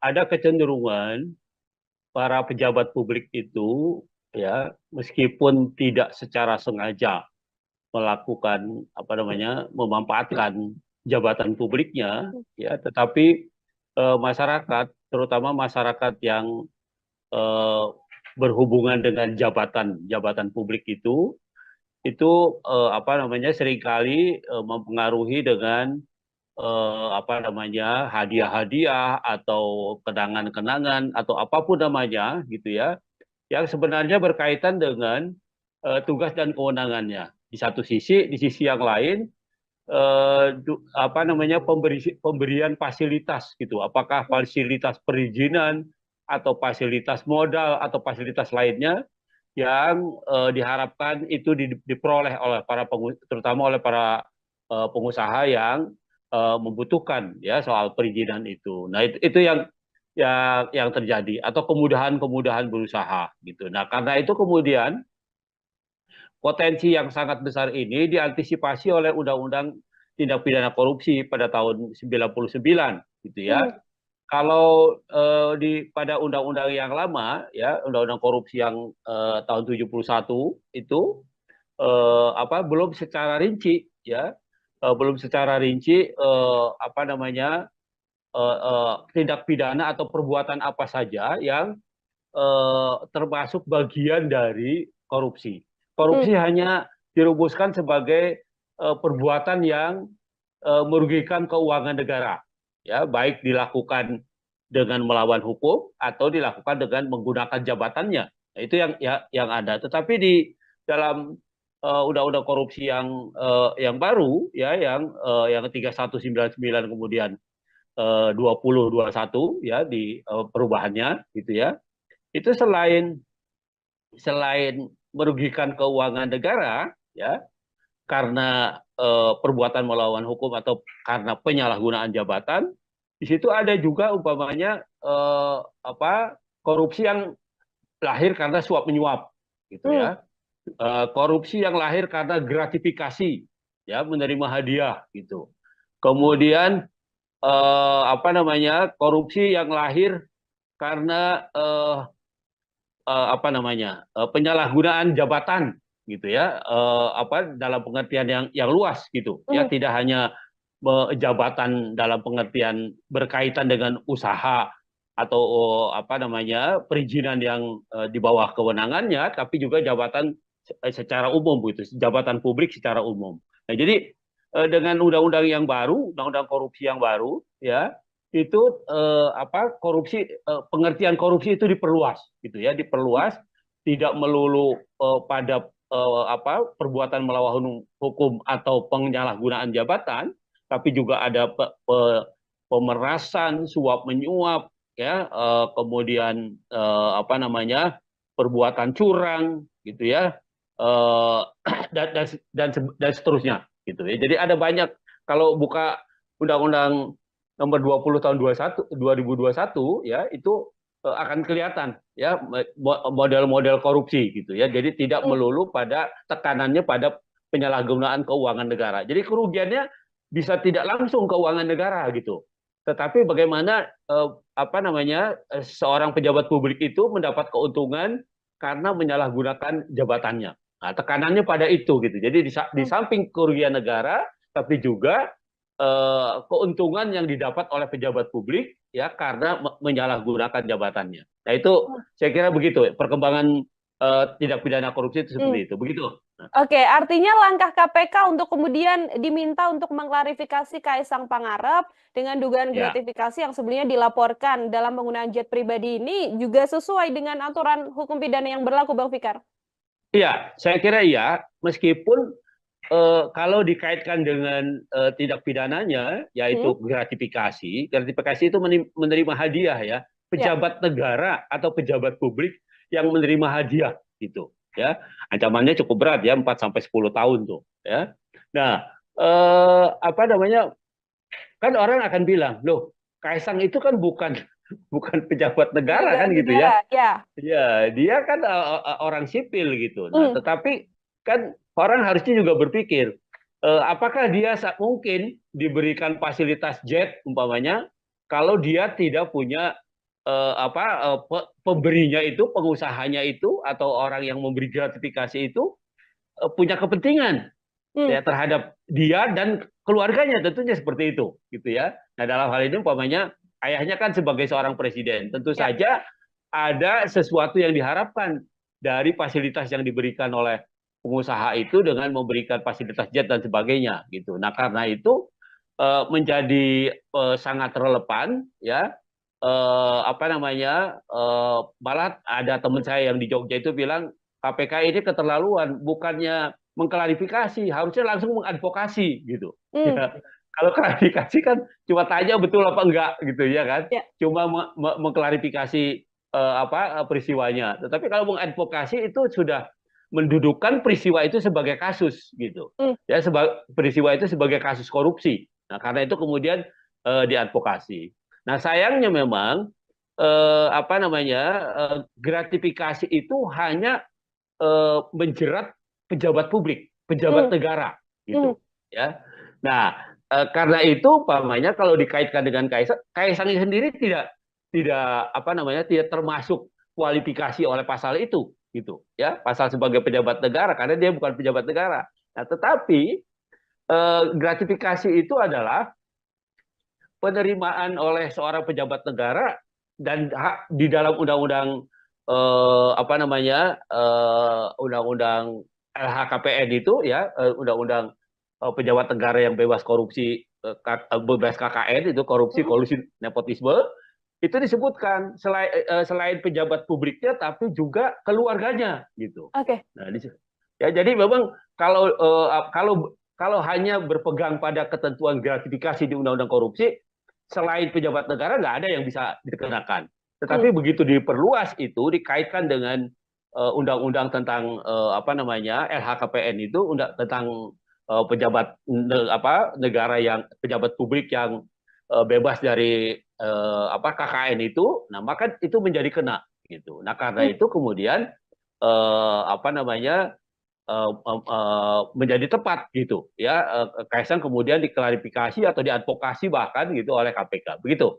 Oke, meskipun bukan penyelenggara negara, tapi dari aturan yang ada, keluarga dari penyelenggara negara ini juga bisa kemudian dilakukan penyelidikan ya, Bang Fikar ya, untuk dugaan Ya, gratifikasi yang mungkin dilakukan. Kalau dalam kasus Kaisang Pangarep ini, kalau dari analisa Bang Fikar sendiri, cukupkah dengan klarifikasi atau tadi yang sempat disampaikan Bang, harus diadvokasi atau kemudian diinvestigasi mendalam, begitu? ya, saya kira sesuai dengan kedudukannya gitu Hmm? ya. Kan KPK itu kan punya dua fungsi sebenarnya, pencegahan dan penindakan gitu Hmm. ya. Kalau pencegahan itu peristiwanya belum terjadi gitu Hmm. ya. Peristiwanya belum terjadi karena itu kemudian orang dikasih penyuluhan, dikasih tahu begini nggak boleh begini ada pencegahan supaya tidak terjadi korupsi. Kalau termasuk klarifikasi itu juga itu sebenarnya bukan tindakan apa namanya bukan tindakan investigasi, bukan tindakan Hmm. advokasi sebenarnya. bukan tindakan apa namanya penindakan gitu, tetapi lebih pada pencegahan itu sebenarnya gitu. Nah karena itu saya sependapat dengan pendapat banyak orang gitu ya, bahwa seharusnya ya peristiwanya sudah jelas ada gitu Hmm. ya, peristiwanya itu sudah nyata gitu. Nah karena itu tindakan yang paling tepat adalah mengadvokasinya gitu ya. Jadi menginvestigasi kemudian mengadvokasi karena peristiwanya sudah ada gitu. Hmm. Kasusnya yang kemudian saat ini mencuat di dalam negeri kan Kaisang justru tidak muncul begitu ya, Bang Fikar ya. Posisinya Ya, sedang berada di luar negeri dan dari sejumlah konfirmasi yang dilakukan oleh media bahkan belum ada kabar apapun PSI termasuk juga mengatakan belum mendapatkan informasi dari Kaisang Pangarep. Artinya perlukah kemudian sampai di momen sekarang ini pihak terkait di Indonesia ini bekerja sama dengan penegak hukum di luar negeri untuk cepat-cepat menyelesaikan perkara yang menyeret Kaisang Pangarep ini, Bang? gini. Nah, itu tadi tergantung pada status tindakan yang dilakukan, gitu ya. Oke. Hmm. Kalau dia klarifikasi, itu artinya belum masuk jadi perkara itu sebenarnya. Ya, Hmm. masih kalaupun dikualifikasi jadi perkara itu masih penyelidikan. Hmm. Penyelidikan itu masih mencari peristiwa, ya masih ada nggak sebenarnya peristiwa pidananya. Nah masih itu, jadi belum belum ada upaya paksa istilahnya, Hmm. gitu ya, upaya yang bisa dilakukan secara paksa terhadap pihak-pihak yang memang seharusnya diinvestigasi gitu ya, di dalam konteks itu gitu, kecuali kemudian KPK meningkatkan itu menjadi penyidikan. Oke. Nah kalau penyidikan itu sudah bisa digunakan upaya paksa. Upaya paksa di dalam hukum acara pidana Indonesia itu umpamanya nangkap, nahan, menggeledah, menyita, termasuk Hmm. minta bantuan aparat hukum di luar negeri Hmm. gitu. Itu juga bagian dari apa namanya penyidikan gitu Hmm. sebenarnya.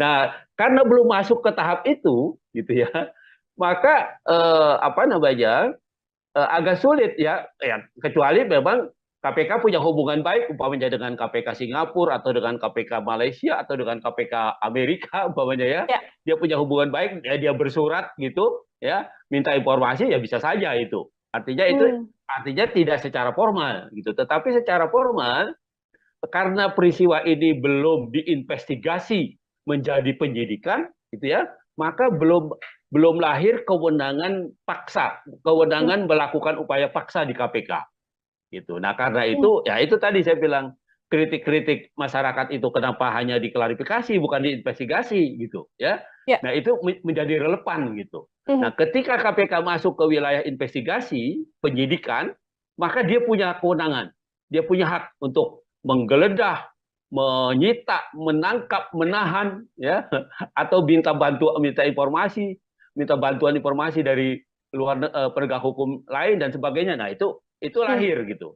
Nah tapi Hmm. kalau cuma klarifikasi gini kan seolah-olah belum ada apa-apa, peristiwanya belum ada gitu, seperti Oke. itu. Oke, Bang Fikar, klarifikasi kan dilakukan terhadap Kaisang Pangarep begitu ya. Apabila kemudian ada pendalaman-pendalaman seperti yang juga beredar di media, MOU soal manifest pesawat yang kemudian dirahasiakan dan sebagainya. Apakah hal-hal semacam itu kemudian bisa menjadi bekal bagi KPK untuk bisa next step begitu, tidak hanya mengklarifikasi tapi langsung melakukan investigasi dalam kasus ini? Iya, saya kira itu satu kemungkinan gitu Hmm? ya. Satu kemungkinan yang sampai sekarang kita belum belum menyaksikan juga ini KPK mau Hmm. meningkatkan, walaupun kritik di sana sini muncul gitu Ya. ya. Apa kritik di sana sini muncul gitu. Nah, itu yang apa namanya seharusnya diperhatikan oleh KPK Hmm. gitu ya. KPK itu kan tidak tidak apa namanya bahwa dia penegak hukum, iya, tapi dia penegak hukum menurut saya sih yang luar biasa karena dia dilahirkan karena kelemahan penegak hukum yang ada gitu, kelemahan Hmm. kepolisian, kelemahan kejaksaan, kemudian dibentuklah itu KPK sengaja. Nah karena itu dia punya kewenangan yang cukup luas gitu, cukup luas dan cukup apa namanya cukup besar gitu. Nah karena itu oleh negara diberikan itu ya. Nah karena itu kemudian seharusnya dia lebih berani gitu, lebih meningkat, tidak melulu atau tidak hanya dengan mengklarifikasi, tapi juga sudah masuk ke investigasi. Kalau Hmm. sudah dinyatakan investigasi itu ini apa namanya KPK sudah leluasa gitu loh, Ya. leluasa menggunakan tindakannya atau kewenangannya ya untuk mencari tahu ya untuk bahkan menyita alat buktinya dan sebagainya itu sudah timbul gitu. Nah, tapi kalau Hmm. sekarang ketika KPK baru mengklarifikasi saja, eh, bahkan kan panggilannya juga bentuknya kan undangan, iya Ya. kan?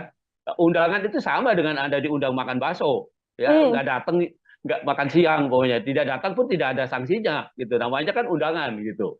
Tetapi kalau Hmm. sudah investigasi, sudah penyidikan, maka dia undangan itu berubah menjadi panggilan. Nah, panggilan kalau tidak didatangi 2 kali, maka bisa dipanggil secara paksa.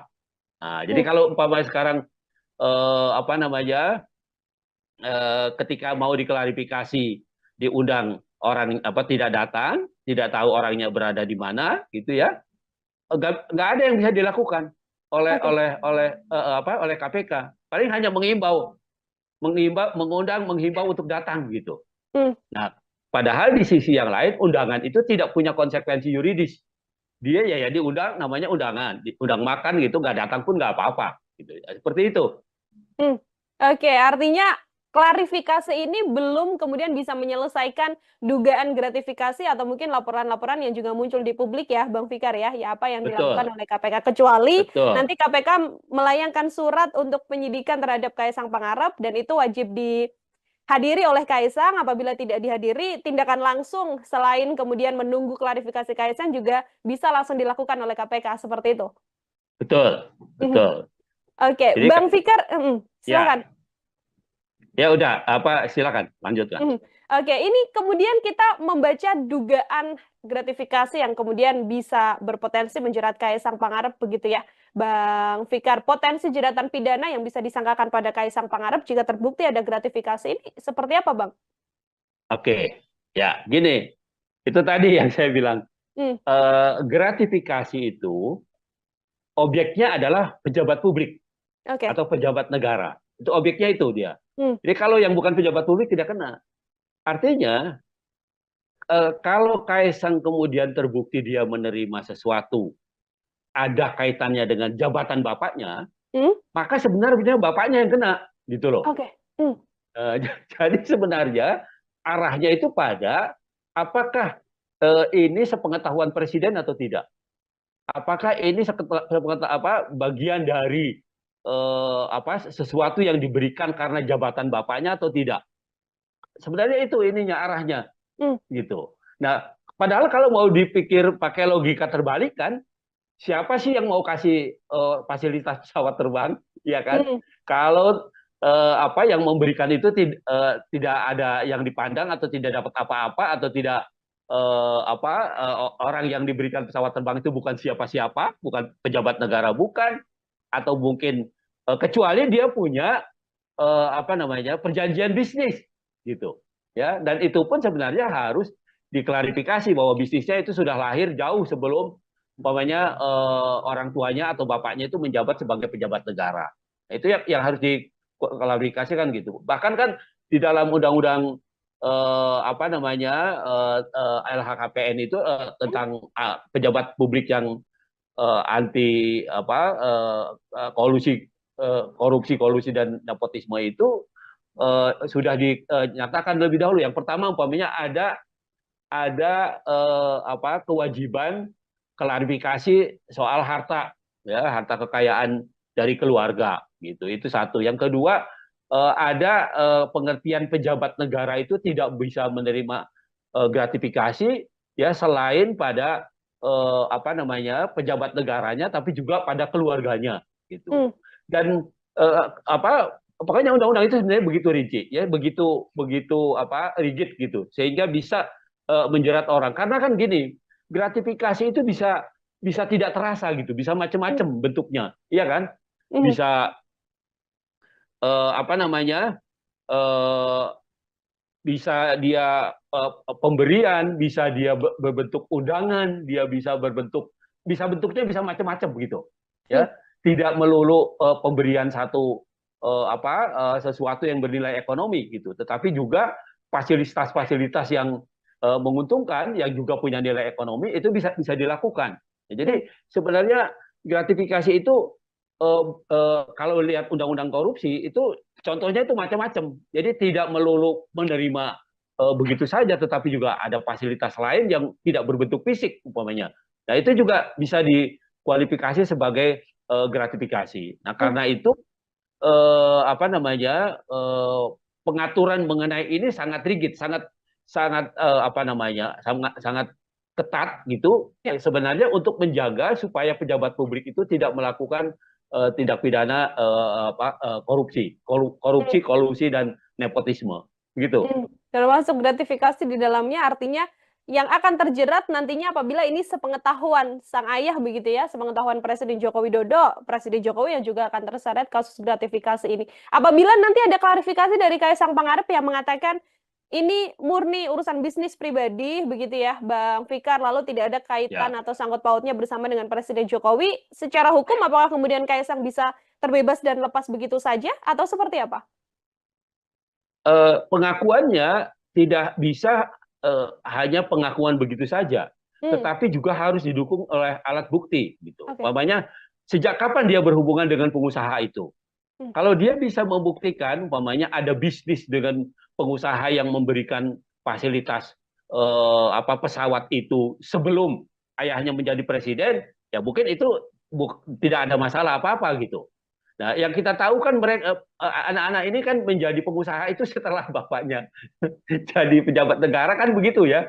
Ya, hmm, dari informasi publik yang kita lihat dengarkan itu masih kecil-kecil, tadinya masih masih apa namanya belum tahu bisnis dan belum tahu apa gitu kan. Nah, tapi ini berkembang 10 tahun ke belakangan kan begitu. Nah, jadi artinya dia bisa tidak dikaitkan dengan jabatan ayahnya atau jabatan presiden kalau bisa membuktikan bahwa hubungan bisnisnya dengan pemberi gratifikasi itu atau dengan pemberi fasilitas pesawat itu jauh sebelum ayahnya menjadi pejabat publik.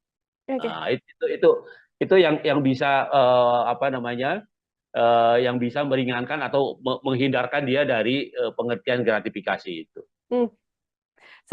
Selagi memang pemberian fasilitas ini dilakukan atau diberikan ketika Kaisang Pangarep dikenal sebagai putra dari Presiden Republik Indonesia, artinya masih tetap ini bisa masuk ke dugaan gratifikasi ya, Bang Fikar? Betul. Hmm, Jadi itu yang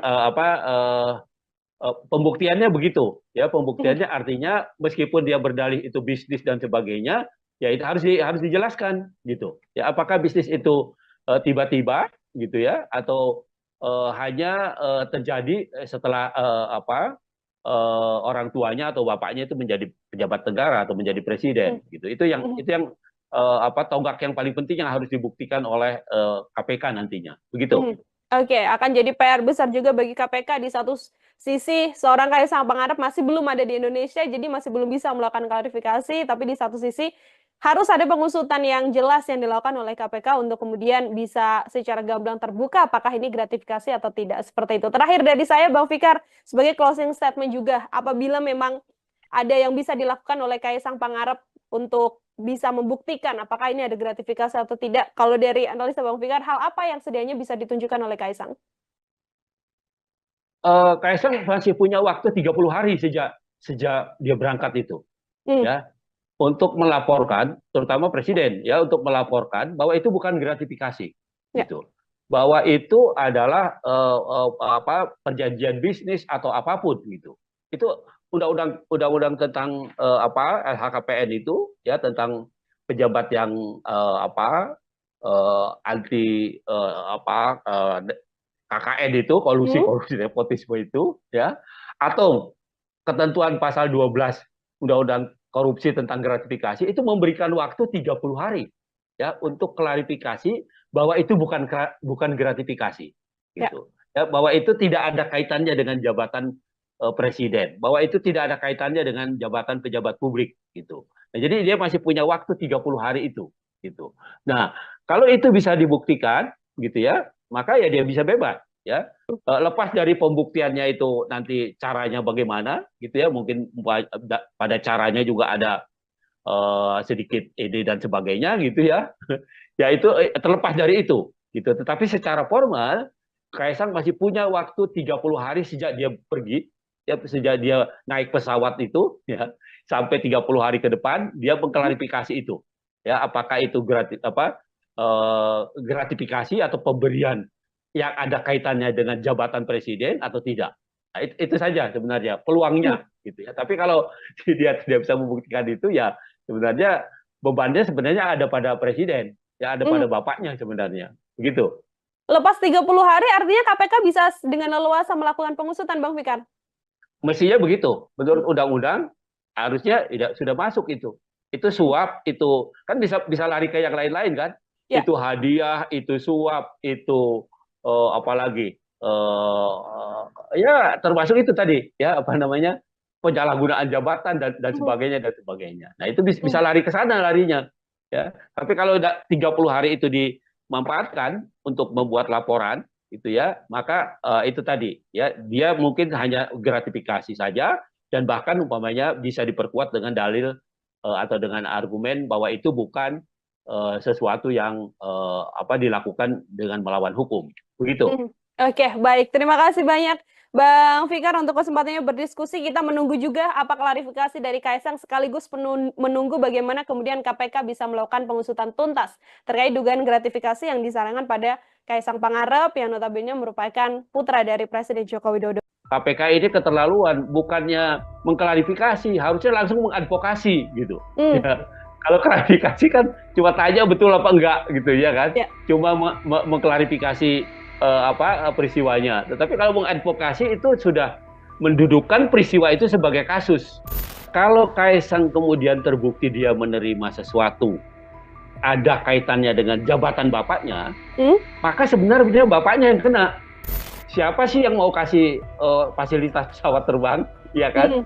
Kalau apa yang memberikan itu tidak ada yang dipandang atau tidak dapat apa-apa atau tidak orang yang diberikan pesawat terbang itu bukan siapa-siapa, bukan pejabat negara, bukan. Putra Presiden Joko Widodo, Kaisang Pangarep, saat ini sedang menuai sorotan publik seusai terpergok menggunakan jet pribadi untuk pergi ke luar negeri bersama dengan sang istri Erina Gudono. KPK pun kemudian diminta mengklarifikasi terkait apa yang dilakukan Kaisang Pangarep dengan dugaan gratifikasi. Lantas apakah mungkin Kaisang Pangarep bisa terjerat pidana atas kasus jet pribadi yang saat ini sedang menjadi sorotan publik? Saya akan berdiskusi dan membahasnya, Tribuners, bersama dengan pakar hukum pidana.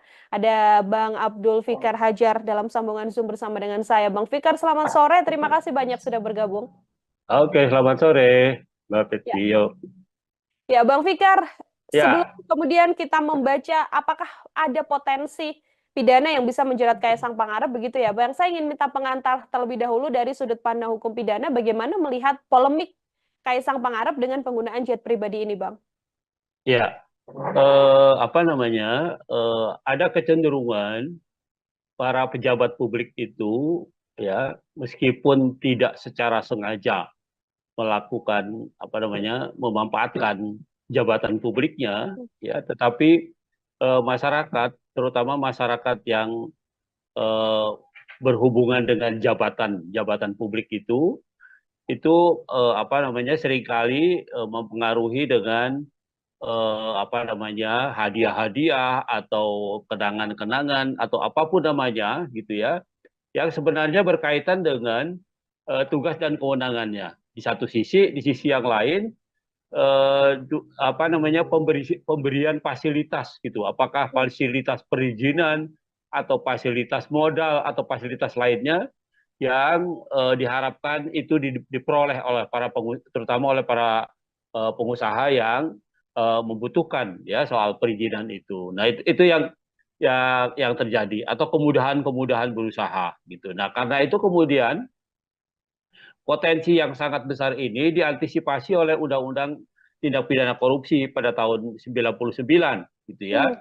Kalau pada undang-undang yang lama ya, undang-undang korupsi yang tahun 71 itu apa belum secara rinci ya, belum secara rinci apa namanya tindak pidana atau perbuatan apa saja yang termasuk bagian dari korupsi. Hmm. Korupsi hanya dirumuskan sebagai perbuatan yang merugikan keuangan negara, ya baik dilakukan dengan melawan hukum atau dilakukan dengan menggunakan jabatannya. Nah, itu yang ada. Tetapi di dalam undang-undang korupsi yang baru ya yang 3199 kemudian 2021 ya di perubahannya gitu ya.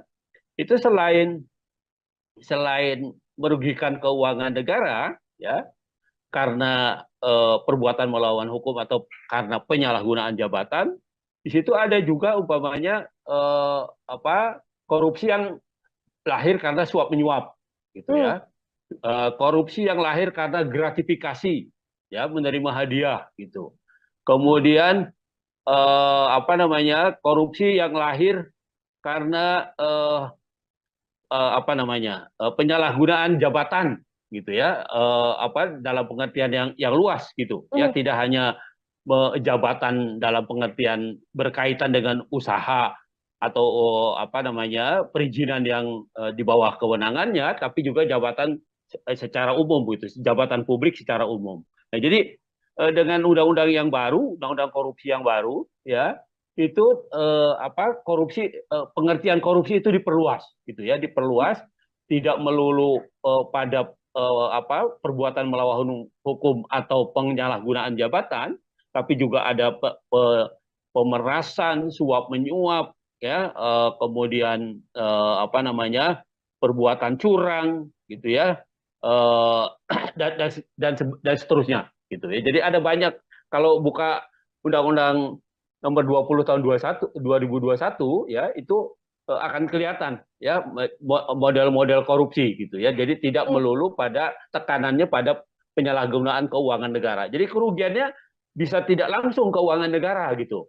Tetapi bagaimana seorang pejabat publik itu mendapat keuntungan karena menyalahgunakan jabatannya. Nah, tekanannya pada itu gitu. Jadi di Hmm. samping kerugian negara, tapi juga keuntungan yang didapat oleh pejabat publik ya karena menyalahgunakan jabatannya. Nah, itu saya kira begitu perkembangan tindak pidana korupsi itu Hmm. seperti itu. Begitu. Nah, Oke, artinya langkah KPK untuk kemudian diminta untuk mengklarifikasi Kaisang Pangarep dengan dugaan ya. gratifikasi yang sebelumnya dilaporkan dalam penggunaan jet pribadi ini juga sesuai dengan aturan hukum pidana yang berlaku, Bang Fikar? Iya, saya kira iya, meskipun kalau dikaitkan dengan tindak pidananya, Hmm? yaitu gratifikasi, gratifikasi itu menerima hadiah ya, Ya. pejabat negara atau pejabat publik yang menerima hadiah gitu, ya, ancamannya cukup berat ya, 4 sampai 10 tahun tuh, ya. Nah, kan orang akan bilang, loh, Kaisang itu kan bukan bukan pejabat negara Penyelenggara kan gitu ya. negara, ya. Ya, dia kan orang sipil gitu. Nah, Hmm. tetapi kan orang harusnya juga berpikir, apakah dia mungkin diberikan fasilitas jet umpamanya kalau dia tidak punya pemberinya itu, pengusahanya itu atau orang yang memberi gratifikasi itu punya kepentingan Hmm. ya terhadap dia dan keluarganya, tentunya seperti itu gitu ya. Nah, dalam hal ini umpamanya ayahnya kan sebagai seorang presiden, tentu Ya. saja ada sesuatu yang diharapkan dari fasilitas yang diberikan oleh pengusaha itu dengan memberikan fasilitas jet dan sebagainya gitu. Nah, karena itu menjadi sangat relevan ya, malah ada teman saya yang di Jogja itu bilang KPK ini keterlaluan, bukannya mengklarifikasi, harusnya langsung mengadvokasi gitu. Hmm. Ya, kalau klarifikasi kan cuma tanya betul apa enggak gitu ya kan, Ya. cuma mengklarifikasi peristiwanya. Tetapi kalau mengadvokasi itu sudah mendudukkan peristiwa itu sebagai kasus gitu, Hmm. ya, peristiwa itu sebagai kasus korupsi. Nah, karena itu kemudian diadvokasi. Nah, sayangnya memang gratifikasi itu hanya menjerat pejabat publik, pejabat Hmm. negara Hmm. gitu ya.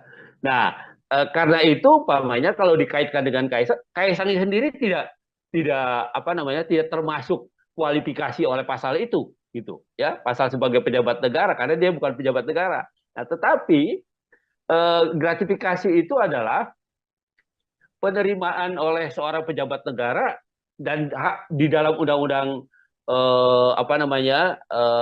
undang-undang LHKPN itu ya, undang-undang pejabat negara yang bebas korupsi, bebas KKN itu, korupsi, Hmm. kolusi, nepotisme, itu disebutkan selain pejabat publiknya tapi juga keluarganya gitu. Oke. Nah, Ya, jadi memang kalau kalau hanya berpegang pada ketentuan gratifikasi di Undang-Undang Korupsi, selain pejabat negara nggak ada yang bisa dikenakan. Hmm. Tetapi begitu diperluas itu dikaitkan dengan undang-undang tentang apa namanya LHKPN itu tentang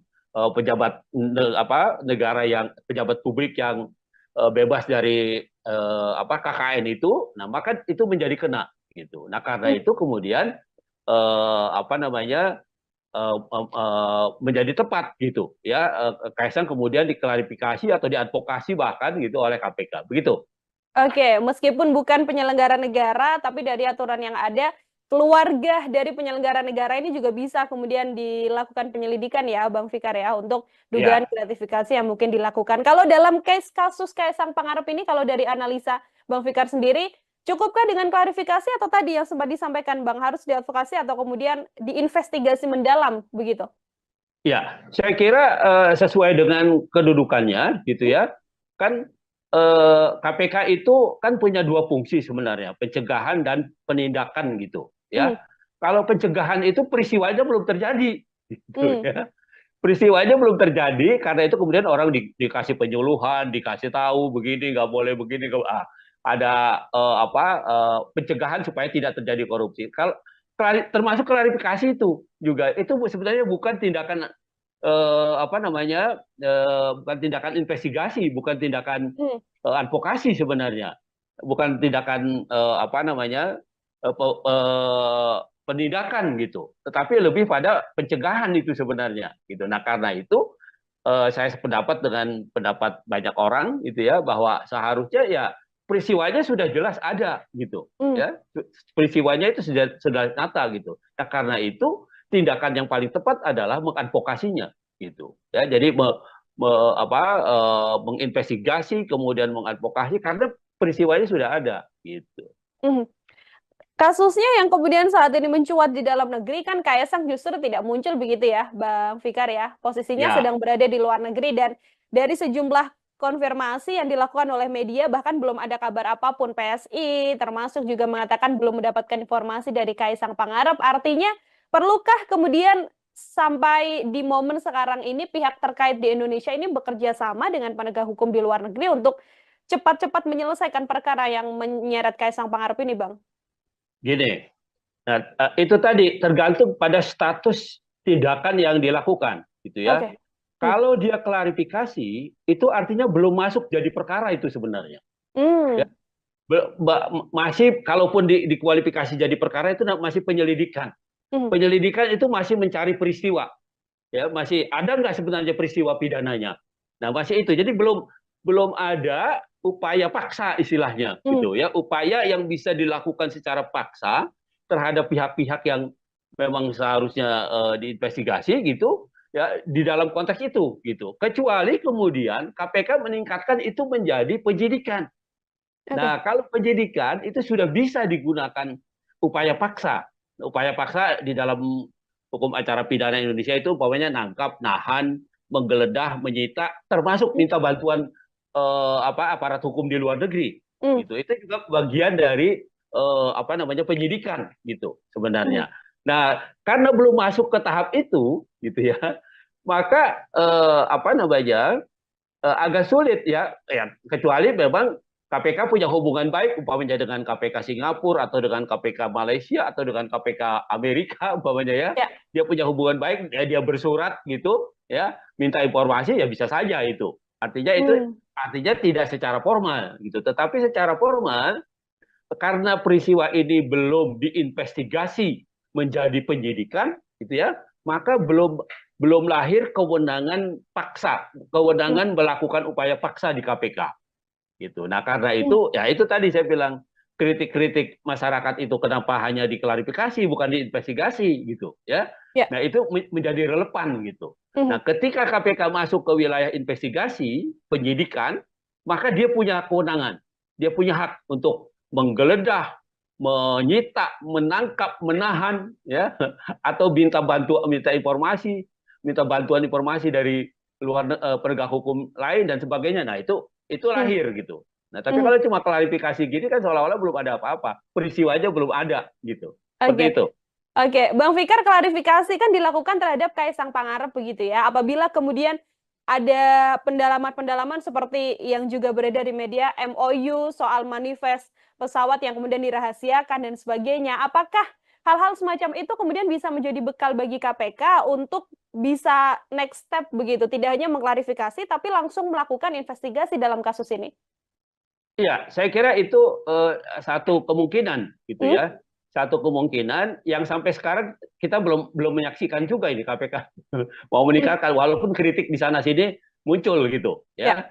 ya. Apa kritik di sana sini muncul gitu. Nah, itu yang apa namanya seharusnya diperhatikan oleh KPK Hmm. gitu ya. KPK itu kan tidak tidak apa namanya bahwa dia penegak hukum iya, tapi dia penegak hukum menurut saya sih yang luar biasa karena dia dilahirkan karena kelemahan penegak hukum yang ada gitu, kelemahan Hmm. kepolisian, kelemahan kejaksaan, kemudian dibentuklah itu KPK sengaja. Nah, karena itu dia punya kewenangan yang apa cukup luas gitu, cukup luas dan cukup apa namanya cukup besar gitu.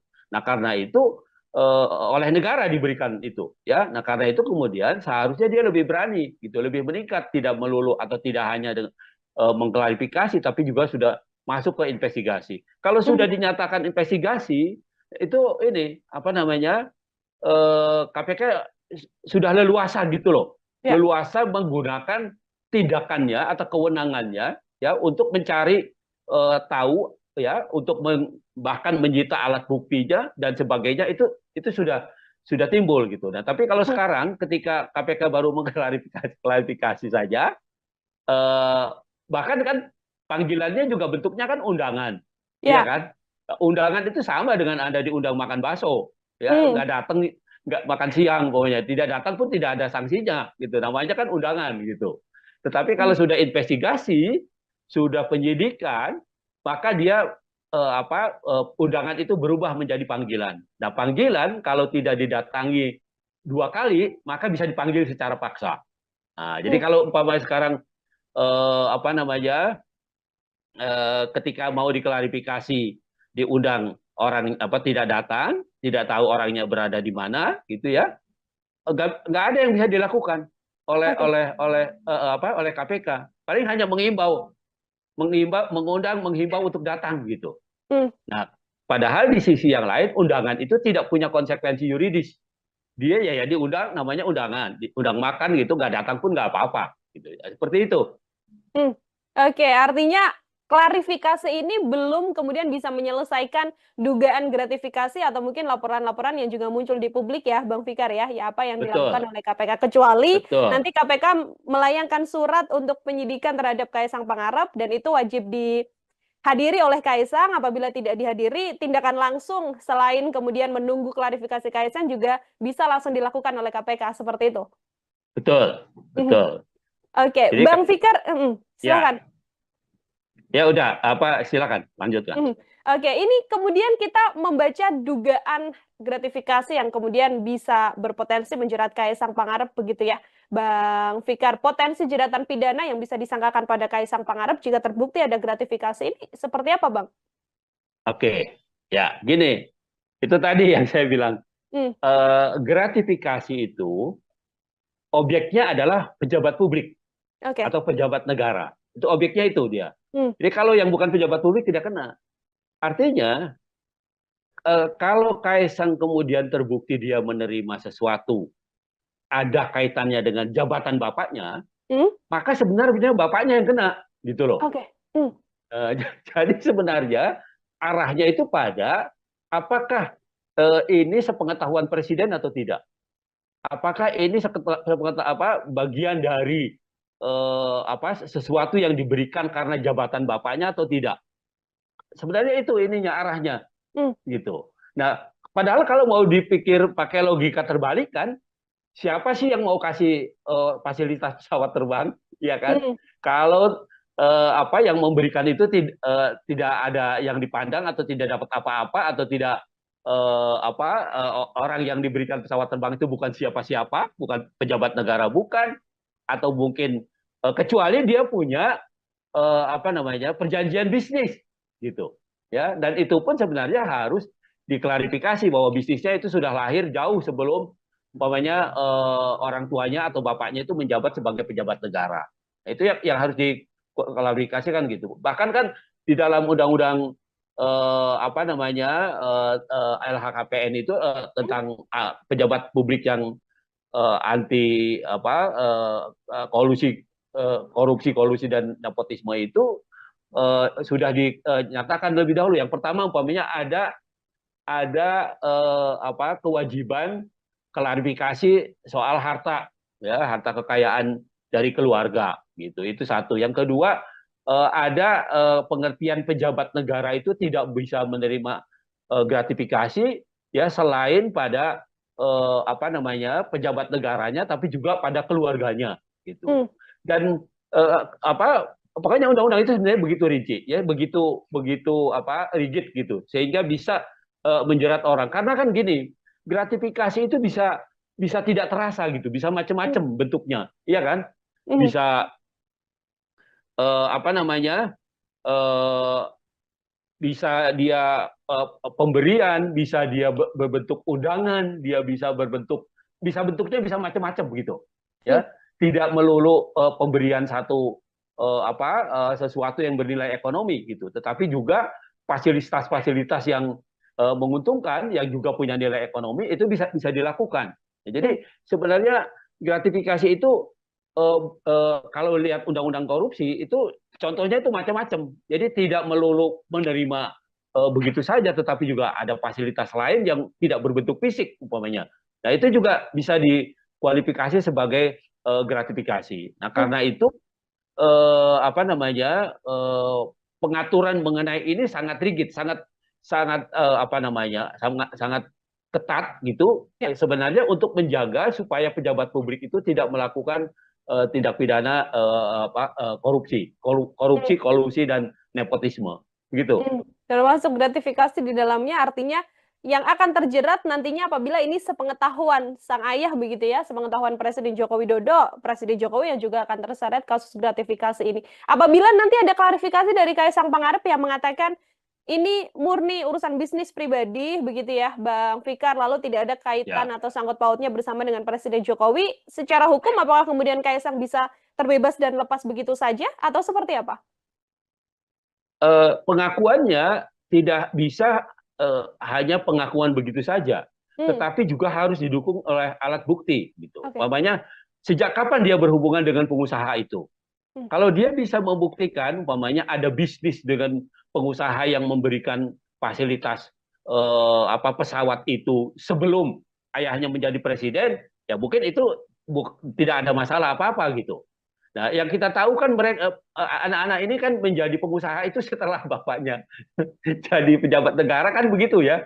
Ya, hmm, dari informasi publik yang kita lihat dengarkan itu masih kecil-kecil, tadinya masih masih apa namanya belum tahu bisnis dan belum tahu apa gitu kan. Nah, tapi ini berkembang 10 tahun ke belakangan kan begitu. Nah, jadi artinya dia bisa tidak dikaitkan dengan jabatan ayahnya atau jabatan presiden kalau bisa bisa membuktikan bahwa hubungan bisnisnya dengan pemberi gratifikasi itu atau dengan pemberi fasilitas pesawat itu jauh sebelum ayahnya menjadi pejabat publik. oke. Nah, itu yang bisa apa namanya yang bisa meringankan atau menghindarkan dia dari pengertian gratifikasi itu. Hmm. Selagi memang pemberian fasilitas ini dilakukan atau diberikan ketika Kaisang Pangarep dikenal sebagai putra dari Presiden Republik Indonesia, artinya masih tetap ini bisa masuk ke dugaan gratifikasi ya, Bang Fikar? Betul. Hmm, Jadi itu yang apa pembuktiannya begitu ya, hmm, pembuktiannya artinya meskipun dia berdalih itu bisnis dan sebagainya, ya itu harus dijelaskan gitu ya, apakah bisnis itu tiba-tiba gitu ya atau hanya terjadi setelah apa orang tuanya atau bapaknya itu menjadi pejabat negara atau menjadi hmm, presiden gitu. hmm, Itu yang apa tonggak yang paling penting yang harus dibuktikan oleh KPK nantinya begitu. hmm. Oke, akan jadi PR besar juga bagi KPK di satu sisi seorang Kaisang Pangarep masih belum ada di Indonesia, jadi masih belum bisa melakukan klarifikasi, tapi di satu sisi harus ada pengusutan yang jelas yang dilakukan oleh KPK untuk kemudian bisa secara gamblang terbuka apakah ini gratifikasi atau tidak seperti itu. Terakhir dari saya, Bang Fikar, sebagai closing statement juga, apabila memang ada yang bisa dilakukan oleh Kaisang Pangarep untuk bisa membuktikan apakah ini ada gratifikasi atau tidak. Kalau dari analisa Bang Fikar, hal apa yang sedianya bisa ditunjukkan oleh Kaisang? Kaisang masih punya waktu 30 hari sejak sejak dia berangkat itu, Hmm, ya, untuk melaporkan, terutama presiden, ya, untuk melaporkan bahwa itu bukan gratifikasi, ya. gitu, bahwa itu adalah apa, perjanjian bisnis atau apapun, gitu. Itu undang-undang tentang apa, LHKPN itu, ya, tentang pejabat yang anti apa, KKN itu, kolusi Hmm, korupsi nepotisme itu, ya, atau ketentuan pasal 12 Undang-Undang Korupsi tentang gratifikasi itu memberikan waktu 30 hari, ya, untuk klarifikasi bahwa itu bukan gratifikasi, ya. gitu, ya, bahwa itu tidak ada kaitannya dengan jabatan presiden, bahwa itu tidak ada kaitannya dengan jabatan pejabat publik, gitu. Nah, jadi dia masih punya waktu 30 hari itu, gitu. Nah, kalau itu bisa dibuktikan, gitu ya, maka ya dia bisa bebas, ya. Lepas dari pembuktiannya itu nanti caranya bagaimana, gitu ya, mungkin pada caranya juga ada sedikit ide dan sebagainya, gitu ya. Ya itu terlepas dari itu, gitu. Tetapi secara formal Kaisang masih punya waktu 30 hari sejak dia pergi, ya, sejak dia naik pesawat itu, ya, sampai 30 hari ke depan dia mengklarifikasi itu, ya, apakah itu gratifikasi atau pemberian yang ada kaitannya dengan jabatan presiden atau tidak. Nah, itu saja sebenarnya Hmm, peluangnya, gitu ya. Tapi kalau dia tidak bisa membuktikan itu, ya sebenarnya bebannya sebenarnya ada pada presiden, ya, ada hmm. pada bapaknya sebenarnya, begitu. Lepas 30 hari artinya KPK bisa dengan leluasa melakukan pengusutan, Bang Fikar? Mestinya begitu. Hmm, Menurut undang-undang harusnya tidak sudah masuk itu. Itu suap, itu kan bisa lari ke yang lain-lain kan? ya. Itu hadiah, itu suap, itu apalagi ya termasuk itu tadi, ya, apa namanya, penyalahgunaan jabatan dan Hmm, sebagainya dan sebagainya. Nah, itu bisa hmm. lari ke sana larinya, ya. Tapi kalau udah 30 hari itu dimanfaatkan untuk membuat laporan, itu ya, maka itu tadi, ya, dia mungkin hanya gratifikasi saja dan bahkan umpamanya bisa diperkuat dengan dalil atau dengan argumen bahwa itu bukan sesuatu yang apa, dilakukan dengan melawan hukum, begitu. Hmm.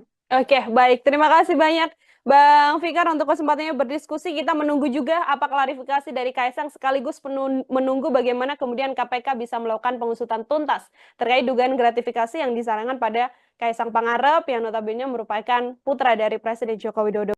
KPK ini keterlaluan, bukannya mengklarifikasi, harusnya langsung mengadvokasi, gitu. Hmm, Ya, kalau klarifikasi kan cuma tanya betul apa enggak, gitu ya kan, ya. cuma mengklarifikasi apa, peristiwanya. Tetapi kalau mengadvokasi itu sudah mendudukkan peristiwa itu sebagai kasus. Kalau Kaisang kemudian terbukti dia menerima sesuatu ada kaitannya dengan jabatan bapaknya, Hmm, maka sebenarnya bapaknya yang kena. Siapa sih yang mau kasih fasilitas pesawat terbang, ya kan? hmm. Kalau apa yang memberikan itu tidak ada yang dipandang atau tidak dapat apa-apa atau tidak apa, orang yang diberikan pesawat terbang itu bukan siapa-siapa, bukan pejabat negara, bukan. Putra Presiden Joko Widodo, Kaisang Pangarep, saat ini sedang menuai sorotan publik seusai terpergok menggunakan jet pribadi untuk pergi ke luar negeri bersama dengan sang istri Erina Gudono. KPK pun kemudian diminta mengklarifikasi terkait apa yang dilakukan Kaisang Pangarep dengan dugaan gratifikasi. Lantas apakah mungkin Kaisang Pangarep bisa terjerat pidana atas kasus jet pribadi yang saat ini sedang menjadi sorotan publik? Saya akan berdiskusi dan membahasnya, Tribuners, bersama dengan pakar hukum pidana. Ada Bang Abdul Fikar Hajar dalam sambungan Zoom bersama dengan saya. Bang Fikar, selamat sore. Terima kasih banyak sudah bergabung. Oke, selamat sore, Mbak Ya, Petio. ya Bang Fikar, sebelum Ya, kemudian kita membaca apakah ada potensi pidana yang bisa menjerat Kaisang Pangarep begitu ya, Bang. Saya ingin minta pengantar terlebih dahulu dari sudut pandang hukum pidana, bagaimana melihat polemik Kaisang Pangarep dengan penggunaan jet pribadi ini, Bang? ya, apa namanya, ada kecenderungan para pejabat publik itu ya, meskipun tidak secara sengaja melakukan apa namanya, memanfaatkan jabatan publiknya, ya, tetapi masyarakat, terutama masyarakat yang eh, berhubungan dengan jabatan publik itu apa namanya, seringkali mempengaruhi dengan apa namanya, hadiah-hadiah atau kenangan-kenangan atau apapun namanya gitu ya, yang sebenarnya berkaitan dengan tugas dan kewenangannya. Di satu sisi, di sisi yang lain apa namanya, pemberian fasilitas gitu. Apakah fasilitas perizinan atau fasilitas modal atau fasilitas lainnya yang diharapkan itu diperoleh oleh terutama oleh para pengusaha yang membutuhkan ya soal perizinan itu. Nah, itu yang terjadi atau kemudahan-kemudahan berusaha gitu. Nah, karena itu kemudian potensi yang sangat besar ini diantisipasi oleh Undang-Undang Tindak Pidana Korupsi pada tahun 99 gitu ya. Kalau pada undang-undang yang lama ya, undang-undang korupsi yang tahun 71 itu apa, belum secara rinci ya, belum secara rinci apa namanya, tindak pidana atau perbuatan apa saja yang termasuk bagian dari korupsi. Hmm. Korupsi hanya dirumuskan sebagai perbuatan yang merugikan keuangan negara, ya, baik dilakukan dengan melawan hukum atau dilakukan dengan menggunakan jabatannya. Nah, itu yang ada. Tetapi di dalam undang-undang korupsi yang baru, ya, yang 3199 kemudian 2021 ya, di perubahannya gitu ya, itu selain selain merugikan keuangan negara ya karena perbuatan melawan hukum atau karena penyalahgunaan jabatan, di situ ada juga umpamanya apa, korupsi yang lahir karena suap menyuap gitu Hmm. ya. Korupsi yang lahir karena gratifikasi ya, menerima hadiah gitu. Kemudian apa namanya, korupsi yang lahir karena apa namanya, penyalahgunaan jabatan gitu ya, apa, dalam pengertian yang luas gitu ya, Hmm. tidak hanya jabatan dalam pengertian berkaitan dengan usaha atau apa namanya, perizinan yang di bawah kewenangannya, tapi juga jabatan secara umum gitu, jabatan publik secara umum. Nah, jadi dengan undang-undang yang baru, undang-undang korupsi yang baru ya, itu apa, pengertian korupsi itu diperluas gitu ya, diperluas, tidak melulu pada apa, perbuatan melawan hukum atau penyalahgunaan jabatan, tapi juga ada pemerasan, suap menyuap ya, kemudian apa namanya, perbuatan curang gitu ya, eh, dan seterusnya gitu ya. Jadi ada banyak, kalau buka undang-undang nomor 20 tahun 2021 ya, itu akan kelihatan ya model-model korupsi gitu ya. Jadi tidak Hmm. melulu pada tekanannya pada penyalahgunaan keuangan negara. Jadi kerugiannya bisa tidak langsung keuangan negara gitu. Tetapi bagaimana apa namanya, seorang pejabat publik itu mendapat keuntungan karena menyalahgunakan jabatannya. Nah, tekanannya pada itu gitu. Jadi di Hmm. samping kerugian negara, tapi juga keuntungan yang didapat oleh pejabat publik ya karena menyalahgunakan jabatannya. Nah, itu saya kira begitu perkembangan tindak pidana korupsi itu Hmm. seperti itu. Begitu. Oke, artinya langkah KPK untuk kemudian diminta untuk mengklarifikasi Kaisang Pangarep dengan dugaan Ya. gratifikasi yang sebelumnya dilaporkan dalam penggunaan jet pribadi ini juga sesuai dengan aturan hukum pidana yang berlaku, Bang Fikar?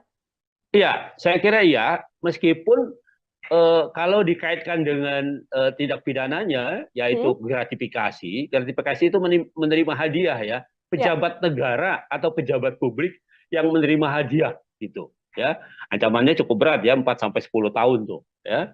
Nah, apa namanya, kan orang akan bilang, loh, Kaisang itu kan bukan bukan pejabat negara Penyelenggara kan gitu ya. negara, ya. Ya, dia kan orang sipil gitu. Nah, Hmm. tetapi kan orang harusnya juga berpikir, apakah dia mungkin diberikan fasilitas jet umpamanya kalau dia tidak punya pemberinya itu, pengusahanya itu, atau orang yang memberi gratifikasi itu punya kepentingan Hmm. ya terhadap dia dan keluarganya, tentunya seperti itu, gitu ya. Nah, dalam hal ini umpamanya ayahnya kan sebagai seorang presiden, tentu Ya. saja ada sesuatu yang diharapkan dari fasilitas yang diberikan oleh pengusaha itu dengan memberikan fasilitas jet dan sebagainya, gitu. Nah, karena itu menjadi sangat relevan, ya. Apa namanya? Malah ada teman saya yang di Jogja itu bilang KPK ini keterlaluan, bukannya mengklarifikasi, harusnya langsung mengadvokasi gitu. Hmm. Ya, kalau klarifikasi kan cuma tanya betul apa enggak gitu ya kan, Ya. cuma mengklarifikasi peristiwanya. Tetapi kalau mengadvokasi itu sudah mendudukan peristiwa itu sebagai kasus gitu, Hmm. ya peristiwa itu sebagai kasus korupsi. Nah, karena itu kemudian diadvokasi. Nah, sayangnya memang gratifikasi itu hanya menjerat pejabat publik, pejabat Hmm. negara, Hmm. gitu, ya. Nah, karena itu, pamannya kalau dikaitkan dengan Kaisang, Kaisang sendiri tidak termasuk kualifikasi oleh pasal itu, gitu, ya, pasal sebagai pejabat negara, karena dia bukan pejabat negara. Nah, tetapi gratifikasi itu adalah penerimaan oleh seorang pejabat negara dan hak di dalam undang-undang undang-undang LHKPN itu, ya, undang-undang pejabat negara yang bebas korupsi, bebas KKN itu, korupsi, Hmm. kolusi, nepotisme, itu disebutkan selain pejabat publiknya tapi juga keluarganya, gitu. Oke. Nah, ya, jadi memang kalau kalau hanya berpegang pada ketentuan gratifikasi di undang-undang korupsi, selain pejabat negara nggak ada yang bisa dikenakan. Hmm. Tetapi begitu diperluas itu dikaitkan dengan undang-undang tentang LHKPN itu, tentang pejabat negara yang pejabat publik yang bebas dari KKN itu, nah maka itu menjadi kena, gitu. Nah, karena Hmm. itu kemudian menjadi tepat, gitu ya, Kaisang kemudian diklarifikasi atau diadvokasi bahkan gitu oleh KPK, begitu. Oke, meskipun bukan penyelenggara negara, tapi dari aturan yang ada, keluarga dari penyelenggara negara ini juga bisa kemudian dilakukan penyelidikan ya, Bang Fikar ya, untuk dugaan Ya, gratifikasi yang mungkin dilakukan. Kalau dalam case kasus Kaisang Pangarep ini, kalau dari analisa Bang Fikar sendiri, cukupkah dengan klarifikasi atau tadi yang sempat disampaikan Bang, harus diadvokasi atau kemudian diinvestigasi mendalam begitu? ya, saya kira sesuai dengan kedudukannya, gitu Hmm. ya. Kan KPK itu kan punya dua fungsi sebenarnya, pencegahan dan penindakan, gitu Hmm. ya. Kalau pencegahan itu peristiwanya belum terjadi, gitu Hmm. ya. Peristiwanya belum terjadi, karena itu kemudian orang dikasih penyuluhan, dikasih tahu begini nggak boleh begini, ada pencegahan supaya tidak terjadi korupsi. Kalau termasuk klarifikasi itu juga, itu sebenarnya bukan tindakan bukan tindakan investigasi, bukan tindakan Hmm. advokasi sebenarnya, bukan tindakan penindakan, gitu, tetapi lebih pada pencegahan itu sebenarnya, gitu. Nah, karena itu saya sependapat dengan pendapat banyak orang, gitu ya, bahwa seharusnya ya peristiwanya sudah jelas ada, gitu Hmm. ya, peristiwanya itu sudah nyata, gitu. Nah, karena itu tindakan yang paling tepat adalah mengadvokasinya, gitu ya. Jadi menginvestigasi kemudian mengadvokasi karena peristiwanya sudah ada, gitu. Hmm. Kasusnya yang kemudian saat ini mencuat di dalam negeri kan Kaisang justru tidak muncul begitu ya, Bang Fikar ya. Posisinya Ya, sedang berada di luar negeri dan dari sejumlah konfirmasi yang dilakukan oleh media bahkan belum ada kabar apapun. PSI termasuk juga mengatakan belum mendapatkan informasi dari Kaisang Pangarep. Artinya perlukah kemudian sampai di momen sekarang ini pihak terkait di Indonesia ini bekerja sama dengan penegak hukum di luar negeri untuk cepat-cepat menyelesaikan perkara yang menyeret Kaisang Pangarep ini, Bang? gini. Nah, itu tadi tergantung pada status tindakan yang dilakukan, gitu ya. Oke. Hmm. Kalau dia klarifikasi, itu artinya belum masuk jadi perkara itu sebenarnya. Ya, Hmm. masih, kalaupun dikualifikasi jadi perkara itu masih penyelidikan. Hmm. Penyelidikan itu masih mencari peristiwa, ya, masih ada nggak sebenarnya peristiwa pidananya. Nah, masih itu. Jadi belum belum ada upaya paksa istilahnya gitu ya, upaya yang bisa dilakukan secara paksa terhadap pihak-pihak yang memang seharusnya diinvestigasi gitu ya di dalam konteks itu gitu. Kecuali kemudian KPK meningkatkan itu menjadi penyidikan. Oke. Nah, kalau penyidikan itu sudah bisa digunakan upaya paksa. Upaya paksa di dalam hukum acara pidana Indonesia itu umpamanya nangkap, nahan, menggeledah, menyita, termasuk minta bantuan aparat hukum di luar negeri. Hmm. Gitu. Itu juga bagian dari apa namanya penyidikan gitu Hmm. sebenarnya. Nah, karena belum masuk ke tahap itu gitu ya, maka apa namanya agak sulit ya, ya kecuali memang KPK punya hubungan baik umpamanya dengan KPK Singapura atau dengan KPK Malaysia atau dengan KPK Amerika umpamanya ya, Ya. dia punya hubungan baik ya, dia bersurat gitu ya minta informasi ya bisa saja itu Hmm. artinya tidak secara formal gitu, tetapi secara formal karena peristiwa ini belum diinvestigasi menjadi penyidikan gitu ya, maka belum lahir kewenangan paksa, Hmm. kewenangan melakukan upaya paksa di KPK gitu. Nah, karena Hmm. itu ya itu tadi saya bilang kritik-kritik masyarakat itu kenapa hanya diklarifikasi bukan diinvestigasi gitu ya. Ya. Nah, itu menjadi relevan gitu. Hmm. Nah, ketika KPK masuk ke wilayah investigasi, penyidikan, maka dia punya kewenangan.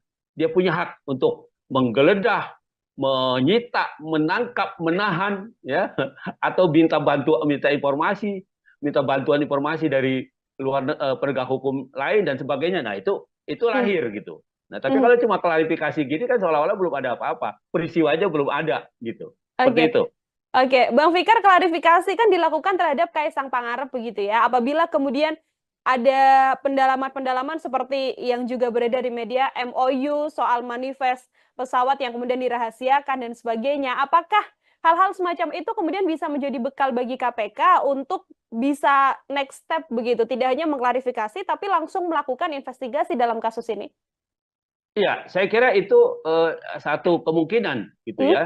Satu kemungkinan yang sampai sekarang kita belum belum menyaksikan juga ini KPK mau Hmm. meningkatkan walaupun kritik di sana sini muncul gitu Ya. ya.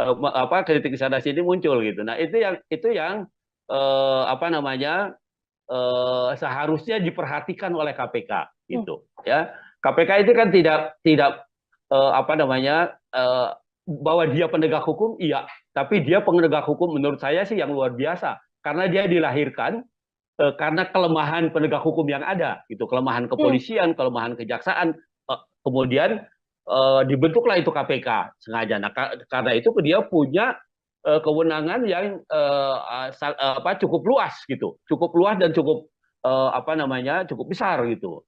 Nah, karena itu oleh negara diberikan itu ya. Nah, karena itu kemudian seharusnya dia lebih berani gitu, lebih meningkat, tidak melulu atau tidak hanya dengan mengklarifikasi tapi juga sudah masuk ke investigasi. Kalau Hmm. sudah dinyatakan investigasi itu ini apa namanya KPK sudah leluasa gitu loh, Ya. leluasa menggunakan tindakannya atau kewenangannya ya untuk mencari tahu ya, untuk bahkan menyita alat buktinya dan sebagainya itu sudah timbul gitu. Nah, tapi kalau Hmm. sekarang ketika KPK baru mengklarifikasi saja, eh, bahkan kan panggilannya juga bentuknya kan undangan, iya Ya. kan? Undangan itu sama dengan Anda diundang makan bakso, ya Hmm. nggak datang, nggak makan siang pokoknya, tidak datang pun tidak ada sanksinya, gitu. Namanya kan undangan gitu. Tetapi kalau Hmm. sudah investigasi, sudah penyidikan, maka dia undangan itu berubah menjadi panggilan. Nah, panggilan kalau tidak didatangi 2 kali, maka bisa dipanggil secara paksa. Nah, jadi Hmm. kalau umpamanya sekarang apa namanya ketika mau diklarifikasi diundang orang apa tidak datang, tidak tahu orangnya berada di mana, gitu ya, nggak ada yang bisa dilakukan Oke. oleh KPK. Paling hanya mengundang, menghimbau untuk datang gitu. Hmm. Nah, padahal di sisi yang lain undangan itu tidak punya konsekuensi yuridis. Dia ya diundang, namanya undangan, diundang makan gitu, nggak datang pun nggak apa-apa, gitu. Seperti itu. Hmm. Oke, artinya klarifikasi ini belum kemudian bisa menyelesaikan dugaan gratifikasi atau mungkin laporan-laporan yang juga muncul di publik ya, Bang Fikar ya, ya apa yang dilakukan Betul, oleh KPK kecuali betul. nanti KPK melayangkan surat untuk penyidikan terhadap Kaisang Pangarep dan itu wajib dihadiri oleh Kaisang. Apabila tidak dihadiri, tindakan langsung selain kemudian menunggu klarifikasi Kaisang juga bisa langsung dilakukan oleh KPK seperti itu. Betul, Mhm. betul. Oke, Jadi Bang Fikar, ya, silakan. ya udah apa silakan lanjutkan. Mhm. Oke, ini kemudian kita membaca dugaan gratifikasi yang kemudian bisa berpotensi menjerat Kaisang Pangarep begitu ya, Bang Fikar. Potensi jeratan pidana yang bisa disangkakan pada Kaisang Pangarep jika terbukti ada gratifikasi ini seperti apa, Bang? Oke, ya gini, itu tadi yang saya bilang. Hmm, Gratifikasi itu objeknya adalah pejabat publik oke. atau pejabat negara. Itu objeknya itu dia. Hmm, Jadi kalau yang bukan pejabat publik tidak kena. Artinya kalau Kaisang kemudian terbukti dia menerima sesuatu ada kaitannya dengan jabatan bapaknya, hmm, maka sebenarnya bapaknya yang kena, gitu loh. oke. Hmm, Eh, jadi sebenarnya arahnya itu pada apakah ini sepengetahuan presiden atau tidak? Apakah ini bagian dari sesuatu yang diberikan karena jabatan bapaknya atau tidak? Sebenarnya itu ininya arahnya hmm, gitu. Nah, padahal kalau mau dipikir pakai logika terbalik kan, siapa sih yang mau kasih fasilitas pesawat terbang, ya kan? hmm, Kalau yang memberikan itu tidak ada yang dipandang atau tidak dapat apa-apa atau tidak orang yang diberikan pesawat terbang itu bukan siapa-siapa, bukan pejabat negara, bukan, atau mungkin kecuali dia punya perjanjian bisnis gitu, ya. Dan itu pun sebenarnya harus diklarifikasi bahwa bisnisnya itu sudah lahir jauh sebelum umpamanya orang tuanya atau bapaknya itu menjabat sebagai pejabat negara. Nah, itu yang harus diklarifikasikan gitu. Bahkan kan di dalam undang-undang LHKPN itu tentang pejabat publik yang anti korupsi kolusi dan nepotisme itu sudah dinyatakan lebih dahulu. Yang pertama umpamanya ada kewajiban klarifikasi soal harta, ya, harta kekayaan dari keluarga gitu. Itu satu. Yang kedua, ada pengertian pejabat negara itu tidak bisa menerima gratifikasi ya selain pada pejabat negaranya tapi juga pada keluarganya gitu. hmm, Dan pokoknya undang-undang itu sebenarnya begitu rinci ya, begitu begitu rigid gitu sehingga bisa menjerat orang. Karena kan gini, gratifikasi itu bisa bisa tidak terasa gitu, bisa hmm, macam-macam bentuknya, iya kan? hmm, Bisa eh, apa namanya? eh, Bisa dia pemberian, bisa dia berbentuk undangan, dia bisa berbentuk bisa bentuknya bisa macam-macam begitu.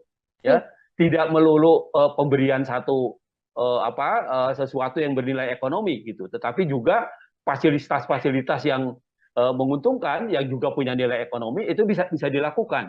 Ya, hmm, jadi sebenarnya gratifikasi itu kalau lihat undang-undang korupsi itu contohnya itu macam-macam. Jadi tidak melulu menerima begitu saja, tetapi juga ada fasilitas lain yang tidak berbentuk fisik umpamanya. Nah itu juga bisa dikualifikasi sebagai gratifikasi. Nah hmm, karena itu pengaturan mengenai ini sangat rigid, sangat sangat sangat sangat ketat gitu. ya. Sebenarnya untuk menjaga supaya pejabat publik itu tidak melakukan tindak pidana korupsi, Hmm. kolusi dan nepotisme, gitu. Termasuk gratifikasi di dalamnya artinya yang akan terjerat nantinya apabila ini sepengetahuan sang ayah begitu ya, sepengetahuan Presiden Joko Widodo, Presiden Jokowi yang juga akan terseret kasus gratifikasi ini. Apabila nanti ada klarifikasi dari Kaisang Pangarep yang mengatakan ini murni urusan bisnis pribadi begitu ya, Bang Fikar, lalu tidak ada kaitan Ya, atau sangkut pautnya bersama dengan Presiden Jokowi, secara hukum apakah kemudian Kaisang bisa terbebas dan lepas begitu saja atau seperti apa? pengakuannya tidak bisa hanya pengakuan begitu saja, Hmm, tetapi juga harus didukung oleh alat bukti, gitu. oke. Umpamanya sejak kapan dia berhubungan dengan pengusaha itu? Hmm. Kalau dia bisa membuktikan, umpamanya ada bisnis dengan pengusaha yang memberikan fasilitas pesawat itu sebelum ayahnya menjadi presiden, ya mungkin itu tidak ada masalah apa-apa gitu. Nah, yang kita tahu kan mereka anak-anak ini kan menjadi pengusaha itu setelah bapaknya jadi pejabat negara kan begitu ya. Hmm. Dari informasi publik yang kita lihat dengarkan itu masih kecil-kecil, tadinya masih masih apa namanya belum tahu bisnis dan belum tahu apa gitu kan. Nah, tapi ini berkembang 10 tahun ke belakangan kan begitu. Nah, jadi artinya dia bisa tidak dikaitkan dengan jabatan ayahnya atau jabatan presiden kalau dia bisa membuktikan bahwa hubungan bisnisnya dengan pemberi gratifikasi itu atau dengan pemberi fasilitas pesawat itu jauh sebelum ayahnya menjadi pejabat publik. Oke. Nah, itu yang bisa apa namanya yang bisa meringankan atau menghindarkan dia dari pengertian gratifikasi itu. Hmm. Selagi memang pemberian fasilitas ini dilakukan atau diberikan ketika Kaisang Pangarep dikenal sebagai putra dari Presiden Republik Indonesia, artinya masih tetap ini bisa masuk ke dugaan gratifikasi ya, Bang Fikar? Betul. Hmm. Jadi itu yang pembuktiannya begitu ya, Hmm. pembuktiannya artinya meskipun dia berdalih itu bisnis dan sebagainya, ya itu harus dijelaskan gitu ya, apakah bisnis itu tiba-tiba gitu ya atau hanya terjadi setelah orang tuanya atau bapaknya itu menjadi pejabat negara atau menjadi Hmm. presiden gitu. Itu yang tonggak yang paling penting yang harus dibuktikan oleh KPK nantinya begitu. Hmm. Oke, akan jadi PR besar juga bagi KPK. Di satu sisi, seorang Kaisang Pangarep masih belum ada di Indonesia, jadi masih belum bisa melakukan klarifikasi. Tapi di satu sisi, harus ada pengusutan yang jelas yang dilakukan oleh KPK untuk kemudian bisa secara gamblang terbuka apakah ini gratifikasi atau tidak. Seperti itu. Terakhir dari saya, Bang Fikar, sebagai closing statement juga, apabila memang ada yang bisa dilakukan oleh Kaisang Pangarep untuk bisa membuktikan apakah ini ada gratifikasi atau tidak. Kalau dari analisa Bang Fikar, hal apa yang sedianya bisa ditunjukkan oleh Kaisang? Kaisang masih punya waktu 30 hari sejak sejak dia berangkat itu Hmm. ya untuk melaporkan terutama presiden ya untuk melaporkan bahwa itu bukan gratifikasi Ya. gitu. Bahwa itu adalah perjanjian bisnis atau apapun gitu. Itu undang-undang tentang LHKPN itu ya tentang pejabat yang anti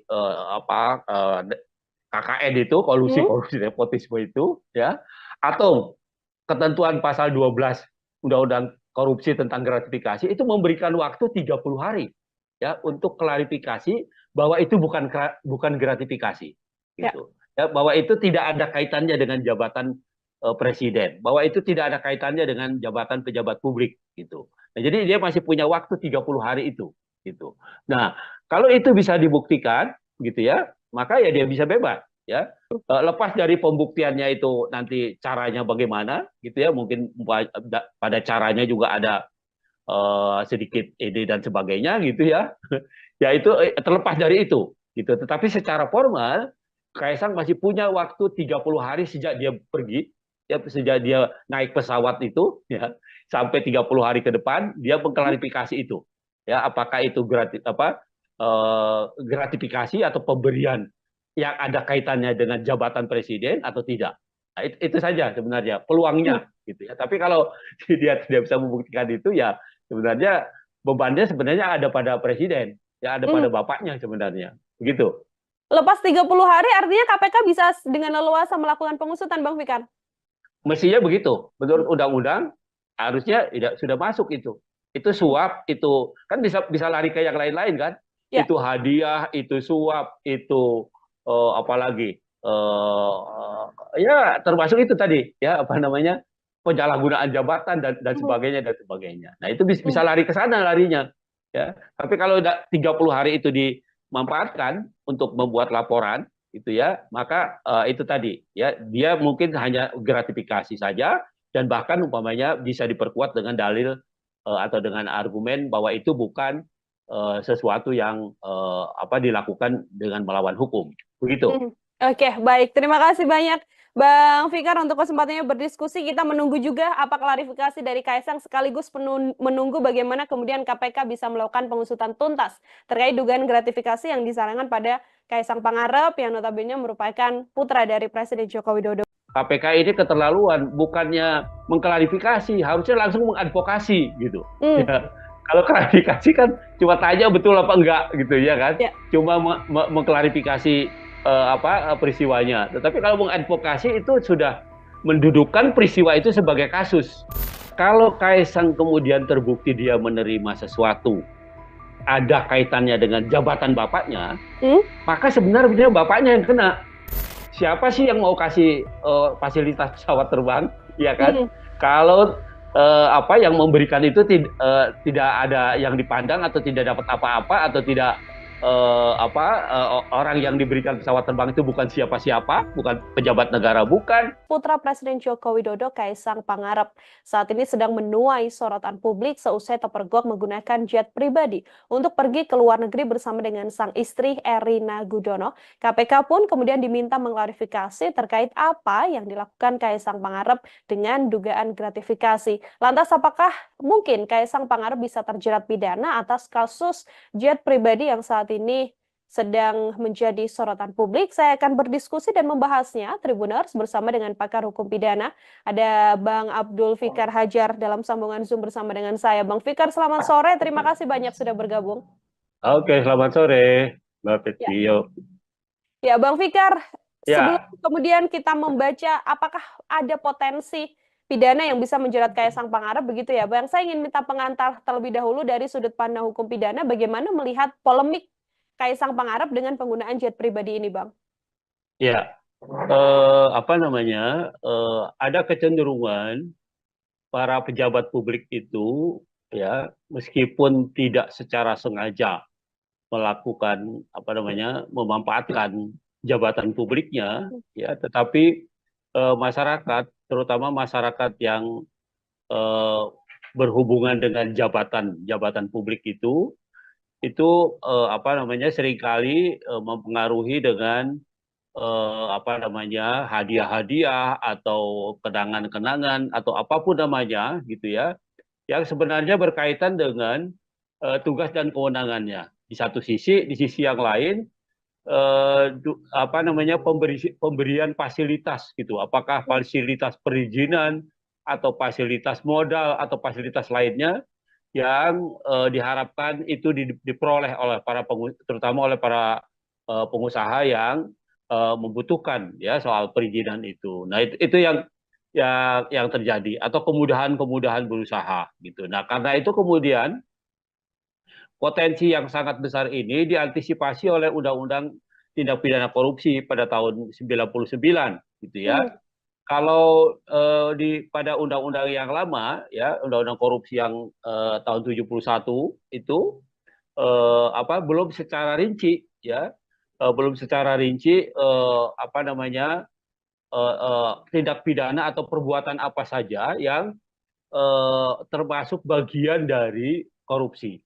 Korupsi hanya dirumuskan sebagai perbuatan yang merugikan keuangan negara, ya baik dilakukan dengan melawan hukum atau dilakukan dengan menggunakan jabatannya. Nah, itu yang ada. Tetapi di dalam undang-undang korupsi yang baru, ya yang 3199 kemudian 2021 ya di perubahannya gitu ya, itu selain selain merugikan keuangan negara ya karena perbuatan melawan hukum atau karena penyalahgunaan jabatan, di situ ada juga umpamanya apa korupsi yang lahir karena suap menyuap gitu Hmm. ya.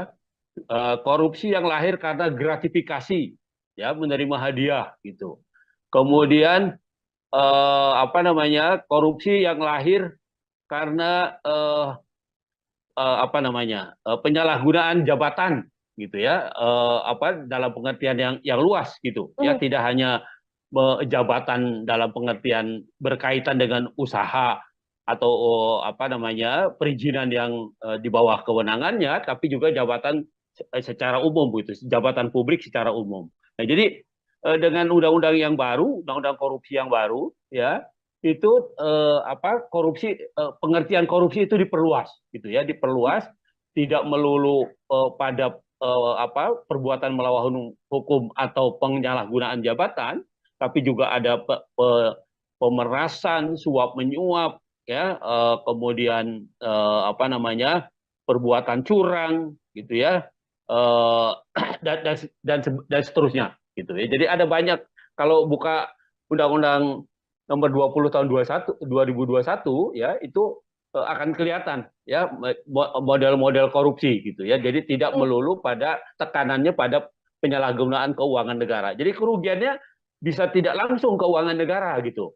Tetapi bagaimana seorang pejabat publik itu mendapat keuntungan karena menyalahgunakan jabatannya. Nah, tekanannya pada itu gitu. Jadi di Hmm. samping kerugian negara, tapi juga keuntungan yang didapat oleh pejabat publik ya karena menyalahgunakan jabatannya. Nah itu saya kira begitu perkembangan tindak pidana korupsi itu Hmm. seperti itu. Begitu.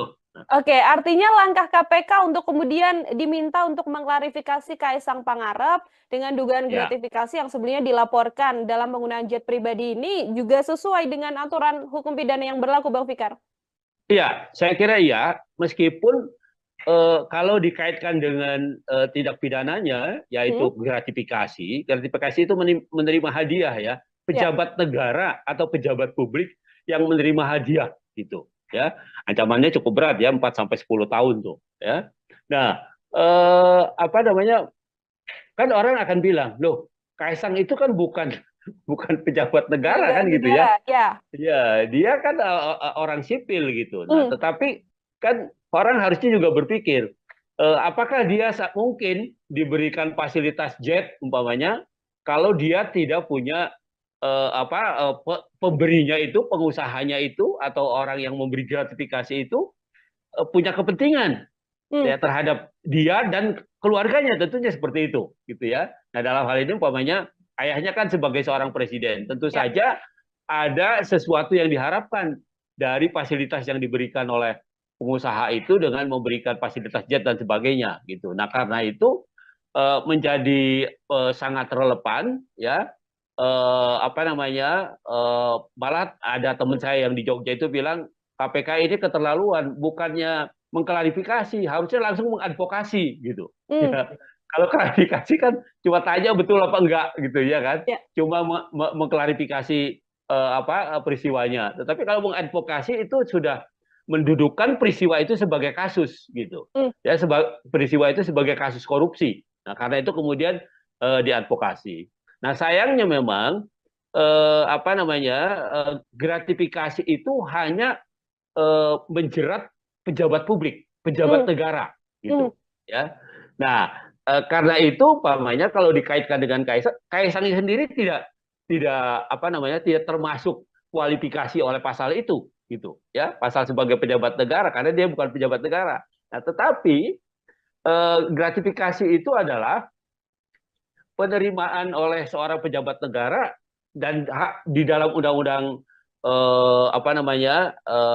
undang-undang LHKPN itu ya, undang-undang pejabat negara yang bebas korupsi, bebas KKN itu, korupsi, Hmm. kolusi, nepotisme, itu disebutkan selain pejabat publiknya tapi juga keluarganya gitu. Oke. Nah, ya, jadi memang kalau hanya berpegang pada ketentuan gratifikasi di undang-undang korupsi, selain pejabat negara nggak ada yang bisa dikenakan. Hmm.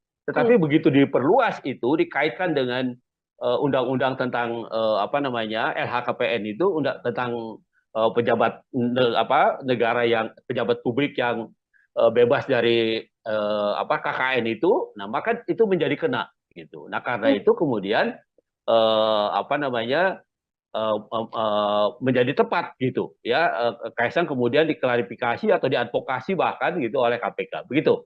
Oke, meskipun bukan penyelenggara negara, tapi dari aturan yang ada, keluarga dari penyelenggara negara ini juga bisa kemudian dilakukan penyelidikan ya, Bang Fikar ya, untuk dugaan Ya, gratifikasi yang mungkin dilakukan. Kalau dalam kasus Kaisang Pangarep ini, kalau dari analisa Bang Fikar sendiri, cukupkah dengan klarifikasi atau tadi yang sempat disampaikan Bang, harus diadvokasi atau kemudian diinvestigasi mendalam, begitu? ya, saya kira sesuai dengan kedudukannya gitu Hmm? ya, kan KPK itu kan punya dua fungsi sebenarnya, pencegahan dan penindakan gitu Hmm, ya. Kalau pencegahan itu peristiwanya belum terjadi gitu hmm, ya. Peristiwanya belum terjadi, karena itu kemudian orang dikasih penyuluhan, dikasih tahu begini nggak boleh begini, ada pencegahan supaya tidak terjadi korupsi. Kalau termasuk klarifikasi itu juga itu sebenarnya bukan tindakan bukan tindakan investigasi, bukan tindakan hmm, advokasi sebenarnya, bukan tindakan penindakan gitu, tetapi lebih pada pencegahan itu sebenarnya gitu. Nah karena itu saya sependapat dengan pendapat banyak orang gitu ya, bahwa seharusnya ya peristiwanya sudah jelas ada gitu hmm, ya, peristiwanya itu sudah nyata gitu. Nah karena itu tindakan yang paling tepat adalah mengadvokasinya gitu ya. Jadi menginvestigasi kemudian mengadvokasi karena peristiwanya sudah ada gitu. hmm. Kasusnya yang kemudian saat ini mencuat di dalam negeri kan Kaisang justru tidak muncul begitu ya, Bang Fikar ya. Posisinya Ya, sedang berada di luar negeri dan dari sejumlah konfirmasi yang dilakukan oleh media bahkan belum ada kabar apapun PSI termasuk juga mengatakan belum mendapatkan informasi dari Kaisang Pangarep. Artinya perlukah kemudian sampai di momen sekarang ini pihak terkait di Indonesia ini bekerja sama dengan penegak hukum di luar negeri untuk cepat-cepat menyelesaikan perkara yang menyeret Kaisang Pangarep ini, Bang? gini. Nah, itu tadi tergantung pada status tindakan yang dilakukan, gitu ya. Oke. Hmm. Kalau dia klarifikasi, itu artinya belum masuk jadi perkara itu sebenarnya. Ya, Hmm. masih kalaupun dikualifikasi jadi perkara itu masih penyelidikan. Hmm. Penyelidikan itu masih mencari peristiwa, ya masih ada nggak sebenarnya peristiwa pidananya.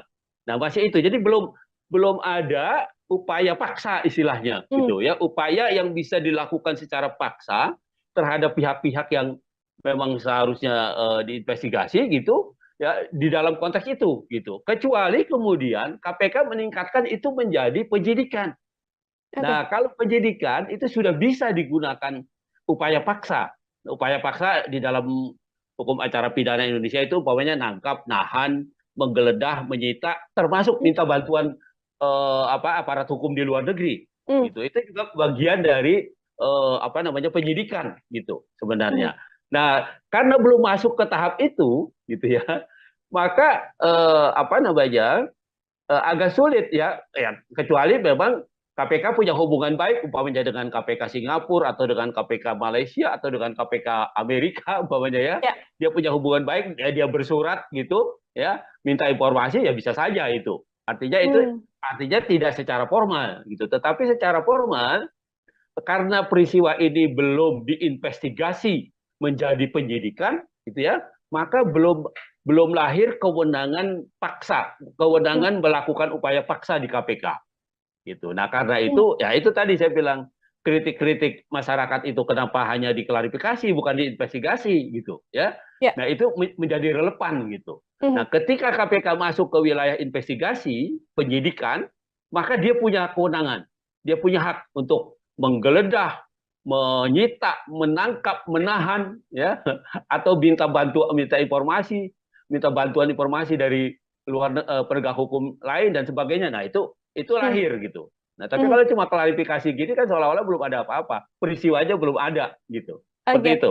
Oke, Bang Fikar, klarifikasi kan dilakukan terhadap Kaisang Pangarep begitu ya. Apabila kemudian ada pendalaman-pendalaman seperti yang juga beredar di media, MOU soal manifest pesawat yang kemudian dirahasiakan dan sebagainya. Apakah hal-hal semacam itu kemudian bisa menjadi bekal bagi KPK untuk bisa next step begitu, tidak hanya mengklarifikasi tapi langsung melakukan investigasi dalam kasus ini? Iya, saya kira itu satu kemungkinan gitu Hmm? ya. Satu kemungkinan yang sampai sekarang kita belum belum menyaksikan juga ini KPK mau Hmm. meningkatkan, walaupun kritik di sana sini muncul gitu Ya. ya. Kritik di sana sini muncul gitu. Nah, itu yang seharusnya diperhatikan oleh KPK Hmm. gitu ya. KPK itu kan tidak tidak apa namanya bahwa dia penegak hukum, iya, tapi dia penegak hukum menurut saya sih yang luar biasa, karena dia dilahirkan karena kelemahan penegak hukum yang ada gitu, kelemahan Hmm. kepolisian, kelemahan kejaksaan, kemudian dibentuklah itu KPK sengaja. Nah, karena itu dia punya kewenangan yang cukup luas gitu, cukup luas dan cukup cukup besar gitu. Nah karena itu oleh negara diberikan itu, ya. Nah karena itu kemudian seharusnya dia lebih berani gitu, lebih meningkat, tidak melulu atau tidak hanya dengan mengklarifikasi, tapi juga sudah masuk ke investigasi. Kalau sudah Hmm. dinyatakan investigasi, itu ini KPK sudah leluasa gitu loh, Ya. leluasa menggunakan tindakannya atau kewenangannya ya untuk mencari tahu ya, untuk bahkan menyita alat buktinya dan sebagainya, itu sudah timbul gitu. Nah, tapi kalau Hmm. sekarang ketika KPK baru mengklarifikasi saja, eh, bahkan kan panggilannya juga bentuknya kan undangan, iya Ya. kan? Undangan itu sama dengan Anda diundang makan bakso, ya Hmm. nggak datang, nggak makan siang, pokoknya tidak datang pun tidak ada sanksinya, gitu. Namanya kan undangan gitu.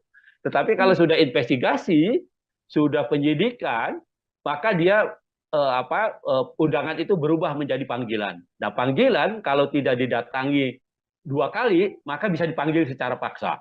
Nah, jadi Hmm. kalau umpamanya sekarang ketika mau diklarifikasi diundang, orang tidak datang, tidak tahu orangnya berada di mana, gitu ya, nggak ada yang bisa dilakukan oleh Oke. oleh KPK. Paling hanya mengundang, menghimbau untuk datang gitu. Hmm. Nah, padahal di sisi yang lain undangan itu tidak punya konsekuensi yuridis. Dia ya diundang, namanya undangan, diundang makan gitu, nggak datang pun nggak apa-apa, gitu. Seperti itu. Hmm. Oke, artinya klarifikasi ini belum kemudian bisa menyelesaikan dugaan gratifikasi atau mungkin laporan-laporan yang juga muncul di publik ya, Bang Fikar ya, ya apa yang dilakukan Betul, oleh KPK, kecuali betul. nanti KPK melayangkan surat untuk penyidikan terhadap Kaisang Pangarep dan itu wajib dihadiri oleh Kaisang. Apabila tidak dihadiri, tindakan langsung selain kemudian menunggu klarifikasi Kaisang juga bisa langsung dilakukan oleh KPK seperti itu. Betul, Mhm. betul. Oke, Jadi Bang Fikar, ya, silakan. ya udah, silakan lanjutkan. Mhm. Oke, ini kemudian kita membaca dugaan gratifikasi yang kemudian bisa berpotensi menjerat Kaisang Pangarep begitu ya, Bang Fikar. Potensi jeratan pidana yang bisa disangkakan pada Kaisang Pangarep jika terbukti ada gratifikasi ini seperti apa, Bang? Oke, ya gini, itu tadi yang saya bilang, Hmm. gratifikasi itu objeknya adalah pejabat publik Oke. atau pejabat negara. Itu objeknya itu dia. Hmm. Jadi kalau yang bukan pejabat publik tidak kena. Artinya kalau Kaisang kemudian terbukti dia menerima sesuatu ada kaitannya dengan jabatan bapaknya, Hmm. maka sebenarnya bapaknya yang kena, gitu loh. Oke. Hmm. Eh, jadi sebenarnya arahnya itu pada apakah ini sepengetahuan presiden atau tidak? Apakah ini bagian dari sesuatu yang diberikan karena jabatan bapaknya atau tidak? Sebenarnya itu ininya arahnya Hmm. gitu. Nah, padahal kalau mau dipikir pakai logika terbalik kan, siapa sih yang mau kasih fasilitas pesawat terbang, ya kan? Hmm. Kalau yang memberikan itu tidak ada yang dipandang atau tidak dapat apa-apa atau tidak orang yang diberikan pesawat terbang itu bukan siapa-siapa, bukan pejabat negara, bukan, atau mungkin kecuali dia punya perjanjian bisnis gitu, ya. Dan itu pun sebenarnya harus diklarifikasi bahwa bisnisnya itu sudah lahir jauh sebelum umpamanya orang tuanya atau bapaknya itu menjabat sebagai pejabat negara. Itu yang harus diklarifikasikan gitu. Bahkan kan di dalam undang-undang LHKPN itu tentang pejabat publik yang anti korupsi dan nepotisme itu sudah dinyatakan lebih dahulu. Yang pertama umpamanya ada kewajiban klarifikasi soal harta, ya, harta kekayaan dari keluarga gitu. Itu satu. Yang kedua, ada pengertian pejabat negara itu tidak bisa menerima gratifikasi ya selain pada pejabat negaranya, tapi juga pada keluarganya gitu. Hmm. Dan pokoknya undang-undang itu sebenarnya begitu rigid, ya, begitu begitu rigid gitu, sehingga bisa menjerat orang. Karena kan gini, gratifikasi itu bisa bisa tidak terasa gitu, bisa Hmm. macam-macam bentuknya, iya kan? Hmm. Bisa apa namanya, eh, bisa dia pemberian, bisa dia berbentuk undangan, dia bisa bentuknya bisa macam-macam begitu, Hmm. ya. Tidak melulu pemberian satu sesuatu yang bernilai ekonomi gitu, tetapi juga fasilitas-fasilitas yang menguntungkan, yang juga punya nilai ekonomi itu bisa bisa dilakukan. Ya, Hmm. jadi sebenarnya gratifikasi itu kalau lihat undang-undang korupsi itu contohnya itu macam-macam. Jadi tidak melulu menerima begitu saja, tetapi juga ada fasilitas lain yang tidak berbentuk fisik umpamanya. Nah itu juga bisa dikualifikasi sebagai gratifikasi. Nah Hmm. karena itu apa namanya pengaturan mengenai ini sangat rigid, sangat sangat apa namanya sangat sangat ketat gitu Ya. sebenarnya untuk menjaga supaya pejabat publik itu tidak melakukan tindak pidana korupsi, Hmm. korupsi, kolusi dan nepotisme, gitu. Termasuk gratifikasi di dalamnya artinya yang akan terjerat nantinya apabila ini sepengetahuan sang ayah begitu ya, sepengetahuan Presiden Joko Widodo, Presiden Jokowi yang juga akan terseret kasus gratifikasi ini. Apabila nanti ada klarifikasi dari Kaisang Pangarep yang mengatakan ini murni urusan bisnis pribadi begitu ya, Bang Fikar, lalu tidak ada kaitan Ya. atau sangkut pautnya bersama dengan Presiden Jokowi, secara hukum apakah kemudian Kaisang bisa terbebas dan lepas begitu saja atau seperti apa? Pengakuannya tidak bisa hanya pengakuan begitu saja, Hmm, tetapi juga harus didukung oleh alat bukti gitu. oke. Umpamanya sejak kapan dia berhubungan dengan pengusaha itu? Hmm, Kalau dia bisa membuktikan umpamanya ada bisnis dengan pengusaha yang memberikan fasilitas pesawat itu sebelum ayahnya menjadi presiden, ya mungkin itu tidak ada masalah apa-apa gitu. Nah, yang kita tahu kan mereka anak-anak ini kan menjadi pengusaha itu setelah bapaknya jadi pejabat negara kan begitu ya. Ya, hmm, dari informasi publik yang kita lihat dengarkan itu masih kecil-kecil, tadinya masih masih apa namanya belum tahu bisnis dan belum tahu apa gitu kan. Nah, tapi ini berkembang 10 tahun ke belakangan kan begitu. Nah, jadi artinya dia bisa tidak dikaitkan dengan jabatan ayahnya atau jabatan presiden kalau dia bisa membuktikan bahwa hubungan bisnisnya dengan pemberi gratifikasi itu atau dengan pemberi fasilitas pesawat itu jauh sebelum ayahnya menjadi pejabat publik. oke. Nah, itu yang bisa apa namanya yang bisa meringankan atau menghindarkan dia dari pengertian gratifikasi itu. Hmm. Selagi memang pemberian fasilitas ini dilakukan atau diberikan ketika Kaisang Pangarep dikenal sebagai putra dari Presiden Republik Indonesia, artinya masih tetap ini bisa masuk ke dugaan gratifikasi ya, Bang Fikar? Betul. Hmm, Jadi itu yang pembuktiannya begitu ya, hmm, pembuktiannya artinya meskipun dia berdalih itu bisnis dan sebagainya ya itu harus dijelaskan gitu ya, apakah bisnis itu tiba-tiba gitu ya atau hanya terjadi setelah orang tuanya atau bapaknya itu menjadi pejabat negara atau menjadi hmm, presiden gitu, hmm, itu yang tonggak yang paling penting yang harus dibuktikan oleh KPK nantinya begitu. hmm. Oke, akan jadi PR besar juga bagi KPK. Di satu sisi, seorang Kaisang Pangarep masih belum ada di Indonesia, jadi masih belum bisa melakukan klarifikasi. Tapi di satu sisi, harus ada pengusutan yang jelas yang dilakukan oleh KPK untuk kemudian bisa secara gamblang terbuka apakah ini gratifikasi atau tidak. Seperti itu. Terakhir dari saya, Bang Fikar, sebagai closing statement juga, apabila memang ada yang bisa dilakukan oleh Kaisang Pangarep untuk bisa membuktikan apakah ini ada gratifikasi atau tidak. Kalau dari analisa Bang Fikar, hal apa yang sedianya bisa ditunjukkan oleh Kaisang? Kaisang masih punya waktu 30 hari sejak sejak dia berangkat itu Hmm, ya untuk melaporkan terutama presiden ya untuk melaporkan bahwa itu bukan gratifikasi ya. gitu. Bahwa itu adalah perjanjian bisnis atau apapun gitu. Itu undang-undang tentang LHKPN itu ya tentang pejabat yang anti KKN itu kolusi Hmm, korupsi nepotisme itu ya atau ketentuan pasal 12 Undang-Undang Korupsi tentang gratifikasi itu memberikan waktu 30 hari ya untuk klarifikasi bahwa itu bukan gratifikasi ya. gitu. Ya, bahwa itu tidak ada kaitannya dengan jabatan presiden, bahwa itu tidak ada kaitannya dengan jabatan pejabat publik gitu. Nah, jadi dia masih punya waktu 30 hari itu, gitu. Nah, kalau itu bisa dibuktikan, gitu ya, maka ya dia bisa bebas, ya. Lepas dari pembuktiannya itu nanti caranya bagaimana, gitu ya, mungkin pada caranya juga ada sedikit ide dan sebagainya, gitu ya.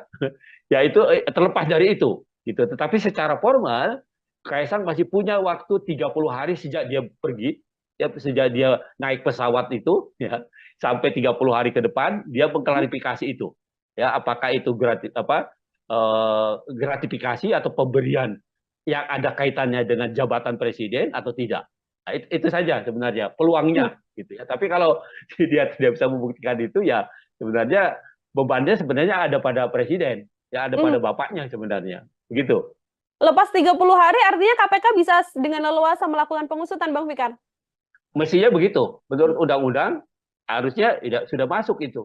Itu suap, itu kan bisa lari ke yang lain-lain kan? Ya. Itu hadiah, itu suap, itu apalagi ya termasuk itu tadi ya apa namanya penyalahgunaan jabatan dan Hmm. sebagainya dan sebagainya. Nah itu bisa Hmm. lari ke sana larinya ya. Tapi kalau udah 30 hari itu dimanfaatkan untuk membuat laporan itu ya, maka itu tadi ya dia mungkin hanya gratifikasi saja dan bahkan umpamanya bisa diperkuat dengan dalil atau dengan argumen bahwa itu bukan sesuatu yang apa dilakukan dengan melawan hukum. Begitu. Hmm. Oke, baik. Terima kasih banyak Bang Fikar untuk kesempatannya berdiskusi. Kita menunggu juga apa klarifikasi dari Kaisang sekaligus menunggu bagaimana kemudian KPK bisa melakukan pengusutan tuntas terkait dugaan gratifikasi yang disarankan pada Kaisang Pangarep yang notabene merupakan putra dari Presiden Joko Widodo. KPK ini keterlaluan, bukannya mengklarifikasi, harusnya langsung mengadvokasi gitu. Hmm. Ya, kalau klarifikasi kan cuma tanya betul apa enggak gitu ya kan, Ya. cuma mengklarifikasi peristiwanya. Tetapi kalau mengadvokasi itu sudah mendudukkan peristiwa itu sebagai kasus. Kalau Kaisang kemudian terbukti dia menerima sesuatu ada kaitannya dengan jabatan bapaknya, Hmm? maka sebenarnya bapaknya yang kena. Siapa sih yang mau kasih fasilitas pesawat terbang, ya kan? Hmm. Kalau apa yang memberikan itu tidak ada yang dipandang atau tidak dapat apa-apa atau tidak orang yang diberikan pesawat terbang itu bukan siapa-siapa, bukan pejabat negara, bukan. Putra Presiden Joko Widodo Kaisang Pangarep saat ini sedang menuai sorotan publik seusai terpergok menggunakan jet pribadi untuk pergi ke luar negeri bersama dengan sang istri Erina Gudono. KPK pun kemudian diminta mengklarifikasi terkait apa yang dilakukan Kaisang Pangarep dengan dugaan gratifikasi. Lantas apakah mungkin Kaisang Pangarep bisa terjerat pidana atas kasus jet pribadi yang saat ini sedang menjadi sorotan publik? Saya akan berdiskusi dan membahasnya, Tribuners, bersama dengan pakar hukum pidana. Ada Bang Abdul Fikar Hajar dalam sambungan Zoom bersama dengan saya. Bang Fikar, selamat sore. Terima kasih banyak sudah bergabung. Oke, selamat sore, Mbak Ya, Petio. ya Bang Fikar, sebelum Ya, kemudian kita membaca apakah ada potensi pidana yang bisa menjerat Kaisang Pangarep begitu ya, Bang. Saya ingin minta pengantar terlebih dahulu dari sudut pandang hukum pidana, bagaimana melihat polemik Kaisang Pangarep dengan penggunaan jet pribadi ini, Bang? ya. Apa namanya? Ada kecenderungan para pejabat publik itu ya meskipun tidak secara sengaja melakukan apa namanya memanfaatkan jabatan publiknya ya tetapi masyarakat terutama masyarakat yang eh, berhubungan dengan jabatan publik itu apa namanya seringkali mempengaruhi dengan apa namanya hadiah-hadiah atau kenangan-kenangan atau apapun namanya gitu ya yang sebenarnya berkaitan dengan tugas dan kewenangannya. Di sisi yang lain, apa namanya pemberian fasilitas gitu. Apakah fasilitas perizinan atau fasilitas modal atau fasilitas lainnya yang diharapkan itu diperoleh oleh terutama oleh para pengusaha yang membutuhkan ya soal perizinan itu. Nah itu yang terjadi atau kemudahan-kemudahan berusaha gitu. Nah karena itu kemudian potensi yang sangat besar ini diantisipasi oleh Undang-Undang Tindak Pidana Korupsi pada tahun 99 gitu ya. kalau pada undang-undang yang lama ya, undang-undang korupsi yang tahun 71 itu belum secara rinci ya, belum secara rinci apa namanya tindak pidana atau perbuatan apa saja yang termasuk bagian dari korupsi. Hmm. Korupsi hanya dirumuskan sebagai perbuatan yang merugikan keuangan negara, ya baik dilakukan dengan melawan hukum atau dilakukan dengan menggunakan jabatannya. Nah, itu yang ada. Tetapi di dalam undang-undang korupsi yang baru, ya yang 3199 kemudian 2021 ya di perubahannya gitu ya. Itu selain merugikan keuangan negara ya karena perbuatan melawan hukum atau karena penyalahgunaan jabatan, di situ ada juga umpamanya korupsi yang lahir karena suap menyuap gitu Hmm. ya. Korupsi yang lahir karena gratifikasi ya, menerima hadiah gitu. Kemudian korupsi yang lahir karena penyalahgunaan jabatan gitu ya, dalam pengertian yang luas gitu ya, Hmm. tidak hanya jabatan dalam pengertian berkaitan dengan usaha atau perizinan yang di bawah kewenangannya, tapi juga jabatan secara umum gitu, jabatan publik secara umum. Nah, jadi dengan undang-undang yang baru, undang-undang korupsi yang baru ya, itu pengertian korupsi itu diperluas gitu ya, diperluas, tidak melulu pada perbuatan melawan hukum atau penyalahgunaan jabatan, tapi juga ada pemerasan, suap menyuap ya, kemudian perbuatan curang gitu ya, eh, dan seterusnya gitu ya. Jadi ada banyak, kalau buka undang-undang nomor 20 tahun 2021 ya, itu akan kelihatan ya model-model korupsi gitu ya. Jadi tidak Hmm. melulu pada tekanannya pada penyalahgunaan keuangan negara. Jadi kerugiannya bisa tidak langsung keuangan negara gitu. Tetapi bagaimana seorang pejabat publik itu mendapat keuntungan karena menyalahgunakan jabatannya. Nah, tekanannya pada itu gitu. Jadi di Hmm. samping kerugian negara, tapi juga keuntungan yang didapat oleh pejabat publik ya karena menyalahgunakan jabatannya. Nah, itu saya kira begitu perkembangan tindak pidana korupsi itu Hmm. seperti itu. Begitu. Nah, Oke, artinya langkah KPK untuk kemudian diminta untuk mengklarifikasi Kaisang Pangarep dengan dugaan ya. gratifikasi yang sebelumnya dilaporkan dalam penggunaan jet pribadi ini juga sesuai dengan aturan hukum pidana yang berlaku, Bang Fikar? Iya, saya kira iya, meskipun kalau dikaitkan dengan tindak pidananya, Hmm? yaitu gratifikasi, gratifikasi itu menerima hadiah ya, Ya. pejabat negara atau pejabat publik yang menerima hadiah gitu, ya, ancamannya cukup berat ya, 4 sampai 10 tahun tuh, ya. Nah, kan orang akan bilang, loh, Kaisang itu kan bukan bukan pejabat negara Penyelenggara kan gitu ya. negara, ya. Ya, dia kan orang sipil gitu. Nah, Hmm. tetapi kan orang harusnya juga berpikir, apakah dia mungkin diberikan fasilitas jet umpamanya kalau dia tidak punya pemberinya itu, pengusahanya itu atau orang yang memberi gratifikasi itu punya kepentingan Hmm. ya terhadap dia dan keluarganya, tentunya seperti itu gitu ya. Nah, dalam hal ini umpamanya ayahnya kan sebagai seorang presiden, tentu Ya. saja ada sesuatu yang diharapkan dari fasilitas yang diberikan oleh pengusaha itu dengan memberikan fasilitas jet dan sebagainya gitu. Nah, karena itu menjadi sangat relevan ya, malah ada teman saya yang di Jogja itu bilang KPK ini keterlaluan, bukannya mengklarifikasi, harusnya langsung mengadvokasi gitu. Hmm. Ya, kalau klarifikasi kan cuma tanya betul apa enggak gitu ya kan, Ya. cuma mengklarifikasi peristiwanya. Tetapi kalau mengadvokasi itu sudah mendudukkan peristiwa itu sebagai kasus gitu, Hmm. ya, peristiwa itu sebagai kasus korupsi. Nah, karena itu kemudian diadvokasi. Nah, sayangnya memang gratifikasi itu hanya menjerat pejabat publik, pejabat Hmm. negara Hmm. gitu ya. Nah, karena itu umpamanya kalau dikaitkan dengan Kaisang sendiri tidak apa namanya tidak termasuk kualifikasi oleh pasal itu gitu ya, pasal sebagai pejabat negara karena dia bukan pejabat negara. Nah, tetapi gratifikasi itu adalah penerimaan oleh seorang pejabat negara dan hak di dalam undang-undang apa namanya undang-undang LHKPN itu ya, undang-undang pejabat negara yang bebas korupsi, bebas KKN itu korupsi, Hmm. kolusi, nepotisme itu disebutkan selain pejabat publiknya tapi juga keluarganya gitu. Oke. Nah, ya jadi memang kalau hanya berpegang pada ketentuan gratifikasi di undang-undang korupsi, selain pejabat negara nggak ada yang bisa dikenakan. Hmm.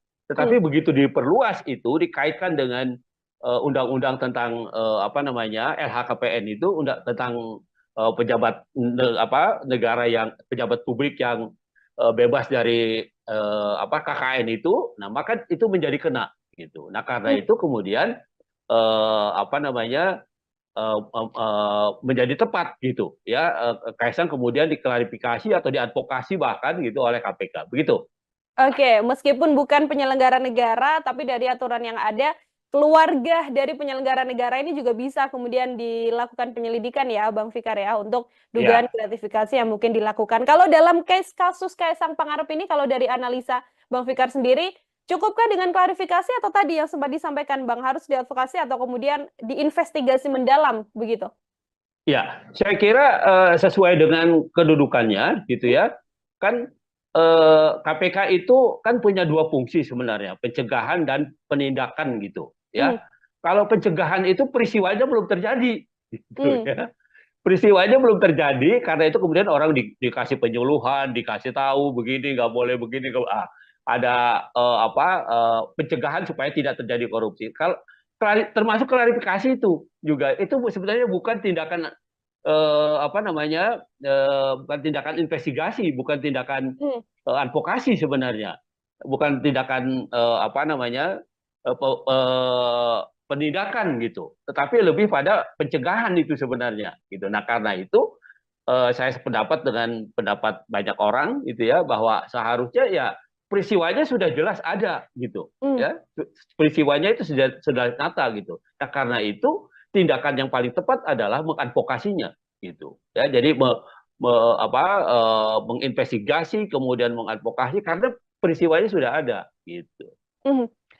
Kasusnya yang kemudian saat ini mencuat di dalam negeri kan Kaisang justru tidak muncul begitu ya, Bang Fikar ya. Posisinya Ya, sedang berada di luar negeri dan dari sejumlah konfirmasi yang dilakukan oleh media bahkan belum ada kabar apapun. PSI termasuk juga mengatakan belum mendapatkan informasi dari Kaisang Pangarep. Artinya perlukah kemudian sampai di momen sekarang ini pihak terkait di Indonesia ini bekerja sama dengan